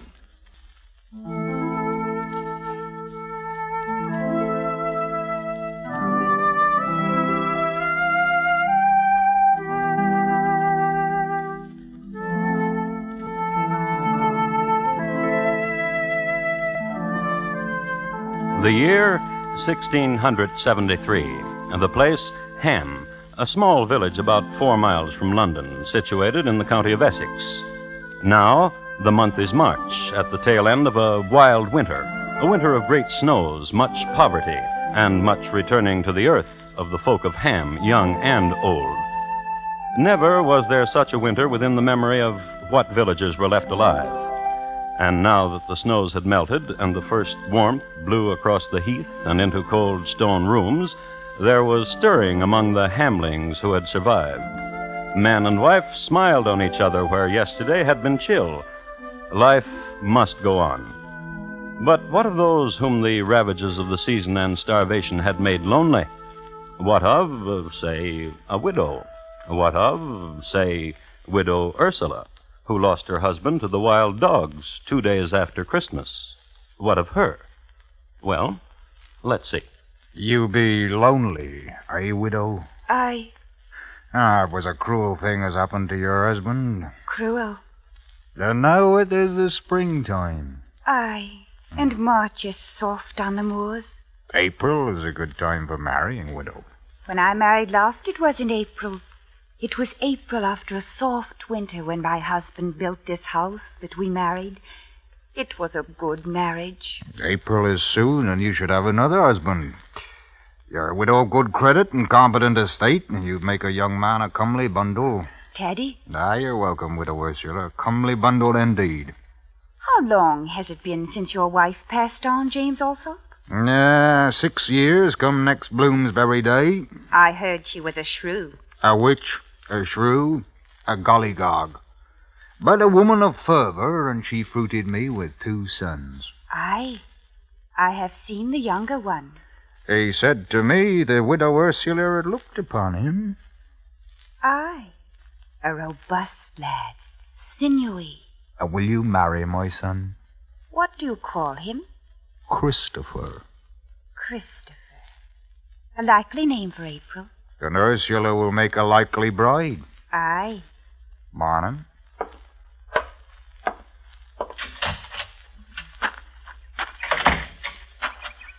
Oh, Father, what did the widow say? Will she marry my brother? She will. Czar'S, William. Aye. So, my brother Christopher will take a bride. Your brother is not like us. He needs a woman to take care of him. He is a dolt. Perhaps. And cowardly. Maybe. For instance, he needs his father to propose for him. He has a shy manner. Cowardly. For instance, down there, where the carriage will roll soon. Would he have the courage to stop it and point a knife and demand money or life and mean it? No, not Christopher. There, around the hill's curve, the carriage. Father? Aye.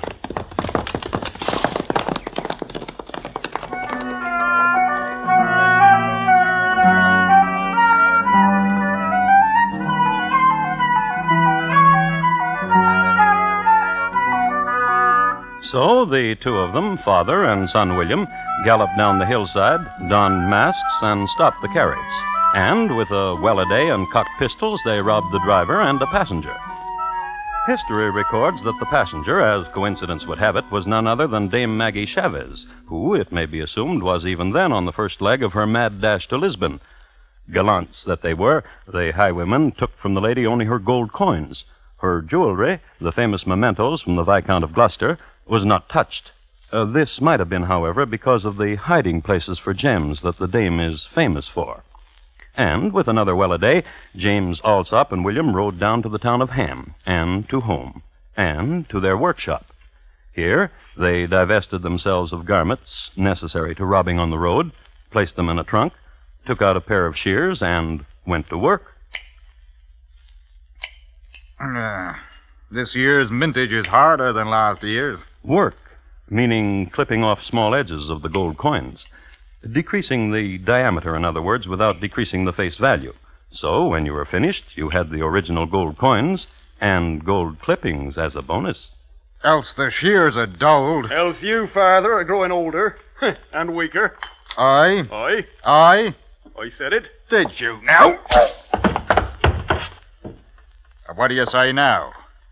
Or do you have too much blood in your mouth, son William? I meant a jest. I asked your pardon. Get back to work. There's a pile of sovereigns on the table to be clipped and clippings taken to London to be sold. Aye.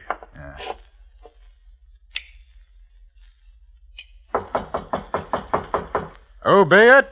Christopher. Come in, son. Hello, son. Hello, Father. Hello, William.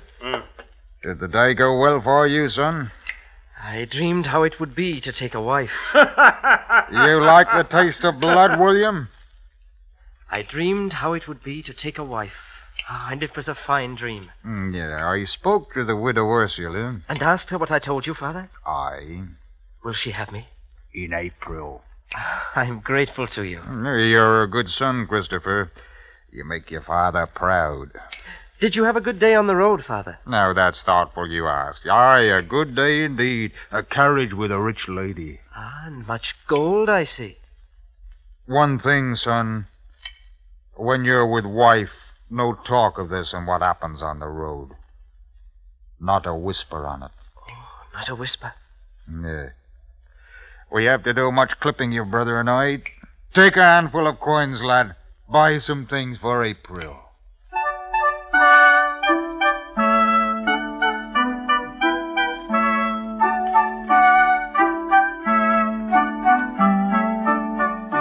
When it came, it was the mildest April in years, and the good townsfolk of Ham wore homespun linen of most feathery weight for the nuptials, the widow Ursula to Christopher Alsop. There was much gaiety. Laughter spilled, as did the cooling spiced mead. And, as sometimes happens at such festivals, a group of the younger set thought they spied a druid and ran off into the woods to give it chase. But the older set, the ones who had already chased their druids, stayed.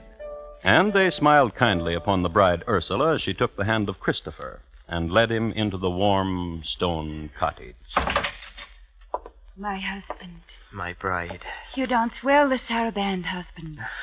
Do you not have a good word for my jig? In the saraband you whirled and lifted me high. You are comely, bride Ursula. You are young and handsome. I love thee. And you will gentle me and be ardent. Aye. And I to you. Christopher. Aye? Your father is rich. He is. He has told me I do not need to employ myself at anything for a year, as a wedding gift, if I wish it. Oh, he must be very rich, then. What does he do for his riches? I cannot say. But you are husband. Then come to me. Yes.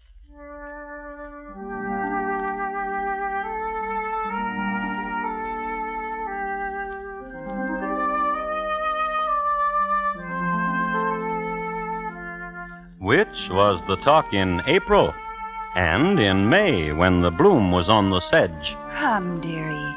Tell your wife what your daddy dear does for his riches. and in June when the drone bee danced for its queen, If you do not tell me, dearie, I shall be unhappy, and you shall be sorry. and for the rest of the summer, love and curiosity, and a Christopher who wouldn't talk about his father.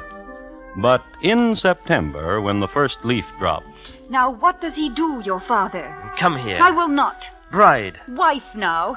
And I ask you, what does your father do for his riches? What curiosity is yours, Ursula? And who would not be curious? The way your father is hardly home, nor your brother. The way they ride the roads so often and after lock themselves in that room.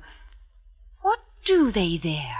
And why am I not permitted there in their workroom? And why does your brother journey to London so often? Come here. When you will answer me, not before. I'll not answer you. I'll tell you this only. It is September, and you have become a shrew. You will rue the day you called me that name. You will rue it.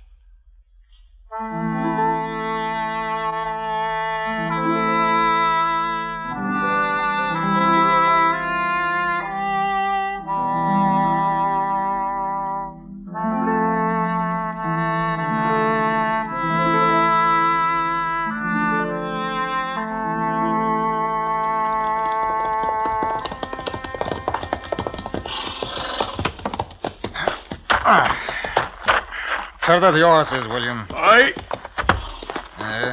Take a fresh horse. After we'll clip the coins and you will go down to London. Aye. What ails you, Father? There's no humor in you anymore. You worry about Christopher? He's not happy with his wife. As I said it. He says she's a shrew. And what woman is not? That she's curious. As a woman Alice is. That she needs to know what we do, you and I. So she would gossip about it. That we are highwaymen and money clippers. She would gossip and the law would hear of it, and we would jig from a gallows. It grieves me. It would be a terrible thing. Hello, father-in-law. Brother-in-law. I had never been here before. In the workshop before. I thought to clean it, to dust a bit. What are these clippers for? Get out of here. Get out of here before I kill you. She will gossip, Father. Aye. And the law will hear of it. Aye. The gallows. And death. Not for us. To work, William.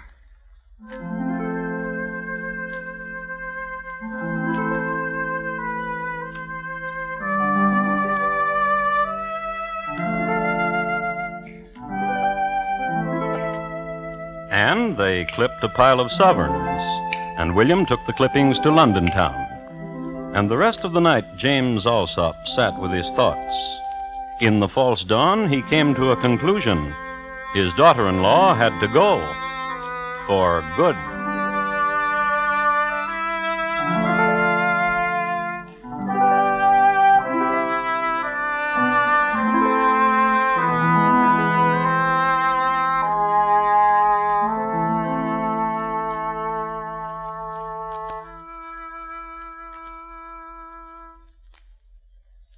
You are listening to Crime Classics and your host, Thomas Hyland.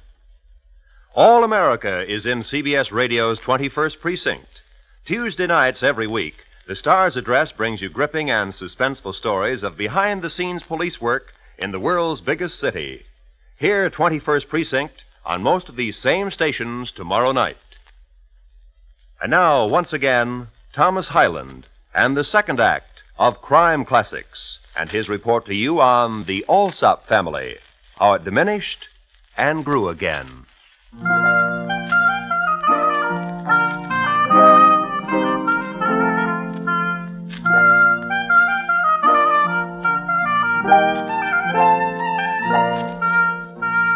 England in the 1670s.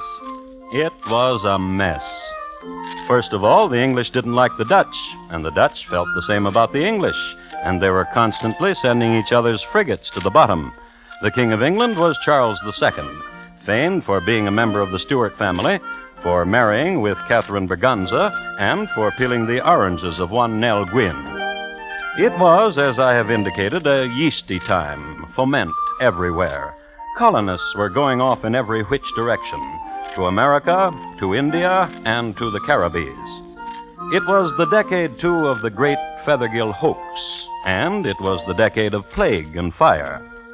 Let's look again at a corner of it. The year 1673. The place, the village of Ham, and a woman named Ursula, walking through a meadow at dusk.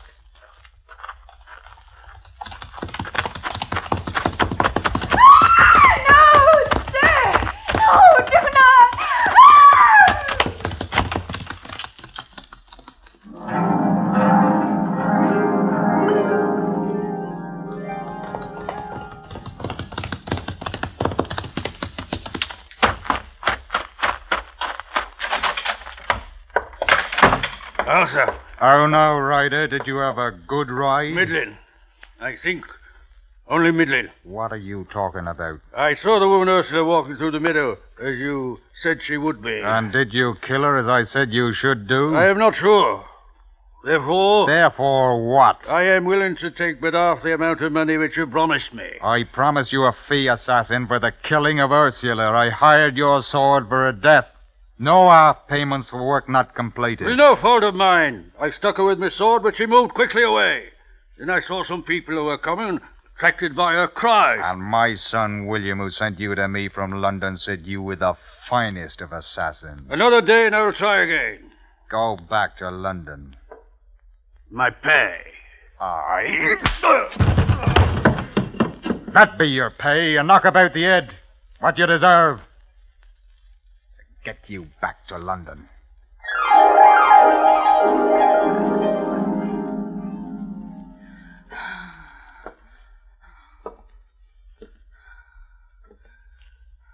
What do you think, Father? That your wife is a fortunate one. That the wounds are not grave. The villagers who saw the attack said a rider in a cloak and mask chased her about the meadow with a sword. For what reason? For what reason I cannot conceive. Ooh. A mystery. Who would want to do murder on such a fine woman? Huh? Yesterday you called her a witch. Aye, even worse. But I did not mean it. As I said, what has happened? A mystery. Who would want to kill her? Oh, your wife is a provoking woman. She walks alone in the meadow at dusk. If she ever recovers, I will tell her to do so no more. While I'm gone for the surgeon in Yorkshire, you'll take care of my wife, Father. Aye, that I will. I'll watch over your wife.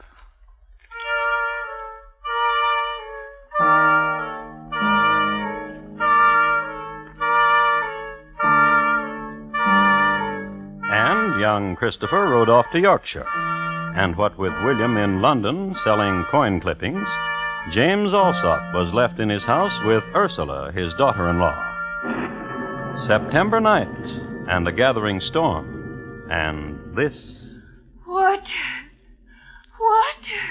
Ursula, thirsty, as a body is wont to get when it has been stabbed. Water. And the man who could slake her thirst moves, but not toward Ursula. Toward the tool shed for a shovel, then toward the hill. You know why. That's right, to dig a grave. And while he was digging, you remember, it started to rain.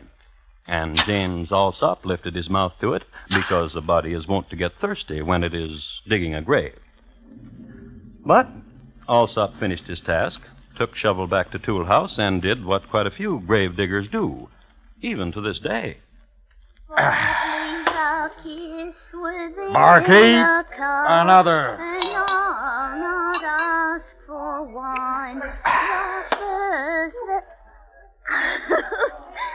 Good evening to you. Good evening, Judy. Buy a hollyhock.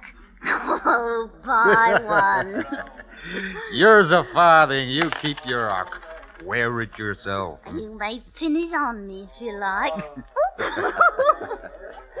Hocks become you. I have only 2 more to sell, and I have nothing to do, and no one to sing my song to. Oh, tonight I'm busy, Judy. And what could you be busy with in such a storm? To help my daughter-in-law on a journey. Journey to where? To her cousin in Scotland. Oh, if I had a drink, Mr. Alsop, I would drink to a safe return.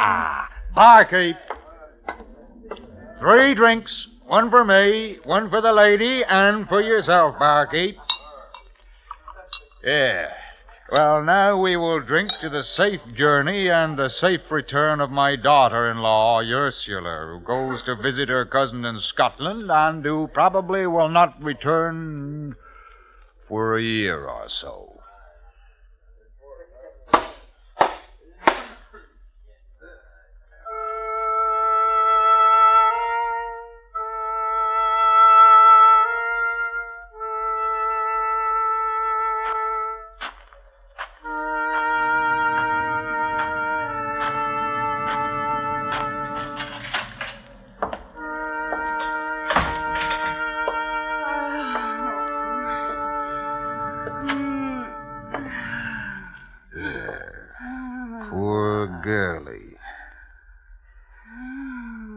To go and find out I was a thief, did you not? I can't stand to see you suffer, girlie.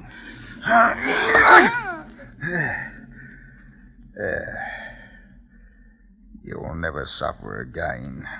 Now then, up with you. There's a burying to be done.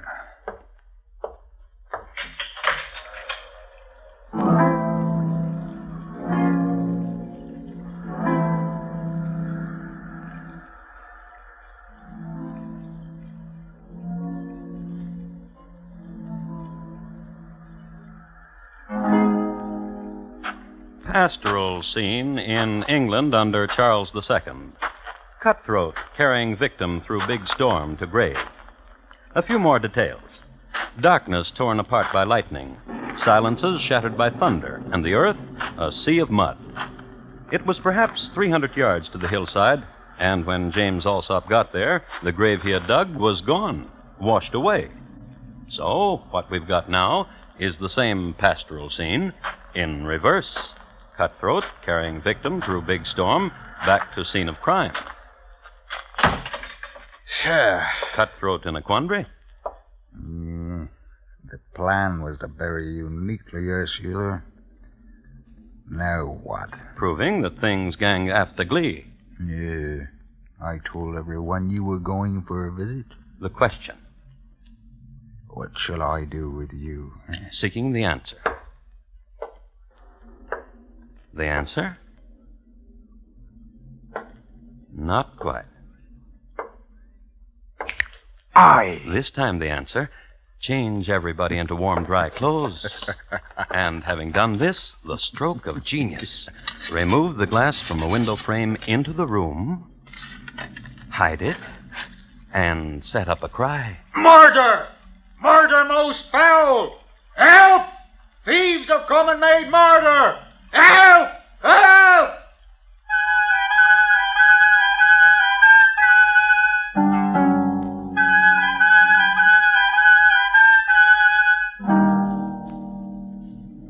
A thief? Aye, Constable. And killed your poor daughter-in-law. Yesterday a man tried to do it while she walked the meadow. I've heard. And now you succeeded. I heard her cry from Ursula. I came quick to her, but only in time to see her attacker flee. Flee? How? Through the window, sir. Which window? That one. That one? With no glass in it? Of course, that one. And you're sure of it? Aye. Come here. Aye. If the thief and murderer escaped through this window, how did he get through the cobweb which covers the opening? Sir? Stretched across the window frame is a cobweb, as you see. From side to side, so. From top to bottom, so. Sir? Then how did this thief of yours get through it? Sir? You're under arrest, James Allsop. Arrest? For the murder of your daughter-in-law. Johnny, the chains.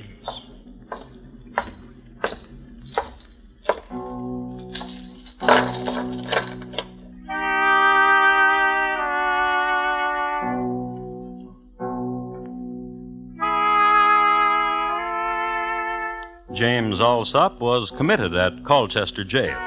His sons William and Christopher were not to be located. Justice was swift and sure. James Allsop was sentenced and led to the gallows. And as he mounted them, a thing happened. Wait! Wait! In the name of the king! Do not hang that man. A messenger with good news, especially if your name was James Allsop of Ham in the year 1673, and the hangman had just indicated that you stick your neck in a noose. New evidence from London. Thank heaven. A man who calls himself Topham says he can prove that James Allsop is no murderer. He saw a thief leave the place of murder through the door. That's the way it was. I forgot. Bring down the accused from the gibbet.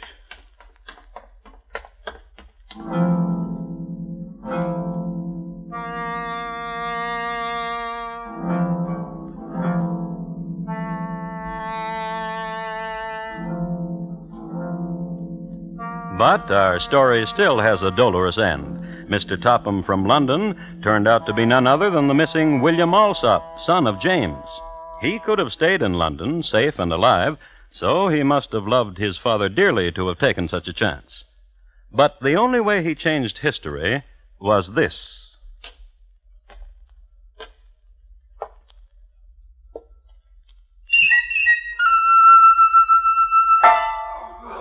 Father?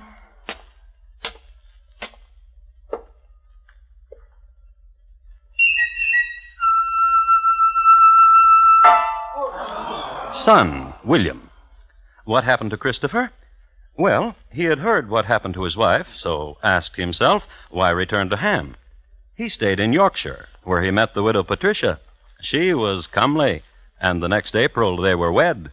She made puddings and was an uncurious woman. They lived long and happily, and gave to the world 8 Allsops.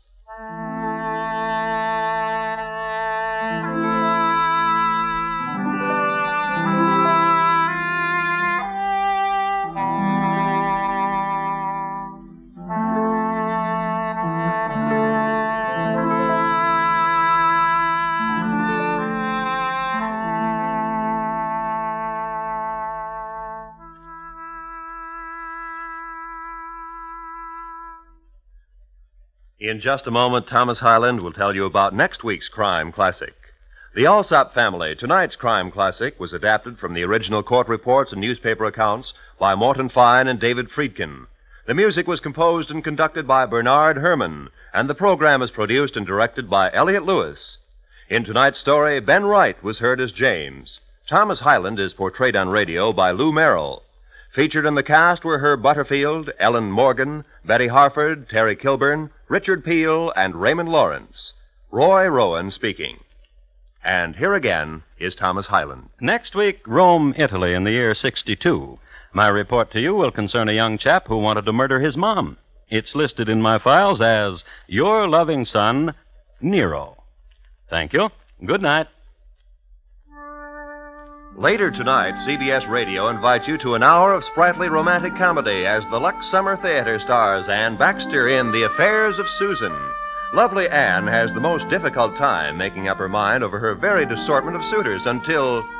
But suppose you hear it all for yourself later tonight on most of these same stations when CBS Radio presents the Lux Summer Theater.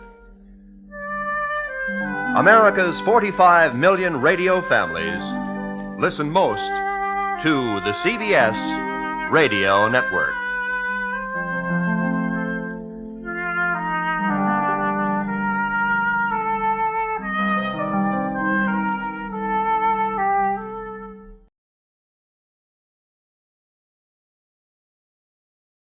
Good evening.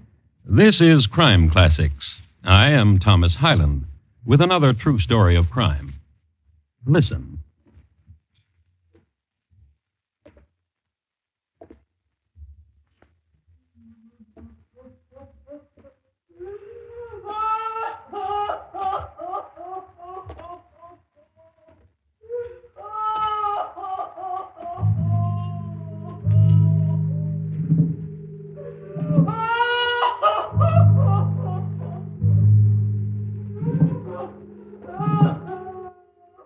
This is a dream. This is a portent. This is the shape of things to come.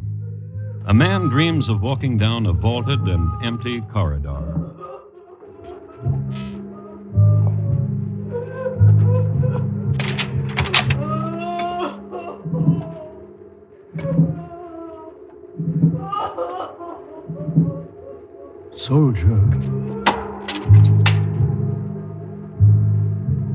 Soldier. Sir? Who lies dead here? Look for yourself, sir.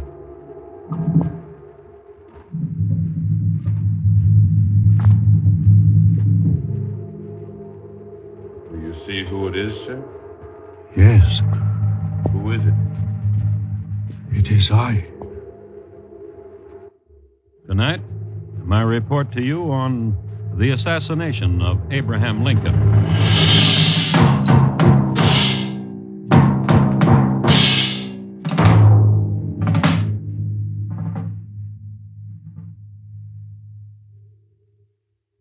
Crime Classics, a series of true crime stories from the records and newspapers of every land, from every time. Your host each week, Mr. Thomas Hyland, connoisseur of crime, student of violence, and teller of murders. Now, once again, Mr. Thomas Hyland.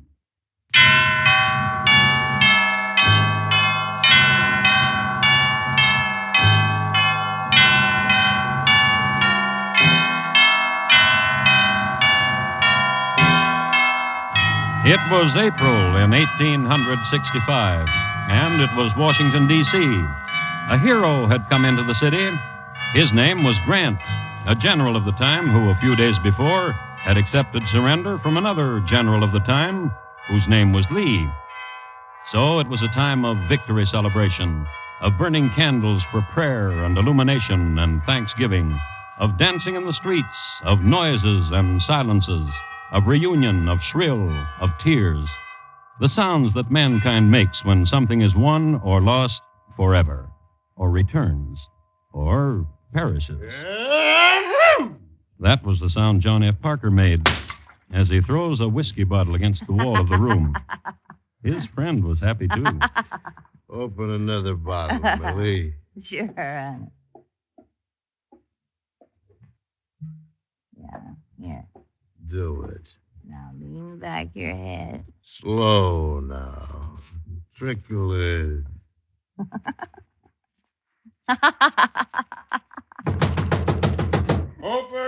Open. I told her downstairs I didn't want to be disturbed. Ah, Johnny. Whoever it is, I'll send him away. send him away. Go away. Go away.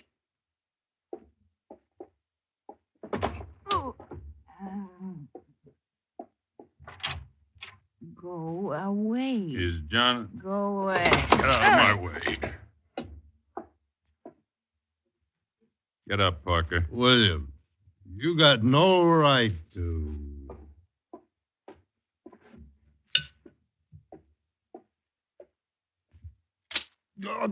Now get up. You woman. What do you want? Where's this stuff? There. Let's go, Parker. What for? What for? You got duty tonight. Oh, no. You're guarding President Lincoln.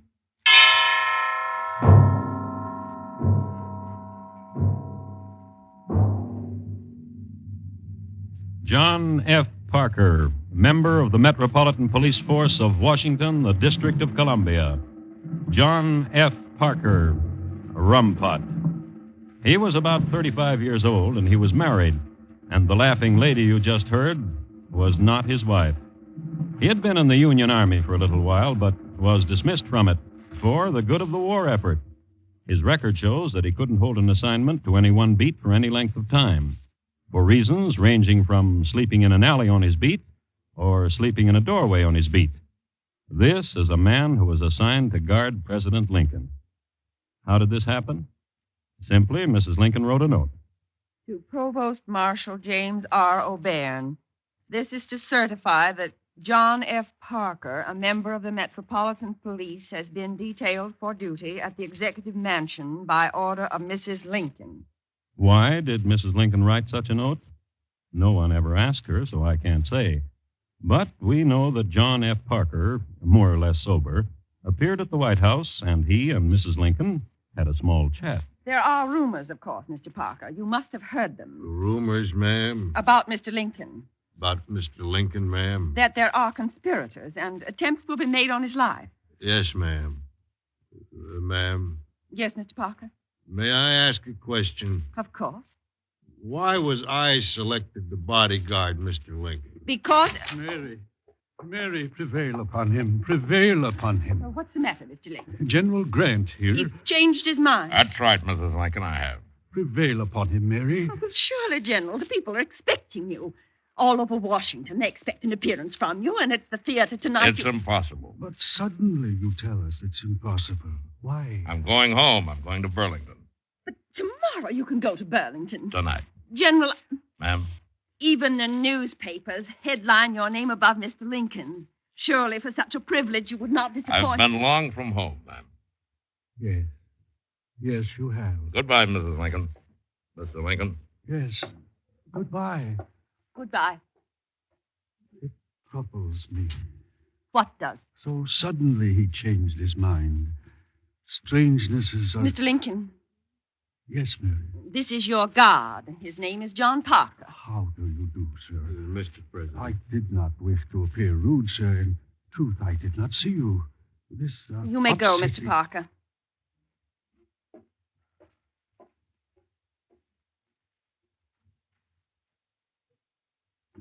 Mary.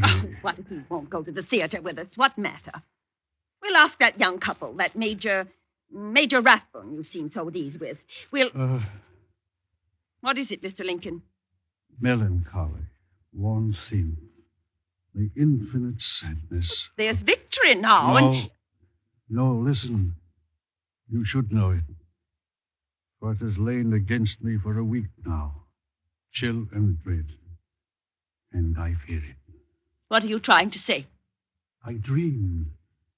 And now I must tell you of it, for I can no longer bear the coldness and heaviness of it.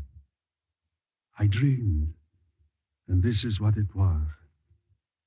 There seemed to be a death-like stillness about me. Then I heard subdued sobs as if a person were weeping. I thought I left my bed and wandered downstairs. There the silence was broken by the same pitiful sobbing. But the mourner wasn't visible. I arrived at the East Room, which I entered. There I met with a sickening surprise. Before me was a catafalque on which rested a corpse, wrapped in funeral vestments. Around it were stationed soldiers who were acting as guards. Who lies dead here? I asked one of them. He bade me look for myself. And I did. And I saw that it was I who lay there, dead by an assassin. Mary. You should not have told me of it. Mary. You should not have told me of it.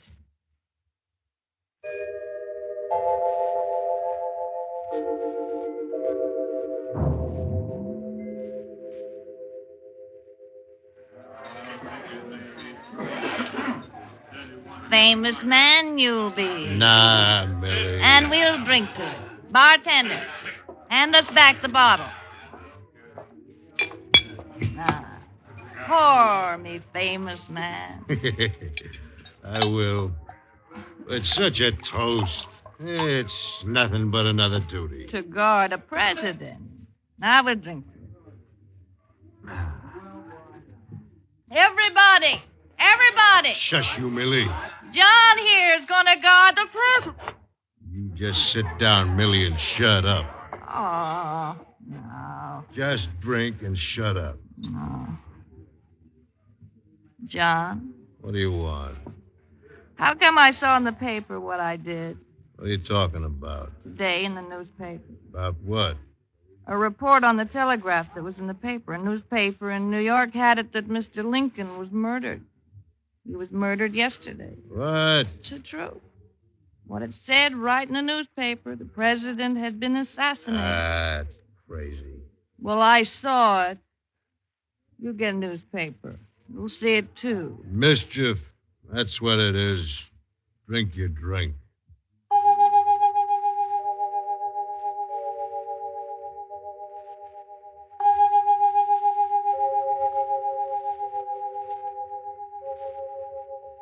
But it was true. Several newspapers in different sections of the country had it that Mr. Lincoln had been slain, which, of course, was not so. This was late afternoon of April 14th, and Mr. Lincoln was alive, spending time with Mr. Stanton, his Secretary of War, then with his valet, who attended him while he dressed, then with Mrs. Lincoln. Mr. Lincoln was alive, and in good mood. How nice you look, Mary. Thank you, Mr. Lincoln. The carriage is waiting. And Major Rathbun and his fiancée? At Senator Harris's home. He'll pick them up. The young lady is very comely. Yes. We'll be late. My arm.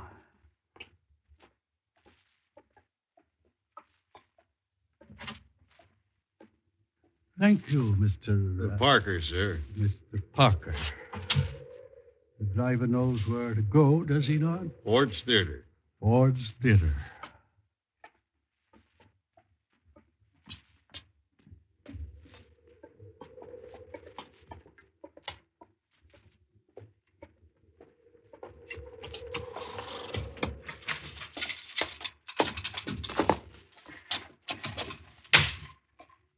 All right, driver.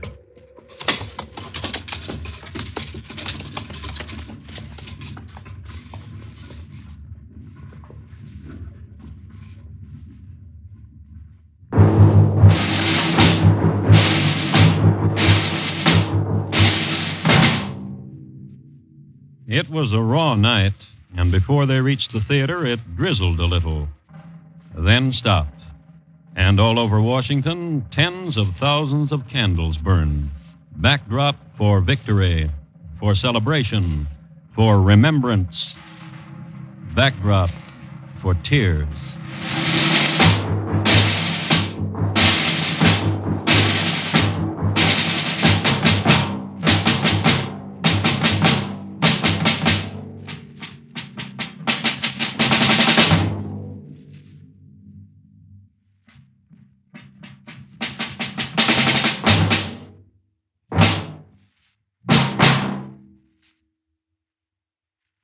You are listening to Crime Classics and your host, Thomas Hyland. The Orient Express, a famous trans-Europe train, is the setting for Marlena Dietrich's latest thrilling adventure on Time for Love tomorrow evening. CBS Radio brings you a romantic woman of mystery involved in espionage for high stakes in the character of Diane LaVolta, played by Miss Dietrich. Remember, on most of these stations tomorrow night, it's time for romantic mystery on Time for Love. And now, once again, Thomas Hyland and the second act of Crime Classics. and his report to you on the assassination of Abraham Lincoln.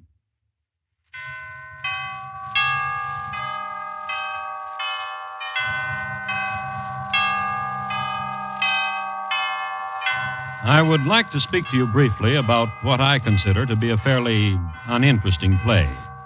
It's called Our American Cousin, a drama in 3 acts by Tom Taylor. There were characters in it with such names as Lord Dundreary, Captain de Boots, Mr. Buddycombe, and Mrs. Mount Chessington. I would like to give you an example of the kind of entertainment the play provided. One of the ladies says, Why, Papa, it's a letter from my dear brother Ned. He writes from Brattleboro, Vermont, that he's quite well and just come in from a shooting excursion with a party of crows. Splendid fellows, 6 feet high. and Lord Dundreary answers to the effect that he is amazed to hear of birds 6 feet high, that they must be tremendous animals indeed. And the actress answers, Oh, I see what my brother means. A tribe of Injuns called crows, not birds. Now, that's not very sparkling, is it? But this is the play that the president elected to see on the night of April 14th, 1865. When he entered the theater with his party, Laura Keene, the actress playing the part of Florence Trenchard, was speaking her lines in an early scene of Act One.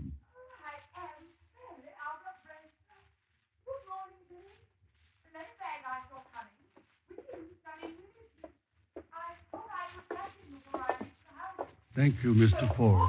We are always delighted to be guests of your theater. Thank you very much, Mr. Ford. I'll take care of the president, the major, and the ladies.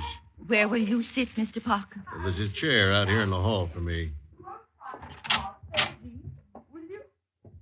Ladies and gentlemen, the President of the United States.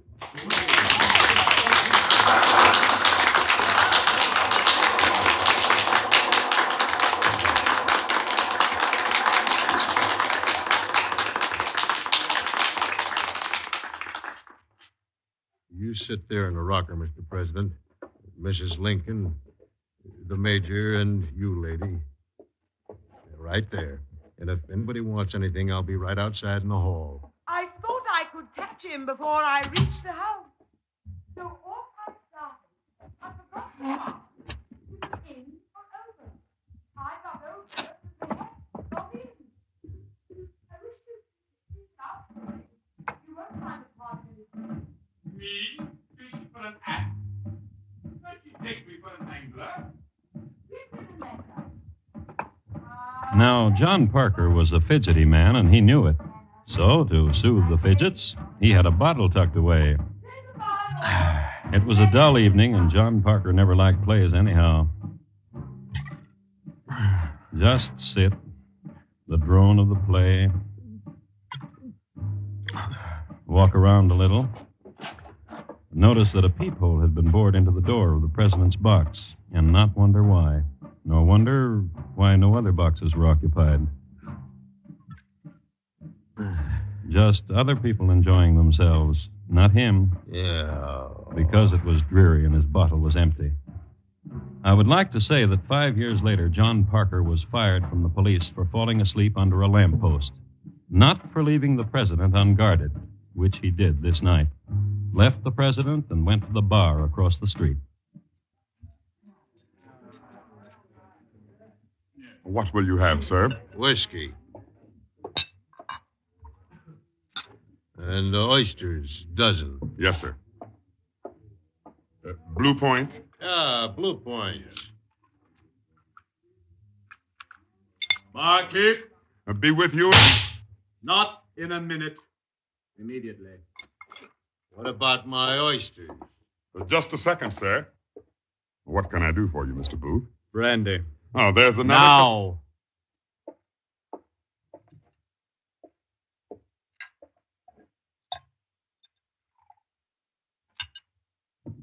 Here's your money. The change is yours, barkeep. Thank you, Mr. Booth.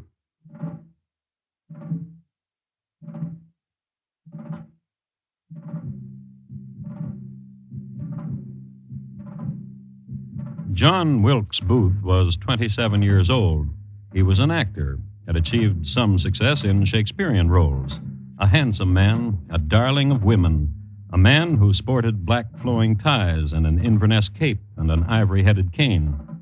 It is interesting to note that he had been a member of the Virginia regiment which captured and executed John Brown. It is interesting to note, too, that his father, who was Junius Brutus Booth, was insane. John Wilkes Booth just passed John Parker and went out of the bar and into the street and walked south for 4 blocks to a livery stable. Here, 2 men waited for him. Mr. Booth, I thought you wouldn't get here. Whose name was Louis Payne, I knew he'd get here. Him. whose name was George E. Atzerodt. Him. Can't stop him. Not John Wilkes. Nobody can. How does it go, gentlemen? Are we ready? Not him. Not him, Mr. Booth. What is this? He's not going. Shut up. I'll kill him if you say the word, Mr. Booth. He'll stop. Just leave him alone. He'll stop. He told me just a moment ago. He said he's not going through with it. Yes, he will. I'll kill him if you want me to. Don't lust too much for killing, Mr. Payne. Kill those who need it. Only those. Not that I'm afraid, me. No. Just excited, is that it? Not going. That's the word. You see? Silence, Mr. Payne. He'll ruin all of it. Little man, you would, too. You'd ruin all of it. You know what you have to do. Have to. No. Ask him why. Ask him. Mr. Payne. But he's got no reasons. Ask him why. Little man. Say, do you... I am at the Kirkwood house, in the room, near the man, near the vice president, near Andrew Johnson. Yes. Near him. I see him. Knife and gun I have. Here. And in the room, in the place, he hit on the door. And when he opens the door, shoot him. Do it. Or the knife. No, you can't. Of course you can. In my head, I see me doing that to him, and I can't. Of course you can. No, You see? Little man. Yeah, no. Listen to him. Little man. No. He's mad. No, As each of us is mad, Mr. Payne. Madness suckles us, and the warmth of it goes down easily. You are mad, and I, and the little man. And he, most honestly, the little man.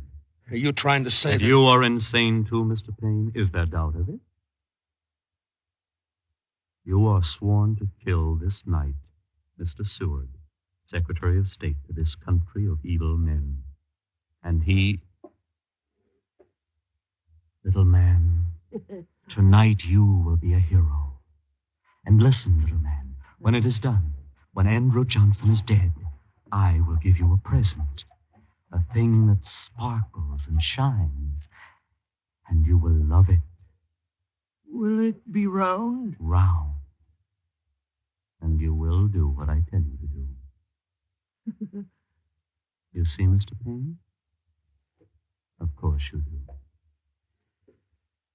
Will it be wasted upon the two of you if I say, we lie deep in fair darkness, yet at our side, glory.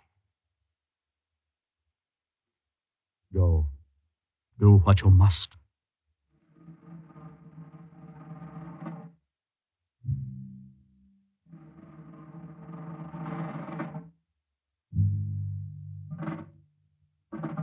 And each of them took a horse from the stable and rode away. This little man, George Atzerodt, became confused and just rode to exhaustion, and he did not kill. And Mr. Payne, he entered the home of Mr. Seward and fractured the skull of Mr. Seward's son and cut the throat of Mr. Seward, so it was feared for a time he would die. And John Wilkes Booth, he rode toward the theater, and a block from it, in a shadow pool that edged the fall of light from a street lamp, Anna Surratt waited there. John Wilkes, Yes? now the time has come. Now what you're going to do will be done. Yes. you on your horse there, and the fever in your heart to do this thing. I cannot tell you now again not to do this thing. No. A burning, Yes. a hating. Yes. How do these things find place among all the tenderness of you? I wish I knew, but I cannot. No. Oh, I love you.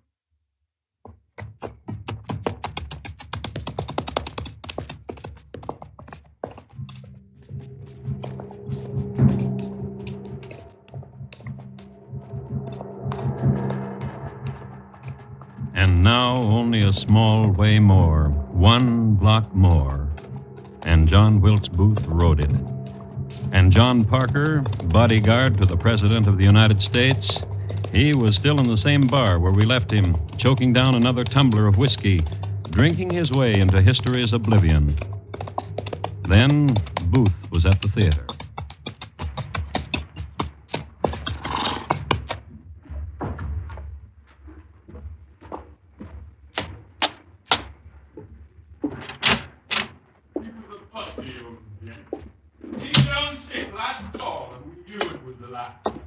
He called me in his room.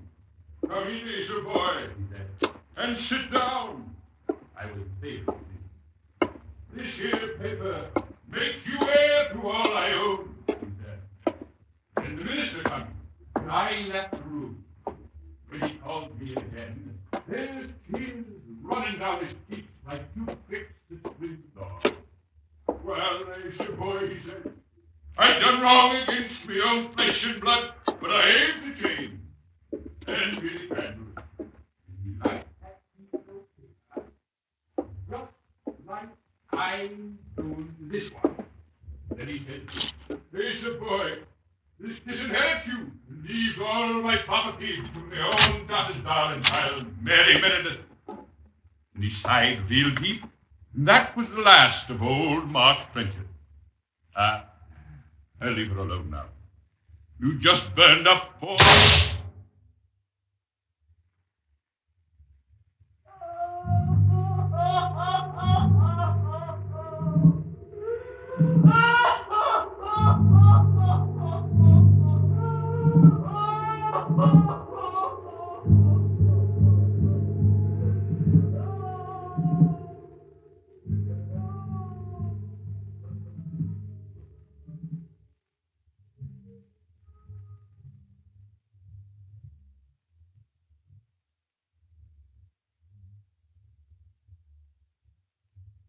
In just a moment, Thomas Hyland will tell you about next week's Crime Classic.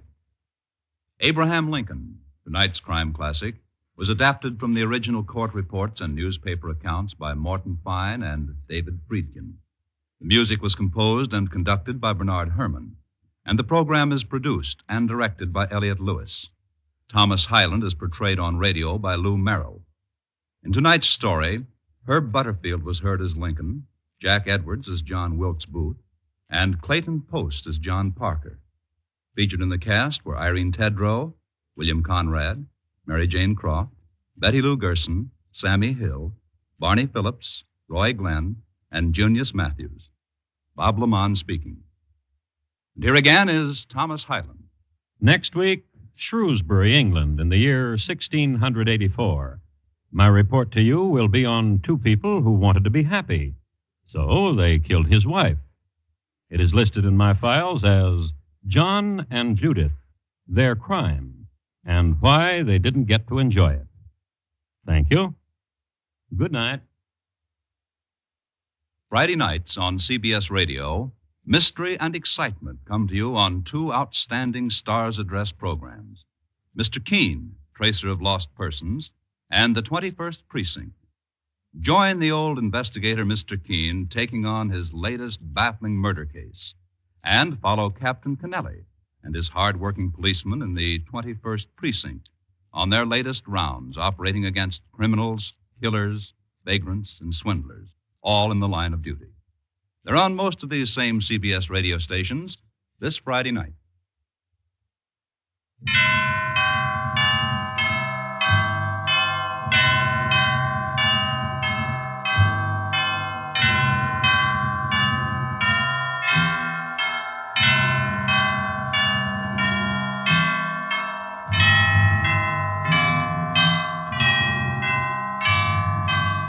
Gangbusters go into action Saturday nights on the CBS Radio Network.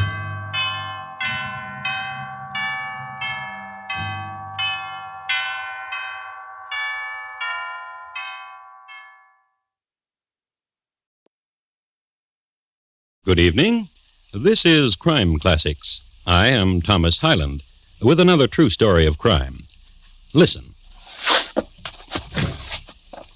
That was a man lying down on a wooden slab. Chain his right leg, chain his left leg, chain his right arm, his left, shackle his neck. And now a friend of the recumbent man walks over to where the whip is hung, takes it and comes back. Its thongs are 4 feet long, attached to an iron ring, attached to another thong 2 feet long. These last thongs being dipped in milk and dried in the sun to harden them. Now the whipper gestures to his lieutenant that he is ready, and the lieutenant gives a command. Whip! Which command eventually got the lieutenant in big trouble. Tonight, my report to you on The General's Daughter, the Czar's Lieutenant, and The Linen Closet, a Russian tragedy. Crime Classics, a series of true crime stories taken from the records and newspapers of every land, from every time. Your host each week, Mr. Thomas Hyland, connoisseur of crime, student of violence, and teller of murders. Now, once again, Mr. Thomas Hyland.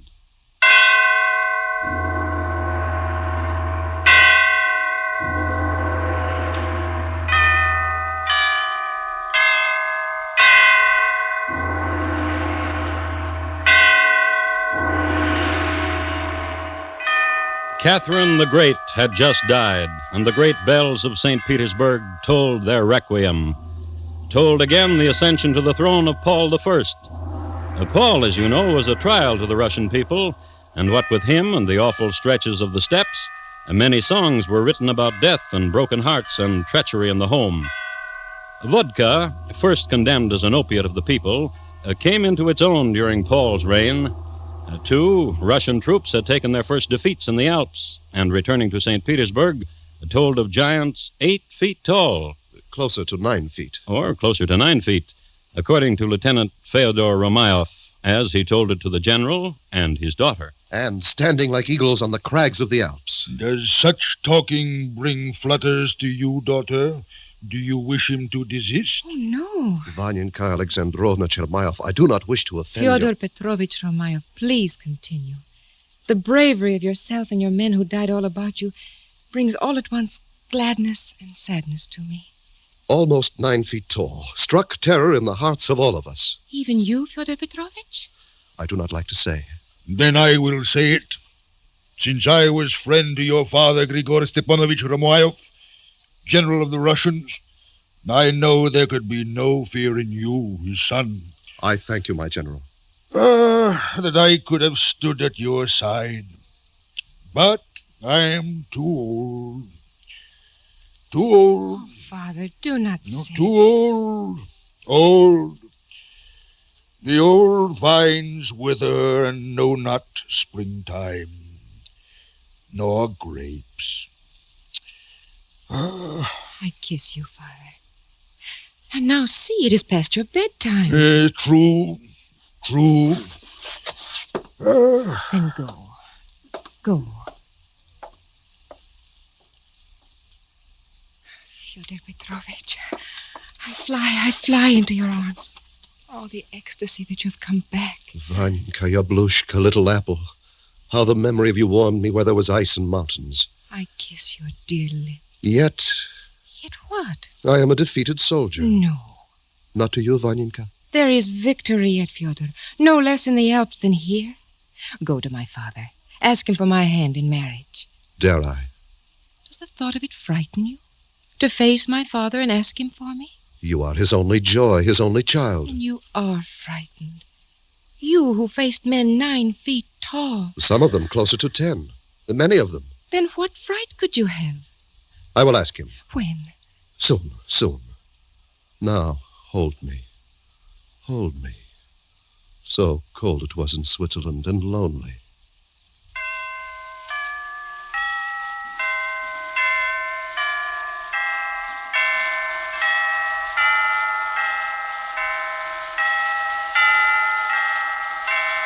Fyodor was back home, and back home he had it pretty good. Because he was the son of General Chermayov's best, though dead, comrade-at-arms, the youth was given an apartment in the general's palace, which eventually led to more than a nodding acquaintance with the general's wine cellar, the general's library, and the general's daughter, Vanyinka. A few words about Vanyinka. She was beautiful, great black eyes, straight nose, lips that drew back slightly at their corners in sympathy with a disdainful expression on her face. Her manner was proud and unapproachable, goddess-like. Yet all was not caviar and sour cream, as the saying went. Fyodor. Yes, little apple? When will you ask my father for my hand? Kiss me. No. When will you ask my father... But you are but 17. And an untutored child who finds no favor in your eyes. Vanyinka, Vanyinka, sing to me. Sing to me the song of the gypsy whose sweetheart drowned in the Neva. Sing Get to me... Get out of my apartment. Out! Out, lover with the heart of a pigeon. Vanyinka. What? I will ask him. When? He has asked me, the general, to hunt with him the boar, tomorrow. In the lodge in the forest, when the hunt is done, I will ask him, since he is always in good cheer at this time. Now, kiss me. I want to.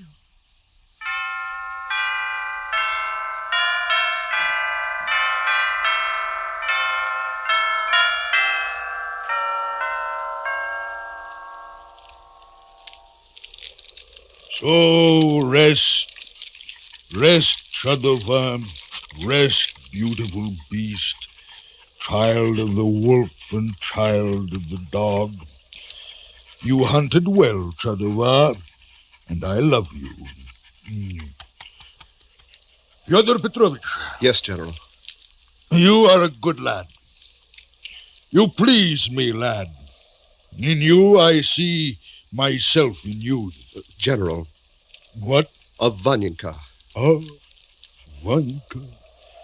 Vanyinka, my ruby, my delight. I wish to marry her. You wish to marry her? Exactly. My soul longs for her. Alas. Alas? Too late. Too late. But 2 days ago, what? I gave her hand to Vasily Vasilovich, favorite of the Tsar. In 6 months, when Vanyinka is 18, she will marry Vasily Vasilovich. That is terrible.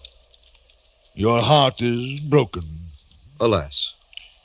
You think of the Neva? Yes. Too late. Too late.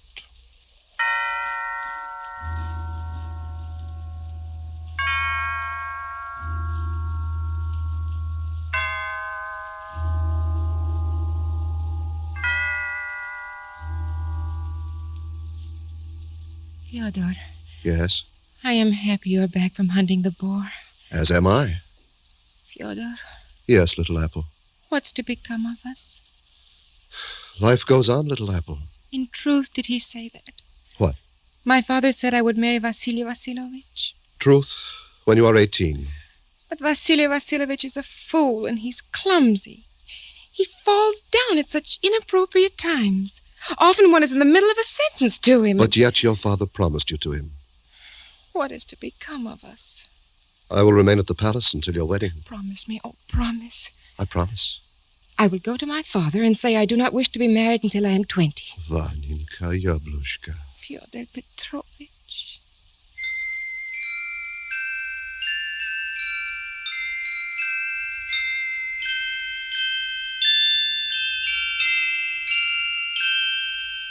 And then, the next day, a small thing happened. Gregory Litnoy, a servant in the palace, spilled some soup on the handsome new gown of Vanyinka, which ruined it, beet stains being impossible to remove at this time, which caused Vanyinka to become furious. Flog him! Flog him! Mercy! Mercy! Take him out of here! I will tell Fyodor, and he will see that this serf is flogged. And you remember what happened. A few days later, Fyodor supervised the serf flogging, while Vanyinka watched from her second-story apartment, proud of the way her Fyodor gave the commands. However, a few days later, when the serf Gregory was able to get around again... Come in. Come in. Oh, get up. Get up, Gregory Litnoy. So, how are your wounds from the flogging? Ivan the flogger laid the knout into my back, and where I am muscled, else I should be dead. Well, you deserve to be whipped. Yes. Now, what is it? Why have you come for an audience? Do not things go well in the kitchen? What? They go well in the kitchen as they go well elsewhere, Excellency. Then what? Oh, how well. What are you talking about? Down the corridor where your daughter's apartment is, they go best of all. She and Fyodor Petrovich... Swine!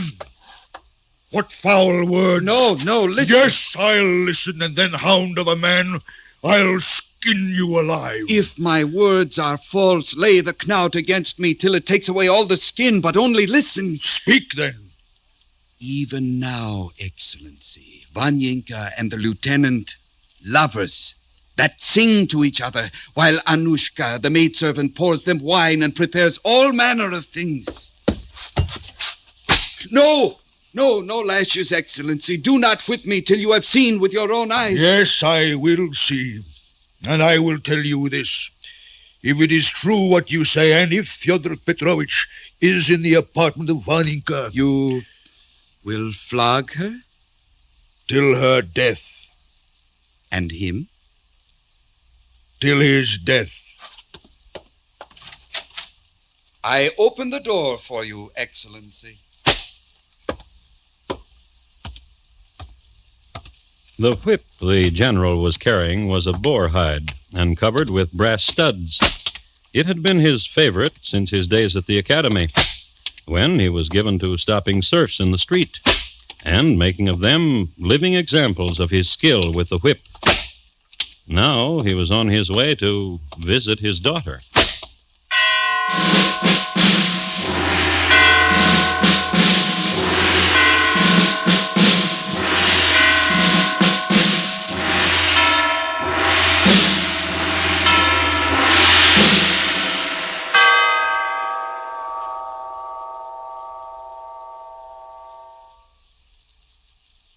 You are listening to Crime Classics and your host, Thomas Hyland.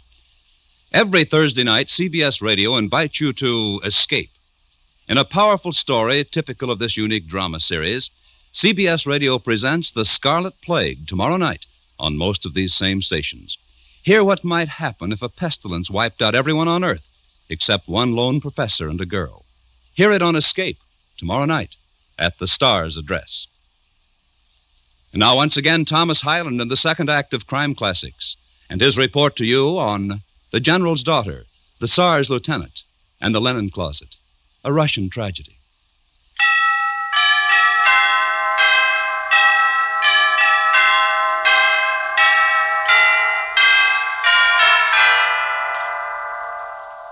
St. Petersburg in the first year of the 19th century. A young city then, less than 100 years old. Created and built by Peter the Great, it boasted fine cathedrals and canals, and a headsman's chopping block second to none. It was in this city, in this era, you'll remember, which gave to the Russian court the Suvorov sisters, Anna and Fanya, who confounded and delighted and who sent to an early grave the false Dmitri. One of the most beautiful thoroughfares of the city was the Nevsky Prospect, and where it bridged the Neva on the escarpment was the palace of General Alexander Chermayov, retired. At the moment, he was on his way to flog his daughter to death, and her lover, too, which young people were even now at byplay. My turn now. Anushka! Coming, Vanyika Alexandrovna. The eggs are boiled to hardness. My turn. Now, what design shall I paint on this one? Cherubims and doves. Good. Oh, good. Vaninka! Your papa, Fyodor Petrovich. If he finds me here. Vaninka Alexandrovna! Yes, Papa? Open the door. A moment, Papa. Open the door. Quickly, Fyodor, in the linen closet. Yes. Get in. Now lie down. Anushka, get linen. Put linen on top. Cover him. It is I, General Alexander Chermayev. I demand it. Open the door to your papa. In a second, Papa. Quickly, Anushka, quickly. It is done. Put down the door and close it. And I'll lock it. Now sit on it. Yes. Yes.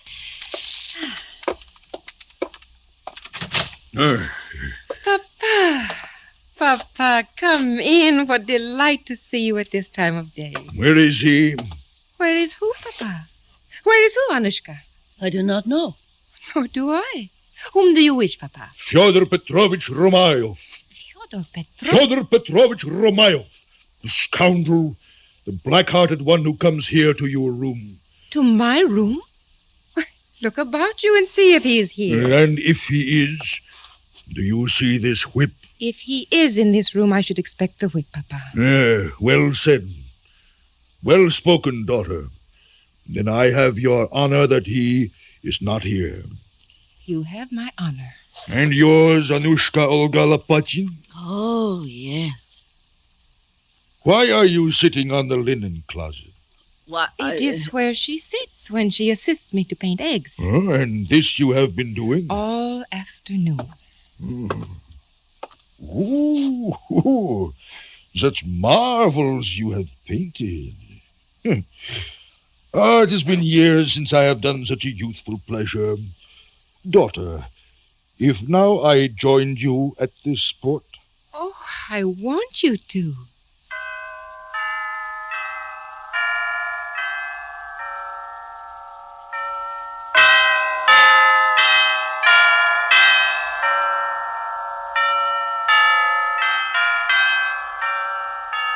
And it's being just before Easter, and since it was the custom for the masters to supply the serfs with gaily colored eggs, father and daughter painted while Anushka boiled and brought. And there was conversation. Fyodor has asked me for your hand, Vaninka. Yes, I know. I informed him when you are 18, you will marry Vasily Vasilovich. Can I not wait until I'm 20? On the day that you are 18. And so it went. 3 hours, talk, tea, painting. Then the general got up. It has been a pleasure, Vaninka. I will see you. Now quickly, Anushka. Open the linen closet. Fyodor Petrovich, let go the tablecloth. Vaninka. What? What? Dead. He's dead. Oh, beloved. Suffocated. What is to become of me? If your father finds this corpse here, he will whip you to death. I will throw myself into the Neva. Oh, it is not necessary. My brother Ivan... What can he do? He will dispose of Fyodor in such a way... Oh! Do not worry your pretty head. He has disposed before. I know. Oh, do not sob. Do not cry. The dead are dead. And always flows the Neva.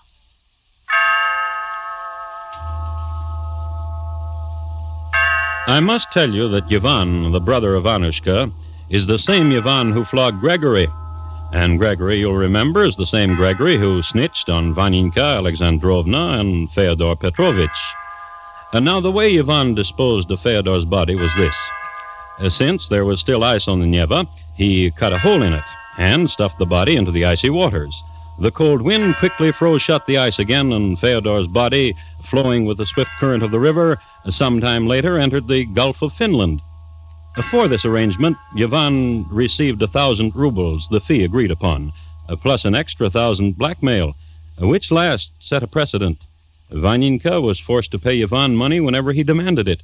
However, being rich, she didn't mind, and that summer she spent a joyous vacation on the Black Sea with her father. That's the opposite direction from the Gulf of Finland. Vaninka. Yes, Papa. You say your Fyodor... Has gone on a journey to forget me. Noble lad. And the next month, on the Crimea, taking the waters, still south. Vaninka? Yes, Papa? You had a letter today. Was it from Fyodor? No, Papa. It was from Sophie Fagavia from Prushnitz. To tell me she has married a boy from Prushnitz. Boris Padyon. And from Fyodor, nothing. Nothing. And in the Ukraine, after the festivals were over, coming home. Vaninka? Yes, Papa? I liked Fyodor. Yes, Papa. I miss him. I miss him too, Papa. And no sooner had they gotten back to the palace. Vaninka! Yes, Papa? Quickly, come! Vaninka, news from Moscow. Vasily Vasilovich fell down. He always falls, Papa. This is his last fall, Vaninka. 3 flights of steps. He's dead. Dead? Nor must you think of throwing yourself into the Neva, Varinka. Listen, I give you permission. Permission? To marry Fyodor Petrovich Romayov. Well? Thanks, Papa.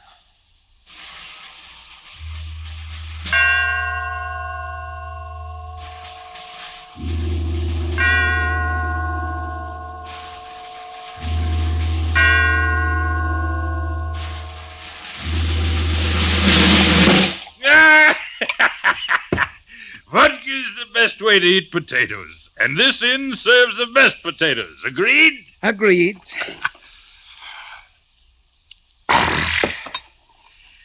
Gregory? What is it, Ivan Ivanovich? To ask you once more that you bear me no malice for having whipped you, for having flogged you. How could I think evil of you? It was the fault of Vanyinka because I spilled on her. Vanyinka. And Fyodor Petrovich, who gave you the order to lay the strap on. Fyodor Petrovich. Ivan. Yes? How is it that suddenly you are so rich? Drink vodka. I drink, and yet I cannot help but ask. You are a friend to me. From the same village. Friend. From the same village, from the same meadowland. Yet you are rich, and I am penniless. Bend close your ear. Vanyinka. What? Vanyinka Alexandrovna. She gives you money? Whatever I ask, she gives. Whatever, whenever. For example. Yes? I have but to crook a finger, and she would come. Running if I but crook the finger. No. With a bottle of her father's best brandy in each arm. Then crook a finger. You wish to see? I wish to see. Waiter! Waiter, come here. Here are 10 rubles. Go to the Chermayev Palace and ask of Vanyinka. Tell her you are of me, and that I wish her here, at once, with brandy, her papa's brandy, at once!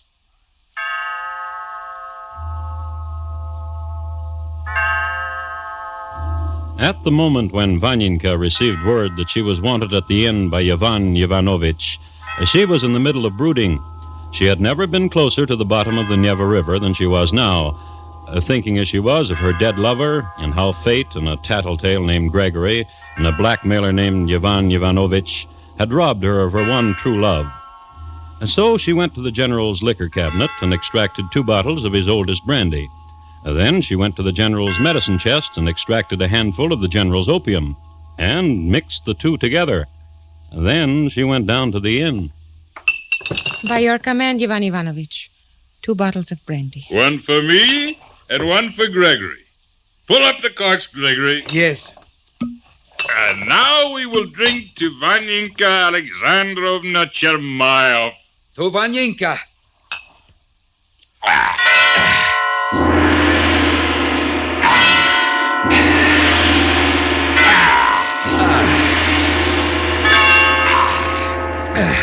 They drank, and they drank, And Vanyenka watched.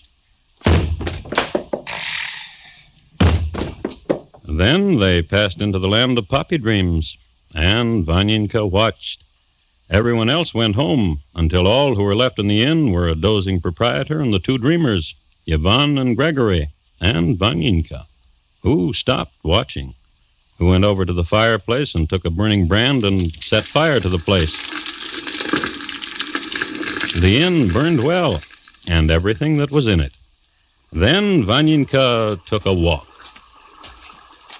And so it is done, lover. Fyodor Petrovich, you are now avenged.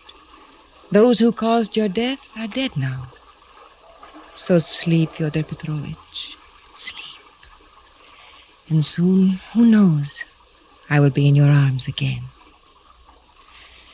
Gently, gently flows the Neva. Neva, mother of rivers, where do you go? Soft the silver light on your kindly bosom. Mother of rivers, take me, hold me.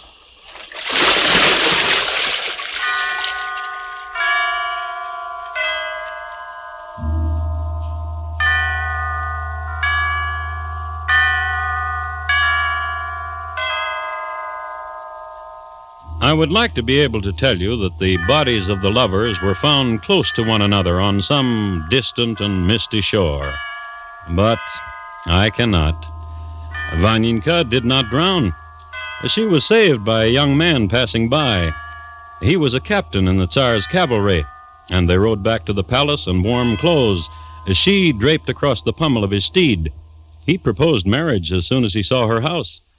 She refused. He rode away to the north, crying. Vanyenka locked herself in her room and never came out again, except for her father's funeral a week later.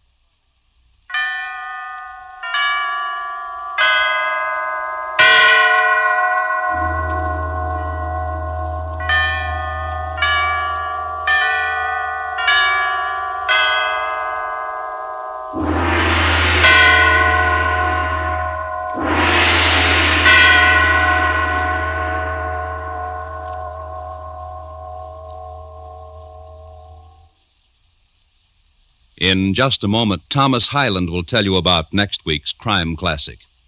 Tonight's Russian tragedy was adapted from translations of the original court reports and newspaper accounts by Morton Fine and David Friedkin. The music was composed and conducted by Bernard Herrmann, and the program is produced and directed by Elliott Lewis. Thomas Hyland is portrayed on radio by Lou Merrill. In tonight's story, Lillian Baeff was heard as Vanyenka, John Daner is the general, and Hy Averback is Feodor. Featured in the cast were Vic Perrin, Barney Phillips, and Irene Tedrow. Bob Lamont speaking. And here again is Thomas Hyland. Next week, Manchester, England, in the year 1826. At that time, the Norwich Union boys really knew how to put out a big fire. They were also adept at snuffing out smaller flames. It's listed in my files as James Evans, Fireman, How He Extinguished a Human Torch. Thank you. Good night. Your purchase of Easter seals is your way of extending the only aid there is for the crippled and disabled. Organized hospital, clinical, and laboratory campaigns to cure the curable and to lessen the burdens of those who can't be completely well again. Buy Easter seals. Make your generous contribution a fighting force to expand treatment, research, and education. The three weapons of hope and of cure for the crippled and disabled in America. Gangbusters go into action Saturday nights on the CBS Radio Network.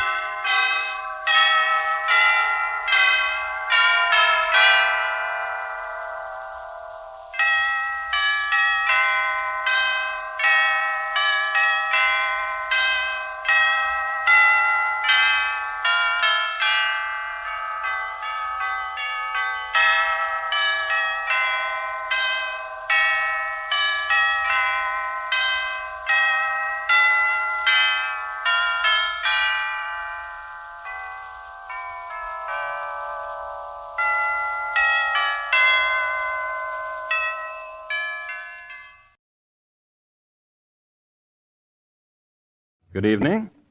This is Crime Classics. I am Thomas Hyland. I'm going to tell you another true crime story. Listen.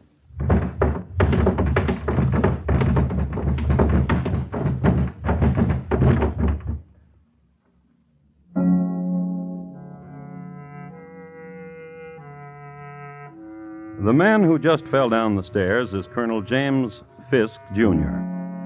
Although the colonel is a man given to the consumption of dozens of Blue Point oysters and bottles of heady wine at a sitting, his friends were given to pointing him out as a man inordinately steady on his feet.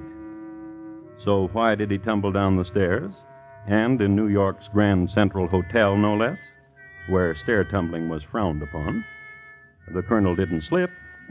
He wasn't pushed. He was shot. The sudden presence of 2 bullets in him had upset his equilibrium. The man who's running away is the man who just shot the colonel. His name, Edward S. Stokes. Until recently, the colonel's very dear friend. There he goes. And tonight, my report to you on the checkered life and sudden death of Colonel James Fisk, Jr. Crime Classics, a series of true crime stories taken from the records and newspapers of every land, from every time. Your host each week, Mr. Thomas Hyland, connoisseur of crime, student of violence, and teller of murders. And now, once again, Thomas Hyland.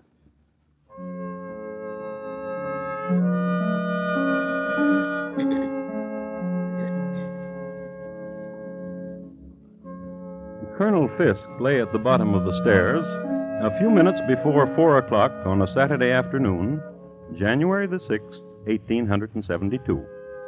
He was dying. His life was coming to an end. And he would be sorely missed by his family, Mrs. Fisk, and the children, among whom were Jay Gould, Boss Tweed, and the heavier stockholders of the day. A man dying, and I know the precise instant when his dying began. It started some months ago in a rather ornate house in Washington Square. 2 women were talking, and the younger one said, Annie, how can I meet Colonel Fisk? That was the instant. And the older one said, But the younger one was not young enough to take Dearie for an answer. I mean it, Annie. I want to meet him. He's so wealthy, isn't he? And all I have is a black and white silk dress and an empty purse. So very empty, dear Annie. Oh, orphans in the rain and empty purses sadden me so, dear Josie. And I've heard he's coming here tonight to visit with you. The dear Colonel says I set such a good table. Dear Josie. Yes? Walk over there to that cabinet, dear Josie. In the very bottom drawer, you will find 2 candlesticks given to me by the minister from Egypt. Get them. Yes, now put them on the table. And light them. Good. Now blow them out, gently. Well, Annie? Dear Josie, will you join the dear Colonel and me for dinner tonight? So nice of you to ask. I'd be delighted, dear Annie.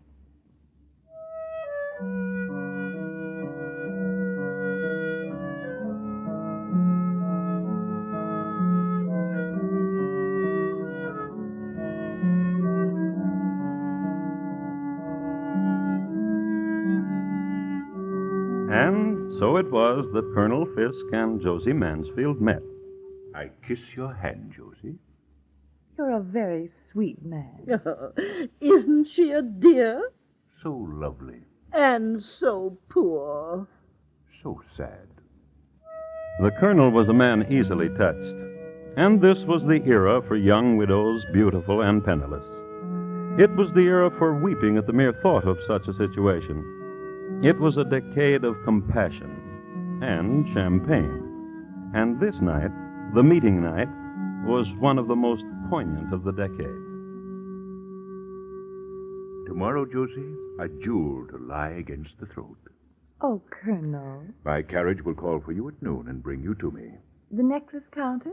Of course, my dear. More wine? Look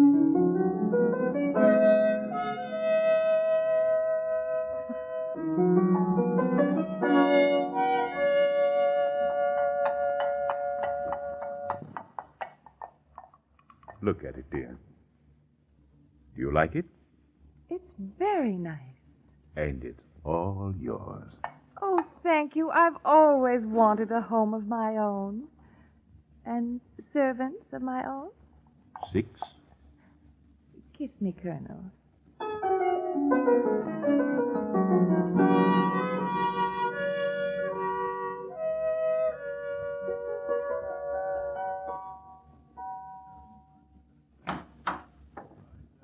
Good evening, Colonel. Evening, Quimby. This is Mr. Stokes. May I take your cane, sir? Thank you, Quimby. This is in the drawing room. She's waiting for you. This way, Stokes. Hello, Colonel. And you must be the Colonel's best friend, Mr. Stokes. I hope this is no imposition, ma'am. Preparing dinner? Certainly not. I just sat here all day, listening to the new present the Colonel sent me, while the servants made ready. Do you like the new music box, my dear? It reminds me of you when you're away from me. Such a pretty speech. How fortunate you are, Colonel. Oh, wait till you taste her pheasant a la Astor. I can hardly wait. Excuse me for a moment. Where are you going, Colonel? I left a small package for you out in the carriage, my dear. And Of course, we'll excuse you. So, you're Mr. Stokes. I must say he was right. You are elegant. He was right. You are very lovely. And you're... What? You are. Will you help me light the candles? Josie. Will you help me with the fireplace? Josie. The music box is run down. Will you... Josie. You won't help me with anything. You're wicked. You're very wicked.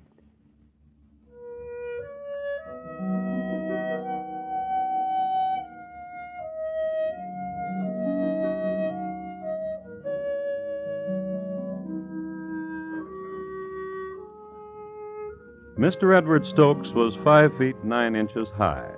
His head was covered with glossy curls, his complexion clear, his features regular, and his eyes dark blue.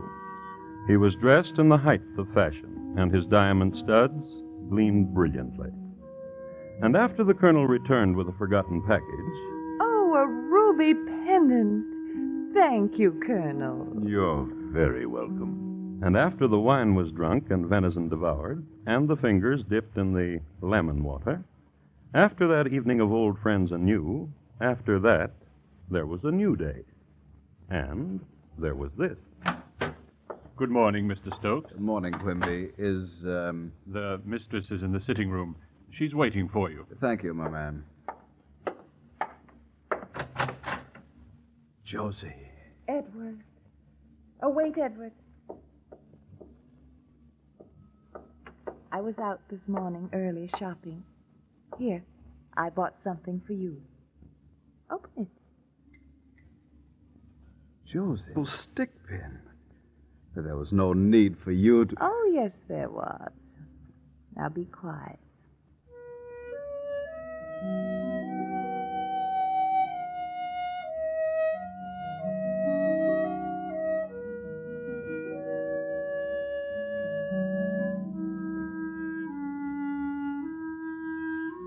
Wild, storm-tossed lovers you might care to eavesdrop upon, since they'll give you a better understanding of the currents sweeping these two upon violent shores, like this one.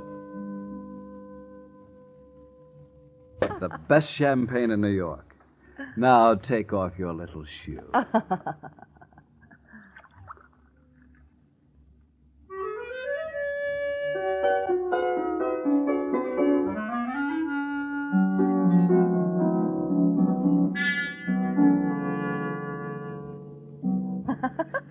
Here, use my mallet, dear. This croquet has brought the pink to your cheeks. Make your shot.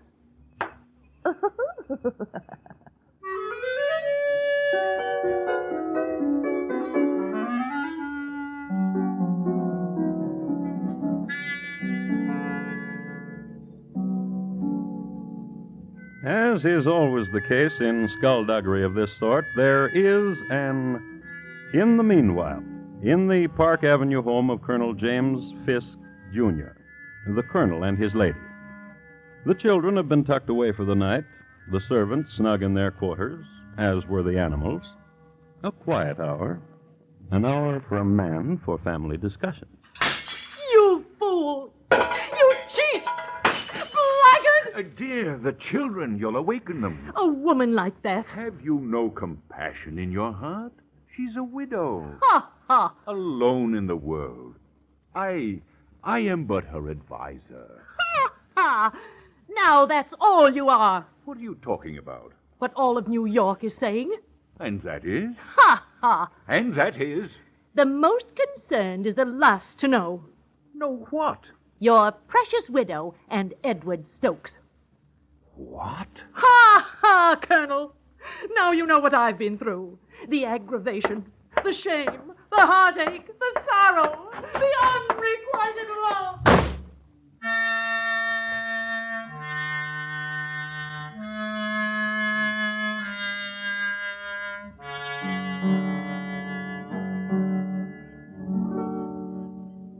Where is, The mistress is in her boudoir. Go awaken Who her. is it, Quimby? It's not Mr. Stokes, ma'am. Why, good evening, Colonel. What's this I hear about you and that scamp, Edward Stokes? Why, what have you heard? That you and he, Who told you that? my wife. The Colonel. Then it's true. I love him very much. Josie, Go back to your wife. I warn you. You warn me. You, Colonel? Listen to me.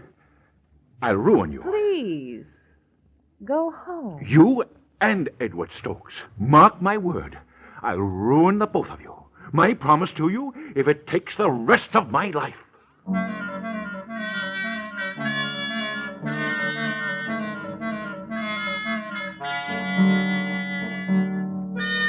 The Colonel left. The Colonel was driven to his club, where the Colonel spent the night. And the next morning, early, the Colonel began the final week of his life.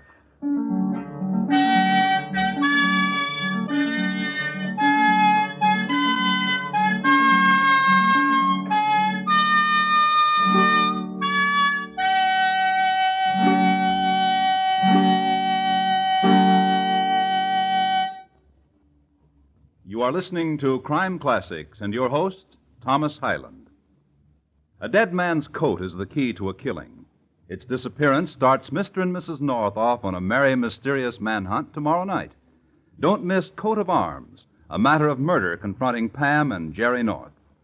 Tomorrow, listen to For John Lund is yours truly, Johnny Dollar, the insurance sleuth with the action-packed expense account. And now, once again, Thomas Hyland and the second act of Crime Classics, and his report to you on the checkered life and sudden death of Colonel James Fisk, Jr.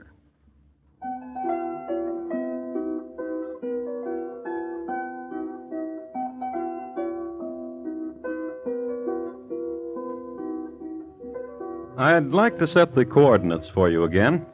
Take a reading of exactly where we are in time.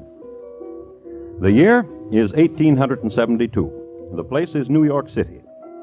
Now, 1872 was a vintage year for pearls in the bottom of champagne glasses, of fatted railroad stocks, and the diamond harvest was spectacular.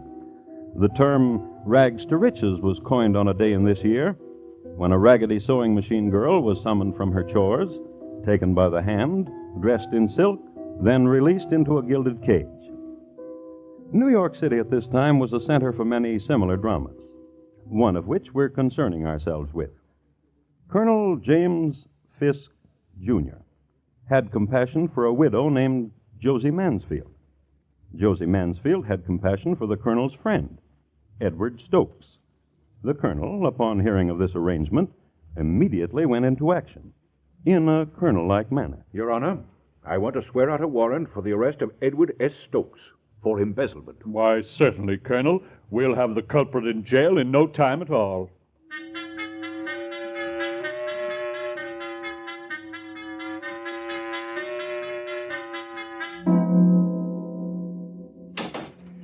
Inside with you, Mr. Stokes. Jailer. Yes, sir, Mr. Stokes. Do you have the list? Yes, sir. Your living room furniture, the portraits, and the bed. I'll have them here in no time at all.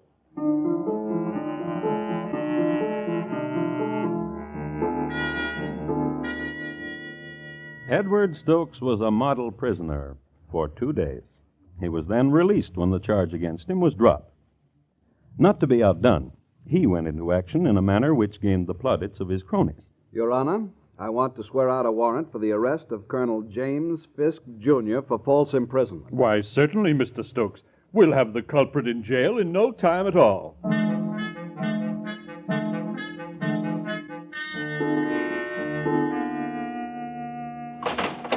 Jailer? Yes, sir, Colonel. The living room furniture, your easy chair in the library, and the bed. I'll have them here in no time at all.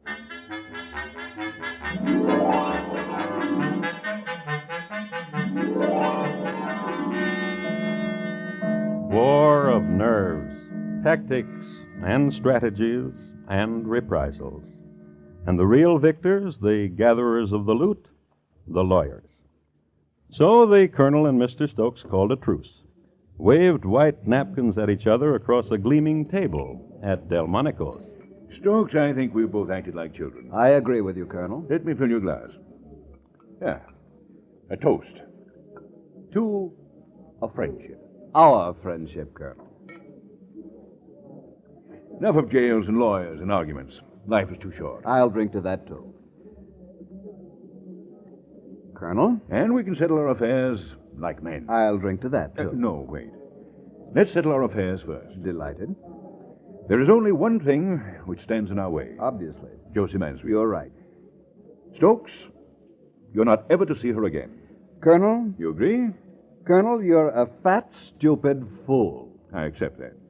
But you're never to see Josie Mansfield again. Josie told me that if I saw you, I was to tell you you are a fat, stupid fool. And you are. I warned you once, Stokes. I'm not going to warn you again. Then I'll warn you. If you make any trouble, Colonel, you won't live to enjoy it. My promise to you.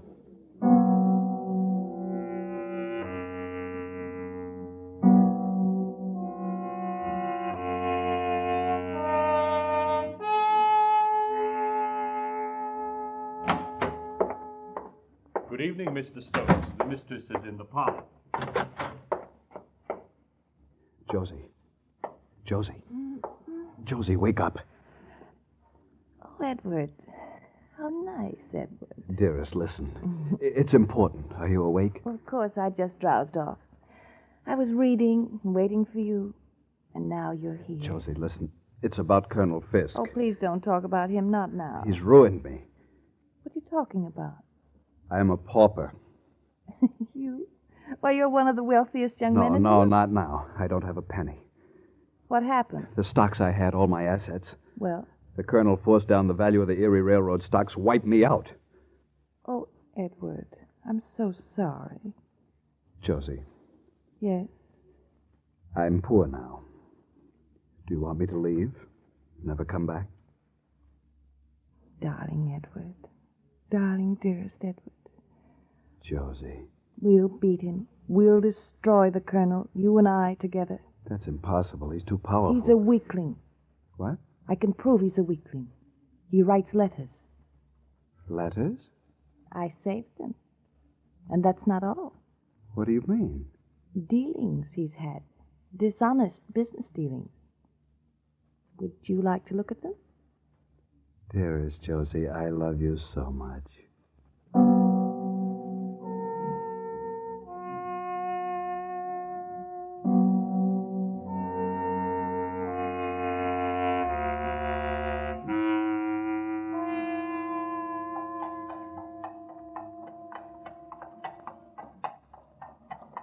So that's why I thought it more discreet to hire a cab, Colonel. Surely you understand. I must tell you, Stokes, when I agreed to meet you, to ride with you in a hired hack at night... I explained the necessity of secrecy, Colonel. As indeed you did not. You merely said secrecy. That is why I must tell you I am confused. Have you made another decision about Josie? A tentative decision, Colonel. Tentative? Yes, it depends on you. Oh? I need money. I know. Badly. I know. Colonel? Yes? You love Josie very much, don't you? I understand you now, Stokes. I thought you would. You want me to reimburse you for the money you've lost? $250,000. I know. In return for which, you'll give up Josie. That's right.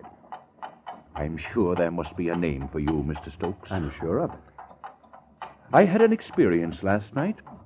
I had dinner at home with my wife. The children were with us. After dinner, I played on the floor with my children.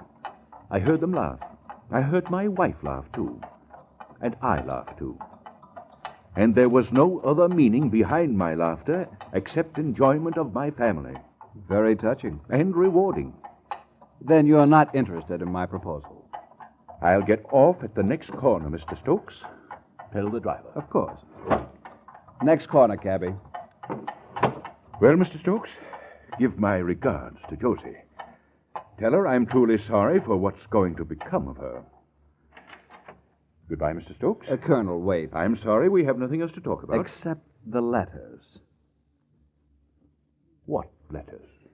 You have a rich way with words, Colonel. I congratulate you. I don't understand. Oh, of course you do. The letters you wrote to Josie. I see. All of them. I see. They could ruin you. Perhaps. I remember one of the letters opened with, "Dearest Josie, my poor little widow, your sad tears still on my shoulder." $10,000. And another, "Dear Josie, this morning I was at Tammany Hall, and with Boss Tweed arrangements were made to relieve the city." $10,000. $250,000 for the letters, Colonel. 10,000, or you may publish them or do what you want with them. Surely you're not serious. Good night, Mr. Stokes.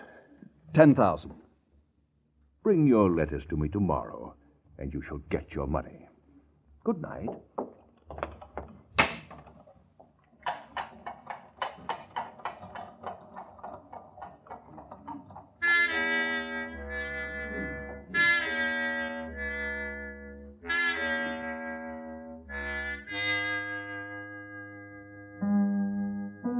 An old almanac I have occasion to call on now and then says that Saturday, the 6th of January, in the year 1872, is the 66th anniversary of the Volunteer Fire Department of Roanoke, Virginia.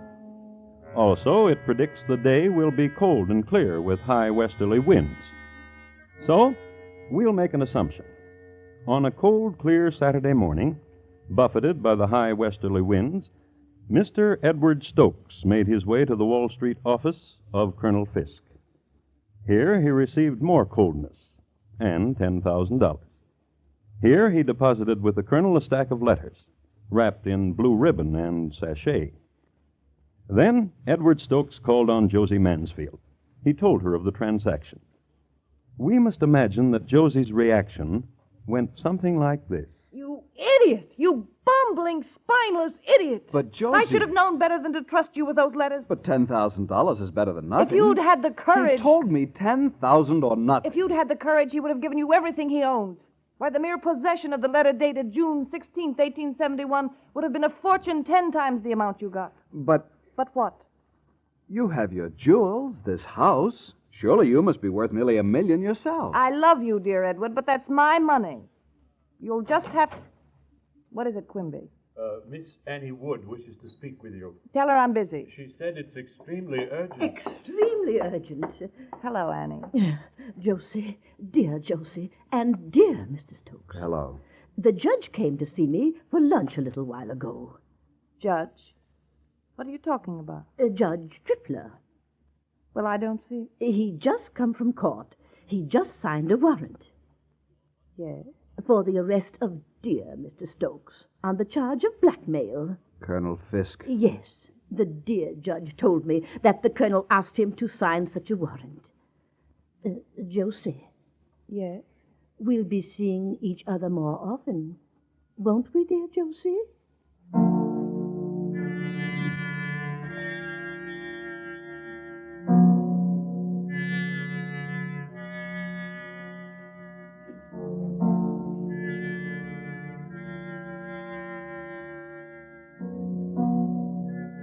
Publication of the time.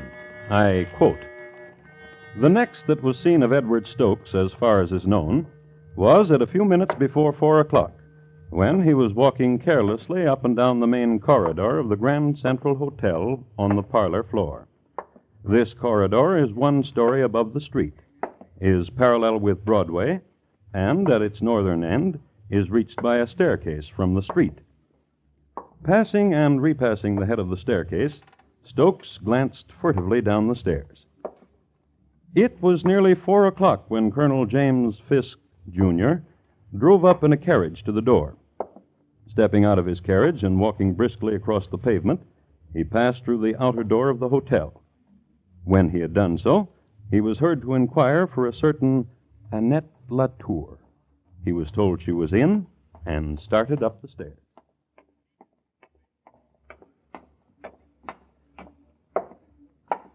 Good afternoon, Colonel. Stokes, don't! You'll ruin me. For the love of heaven, someone help me!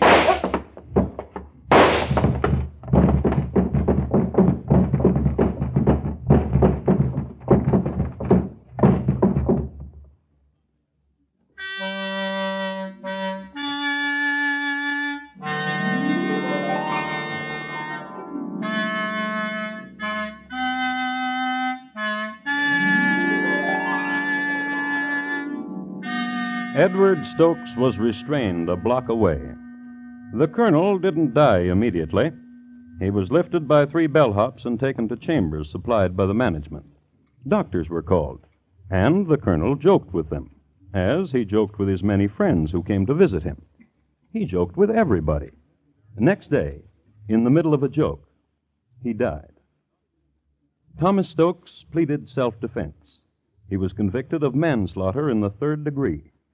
Josie Mansfield spent her remaining days with her aunt, Miss Annie Wood.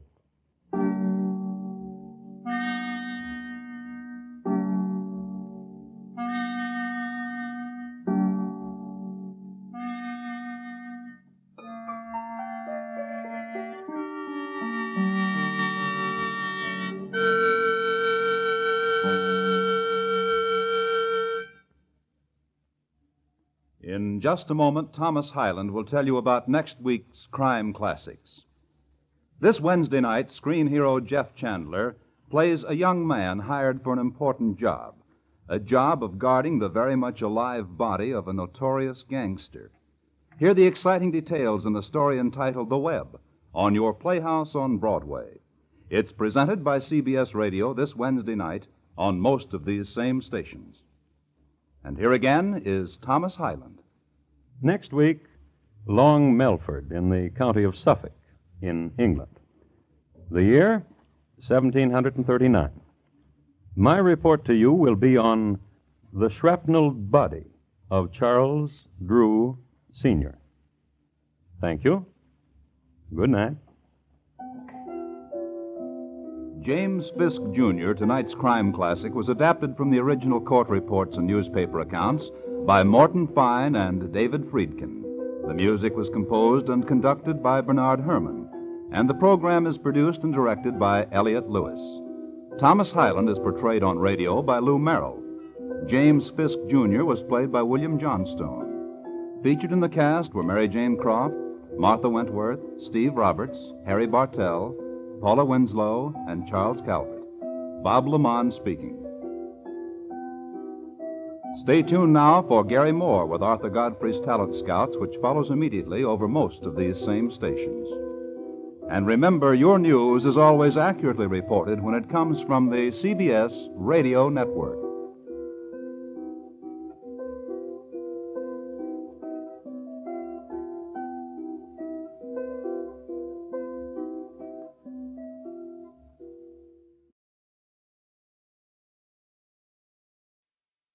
Good evening. This is Crime Classics. I am Thomas Hyland. I'm going to tell you another true crime story. Listen. The general just fell out of bed. His name? William Scott Ketchum, Major General, United States Army, retired. So that there'll be no mistake, this is the same William Scott Ketchum who led the famed Ketchum's Raiders against the Seminoles in 1842, who was acting inspector general of the Department of the Missouri, and the one who did such a bang-up job of recruiting in Harrisburg, Pennsylvania during the Civil War. The general is in agony. In protest against the quick ebb of his life, he's kicking the floor.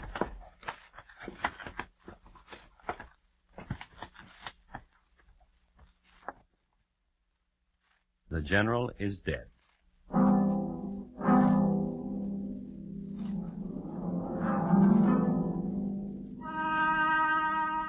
And tonight, my transcribed report to you on the final day of General Ketchum and how he died. Crime Classics, a series of true crime stories taken from the records and newspapers of every land from every time. Your host each week, Mr. Thomas Hyland, connoisseur of crime, student of violence, and teller of murders. Now once again, Thomas Hyland.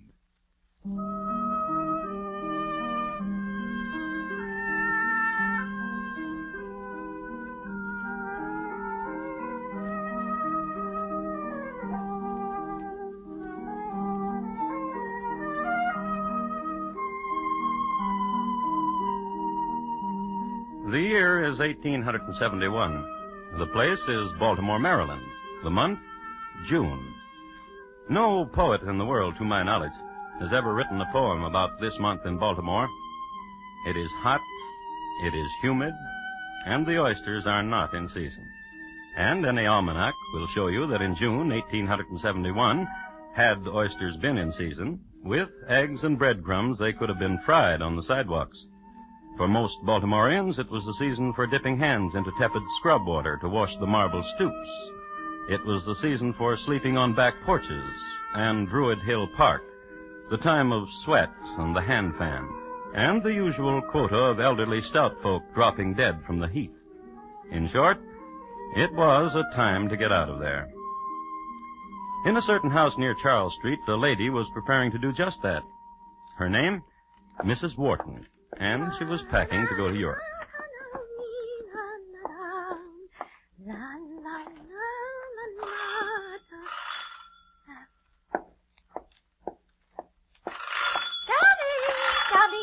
Coming.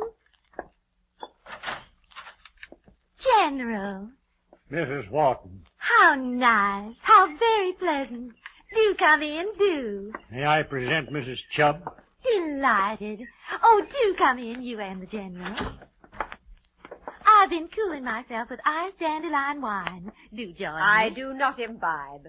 I work for the United States Department of the Treasury. Mrs. Chubb needs to keep a clear head at all times. I used to work for the United States Post Office Department, but now I'm with the Treasury. My, that's interesting. And you came all the way from Washington with the General. Perhaps your next position will be with the Army. My dear Mrs. Wharton, I must talk to you. Of course. Will you pardon us, Mrs. Chubb? Is this where you talk to her about the money she owes you? Mrs. Chubb. $2,600. Isn't that what you told me, General? Why don't you pay the General his money, Mrs. Wharton? Mrs. Wharton? Yes? As long as the cat is out of the bag, I thought to bring along the note you signed. I understand you're going to Europe. Get the money, dearie. Why, I have a distinct recollection, General, of having reimbursed She's going to tell you she's paid you the money. Let's not embarrass each other. But there's really no hurry, is there? There's no train back to Washington for hours. Wouldn't you like some wine? I do not imbibe. Just a small glass? You just sit down and relax. I'll bring you the wine, and we'll chat. You might stop at the cookie jar, too, dearie, for the $2,600.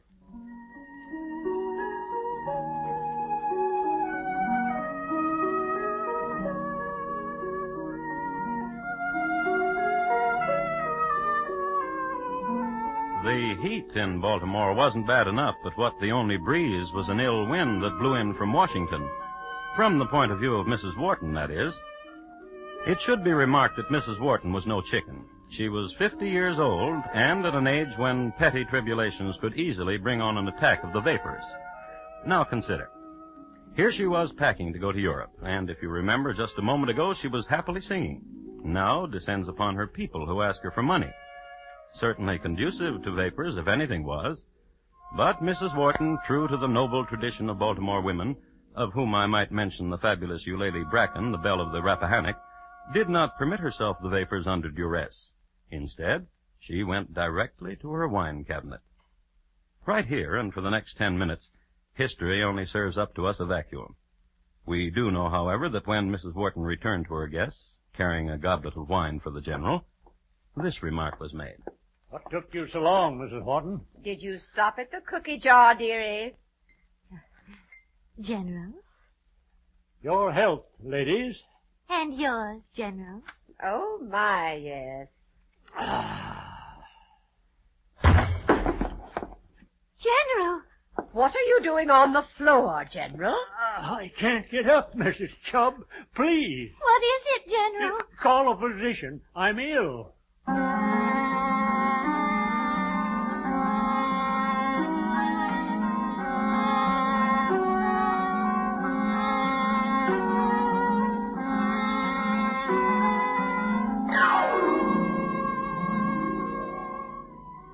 And how's my patient now? Feeling better? Dr. Chu? Yes? You must do something for me. Anything, General. Convey to Mrs. Wharton my apologies. Tell her I'm so ashamed of myself for falling down on her rug. And tell Mrs. Chubbs to find a room in town. And Dr. Chu. Anything, General. Tell Mrs. Chubb to stay there. Of course. General. Yes? You know what's wrong with you? What? I don't know. I thought perhaps you did. I thought perhaps you had a previous diagnosis. I thought perhaps this was a recurring ailment. I haven't ailed a day in my life, except... Out with it. Except when I was in the swamp chasing the Seminoles. Then I was sick most of the time. Ah. Yes? In the swamps. Cholera morbus, and your present symptoms. Sweating, purplishness, weakness, and debility. Cholera morbus recurrent type. Is that very serious? Rest easy. I have the very thing in my bag. You're going to feel like a new man as soon as you take this. Vile-looking stuff. Why is it that all you army men quail at the sight of medicine? Here. Drink this, General. No, I'm not going to drink it. General, come on, open. I don't want to. General. Here's some water. Drink it. What kind of medicine was that? Creosote and lime water. How do you feel? It seems... Yes? Suddenly the foreignness is gone. Good, very good. May I get up now? Oh, no. You'll be abed until tomorrow at least. I'll have Mrs. Wharton fetch you a prescription which will work wonders. Goodbye, General. Mrs. Wharton. Coming. I have a message for Mrs. Chubb. Where is she? Must I reveal? Well, I do have a message for her. She imbibed. She can't stop. She's in the rose garden now. I can't get her out of there. But then... Tell her to take a room and stay there. General's orders. And how is the General? He says his furriness is gone. Splendid. I gave him a palliative, a temporary relief. Is he seriously ill? He isn't young anymore, you know. There are no small sicknesses when one gets to be his age. And I'm afraid he can't be moved. He'll have to stay here at your house. But of course, he can stay in my room. I'll use the guest room. And an errand for you, Mrs. Wharton, to the druggist's. Get some tincture of yellow jasmine and give him a tablespoonful every 2 hours. Tincture of yellow jasmine every 2 hours. Goodbye, Mrs. Wharton. Goodbye, Dr. Chu.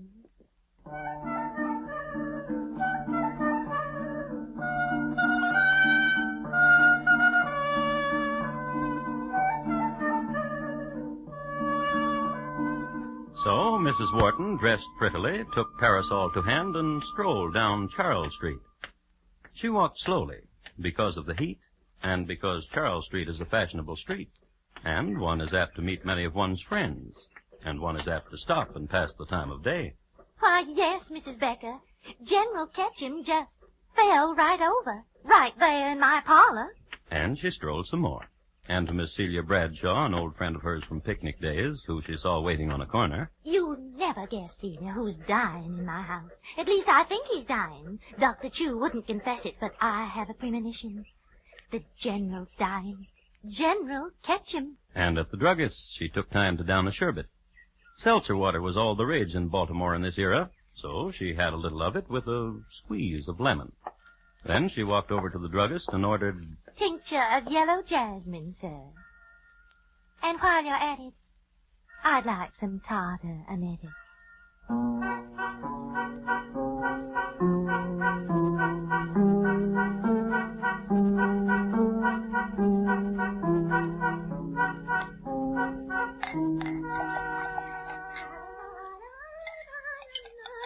I'm in pain. I hurt. Mrs. Wharton, please, hurry. Mrs. Wharton! Coming. And here we are. Oh, my stomach. The doctor said as soon as you drink this, you'll feel no pain.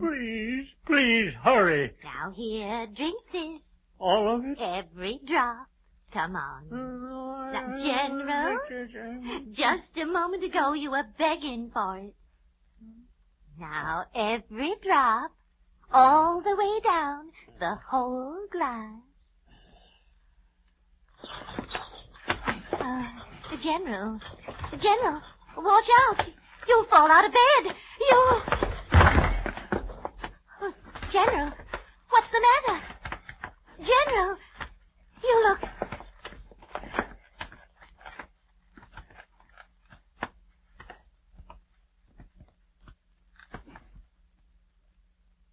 Oh, General.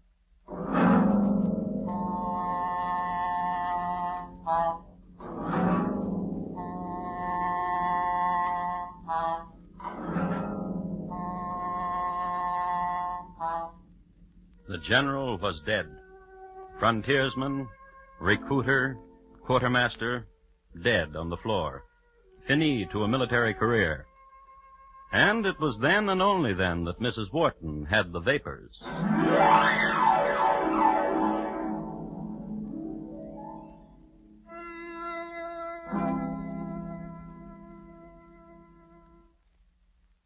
You are listening to Crime Classics and your host, Thomas Hyland. Tomorrow night, get a grip on your favorite armchair and let that sleuthing twosome, Mr. and Mrs. North, face the dangers on their latest murder case. You're invited to solve it if you can, but from where you sit, the dangers will be strictly theoretical. Remember, every Tuesday night on most of these same stations, you have a date with Pam and Jerry North, CBS Radio's family of detectives.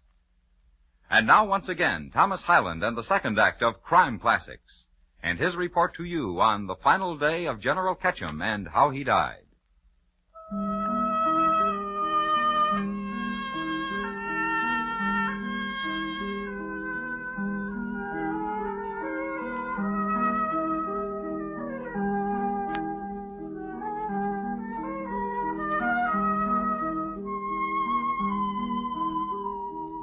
A few words about Baltimore, Maryland, of the era which concerns us.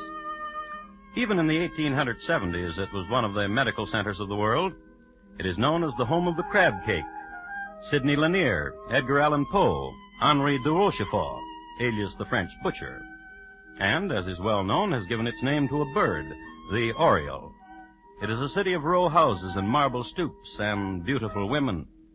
If from Baltimore, all the more, one of the rapier wits of the time had it of the beauty of the city's damoiselles. It is known that in her earlier days, Mrs. Wharton met neatly the qualifications of the adage, and at 50 she was not to be sneezed at. However, at this precise instant, we may safely assume that the lady presented an appearance somewhat less than comely. For a general had just tumbled out of her bed and died.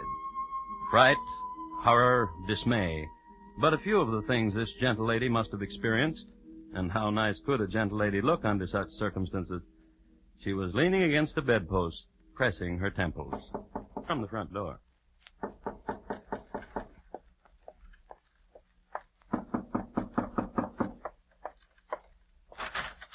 Good afternoon, Mrs. Wharton. Oh, Mr. Van Ness, quickly, come in. You look so pale.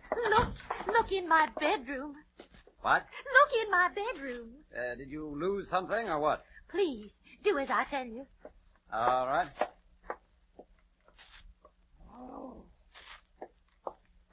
He looks terrible, Mrs. Wharton. He's dead. He can't be. Please don't be stupid, Mr. Van Ness. He's dead. He was ill, and he died. But when I saw the general this morning, he looked so robust. You saw him this morning? Why? He came to check your accounts with me. Oh? As your solicitor, I was only too happy to discuss them with him. Why didn't you tell me? Tell you what, Mr. Van Ness? That you were in the general's debt to the tune of $2,600. I paid him back immediately. Do you have the note you signed? Did he return it to you when you paid him? Why do you ask? He showed me a note this morning. He said he wanted his money. I knew nothing about it, so he said he would see you. He saw me. He tore up the note. Tore it up? Why? Did you pay him? No. He tore it up as a sailing gift to me. To see me happily on my way to Europe. Do you have any witnesses of the transaction? No. That is not good. Mrs. Wharton. Yes? There was a lady with the general this morning. Come to the window, Mr. Van Ness. See? There. Where? There, under the Empress Eugenie rose bush. Why, it's Mrs. Chubb. She imbibed. Well, she told me she never did. She said she was employed by the United States. As my solicitor, you must tell me. What shall be done now? I must tell you that I will have to report this of the $2,600. Of course you do. And you must be very distressed, Mr. Van Ness. Yes. Yes, I am. Do sit down. I'll fetch you something to drink. All right. I'll only be a moment.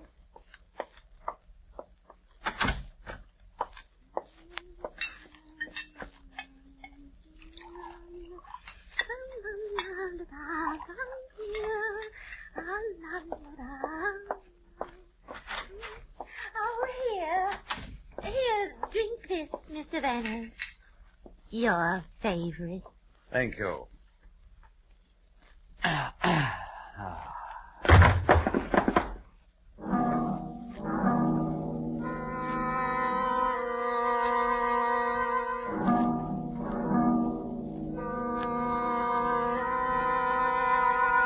I am happy to report to you that Mr. Van Ness regained consciousness an hour later. He rose to his feet and looked about him. He was quite alone. Through a window, he could see the setting sun. He could also see Mrs. Wharton's rose garden, and in it, Mrs. Wharton, her arms about the waist of Mrs. Chubb, of the United States Department of the Treasury. And the two ladies were walking about the rose bushes. Whenever Mrs. Chubb would stumble, Mrs. Wharton would dab at her face with a handkerchief and assist her to her feet. Mr. Van Ness let his gaze drift from the bucolic scene and went immediately into the boudoir, where was the corpse of General Ketchum. Mr. Van Ness determined that promissory note which he had seen earlier that day was not upon the general's person, so he took himself to the police, and to them made charges, and the charges, murder. But I murdered no one. The general took ill at my house, as Dr. Chew. The general was sick, all right. I diagnosed it as cholera morbus recurrent type. The general having been sickly in the Everglades. So you see, I didn't murder the general. Why should I? Because you owed him $2,600. He tore up the note as a gift. You were with him alone when he was dead. You could have destroyed the note yourself. And you call yourself a gentleman. And you call yourself a lady. I am a lady. I work for the United Of course. She drank of the same wine that did the general. And you too, Mr. Van Ness. You got tipsy, and all that happened to her was a few scratches, thorns, Empress Eugenie rosebush thorns. Well, I don't know what came over me. Oh, there, dear, there. You're so sweet, Mrs. Wharton. When you're in Baltimore, my house is your house. Murderess.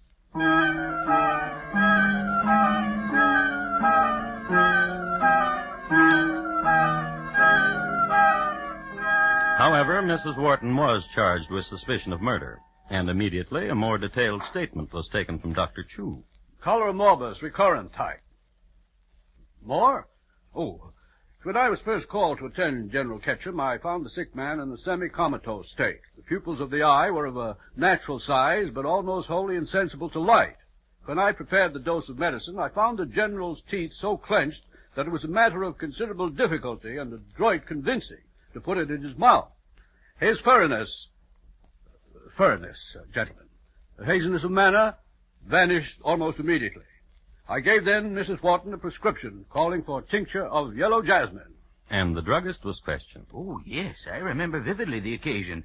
Mrs. Wharton entered my store, had a sherbet, some seltzer water over a dash of lemon for heat, tincture of yellow jasmine, and tartar emetic. A word about tartar emetic. It is a deadly poison, I use it externally for wrinkles. as did many ladies of the time. Next came the autopsy. The general's stomach was removed and examined.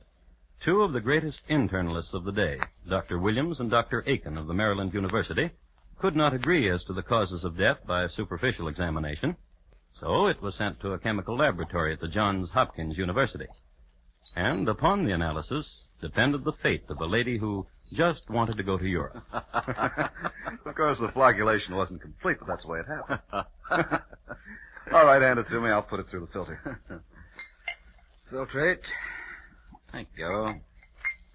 I'll wager Dr. Imhoff was astounded, wasn't he? He thought he discovered something. He was prepared to call it the Imhoff effect. Attach this to the hydrogen sulfide, will you? You know what? What? This is the closest I've ever been to a general. His stomach in an Erlenmeyer flask. I did a prima donna once, poisoned by a jealous mother. Arsenic she used. You should have seen the titration on that one. Precipitated. I'll get it. Here. You separate. I say no poison. I say poison for $1. How do we stand now? You owe me 3 from the last 2 analyses. Hand me the muriatic acid. Thank you. Ammonium sulfide? Oh, my. Orange red, Joe. Tartar emetic in the stomach, wouldn't you say? Tartar emetic? Chalk gives the same reaction. Plain, everyday chalk. That's the way my report is going to read. Chalk in the general's stomach.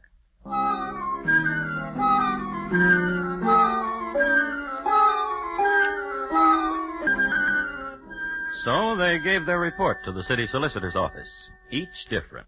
One tartar emetic, the other chalk, which confused the city solicitor no end, for not 1 hour before he had read a report from another chemist, Professor R.S. McCullough. Professor McCullough, having examined a like portion of the general's stomach, averred that not a trace of tartar emetic was to be found, nor chalk, but a bit of chicken Maryland. Confusion. The while, Mrs. Wharton, detained in prison, had a visitor. I baked these myself, dear Mrs. Wharton. Dear Mrs. Chubb. They're wrong about you, what they're saying. What are they saying? That you poisoned him. And others are saying that you would not, that you're too much of a gentle lady. Do you remember, dear Mrs. Chubb, when you came to my house, you drank from the same bottle as did the general? Did I? Of course you did. Remember? Wasn't it from another bottle I drank? And at a different time? You are a tease, Mrs. Chubb. Did I tell you there was no Mr. Chubb? I'm sorry. I'm so very sorry. 3 years ago, he ate a bad crab. And you are alone, as I am. Oh, I dislike Washington. When we return from Europe, you'll come to live with me. Dear Mrs. Wharton, and I have something else to tell you. Professor McCullough examined the general's stomach. The professor said the general had not been poisoned. La la la la la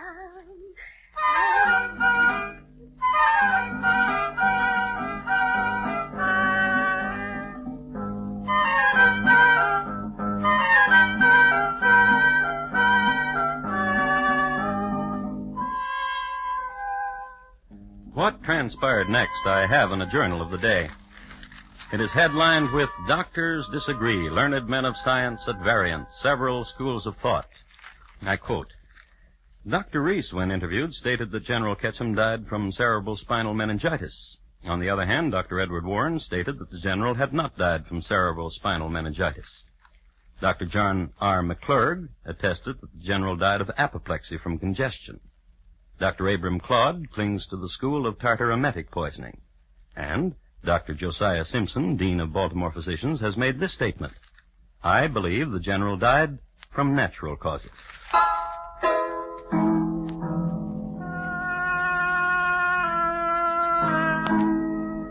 On December 4, 1871, the case went to trial.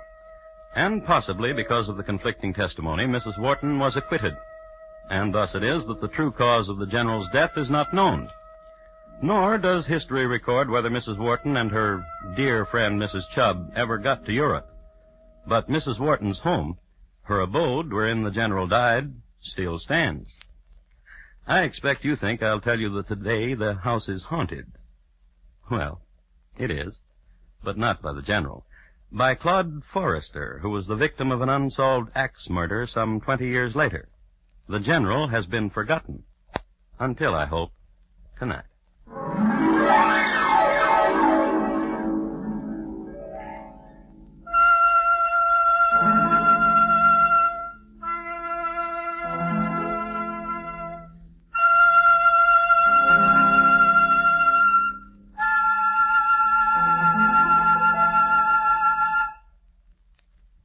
In just a moment, Thomas Hyland will tell you about next week's Crime Classic.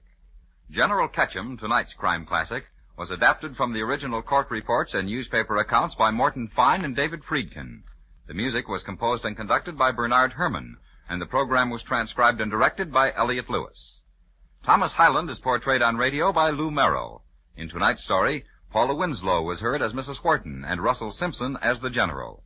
Featured in the cast were Herb Butterfield, Bill Bissell, Sarah Selby, Hy Averback, and David Young. George Walsh speaking. And here again is Thomas Hyland. Next week, Cretfield in the county of Suffolk in England. The years from 1793 to 1804, and the dreadful murders of a father and daughter, also including a description of the instrument of death.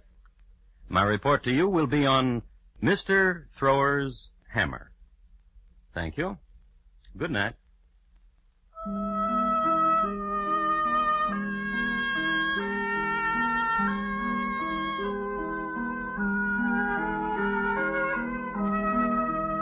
Arthur Godfrey himself will be back in action with the Talent Scouts later tonight. In fact, on most of these same stations, the great event takes place immediately after station identification. So stay tuned and join the whole family. CBS Radio from coast to coast. To make it a big welcome home for our always a cut-up, especially so recently, Arthur Godfrey. And remember, Bill Cullen's Walk a Mile show is heard Monday evenings on the CBS Radio Network.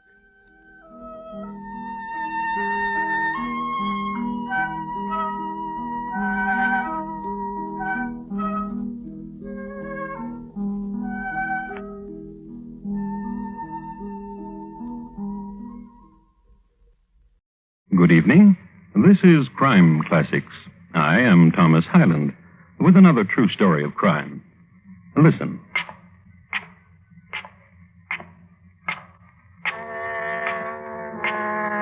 Ali Pasha on his way to visit his mother. A Sunday afternoon, and he always visited his mother on Sunday afternoon. It was a thing she could count on. A mother has always wanted a place of her own, where she could get away from it all, secluded. Ali gave it to her. The deepest dungeon in Turkey. Hello, Mother. Tonight, my report to you on Ali Pasha, a Turkish delight. Crime Classics, a series of true crime stories taken from the records and newspapers of every land, from every time. Your host each week, Mr. Thomas Hyland, connoisseur of crime, student of violence, and teller of murders. Now, once again, Thomas Hyland.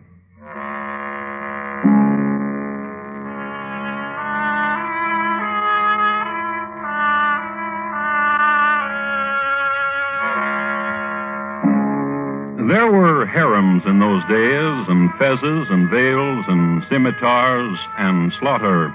Albania's chief imports from her Turkish masters.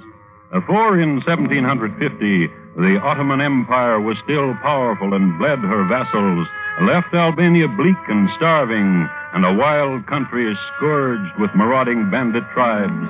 It was terror and theft and pillage and flame, and a child's mute staring at death's image.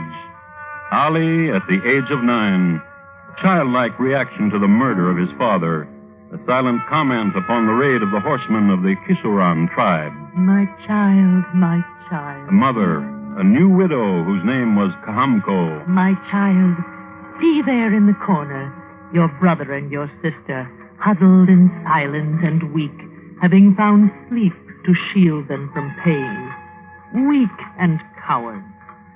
So there is but you and I. Then listen. This night the Kisura came down from the hills and killed your father and burned all there was to burn, so that now we live in a cave. Your father was weak, without the strength to fight them off. The wealth of a man is his only so long as he is strong enough to keep it, and this includes his life. So, therefore, you will be strong, Ali, and whatever you truly wish will be yours because of that strength. You will avenge this night, Ali, but above all, remember this night as a symbol. Those with power flourish. To them, anything is allowed. Power and no compassion for your enemies. That is the trick. Tonight, you have gained wisdom. Now, sleep.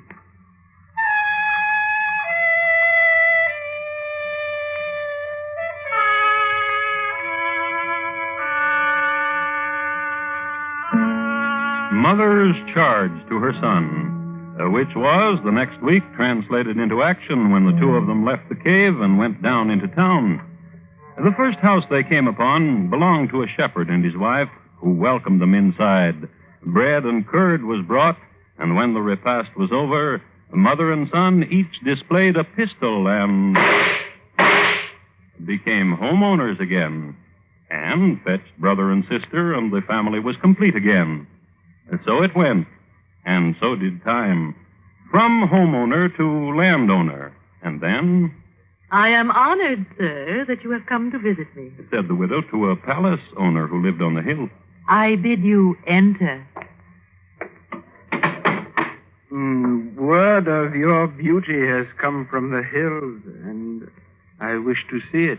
And this is my son. And now that mine eyes have looked upon you, I despise myself for not coming sooner. This is my son, and his name is Ali. And in the hills, though closer to heaven we are, there is no such beauty as yours.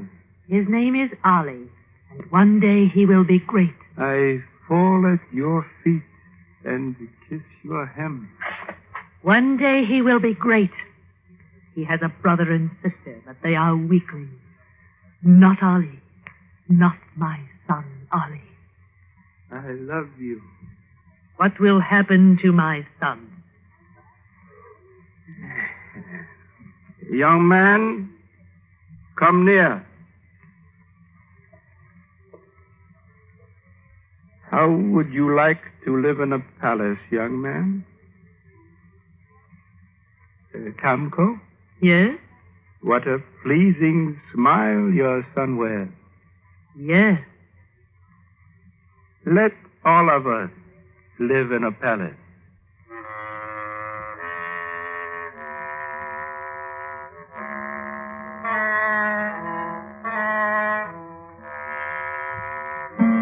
The man who made the invitation was named Zurat, an amazingly spry fellow who was almost 70. A birthday he never celebrated. And that's how Ali came to be a prince. Not an important prince as princes go, but he had the run of a pretty good palace, traveled around a lot to Turkey, to Greece, and Crete. Life agreed with him, and he grew into a strapping young man. The family prospered, and by this time Ali had fallen into a habit. It was never difficult for him to kill. Not with a mother like he had. In Kardiki, there is a man. He owns a province. He has a harem of 20 and a stable of 40, and slaves. His name is Good Pasha. And if he were slain, all his property could be taken by his slayer. And more than that, he is the last survivor of the tribe which slew your father. I have summoned you to remind you of it. Yes.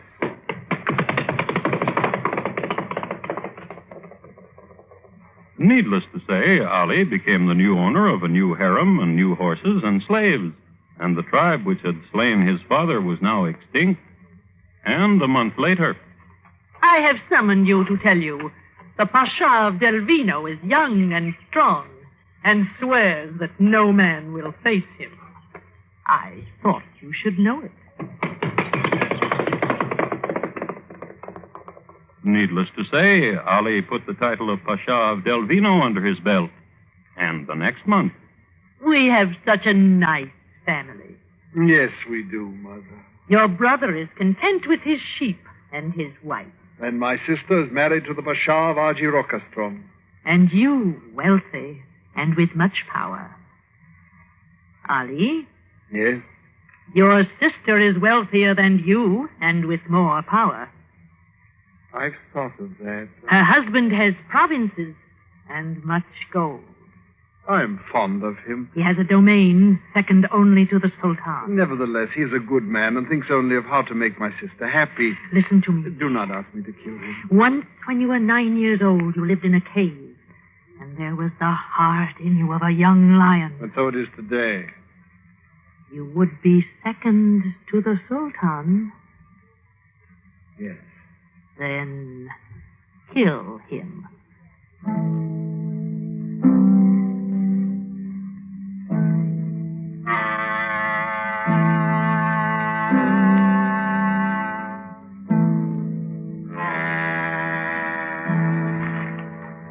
And tell me what else, sister.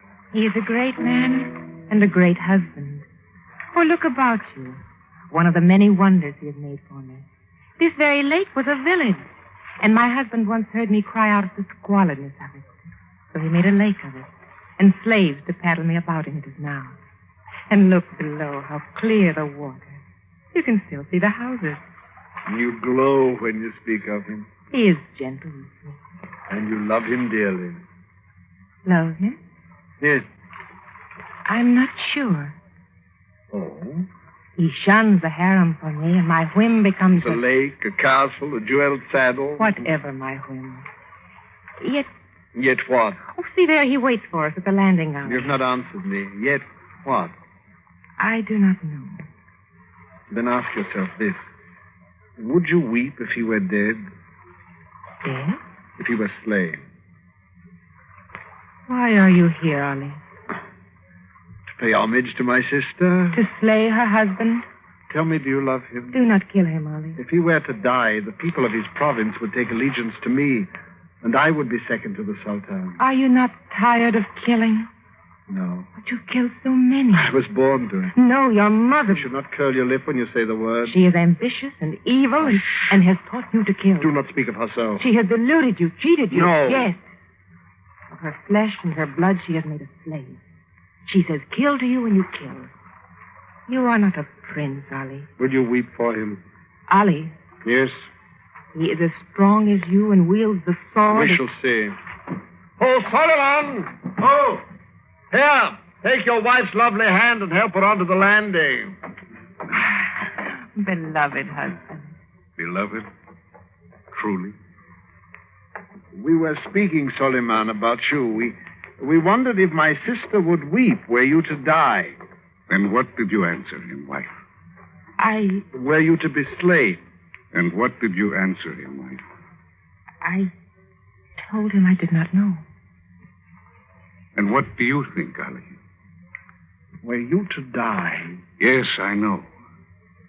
And I wondered when the realization would come. If I were slain, you would be next to the Sultan in power. What do you wish? A war? No. Then what? Settlement. Here and now. Here and now. Then aside, wife. And we'll see whose death you will weep for. Your brother's or your husband's. Aside.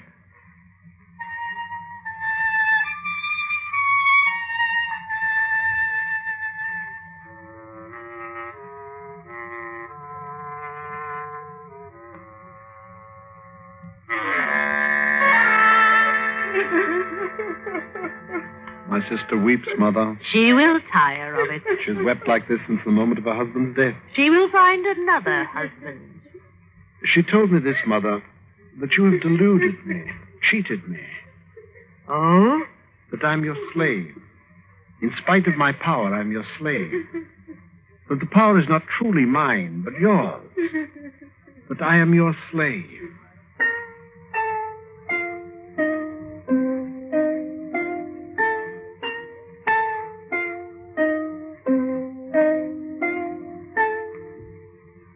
And the two of them looked at each other and understood each other, and then walked away from each other, and only the sister remained. And she was done with her weeping. She smiled. She was the type of girl who hated her mother.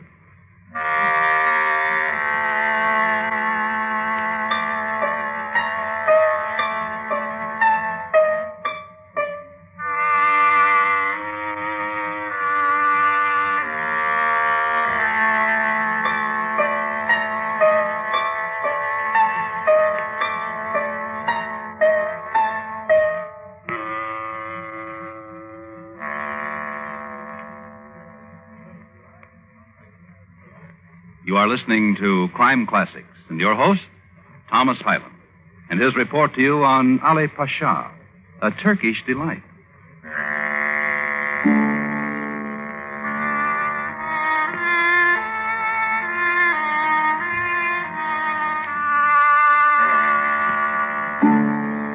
Some Albanians point to their own country as the land of opportunity. They point to an erstwhile cave dweller named Ali, who grew so in stature that he negotiated treaties with France and England and Russia, who maneuvered armies and history, whose court was filled with famous people and alchemists and philosophers and Greek poets, whose days were filled with splendor and new delights and the cackle of spilling jewels and the swish of silk. This story we're discussing here has its climax when Ali was in his late 20s, when he was well down the road of becoming a child of history, albeit a terrible one. This, then, is the story of one boy and his mother, a mother whose name was Kamko, who one day traveled into the hill country to visit another son. It is fine to see you, Abu. What do you do here, Mother? Cannot a mother visit her son? The last time we spoke to one another, you called me vile coward and told me you never wished to see me. I bruised my heart remembering. It is what I came for. To be forgiven. And not to laugh at me, your son, a shepherd, clothed in matted wool among my sheep. Not to laugh at you. To be forgiven. I forgive you. Mother? Yes? What do you really want? What do you mean? You and my brother Ali, you have this part of the world to own. Why do you waste your time with me? I stopped at your hut, Abu, and your wife directed me to where I would find you. And? She once was beautiful. And now? She withers. And your children cry too often, Abu. And your heart is bruised. Yes. And you wish me to salve it. Yes. How? Your brother frightens me. Truly. And his love for me has spilled off. It is a hatred now. Weep upon my shoulder, Mother. He lusts for a solitary power. He envisions himself an Alexander, a Caesar. Which, in truth, he is, a minor one, but nevertheless of the breed. Congratulations, Mother. Cruel son. Then truly tell me what you wish. Slay him. My own brother? And everything he has will be yours. His palaces, his harem, his estates, his horses. His power to command death and spare life, and more. What more? Kindnesses for your wife. She has but to have a whim, and it becomes a realness. And so it would be for your children. Would you like that? Oh, yes. Then do it. Slay him.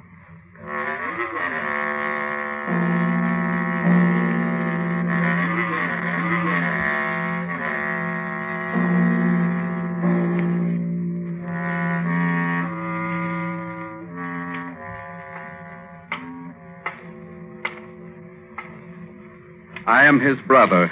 I am Abu. See, here is the seal from his mother. Admit me.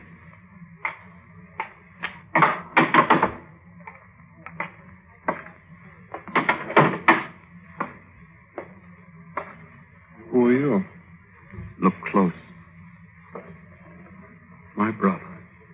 My brother Abu? Yes. How many years? 10. You're a shepherd, I've heard. Yes. From your dress, poor. Yes.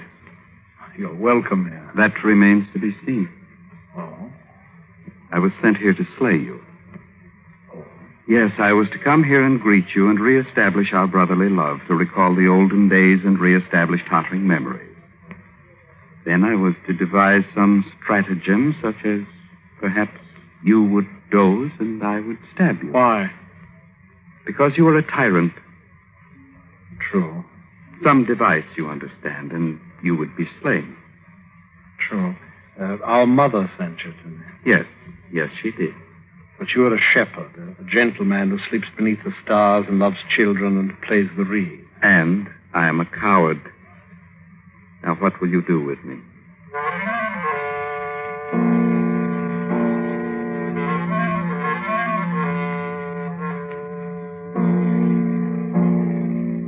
You see, Abu didn't care very much for his mother either, and something bucolic in his shepherd soul wanted to see two animals he called mother and brother against each other. What will you do with me, Ali? He persisted, and Ali looked at his brother with a grave and stern face.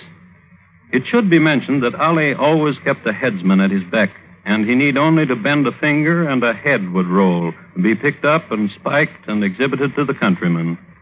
So, when Abu asked, "What will you do with me?" again, even the headsman was surprised when Ali smiled. And, as was the custom for visiting relatives, he provided his brother with a slow tour through the palace, which included the fountains, the boar pen, the harem, the baths. Then Ali gave him a new matted wool tunic and sent him home. Then Ali made a gesture toward the headsman, which meant, "Come with me." So, away they went to the minarets of his mother's pavilion. Where is she? What's she doing? Shh. Who are you? Physician to the noble Kamko, as are we all physicians. What is the matter with her? Ill. You know who I am? Of course. Then I command you to tell me what is wrong with her. Ill. But grievously? Unto death? No. No? No. Walk with me. Yes.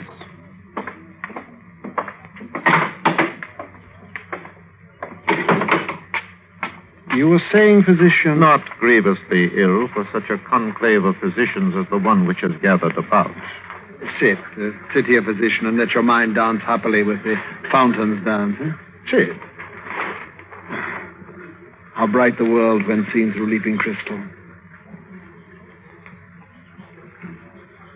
You sigh. You're weary. Have you come a long way to attend my mother? From Alexandria. Are you famous there? And wealthy? Fame, but no fountains. And fountains, physician. What do they make you want to do? What symbol are they to you? Wealth? Extreme wealth? Kings, perhaps? In my court are the physicians of the world, alchemists and doctors of repute from Spain and France. Each serves me, and each night goes home to his palace to meditate and experiment. Their sojourn in my household is looked upon as a thing of... I've dreamt of sojourning in your household. How grievously is my mother ill? She complains of delicate pains in the thoracic region, as if her heart were filigreed with tiny stabbings. Diagnosis: she eats too much. And that is all that is wrong with her. She speaks of a spinning in the cephalum that leaves a veil of mist on the forehead. And this is the symptom of... She eats too much. And you will prescribe... Licorice pellets and exercise. Physician. Yes. Prescribe poison. Poison her. Kindly poison, a gentle one placed upon the tongue that melts into death and immediately pervades. A tender poison, one that causes sweet and instant death. I cannot. Then I will have you beheaded and summon another physician to do my bidding. First, listen to me. Your mother, Kamko, makes each of the physicians, taste first her medicines. Either way, I should die. I see. I'm sorry. Then listen. Yes. This prescription. My mother needs solitude. Oh? And darkness. Oh? Such a place as is provided in a dungeon in my castle. Oh. Listen to the fountain. Do you hear them? Do you hear the fountain? Your Highness. Yes, physician. A sleeping potion I'll give to her, and then you, or whomever you signal, can move her to wherever you wish. Yes. And for me, first sleep, then a sojourn, Your Highness? In my household.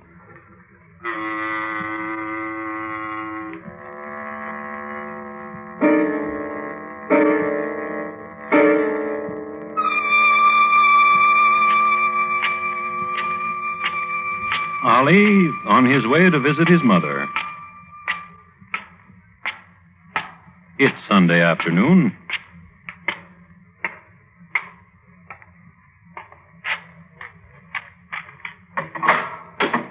Last Sunday afternoon, his mother looked terrible.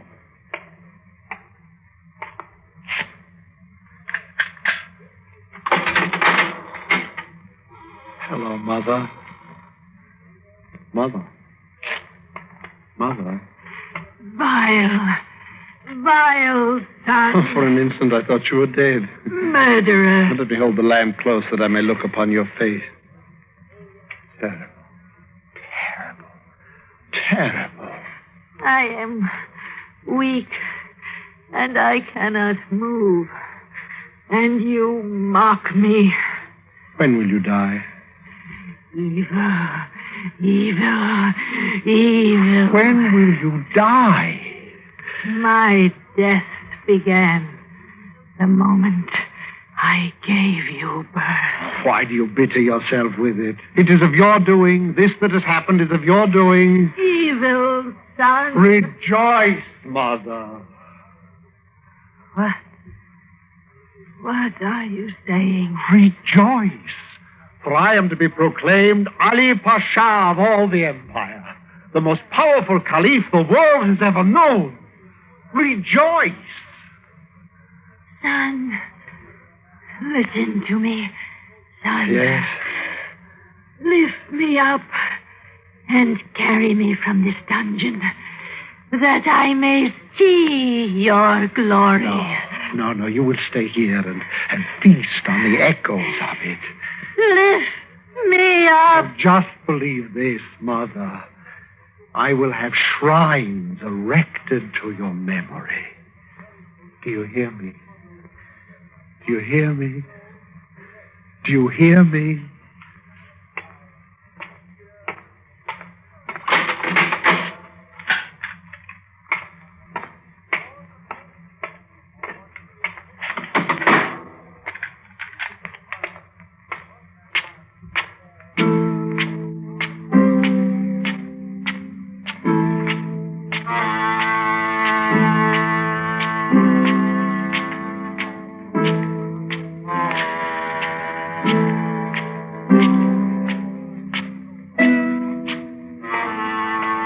Ali went back upstairs, and as soon as he walked into the sunlight, he was proclaimed Pasha. Then he bade his slaves to seal up the dungeon. From here on, there was no stopping him. He formed an army and drove the Russians from the Ionian Islands off the Albanian coast. He formed another army and became undisputed master of Epirus, Montenegro, and Thessaly. He became known as the Lion of Yanina because of his fearlessness in battle. He was also known as the Bloodletter. He lived to be a venerable 80. He never did become a venerable 81, because one day... Hail, Grand Vizier! To the brains behind the whole Ottoman Empire. Welcome, Ali. What is that in the package? I have brought to you a jewel from Turkestan. Oh, thank you. It's a rare sapphire from Turkestan's loftiest summit. Oh, thank you. What can I do for you? Nothing but permit to kiss the sleeve of your sacred robe. Kiss. It's best I describe this little scene for you. As Ali bent to kiss the sleeve of the Vizier's sacred garment, he got there all right, but he never got to straighten up. The Grand Vizier put a knife in his back, right up to the jeweled hilt. Ali was dead. Europe celebrated.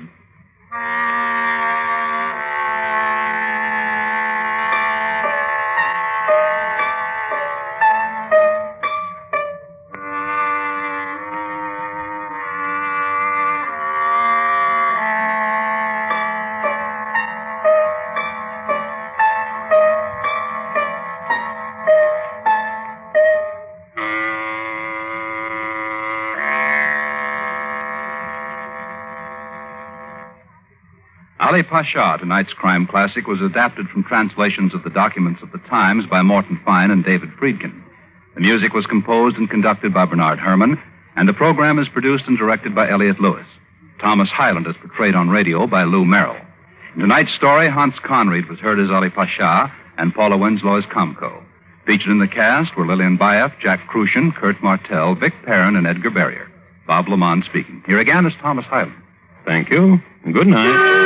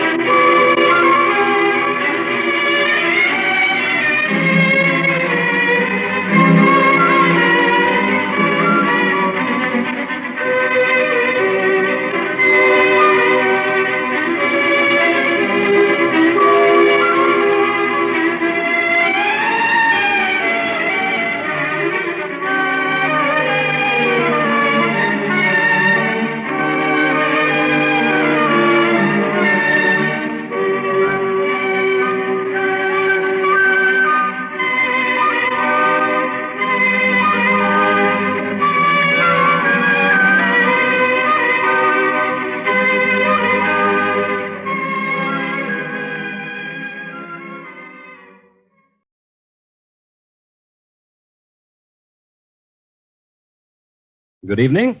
This is Crime Classics. I am Thomas Hyland. Listen.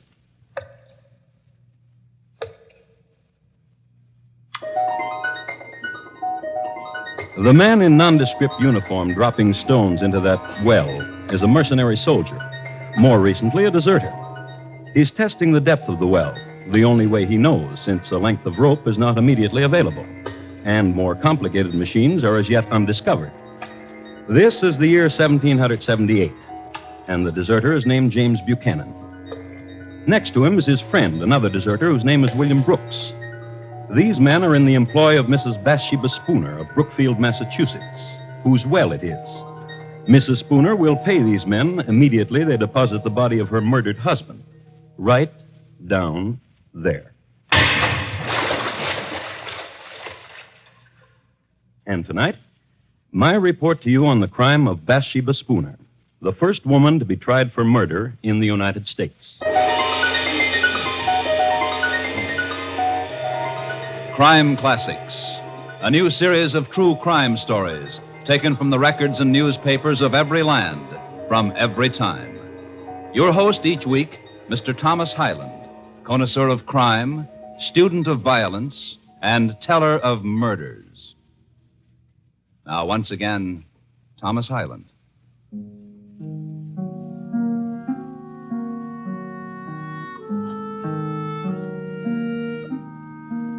The place is Brookfield, Massachusetts, the year 1778. Scene? the home of Joshua and Bathsheba Spooner, a large and respectable dwelling, 2 stories in height, situated on the north side of the road from Brookfield to Worcester. In the front of it, and nearly opposite on the south side of the road, are stately elms and a well. And in the living room, there's this. What manner of woman are you, Bathsheba? There's no content in you and no happiness. And what happiness have you given me? A life that dies quickly, cooking and sewing, and from you, drunken sleep. And you've not answered me. You would like to see me dead, would you not? Listen to me, Joshua. When you returned this morning from Worcester, my heart sank in me. I'd hoped you wouldn't come back. That I would have an accident. That in some way I would be killed. Yes. That you would be free then. Yes. To walk the town, newly widowed with a wandering eye. Yes. And you listen, shrew. I am your husband, and I'm your lover, and that's the way things are. Old man! Old man!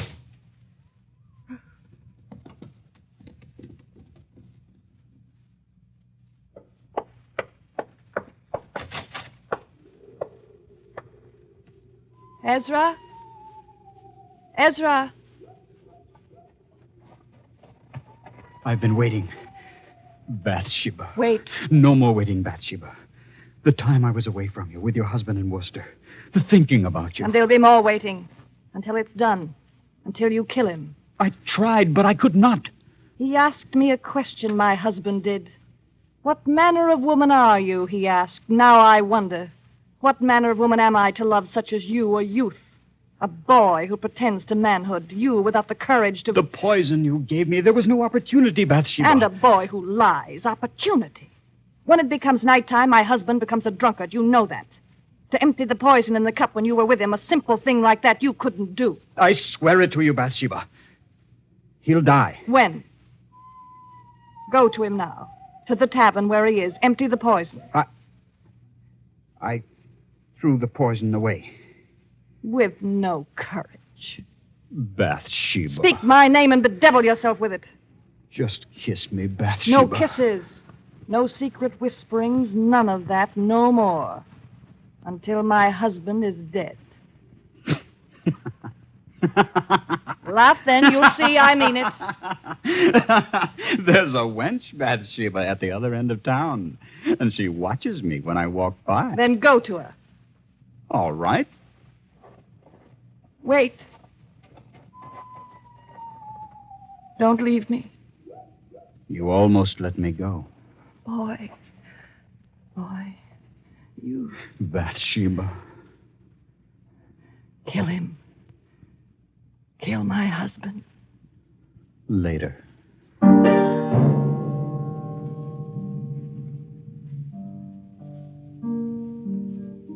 And that was Bathsheba Spooner. You've come to know her pretty well. You've seen her hating, you've seen her loving. There's more you should know. She was the 6th child of an illustrious man, General Ruggles. The general was a man of great wealth and lived in a style of unusual luxury for that day. He kept 30 horses and had a park of 20 acres for deer and a pack of hounds for the amusement of numerous visitors. He was a man intensely loyal to the British Crown and never hid his loyalties. And so, at the outbreak of the Revolutionary War, he was forced to give up his estate and to leave the country. His married life was also pretty bad, and he and his wife did not set a good example to his children in their conjugal relations. Bathsheba sprang from that kind of a household.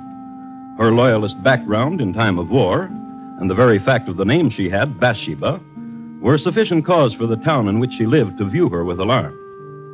But keep this in mind. Bathsheba Spooner is going to murder her husband. How?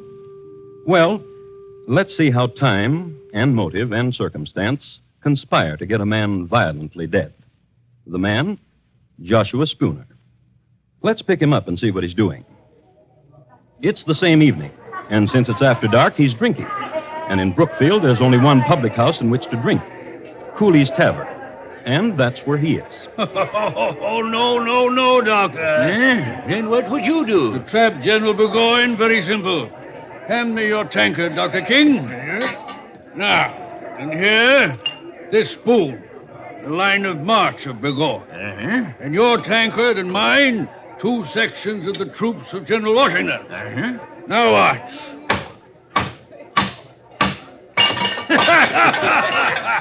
And that's how we take care of General Burgoyne. Yeah. Barkeep, more ale.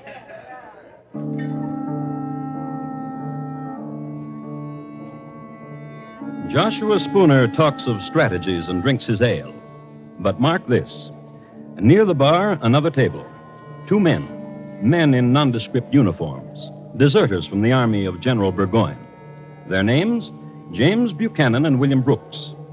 They've made known the fact that they've deserted the enemy, so their drinks are on the house and the appreciative customers. They're having a fine time. Drink your ale, Will. Make me a toast and I'll drink with you. And a toast you shall get. Burgoyne is a scurvy... Louder, Will, louder, else we'll pay for our own ale. Aye. A toast. Aye, I'll give you a toast to that scurvy, plump-bellied Burgoyne. May he rot in the wilderness. That is, if he don't drown coming across the St. Lawrence. Gentlemen. And a merry evening to you. Joshua Spooner is my name, and it would do me proud if you would permit me Ale is what we're drinking, sir. Ale for the patriot! And patriots we are, indeed, to goodness. Oh, yes. We joined General Washington, sir, and his colonials. You should know that. And from here, we go to Worcester, where a column of Washington's hearties ale. To you, sir, and thanks to you. My pleasure.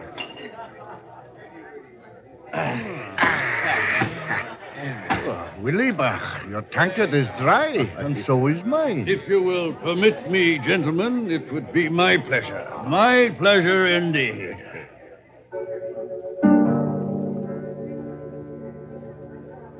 It would be Mr. Spooner's pleasure indeed to buy the lads more ale, as was the custom. True, it was 1778, but the etiquette was the same. Nothing too good for our boys. And the deserters in Cooley's bar were off to join our boys. As a matter of fact, it was Mr. Spooner's pleasure to direct James Buchanan and William Brooks to Worcester to become soldiers in Washington's army. It just happened that one of the landmarks that Mr. Spooner gave the lads went something like this. Now, mark you. A file of elms and a well. And across the road from it, my house. When you pass there, you'll be leaving Brookfield. And you will know you're on your way. We'll have another ale before you leave. You're a gentleman if I ever met one. Oh, a true one, James, my lad. A real gent.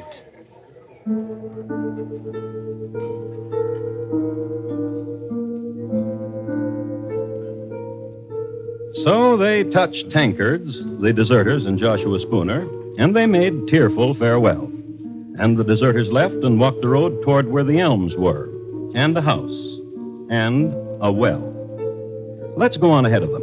Let's get back to the lady. Bathsheba's home. Bathsheba's fixing her hair. And the youth Ezra, he's tying into it night ribbons, a lover's tender gesture.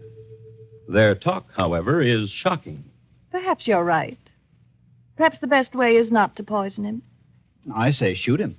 Perhaps, in such a way as to make it appear as an accident. Will you shoot him, Ezra? Tightly with the ribbon, dear. Ezra? I have not the courage for it. But you know of guns and shooting. You were in the army for a year. I marched. I shot no one. I marched upon an ambush and was wounded. Myself, I never pulled a trigger. If not you to kill him, Ezra, then someone. Yes. Turn from your mirror, Bathsheba, and look at me. Oh, listen. Do you hear? Yes. Drunkards.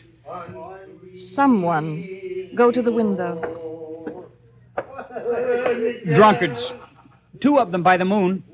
British deserters. I've seen them in town. Call to them. Bathsheba. Call to them. Hello! You there! What do you want? I'll talk to them. A lady wants to talk to you. A lady? At the ladies' service any time. Let them in, Ezra.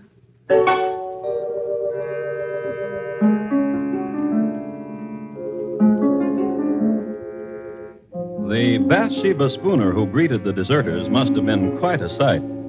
Tall, long hair, and blue ribbons. There must have been a fire in the fireplace, and in all probability she was standing in front of it. Her manner was gracious, and she was smiling. Ezra served the liquor. All in all, it was the nicest thing that could possibly have happened to two fellows who had deserted General Burgoyne. And now, gentlemen, a question. We bow. Bow, James, my lad. Say on, my lady. How would you gentlemen like £500 to see you on your long journey? Merchano, 'twould warm the cockles, wouldn't it, Will? 'Twould. Does that answer you, my lady? And what would you do for it? There is nothing that Will and I have not done, and for less handsome payment from less handsome women. Far less. Kill my husband. This lad, the one you call Ezra. Come here, lad. The next skinny ones don't take long for twisting. Not him. Not Ezra. Not him, James. Then who? My husband will return from his drinking. Will you wait for him? Kill him? When he returns, meet him outside at the door and greet him. Will you? Not only for the money, dear lady, but for the pleasure of your presence to two tired soldiers. Right, James? It's the truth.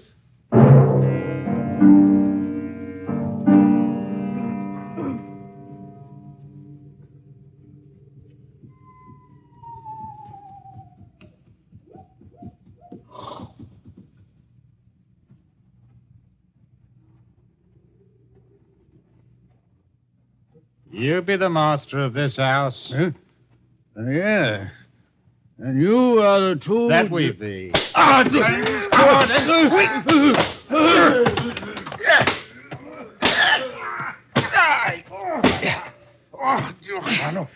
This one was a struggler, he will. Get the woman. The one she calls Ezra. Aye.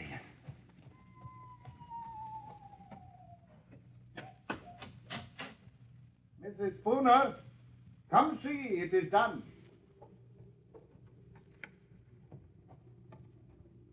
And a tidy job, if I say so myself, Mrs. Spooner. And now he's dead. What will you do with him? There's a well across the road. Aye. Give us a hand, James. And you, Ezra. There. I'll walk with you.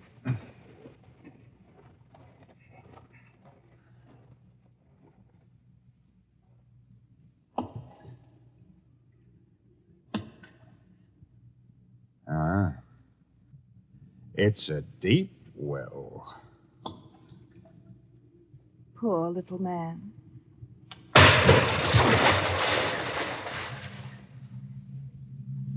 And that's how Joshua Spooner died. And that's how Bathsheba Spooner killed him.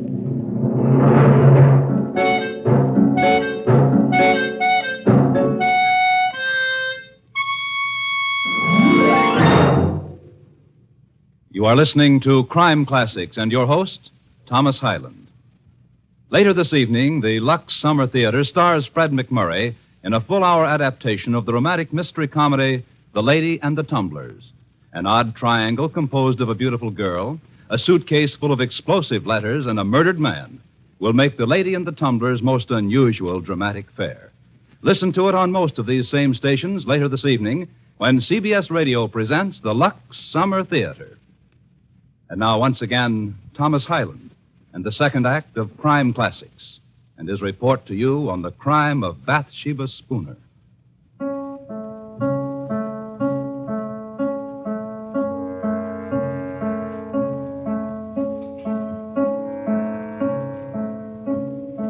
Listen to this. It's awful and dread, this tale that I tell. Joshua Spooner lies dead in a well in Brookfield town in 78 from 6 stout whacks across the pate. Small poem by an anonymous contributor to the Worcester Spy, the local newspaper of the day. A change of scene now. Across the road from a cold well into a warm living room. Tableau, 4 people. Mr. Spooner was such an elegant man. What will become of his clothes in his closet and his horse? You may have them. Come away from the window, Bathsheba. Here, to me, close. The stars are dancing. You're shivering. Are you cold? No. Will is very weary, Widow Spooner. We'll not go on to Worcester tonight. Then wait till morning. You can make a place for yourselves in the barn. But the money we'll have now, and the clothes and the horse. Yes, all of it. Ezra, Yes? in the morning you will go to Cooley's Tavern. Inquire of Joshua. Tell them he's not been home. Tell them I'm frantic for his welfare. Yes. Good night, gentlemen. A very good night.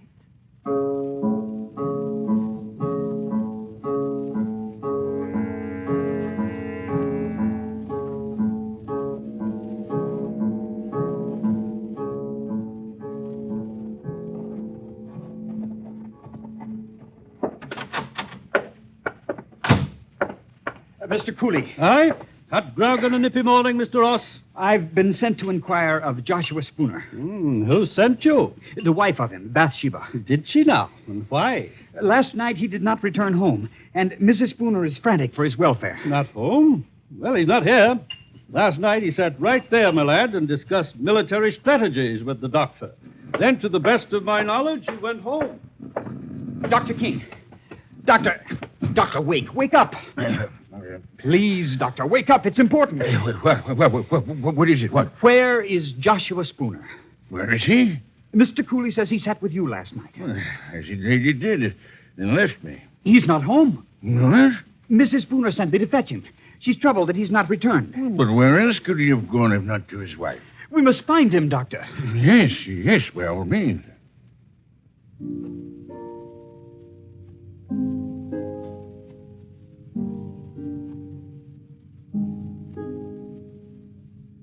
Ezra did that very well, with the precise shading of alarm in his voice, the concern. A man on an errand for a troubled lady. Everybody was impressed. Mr. Cooley closed his bar. Dr. King appealed to the neighborliness of the other customers, and everybody went looking for Joshua Spooner. Immediately, they called on Mrs. Spooner, whom they found in the greatest apparent distress. Upon an examination of the premises, in the neighborhood of the doorstep, they observed the tracks of several persons on the snow. And on further search, they found Mr. Spooner. You know where. In the well. So far, only horror and suspicions. But now, let's pick up Willie and James. They haven't left Brookfield. Stupid of them, isn't it? But then you've got to examine it from their point of view. Why become soldiers in Washington's army, especially in the winter, and suffer the privations of the military, when they could be warm and rich as a civilian? So, imagine it. Two tatterdemalion deserters, suddenly elegant, in Mr. Spooner's clothes, which were somewhat tight-fitting. But elegance and tight-fitting are somehow akin. Now, there lived in Brookfield a certain wench whose name is lost in history. This much is known about her. She had an eye for tight elegance. This much is known about her, too, that she went riding with Willie and James on their newly acquired horse. I'll help you down. Now, James. No. Give us a bus, dearie. That's a dearie. Will, Aye. how is it we are riding Mr. Spooner's horse? Why, dearie, we don't know a Mr. Spooner. Aren't these Mr. Spooner's silver buckles? No. Aren't you wearing his clothes? These are our clothes, dearie. Come, let's ride some more. It brings the pink to your pretty cheeks.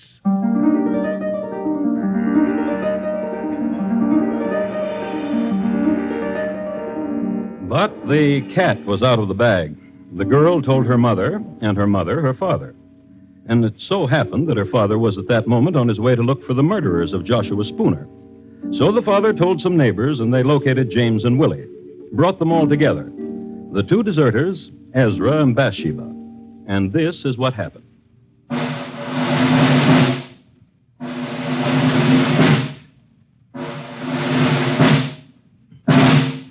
The jurors for the government and people of Massachusetts Bay in New England, upon their oath, present that William Brooks and James Buchanan and Ezra Ross in the county of Essex, not having God before their eyes, an assault did make upon Joshua Spooner, feloniously, willfully, and of their malice aforethought, on the 1st day of March last past, with force and arms also by striking, beating, and kicking aforesaid Joshua Spooner, so as to inflict several mortal bruises, of which Joshua Spooner died.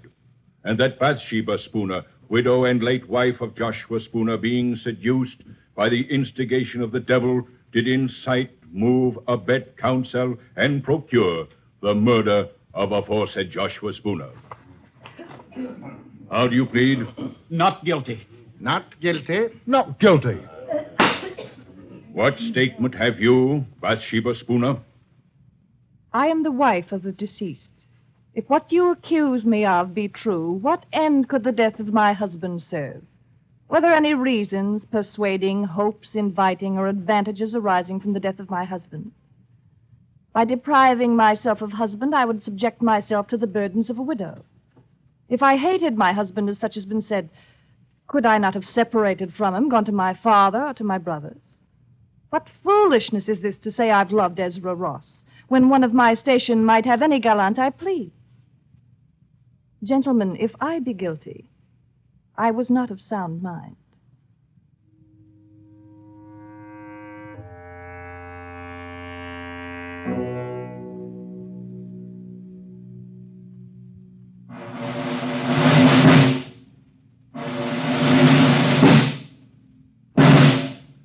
To the sheriff of our county of Essex, greetings.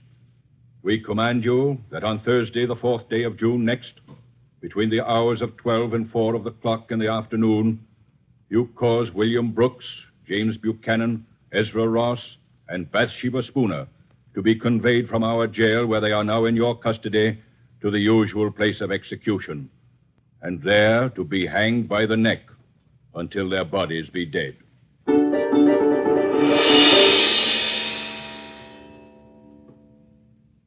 The motive, the crime, and the sentence. Justice was simple.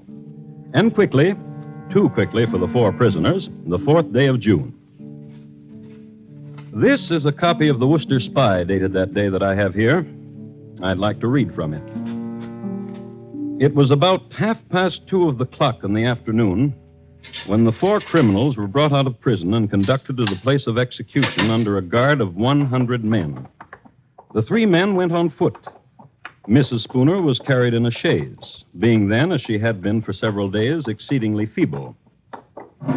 The procession was regular and solemn. Just before they reached the place of execution, one of the most terrific thunderstorms that had incurred within the memory of the oldest inhabitant darkened the heavens. There followed an awful time. The loud shouts of the officers amidst a crowd of 5,000 people, the horses pressing upon those in front, the shrieks of the women in the tumult and confusion, the malefactors slowly advancing to the fatal tree, preceded by the dismal coffins, the fierce coruscations of the lightning athwart the darkened horizon, quickly followed by loud peals of thunder, conspired together and produced a dreadful scene of horror. It seemed as if the author of nature had added such terrors to the punishment of the criminals as might soften the stoutest heart of the most obdurate and abandoned. At length, the place of execution having been reached, Ross, Buchanan, and Brooks ascended the ladder to the stage. Our Father, which art in heaven, hallowed be thy name. Ross made an audible prayer. The other 2 were engaged in silent devotions until they faced the noose. Mrs. Spooner, as she approached the tree, was seen to bow gracefully to many of the spectators with whom she had been acquainted. Then she crept up the ladder on her hands and knees. When the eyes of the malefactors were covered and all was ready, Mrs. Spooner took the sheriff by the hand.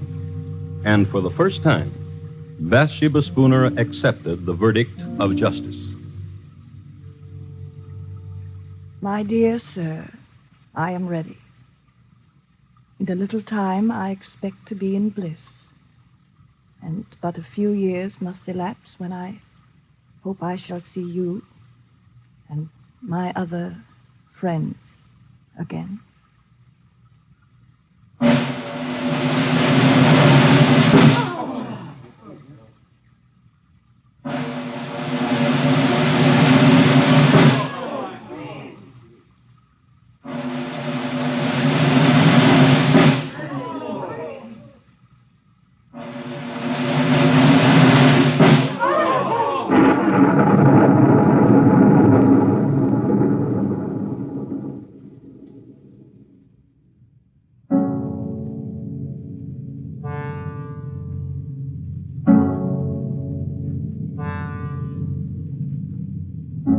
And that's the way the newspaper recorded it.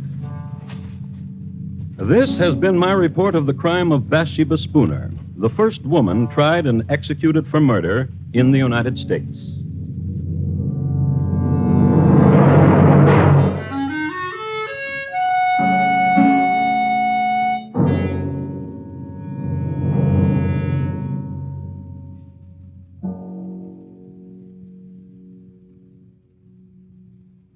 In just a moment, Thomas Hyland will tell you about next week's Crime Classic.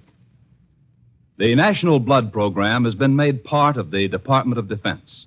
That's how vital a continuing growing stockpile is against emergencies of war or peace. In the warm weather months, donations fall off. In the first week of June alone, donations dropped 20%. This must be offset immediately. Before you go away, please phone the Red Cross for an appointment to give a pint of blood. You will enjoy your vacation more for having done it. And here again is Thomas Hyland. Next week, we'll be with you at the same time, although geography and year will change. The place? Pimlico, England. The year, 1879. My report? On the shockingly peaceful passing of Thomas Edwin Bartlett, greengrocer. Thank you. Good night. Bathsheba Spooner, tonight's crime classic, was adapted from the original court reports and newspaper accounts by Morton Fine and David Friedkin. The music was composed and conducted by Bernard Herrmann, and the program was produced and directed by Elliott Lewis. Thomas Hyland is portrayed on radio by Lou Merrill. Bathsheba Spooner was played by Mary Jane Croft. The cast included Herb Butterfield, Sam Edwards, William Johnstone, Georgia Ellis, Tudor Owen, and Ben Wright. Bob Lamont speaking. Stay tuned now for Gary Moore with Arthur Godfrey's Talent Scouts, which follows immediately over most of these same stations.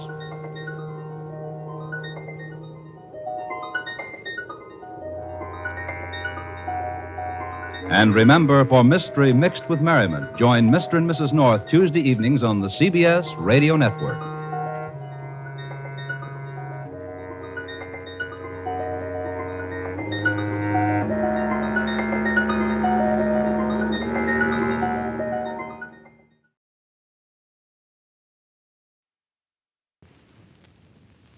Good evening. This is Crime Classics. I am Thomas Hyland with another true story of crime. Listen. Marie Magdalene, the Marquise de Brinvilliers, pouring corrosive sublimate in solution into a beaker. Add a pinch of lead arsenate. Sprinkle flour of quince. Heaping teaspoonful of calcium vitriol.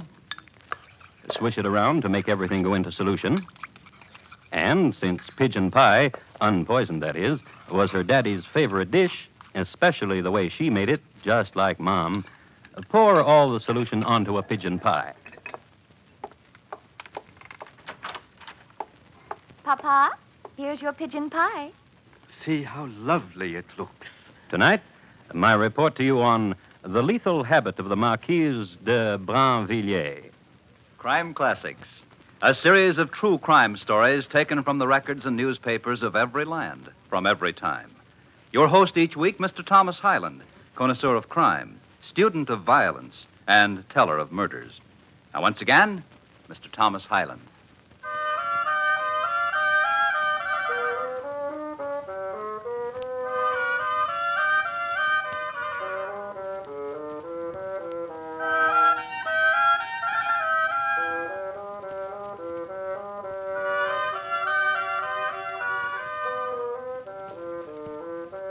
France just about went broke under Louis XIV, what with building Versailles and some other minor palaces, and what with his peccadillos and lavishments, to say nothing of l'affaire des trois chevaux, Louis brought practically all of France to its knees.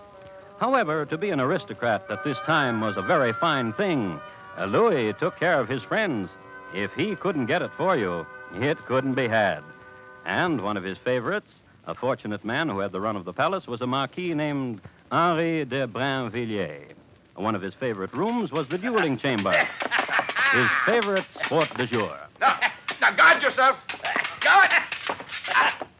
Touche, you touched.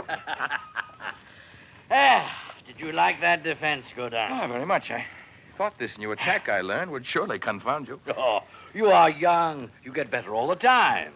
Thank you. Another bout, Henri? Oh, no, enough now. I have an appointment in a little time. Oh? The Duke of Provence returned now from Africa.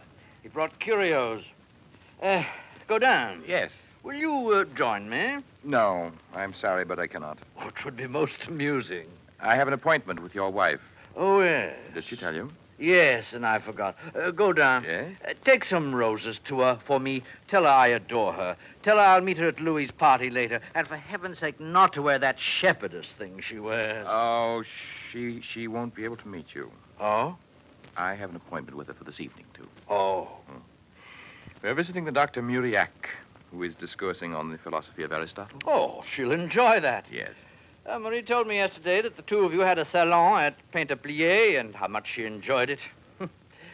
I only wish I had the time. Do not disturb yourself with the thought. I'm more than happy to accommodate the Marquise.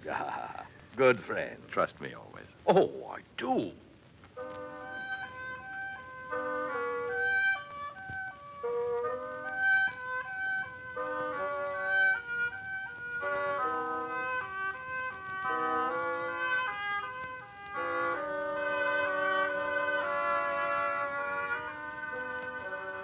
Maddie?